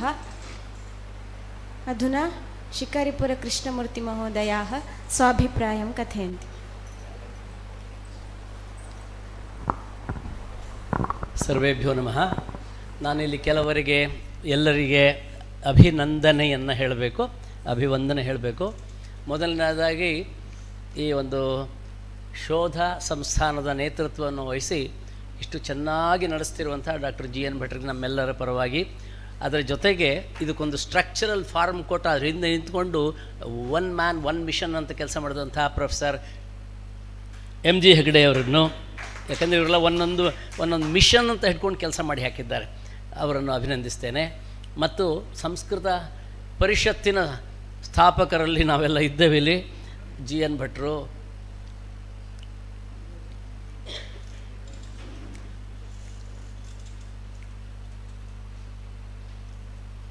ಸಂಸ್ಕೃತ ಪರಿಷತ್ ಅಂತ ನೀವೇನು ಕಾಣ್ತಾ ಇದ್ದೀರಿ, ಅದು ಈ ಕರ್ನಾಟಕದಲ್ಲಿ ಬಹಳ ದೊಡ್ಡ ಇತಿಹಾಸ ಸೃಷ್ಟಿಸಿದಂಥದ್ದು. ಅದು ಭಾಳ ಜನಕ್ಕೆ ಗೊತ್ತಿಲ್ಲ. ಕರ್ನಾಟಕದಲ್ಲಿ ಇವತ್ತು ಸ್ಕೂಲ್ ಲೆವೆಲಲ್ಲಿ ಸಂಸ್ಕೃತ ಉಳಿದಿದ್ದರೆ it's only because of Sanskrit Parishat. ಇಲ್ಲದಿದ್ದರೆ ತಮಿಳುನಾಡ್ದು ಹಾಗೆ ಮುಚ್ಚಿ ಹೋಗ್ತಿತ್ತು ಅದು. ಅದರ ವಿರುದ್ಧವಾಗಿ ಹೈಕೋರ್ಟ್ನಲ್ಲಿ, ಸುಪ್ರೀಂ ಕೋರ್ಟ್ನಲ್ಲಿ ಹೋಗಿ ಫೈಟ್ ಮಾಡಿ ಗೆದ್ದು ಬಂದು ಇವತ್ತು ಕರ್ನಾಟಕ ಸರ್ಕಾರ ಸಂಸ್ಕೃತವನ್ನು ತೆಗಿಲಿಕ್ಕೆ ಆಗದ ಹಾಗೆ ಕಾನೂನನ್ನು ನಮಗೆ ಮಾಡಲಿಕ್ಕೆ ಸಾಧ್ಯ ಆಯಿತು. ಸಂಸ್ಕೃತ ಪರಿಷತ್ ಅದು. ಆ ಸಮಯದಲ್ಲಿ ಡಾಕ್ಟರ್ GN ಭಟ್ ಅವರು, ಜಗನ್ನಾಥ್ ಅವರು, ಇವರೆಲ್ಲ ಚಿಕ್ಕವರು, ಅವಾಗ ನೀವೆಲ್ಲ ಇನ್ನು ಚಿಕ್ಕವರು, ಇದನ್ನೆಲ್ಲ ಮಾಡಿದ್ದಾರೆ. ಅವ್ರನ್ನ ಅಭಿನಂದಿಸಬೇಕು. ನಂತರದಲ್ಲಿ ಈ ಸಂಸ್ಕೃತ ಪರಿಷತ್ತಿನ ಮೂಲಕ, ಈ ಶೋಧ ಸಂಸ್ಥಾನದ ಮೂಲಕ ಈ ಕಾರ್ಯಕ್ರಮಗಳನ್ನು ಇನ್ನಷ್ಟು ಮುಂದೆ ನಡೆಸ್ತಾ ಹೋಗಬೇಕು. ಇದಕ್ಕೆ ಬೇಕಾದ ಪ್ಲ್ಯಾನಿಂಗ್ ನಿನ್ನೆ ಸಂಜೆ ಒಂದು ಮೀಟಿಂಗಲ್ಲಿ ಆಯಿತು. ಇದು ಯಾರ್ಯಾರನ್ನು ನಾವು ಇದರಲ್ಲಿ ಇನ್ಕ್ಲೂಡ್ ಮಾಡಿಕೊಳ್ಳಿಲ್ಲ ಅಂದರೆ ಅನೇಕ ಯುವಕರು ಮತ್ತು ಒಂದಷ್ಟು ಜನ ವಿದ್ಯಾರ್ಥಿಗಳು ಬಂದಿದ್ದರು. ಅವರನ್ನು ಸೇರಿಸ್ಕೊಂಡು we would like to have a more broad based organisational base for such type of seminars. ಇವತ್ತಿನ ನ್ಯೂ ಎಜುಕೇಷನ್ ಪಾಲಿಸಿಯಲ್ಲಿದೆ, ಮತ್ತು ಸ್ಕೂಲ್ ಟೀಚರ್ಸ್, ಕಾಲೇಜ್ ಟೀಚರ್ಸ್ಗೆಲ್ಲ ಇದೆ. ಅದಕ್ಕಾಗಿ ಮಕ್ಕಳಿಗೆ ಪ್ರಾಜೆಕ್ಟ್ ವರ್ಕ್ ಅಂತ ಕೊಡ್ತಾರೆ. ಟೀಚರ್ಸ್ ಆದವರು ತಮ್ಮ ಹೋಲ್ ಟೀಚಿಂಗ್ ಮೆಥಡನ್ನೇ ರಿಸರ್ಚ್ ಓರಿಯೆಂಟೇಷನ್ ಮಾಡಬೇಕು ಅನ್ನುವಾಗ ಅದಕ್ಕೆ ಬೇಕಾದ ನಮ್ಮ ಗುರುಗಳು ಸ್ಥಾಪನೆ ಮಾಡಿದಂಥ ಶಾನ್ಭಾಗ್ ಅವರು ಸ್ಥಾಪನೆ ಮಾಡಿದಂಥ ಈ ಶೋಧ ಸಂಸ್ಥಾನಕ್ಕೆ ವರ್ಧತಾಂ ಅಭಿವರ್ಧತಾಂ ಶೋಧ ಸಂಸ್ಕೃತಸ್ಯ ಇದು ಆಗಲಿ ಅಂತ ಹೇಳ್ತಾ, ನಮ್ಮ ನಡುವೆ ಅನೇಕ ದೊಡ್ಡ ದೊಡ್ಡ ಸಿದ್ಧಿ ಮಾಡ್ಕೊಂಡಂಥ ಸುಮಾರು ಜನ ಇದ್ದಾರೆ. ಪ್ರೊಫೆಸರ್ MK ಶ್ರೀಧರ ಇದ್ದಾರೆ. ಯಾವ್ಯಾವ ದೇಶದಲ್ಲಿ ಹೋಗಿ ಸಂಸ್ಕೃತದ ಬಾವುಟ ಹಾರಿಸಿ ಬಂದವರವ್ರು ಮಾತ್ರ ಅಲ್ಲ, ಬೆಂಗಳೂರಿನಲ್ಲಿ ದೊಡ್ಡ ಸ್ಥಾನಕ್ಕೆ ಹೋಗಿ ಸಂಸ್ಕೃತ ವಿಶ್ವವಿದ್ಯಾಲಯದ ವೈಸ್ ಚಾನ್ಸಲರ್ ಆಗಲಿಕ್ಕೆ ಹೋದಂಥವರು, ಹತ್ತಿರ ಹೋಗೋರು. ಅದಕ್ಕಿಂತ ಹೆಚ್ಚಾಗಿ ವೈಸ್ ಚಾನ್ಸಲರೇ ಆಗಿದ್ದವರು ಡಾಕ್ಟರ್ GN ಭಟ್ ಅವರು. ನಾ ಇವ್ರನ್ನೆಲ್ಲ ಯಾಕೆ ಹೊರಗಿದ್ದ ಅಬ್ಸರ್ವರ್ ಆಗಿ ನಿಂತ್ಕೊಂಡು ನಾನು ಅಭಿನಂದಿಸ್ತೇನೆ ಅಂದರೆ, ಇದು ಒಂದು ಸಂಸ್ಕೃತ ಸರಸ್ವತಿಯ ಸೇವೆ. ಸ್ವಂತಕ್ಕೇನು ಯೋಚನೆ ಮಾಡಿದ ಸಂಸ್ಕೃತ ಸರಸ್ವತಿಯ ಸೇವೆ. ಸಂಸ್ಕೃತ ಸರಸ್ವತಿಯನ್ನು ಯಾರು ಸೇವೆ ಮಾಡ್ತಾರೆ ಅವರಿಗೆ ಯೋಗ್ಯತೆಗಿಂತಲೂ ಮೀರಿದ ಫಲವನ್ನು, ಪುಣ್ಯವನ್ನು, ಪ್ರಗತಿಯನ್ನು, ಅನುಕೂಲವನ್ನು, ಸಂಪತ್ತನ್ನು ದೇವಿ ಕೊಡ್ತಾಳೆ ಅನ್ನಲಿಕ್ಕೆ ನಾನೇ ಉದಾಹರಣೆ. ಭಗವಂತ ಬೇಕಾದಷ್ಟು ಕೊಟ್ಟೋದ. ಆ ಕಾಲದಲ್ಲಿ ಸಂಸ್ಕೃತಕ್ಕೋಸ್ಕರ ಹಗಲು ರಾತ್ರಿ ತಿರುಗಾಡಿ ಕೆಲಸ ಮಾಡಿದ್ದಾಯಿತು. ಸೊ ಈ ಥರ ಕೆಲಸ ಮಾಡ್ತಾ ಇರತಕ್ಕಂಥ ನಮ್ಮೆಲ್ಲರಿಗೆ ದುರ್ಗಾ ಪರಮೇಶ್ವರಿಯ ಸಂಪೂರ್ಣ ಕೃಪೆ, ಸರಸ್ವತಿ ಸ್ವರೂಪಳಾದಂಥ ದುರ್ಗಾ ಸಮರ ಸರಸ್ವತಿಯ ಸಂಪೂರ್ಣ ಕೃಪೆ ಆಗಬೇಕು ಅಂದರೆ ಈ ಥರ 3 ತಿಂಗಳಿಗೆ ಒಂದೊಂದು ಸೆಮಿನಾರ್ಗಳನ್ನು ಎಲ್ಲ ಕಡೆ ಮಾಡಲಿಕ್ಕೆ ಆಗಬೇಕು. ಅದಕ್ಕೆ ನಿಮ್ಮ ಲೀಡರ್ಶಿಪ್ನಲ್ಲಿ ನಾವೆಲ್ಲ ಸಹಾಯಕ್ಕೆ ಬರ್ತೇವೆ ಅಂತ ಹೇಳ್ತಾ, ನಮಗೆಲ್ಲ ಭಾಳ ಉತ್ಸಾಹ. ಈ ಸೆಮಿನಾರ್ಗಳಲ್ಲಿ ಭಾಳ ಚೆನ್ನಾಗಿರುತ್ತೆ ವ್ಯವಸ್ಥೆ, ಊಟ ತಿಂಡಿ ವಸತಿ ಭಾಳ ಎಲ್ಲ ಚೆನ್ನಾಗಿರುತ್ತೆ. ಕಾರ್ಯಕ್ರಮದಲ್ಲಿ ಕೂತ್ಕೊಂಡಾಗ ಬೋರೇ ಆಗೋದಿಲ್ಲ, ಅಷ್ಟು ಚೆನ್ನಾಗಿ ಮಾಡ್ತಾರೆ. ಲಾಸ್ಟ್ ಪಾಯಿಂಟ್ ಶ್ರೀಕರ್ ಅವರು, ಇವರು ನಮ್ಮ ಶ್ರೀಶ ಅವರು ಎತ್ತಿದ್ರು, ಭಾಳ ಇಂಪಾರ್ಟೆಂಟ್. ಇಂಥ ಸೆಮಿನಾರ್ಗಳು ಮೋರ್ ಪಾರ್ಟಿಸಿಪೇಟಿವ್ ಆದರೆ, ಮೋರ್ ಇಂಟ್ರ್ಯಾಕ್ಟಿವ್ ಆದರೆ, ಅದರಲ್ಲಿ ಒನ್ ವೇ ಆಗದೆ, ಅದಕ್ಕೆ ನಾನೇ ಸ್ವಲ್ಪ ಚಿಂತಾವಣೆ ಮಾಡಿ ಪ್ರಶ್ನೆಗಳನ್ನು ಕೇಳ್ತಾ ಇದ್ದೆ. ಈ ಥರ ಆದರೆ ಕಲೀಲಿಕ್ಕೆ ಹೆಚ್ಚು ಒಳ್ಳೆಯದಾಗ್ತದೆ. ಅದು this become very much interesting. ಅದಕ್ಕೆ ಒಂದು 10 ನಿಮಿಷದ ಪ್ರೆಸೆಂಟೇಷನ್, ಒಂದು 10 ನಿಮಿಷದ ಡಿಸ್ಕಷನ್. ಇದು ಯುರೋಪಿಯನ್ ಮೆಥಡ್, ಅಮೇರಿಕನ್ ಮೆಥಡ್, ಆಧುನಿಕ ಮೆಥಡ್. ಇದರಲ್ಲಿ ಒನ್ ವೇ ಅಲ್ಲ, it's not one way, it has to be multi way.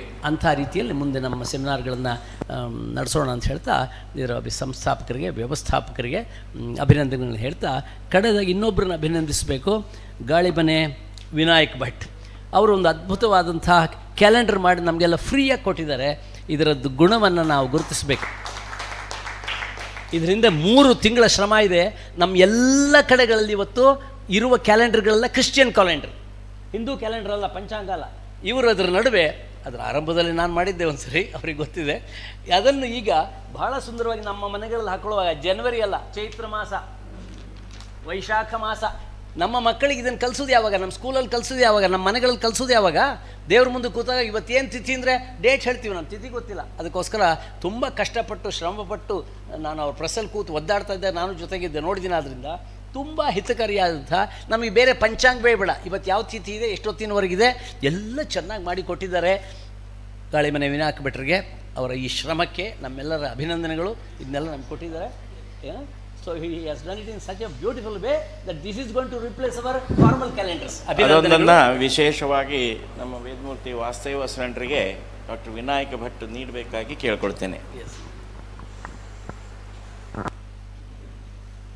ನಮ್ಮ ಸಂಸ್ಕೃತ ಪರಿವಾರದಲ್ಲಿ ಈ ಥರ ಭಾಳ ಇನೋವೇಟಿವ್ ಆಗಿ ಭಾರತೀಯತೆಯನ್ನು, ಭಾರತೀಯ ತತ್ವದ ಅಂಶಗಳನ್ನು, ಸನಾತನತೆಯನ್ನು ಪ್ರಚಾರ ಮಾಡ್ತಿರ್ತಕ್ಕಂಥ ವಿನಾಯಕ್ ಭಟ್ರಂಥವ್ರು ಇದ್ದಾರೆ. ಅಂತೂ ಒಟ್ಟಿನಲ್ಲಿ ಮತ್ತೆ ನಾವು ನಮ್ಮಲ್ಲಿ ಭಾಳ ಜನಗಳಿಗೆ ವಯಸ್ಸು ಆಗ್ತಾ ಇದೆ ಅಂತ ಯಾರ್ಯಾರೋ ಹೇಳ್ತಾರೆ. ನಮಗೆ ನಿಜವಾಗಿ ವಯಸ್ಸೇನಾಗ್ತಾ ಇಲ್ಲ. ಅದು ಡೇಟ್ಸ್ಗಳು ಮುಂದೆ ಹೋಗ್ತಾ ಇರ್ತದೆ.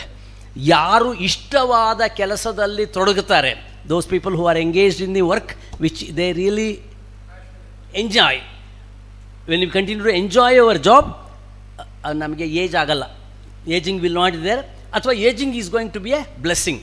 ದುರ್ಗಾಪರಮೇಶ್ವರಿ ಕೃಪೆಯಿಂದ ನಮಗೆಲ್ಲ 100 ವರ್ಷ ಆಯಸ್ಸು ಕೊಟ್ಟು ಇಂಥ ಕೆಲಸ ಮಾಡುವಂತಾಗಲಿ. ಸರ್ವೇಭ್ಯೋ ನಮಃ. ಉದ್ಘಾಟನೆಯ ಸಮಾರಂಭದಲ್ಲಿ ನಮ್ಮ ಆತ್ಮೀಯರಾಗಿರುವ ಮತ್ತು ದೇವಸ್ಥಾನದ ಆಡಳಿತ ಕಮಿಟಿಯ ಆನುವಂಶಿಕ ಮಕ್ತೇಸರು ಮತ್ತು ಅರ್ಚಕರು ಆಗಿರುವ ವಾಸ್ತವ ಸೆಂಟ್ರ್ ಇರಬೇಕಿತ್ತು. ಹೋದ ಸಲ ನಾನು ಆಗ್ರಹ ಮಾಡಿದ್ದೆ, ಪಾಪ ಮೇಲೆ 10 ಬಂದಿದ್ದರು ಅವರು ಅಕ್ಟೋಬರ್ದಲ್ಲಿ. ಈ ವರ್ಷ ಅವರಿಗೆ ಕಷ್ಟ ಆಗ್ಬೋದು ಅನ್ನೋ ಅಂತ ಅಂದ್ಕೊಂಡ್ವಿ, ಹಾಗಾಗಿ ಕೆಳಗೆ ಮಾಡಬೇಕು ಅಂಥೇಳಿ ನಾವು ಮಾಡಿದ್ವಿ. ಆದರೂ ಉದ್ಘಾಟನೆ ಒಂದು ಮೇಲ್ ಮಾಡುವಂಥ ನಿರ್ಣಯವನ್ನು ವಿದ್ಯಾರ್ಥಿಗಳ ದೃಷ್ಟಿಯಿಂದ 100 ವಿದ್ಯಾರ್ಥಿಗಳೆಲ್ಲ ಇದ್ದರು, ತೊಗೊಂಡ್ರು. ಮತ್ತು ಮಧ್ಯಾಹ್ನದಿಂದ ಇಲ್ಲೇ ಮಾಡಿದ್ವಿ. ನನಗೆ ಅವ್ರಿಗೆ ಬರಲಿಕ್ಕೆ ಆಗ್ತದೆಯೋ ಇಲ್ವೋ ಅಂತ ಅನಿಸಿತು. ಇವತ್ತು ಬೆಳಗ್ಗೆ ಅವ್ರ ಮನೆಗೆ ಹೋದೆ. ಅವನು ಬರೋದಿಲ್ಲ ಅಂತ ಅಂದ್ಕೊಂಡು ನಾವೇನು ಪ್ರಾರಂಭದ್ವೇ ಮಾಡಿ ಕಷ್ಟ ಆಗ್ಬೋದು ಅಂತ ಹೋದೆ.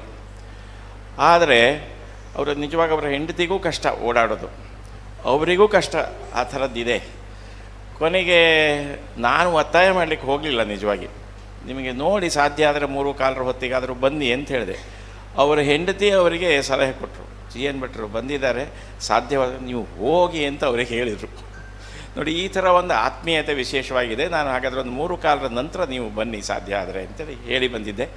ಅವರು ನಮ್ಮ ಈ ಆತ್ಮೀಯತೆಯಿಂದ ಬಂದಿದ್ದಾರೆ. ಅವರು ನಮಗೆ ಆಶೀರ್ವಾದ ಪೂರ್ವಕವಾಗಿ ಆಶೀರ್ವಚನ ಮಾಡಬೇಕು ಅಂತ ಕೇಳ್ಕೊಳ್ತೇನೆ.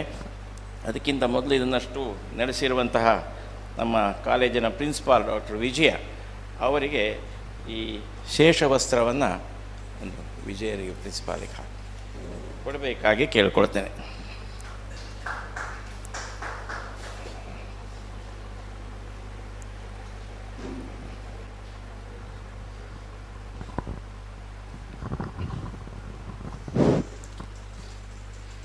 ಸರ್ವಮಂಗಲಮಾಂಗಲ್ಯೆ ಶಿವೆ ಸರ್ವಾರ್ಥಸಾಧಿಕೆ ಶರಣ್ಯೆ ತ್ರ್ಯಂಬಕೆ ದೇವಿ ನಾರಾಯಣಿ ನಮೋಸ್ತುತೆ.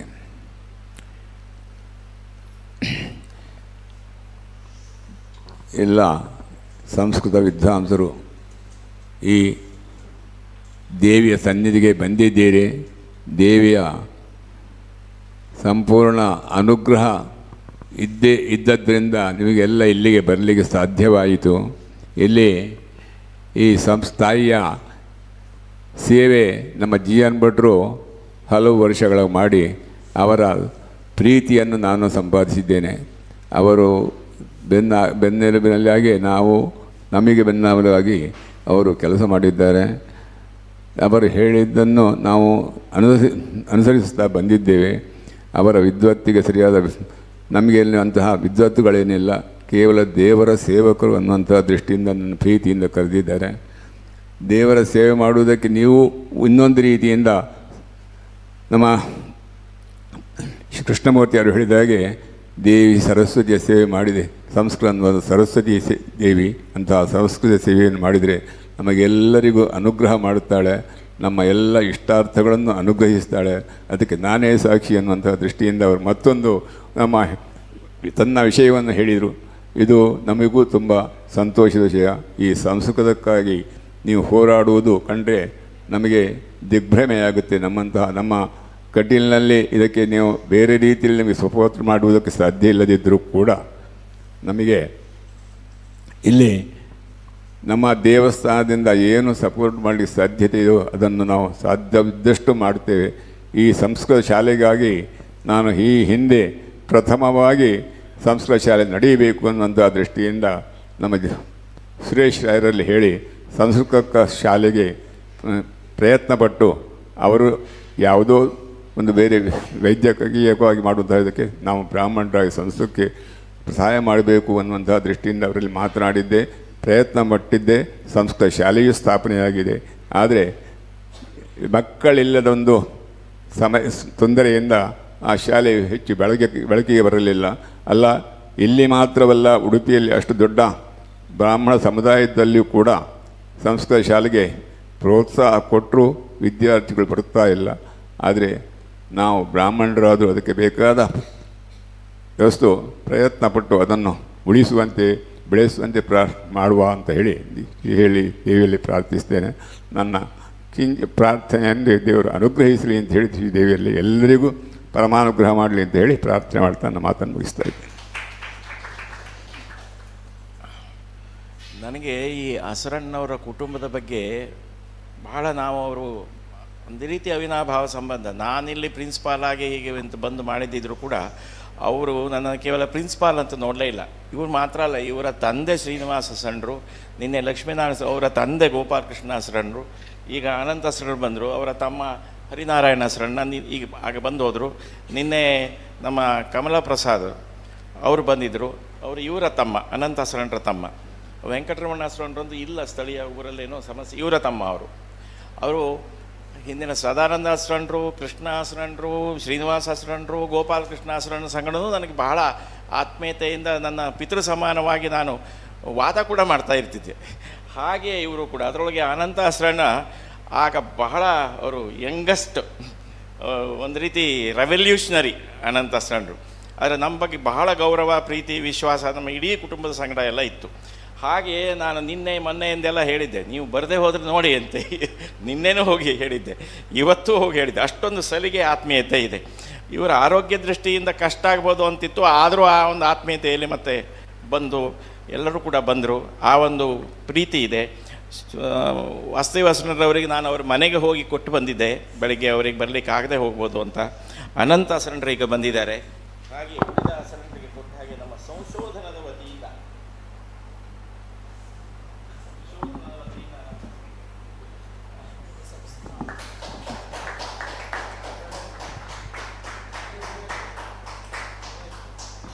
ಅವರು ತಮ್ಮ ಒಂದು ಆಶೀರ್ವಚನಪೂರ್ವಕ ಮಾತುಗಳನ್ನು ಹೇಳಬೇಕು ಅಂತ ಹೇಳಿ ಕೇಳ್ಕೊಳ್ತೇನೆ.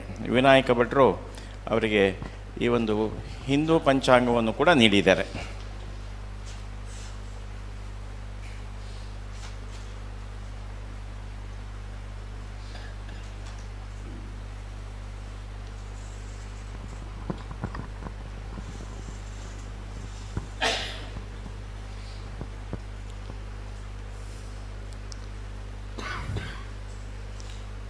वात्सरत्नावणवसनालङ्कृते चारुहस्तैः शङ्खं चक्रं वरदमभयं संवहन्ति तन्नेत्रे हेमप्रख्ये वनतवरदे धातृपद्मासनस्थे कारुण्याब्धे भगवति महालक्ष्मां रक्षनित्यं सर्वचैतन्यरूपान्ताम् आद्यां विद्याञ्च धीमहि बुद्धिं यानप्रचोदयात्. ಸಂಸ್ಕೃತ GN ಭಟ್ರ ಬರೋದಕ್ಕಿಂತ ನಾವು ಅದನ್ನು ಸಂಸ್ಕೃತ ಒಂದು ದೊಡ್ಡ ನಮ್ಮ ಗೋಪಾಲಕೃಷ್ಣ ಅಸರಣ್ಣರ ಅದು ಕನಸಿನ ಕೂಸು. ಕಟೀಲು ಒಂದು ದುರ್ಗಾ ಯೂನಿವರ್ಸಿಟಿ ಆಗಬೇಕು. ಯೂನಿವರ್ಸಿಟಿ ಮಾಡೋದೊಂದು ದೊಡ್ಡ ಸಣ್ಣ ವಿಷಯ ಅಲ್ಲ. ಅದಕ್ಕೆ ಆ ಹೊತ್ತಿಗೆ ದೇವರ ಅನುಗ್ರಹ ಏನು ಅಂತಂದರೆ, ಅವರ ಒಂದು ಕಲ್ಪನೆ ಇತ್ತು. ನಮ್ಮ GN ಭಟ್ರು ಬಂದರು. ಆ ಹೊತ್ತಿನಲ್ಲಿ ವೀರಪ್ಪ ಮೊಯ್ಲಿಯವರು ಮುಖ್ಯಮಂತ್ರಿಗಳಾದರು. ಇದೆಲ್ಲ ಪ್ರತಿಯೊಂದು ಹೊಂದಾಣಿಕೆ ಆದ ಕಾರಣ ಇಲ್ಲಿ ಕಟೀಲಲ್ಲಿ ಸಂಸ್ಕೃತ MA ಆರಂಭಿಸುವಂಥ MA PhD ಕೋರ್ಸನ್ನು ಆರಂಭಿಸುವ ಒಂದು ಕಾರ್ಯಕ್ಕೆ ಮುಂದೆ ಹೋಗಲಿಕ್ಕೆ ಆಯಿತು. ಅದಕ್ಕೆ ತುಂಬ ಬೆಂಗಳೂರಲ್ಲಿ ನಾವು ತುಂಬ ದಿವಸ ಹೋರಾಟ ಮಾಡಿದ್ದೇವೆ, ಅದು ಸಿಗಬೇಕು ಅಂತ. ಕೆಲ ಆಫೀಸರ್ಸ್ಗಳಲ್ಲಿ ಭಾಳ ಅದಕ್ಕೆ ತೊಂದರೆ ಕೊಟ್ಟಿದ್ದಾರೆ. ಅಂದರೆ ಇದು ಬ್ರಾಹ್ಮಣರದ್ದು ಅಂತ, ಸಂಸ್ಕೃತ ಅನ್ನೋದೊಂದು ಬ್ರಾಹ್ಮಣರದ್ದು ಅಂತ. ಆ ರೀತಿಯ ತುಂಬ ಅದರಲ್ಲಿ ಕೆಲವು ದಲಿತ ಇವರೆಲ್ಲ ಇದ್ದರು, ಅವರು ತುಂಬ ತೊಂದರೆ ಕೊಟ್ಟಿದ್ದಾರೆ. ಅದನ್ನು ನಾವು ಮೀರಿ ದೇವರ ಅನುಗ್ರಹದಿಂದ ಕಟೀಲಿಗೆ ಆ ವೀರಪ್ಪ ಮೊಯ್ಲಿಯವರ ಕಾಲದಲ್ಲಿ ಅದು ಕಟೀಲಿಗೆ ಪ್ರಾಪ್ತಿಯಾಯಿತು. ಹಾಗೆ ಆರಂಭಗೊಂಡು ಅದು ಮುಂದುವರಿತಾ ಹೋಯಿತು.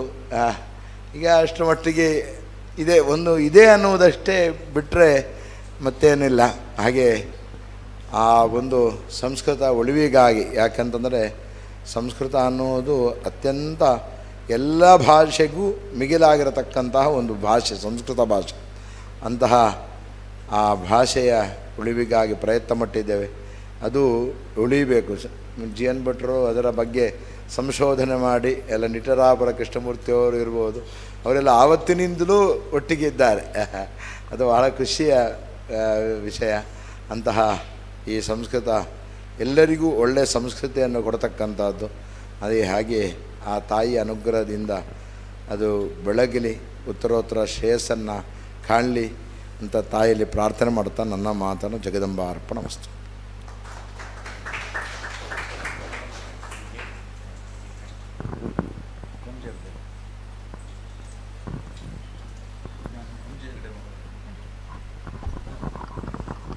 आशीर्वचनैः अनुगृहीतवद्भ्यः वासुदेव असरणवर्येभ्यः अनन्तपद्मनाभवर्येभ्यः अपि धन्यवादाः. अधुना एम् जी हेगडे महोदयाः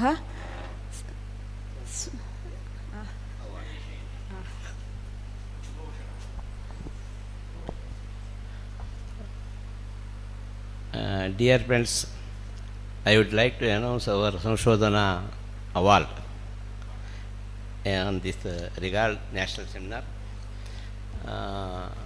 ಸಂಶೋಧನಕ್ಕೆ ಸಂಬಂಧಪಟ್ಟು ಅನೇಕರು ಅವಾರ್ಡನ್ನು ಕೊಡುವುದಕ್ಕಾಗಿ ನಿಧಿಯನ್ನು ಸ್ಥಾಪನೆ ಮಾಡಿದ್ದಾರೆ. ಪ್ರತಿ ರಾಷ್ಟ್ರೀಯ ವಿಚಾರ ಸಂಕಿರಣದಲ್ಲಿ 2 ದಿನವೂ ಇರಬೇಕು ಅಂತ ಇದೆ. ಅಥವಾ 3 ದಿನ, ಮೊದಲು 3 ದಿನ ಮಾಡ್ತಿದ್ವಿ, ಈಗ 2 ದಿನಕ್ಕೆ ಬಂದಿದ್ದೇವೆ. ಆ ಒಂದು ಕಾರ್ಯಕ್ರಮದಲ್ಲಿ ಪಾಲ್ಗೊಂಡಿರುವವರಲ್ಲಿ ಎಲ್ಲರೂ ಪೇಪರ್ ಚೆನ್ನಾಗಿ ಮಾಡಿರ್ತಾರೆ. ಆದರೂ ಅದಕ್ಕೆ ಸಂಬಂಧಪಟ್ಟು ನಿಧಿಯನ್ನು ಈಗಾಗಲೇ ಪ್ರೈಜನ್ನು ಕೊಟ್ಕೊಳಿಸಿದ್ದೇವೆ. ಆದರೆ ಸಂಶೋಧನಾ ಅನ್ನೋದು ಅನೌನ್ಸ್ ಮಾಡುವುದು ಒಂದು ರೂಢಿ. ಮತ್ತು ಆ ಹಣವನ್ನು ಇಟ್ಟವರಿಗೆ 15 ದಿನ ನ್ಯಾಷನಲ್ ಸೆಮಿನಾರು ಆಗಿ 15 ದಿನದೊಳಗೆ ನೋಟಿಫೈ ಮಾಡ್ತೇವೆ. ಇದನ್ನು ಕಳೆದ 25 ವರ್ಷದಿಂದ ಮಾಡ್ತಾ ಬಂದಿದ್ದೇವೆ. ಈಗಲೂ ಅದನ್ನು ಮುಂದೆ ಒರೆಸ್ಕೊಂಡು ಹೋಗ್ತಾ ಇದ್ದೇವೆ. ಆದ್ದರಿಂದ ಈ ಒಂದು ಸಂದರ್ಭದಲ್ಲಿ ನಿಧಿ ಇಟ್ಟವರ ಹೆಸರು ಮತ್ತು ಅದನ್ನು ಅವಾರ್ಡನ್ನು ಪಡೆದವರು ಯಾರು ಎಂಬುದನ್ನು ಹೇಳ್ತೇನೆ. Doctor Sadashiv A Dange memorial award. Donor doctor Shrimati Sindhu S Dange, Bombay. To the senior most scholar participate in the national seminar. Awardee doctor B M Kumaraswamy, Shivamogga. Gangeshwara Anandji award doctor Gautam Patel, donor Ahmedabad. To a deserving candidate who presents a paper inclusive inaugural session, keynote address and valedictory address with a proper insight reference during the national seminar. Awardee Ashish Barve, Pune. Mr. R.S. Shenvi Saukar and Sons Award. Donor Sri Damodar Shenvi Saukar, Chandiya, Karwar. To a young scholar who presents a paper inclusive of inaugural address, keynote address, valedictory address, or whose special lecture is arranged in the national seminar. Dr. Srinivas Acharya, Manipal. B. Godamma and B. Rangacharya Memorial Award. Donor Professor B.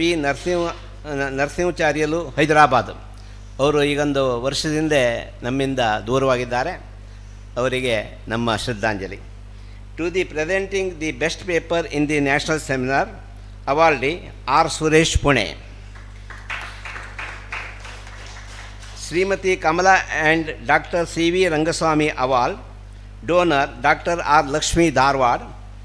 To a scholar presenting a keynote address in the national seminar, awardee Dr. Rama Subramanian in Bombay. Late Shri Raghavendra G. Kulkarni Memorial Award. Donor Srimati Usha Srikant Joshi, Shumagga. To the person who presents the best paper from among the women delegates during each national seminar, Maya, Tanjavur, Chennai. Srimati Kamalesh Kumari Kulshrestha Award, donor Dr. Aba Kulshrestha, Delhi, High Court, Supreme Court lawyer. Interest of the deposit cash to be awarded to a young scholar presenting a paper in the national seminar, Prabha SN. Professor Jagdish Sahaye Kulshrestha Award, donor Dr. Sushma Kulshrestha, Delhi, Vice Chancellor of the Delhi. Interest of the deposit in cash to be awarded a young scholar presenting paper in each national seminar, Dr. Chandrakanta Sringeri. Tirupati Seminar Award, we have conducted national seminar at Tirupati. At that time, Samshodhana reserved this award. To be a deserving young scholar in the national seminar,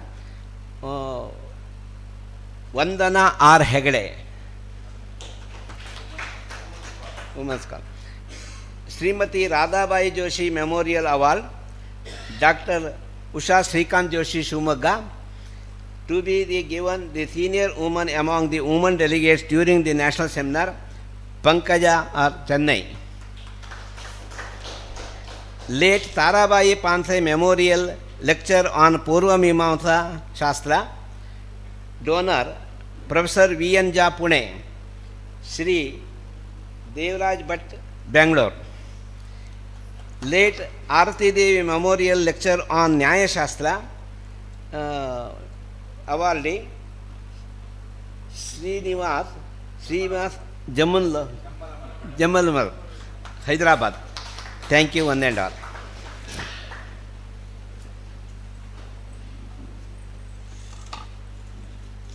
MG Hegde महोदयेभ्यः धन्यवादाः।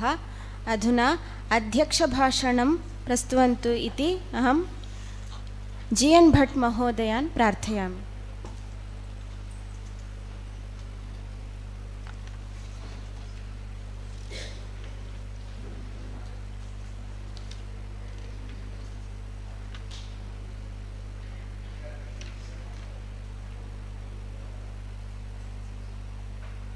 सर्वमङ्गलमाङ्गल्ये शिवे सर्वार्थसाधिके शरण्ये त्र्यम्बके गौरी नारायणि नमोस्तुते. Pranamas to Hereditary Trustee and Archak Vedamurti Vasudeva Sarana and Vedamurti Ananta Sarana, Vice President of Samshodhana Dr. M.G. Hegde, Principal of this college Dr. Vijaya, and I purposely told Dr. Ashish Barve to sit on the dais after this session also, because his address was just like valedictory address conclusion, and he has told in the conclusion also, so it is considered as valedictory address. And fortunately the assessment group also declared his presentation as a valedictory address.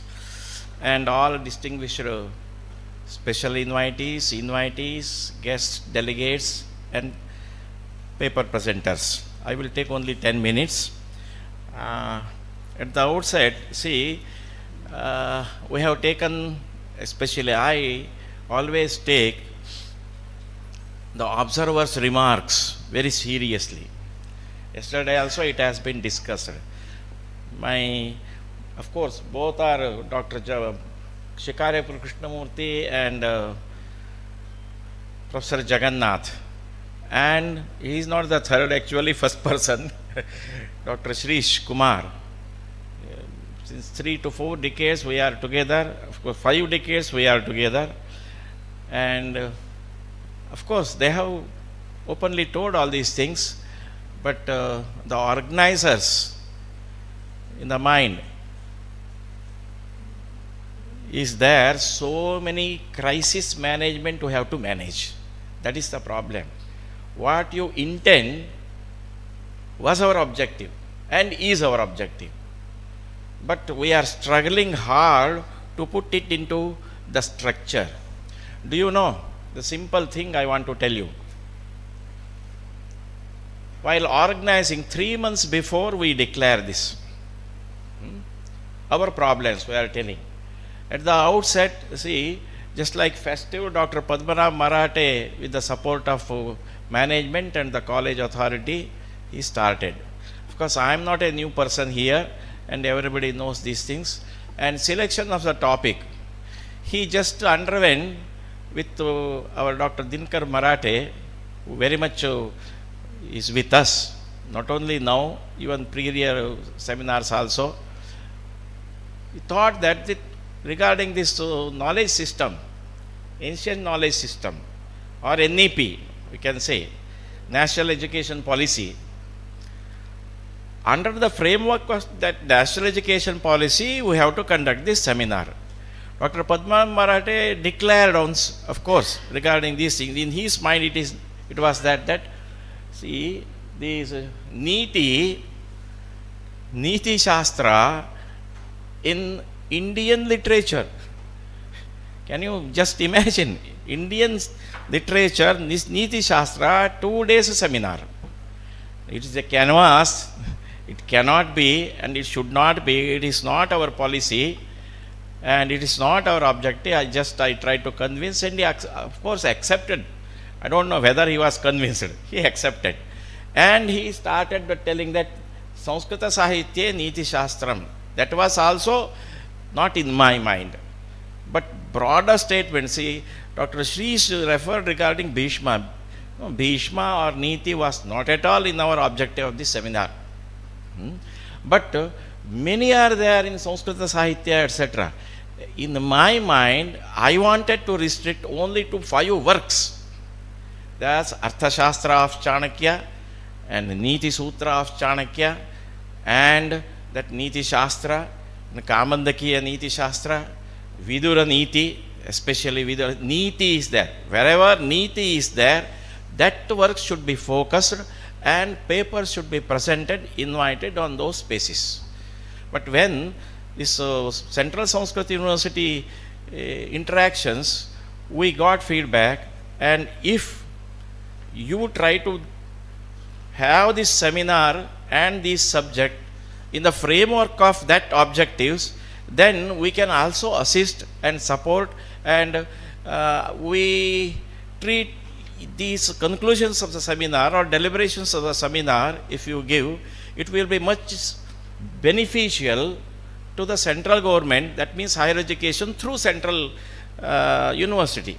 So that contribution we have to give. For that purpose, little bit we have adjusted also. But unfortunately, when we called upon for the seminars papers, we didn't get any paper.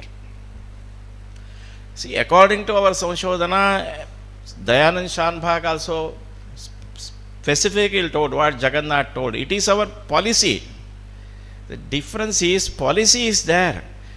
We could only in 2 or 3 seminars out of these 27 years, we have conducted more than 17 seminars. Only in 3 or 4 we could get success when Shanbhag was there. And afterwards, 1 or 2 seminars somehow I managed when I was director and principal in Kannada College. Very difficult. And who should be here to present? Personally, Dr. M.K. Sridhar today told us, we can change this one. That's a plenary session, 1 lecture, and we can conduct parallel discussion decisions. How many participants will be there?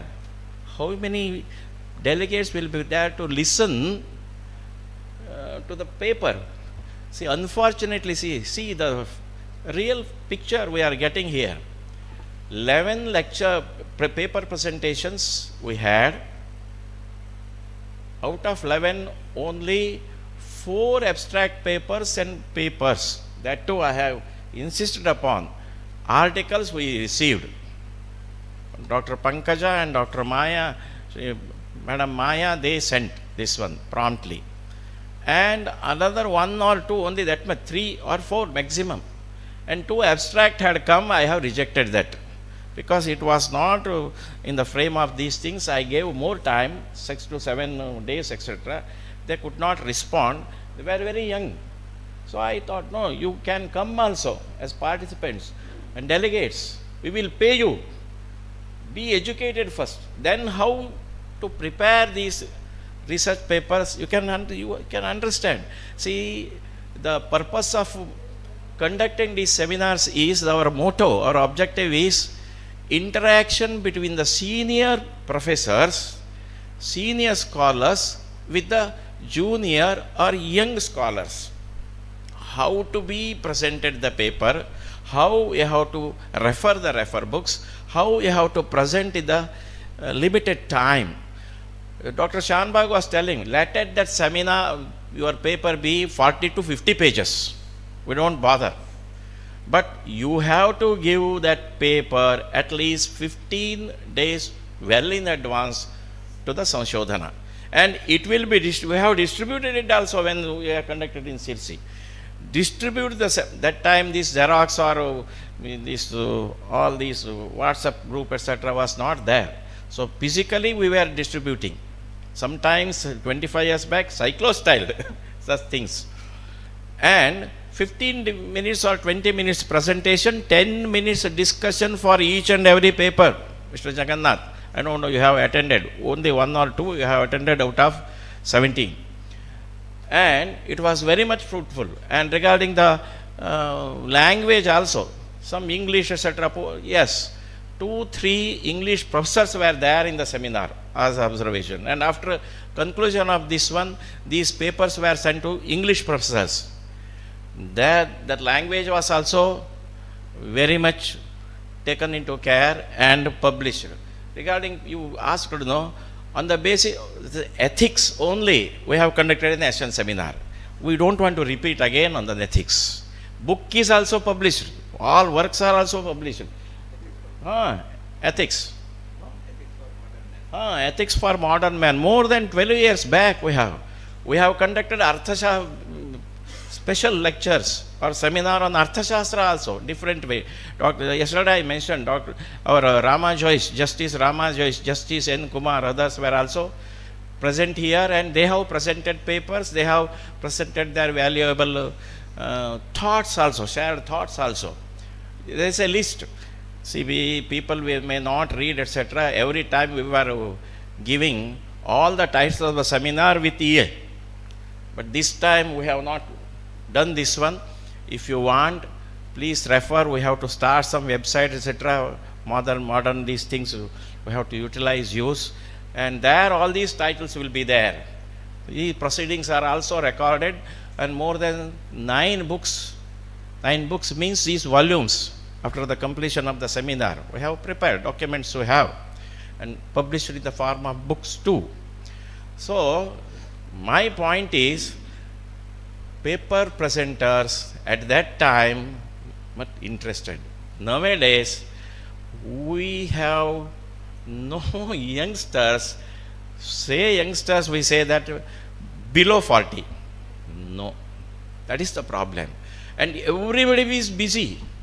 See, for that person with my burdened heart, I told, we should not be misused. Not taken for granted. Why have to spend our time here? If youngsters are not ready to listen us, that is the problem. See, in the Neeti, active listening is most important. There is no active listening. Leave alone listening, active listening, only hearing or sounding, rebounding. These things are there. For that purpose, of course, see, our confidence will not be shattered. We are committed to our duty. We can't demand the result. We can't demand this should be done. No. We have every right to do our work. By the grace of God, our efforts also, even after 10 years, some may remember or some may feel that, oh, I have taken that word or inspiration from this, and at least 1 or 2 are inspired or continue with us, then it is the fruit of our seminar.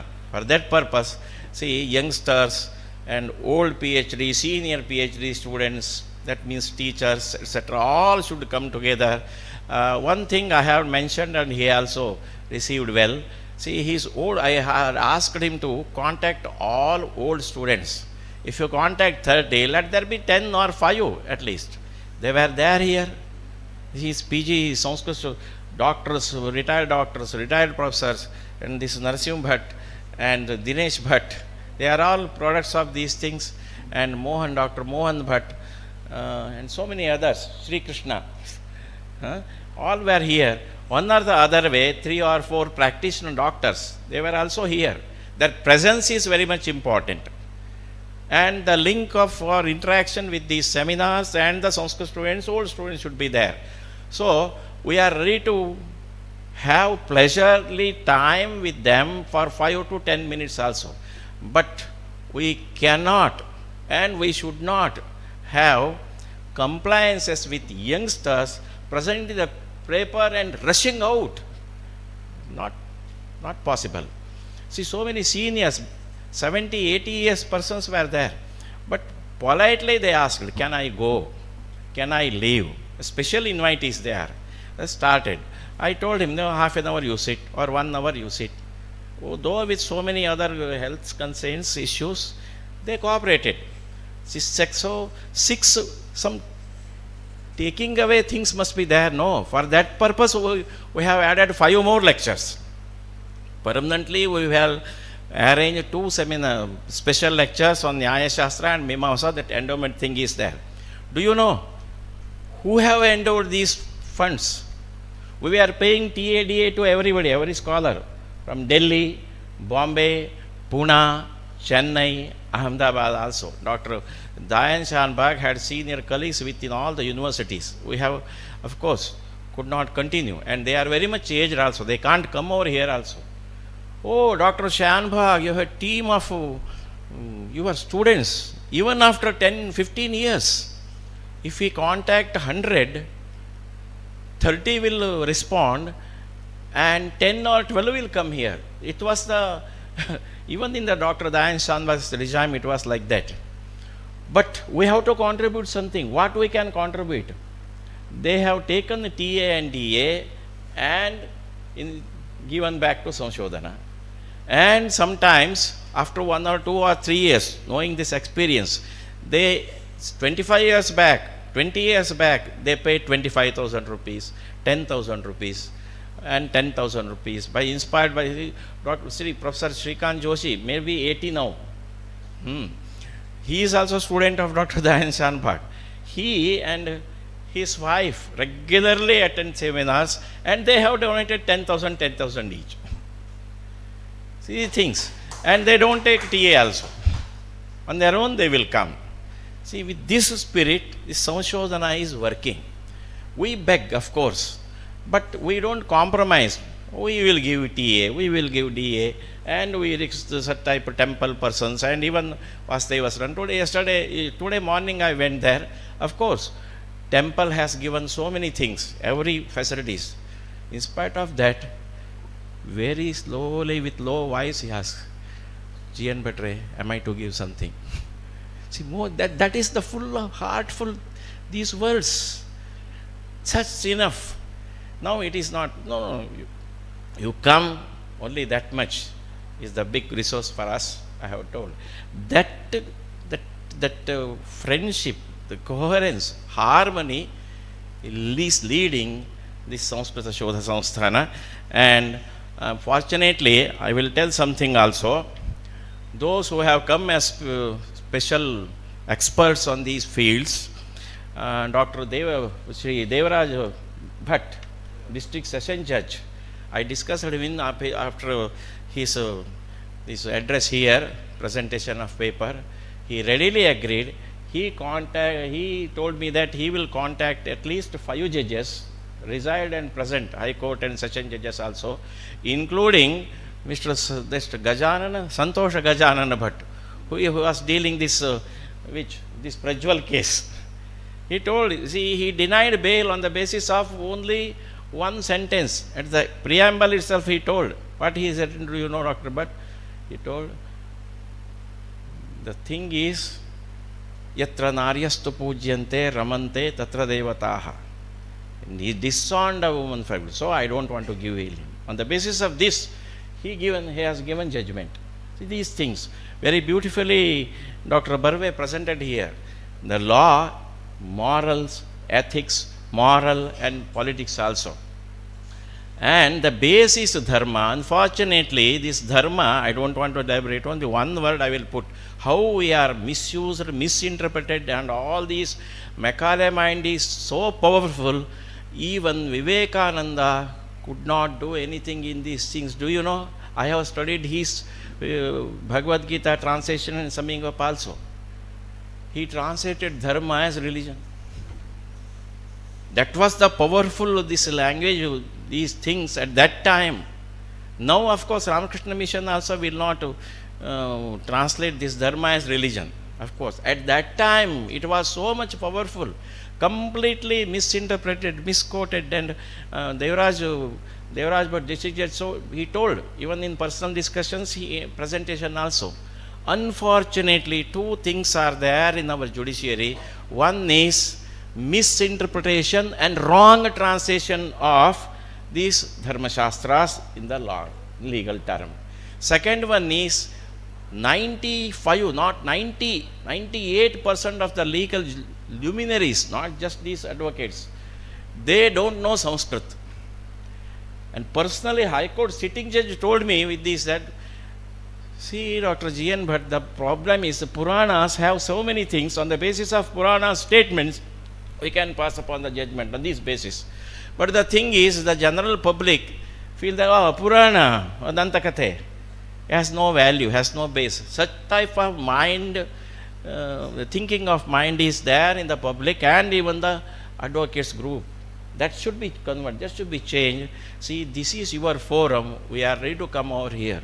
See, now it is just formalizing. Do you know, when in Kannada College we have conducted on base Purva Mimamsa, we have organized Purva Mimamsa and legal. Dr. Justice Rama, everybody came. Do you know, because of the protocol, district session judge came, and because of their personal, only 2 lawyers came. Personally, I contacted 100 lawyers. Out of 100, even one didn't appear on my request. But because of these persons, there were only first in the inauguration 17 participants. Very shameful was there. Out of 17, our own management, 7 people were there. And memo was issued by the management on their own to the staff also. Such a beautiful seminar, Virendra Hegde, everybody is known. Afterwards, of course, in the seminar next day, there were 60. These things were also there.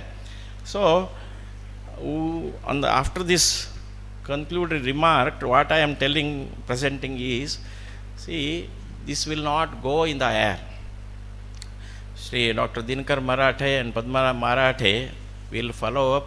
We will do the framing work and these contributions, objectives, what we have mentioned in the presentation, it will be taken into care when going to have a draft, whatever Rashtriya Samsthana wants, and it will be sent to the Central University Higher Education Department also, one thing. And a small workshop, Dr. Sridhar will take a lead in Sanskrit University. All these judges and lawyers will be put together on workshop. We are going to conduct resolutions and how it should be managed to be put in the syllabus. And I am told that I have not discussed with Dr. Barve, and he will take some initiatives regarding this Dharma Shastra, that means Neethishastram, Itihasa Puranabhyam Vedam Sampabramani. We have left out, actually, there is no time. I would have sent 20 minutes. One voice mail is there from Dr.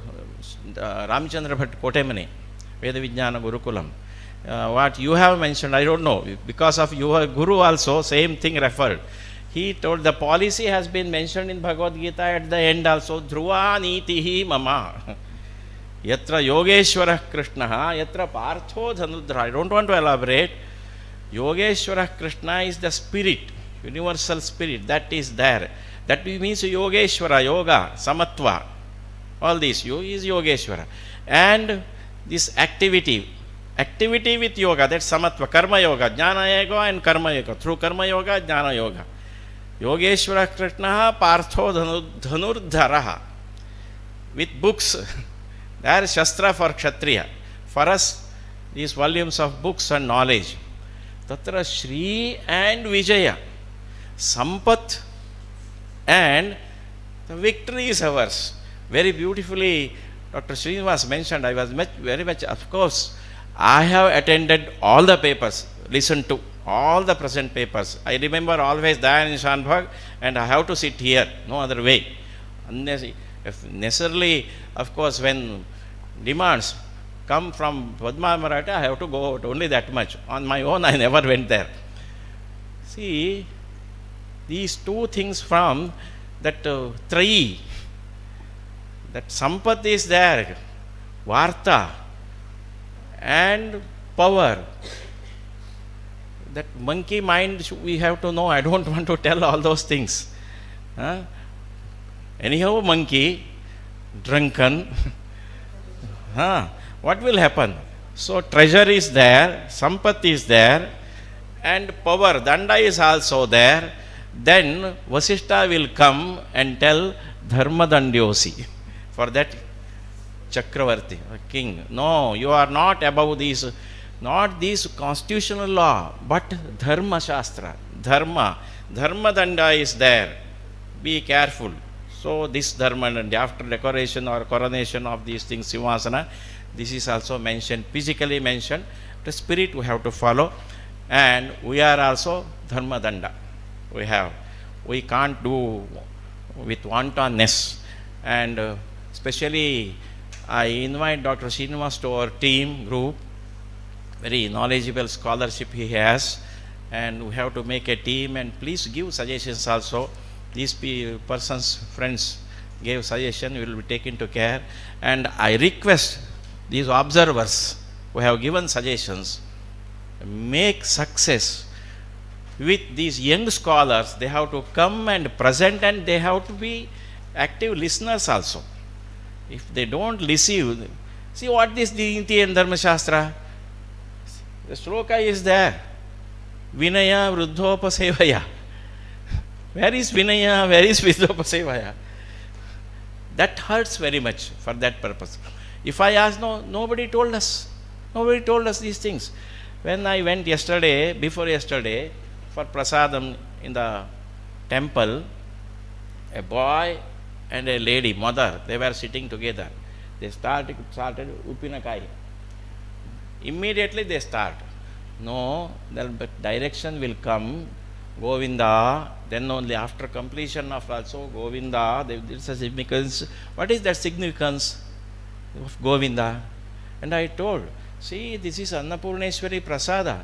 They will not say Anna, Anna, Anna. What they have mentioned, Naivedya. It has been Nivedana to the goddess Durga, and we have begged her, this prasada, this is prasada. Simply that mother told me. Nobody told us. Who would have told? Her parents. And you have to tell to your... The boy was little bit annoyed. Hey, what this? This type of attitude is there in the youngsters. Then he started. Please do this Annapurna and Sadapurna at least. Oh, that shloka is to this. He asks. These things are there. See, practically something should be followed. And that prasada. And here we have taken prasada from the temple. And the suggestions, the participation, everything will be considered as prasada to Samshodhana. And let it be shrined and developed. Thank you very much to the temple, to the organizers, to the college also. Special thanks to Dr. Padmanabha Marathe and Dr. Nagaraj. Thank you.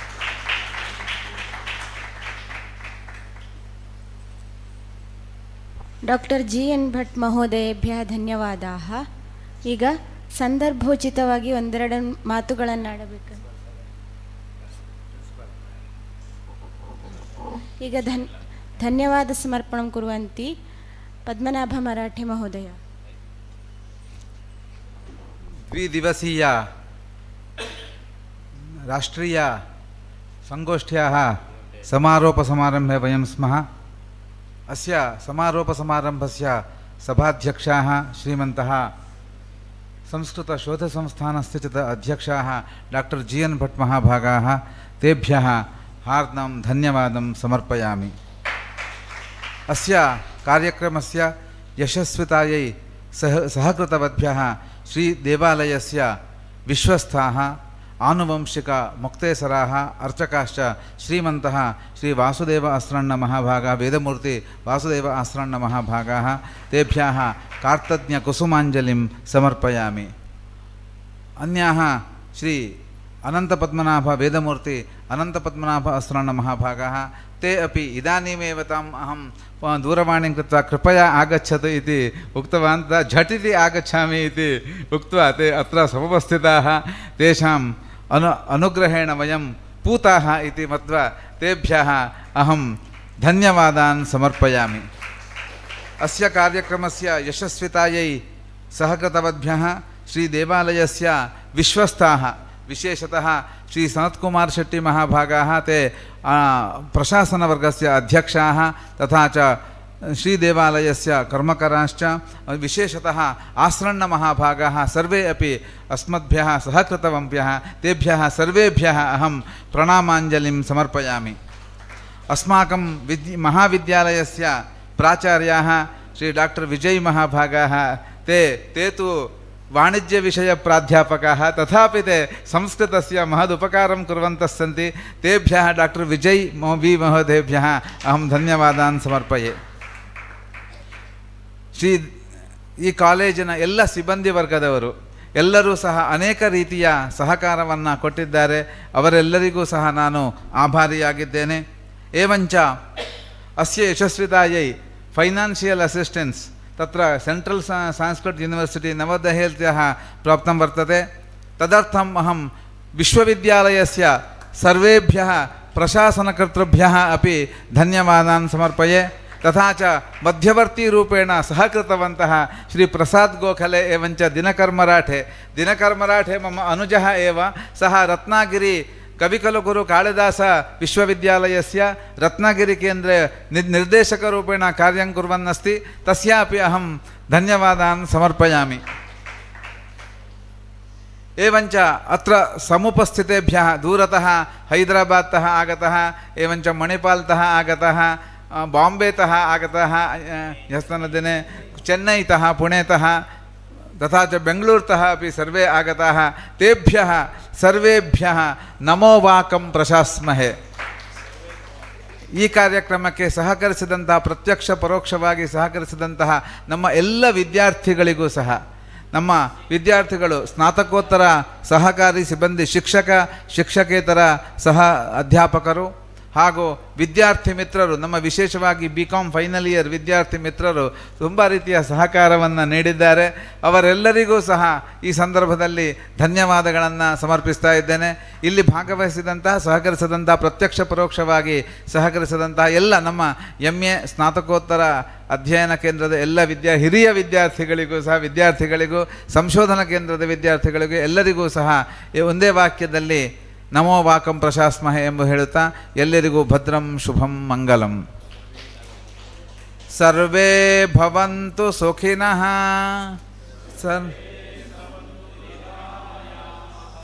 ಸರ್ವೇ ಪಶ್ಯಂತು ಮಾ ಕಶ್ಚಿತ್ ದುಃಖಭಾಗ್ ಭವೇತ್. ಓಂ ಶಾಂತಿ ಶಾಂತಿ ಶಾಂತಿ. ಸರ್ವೇಭ್ಯೋ ನಮಃ.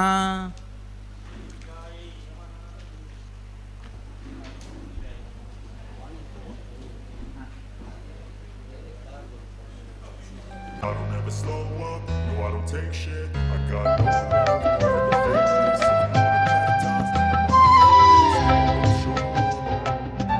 I don't ever slow up, no I don't take shit, I got no love for the fakeness. If you wanna play tough and wanna hate this, I'll always show up and make a statement. I don't ever slow up, no I don't take shit, I got no love for the fakeness. If you wanna play tough and wanna hate this, I'll always show up and make a statement.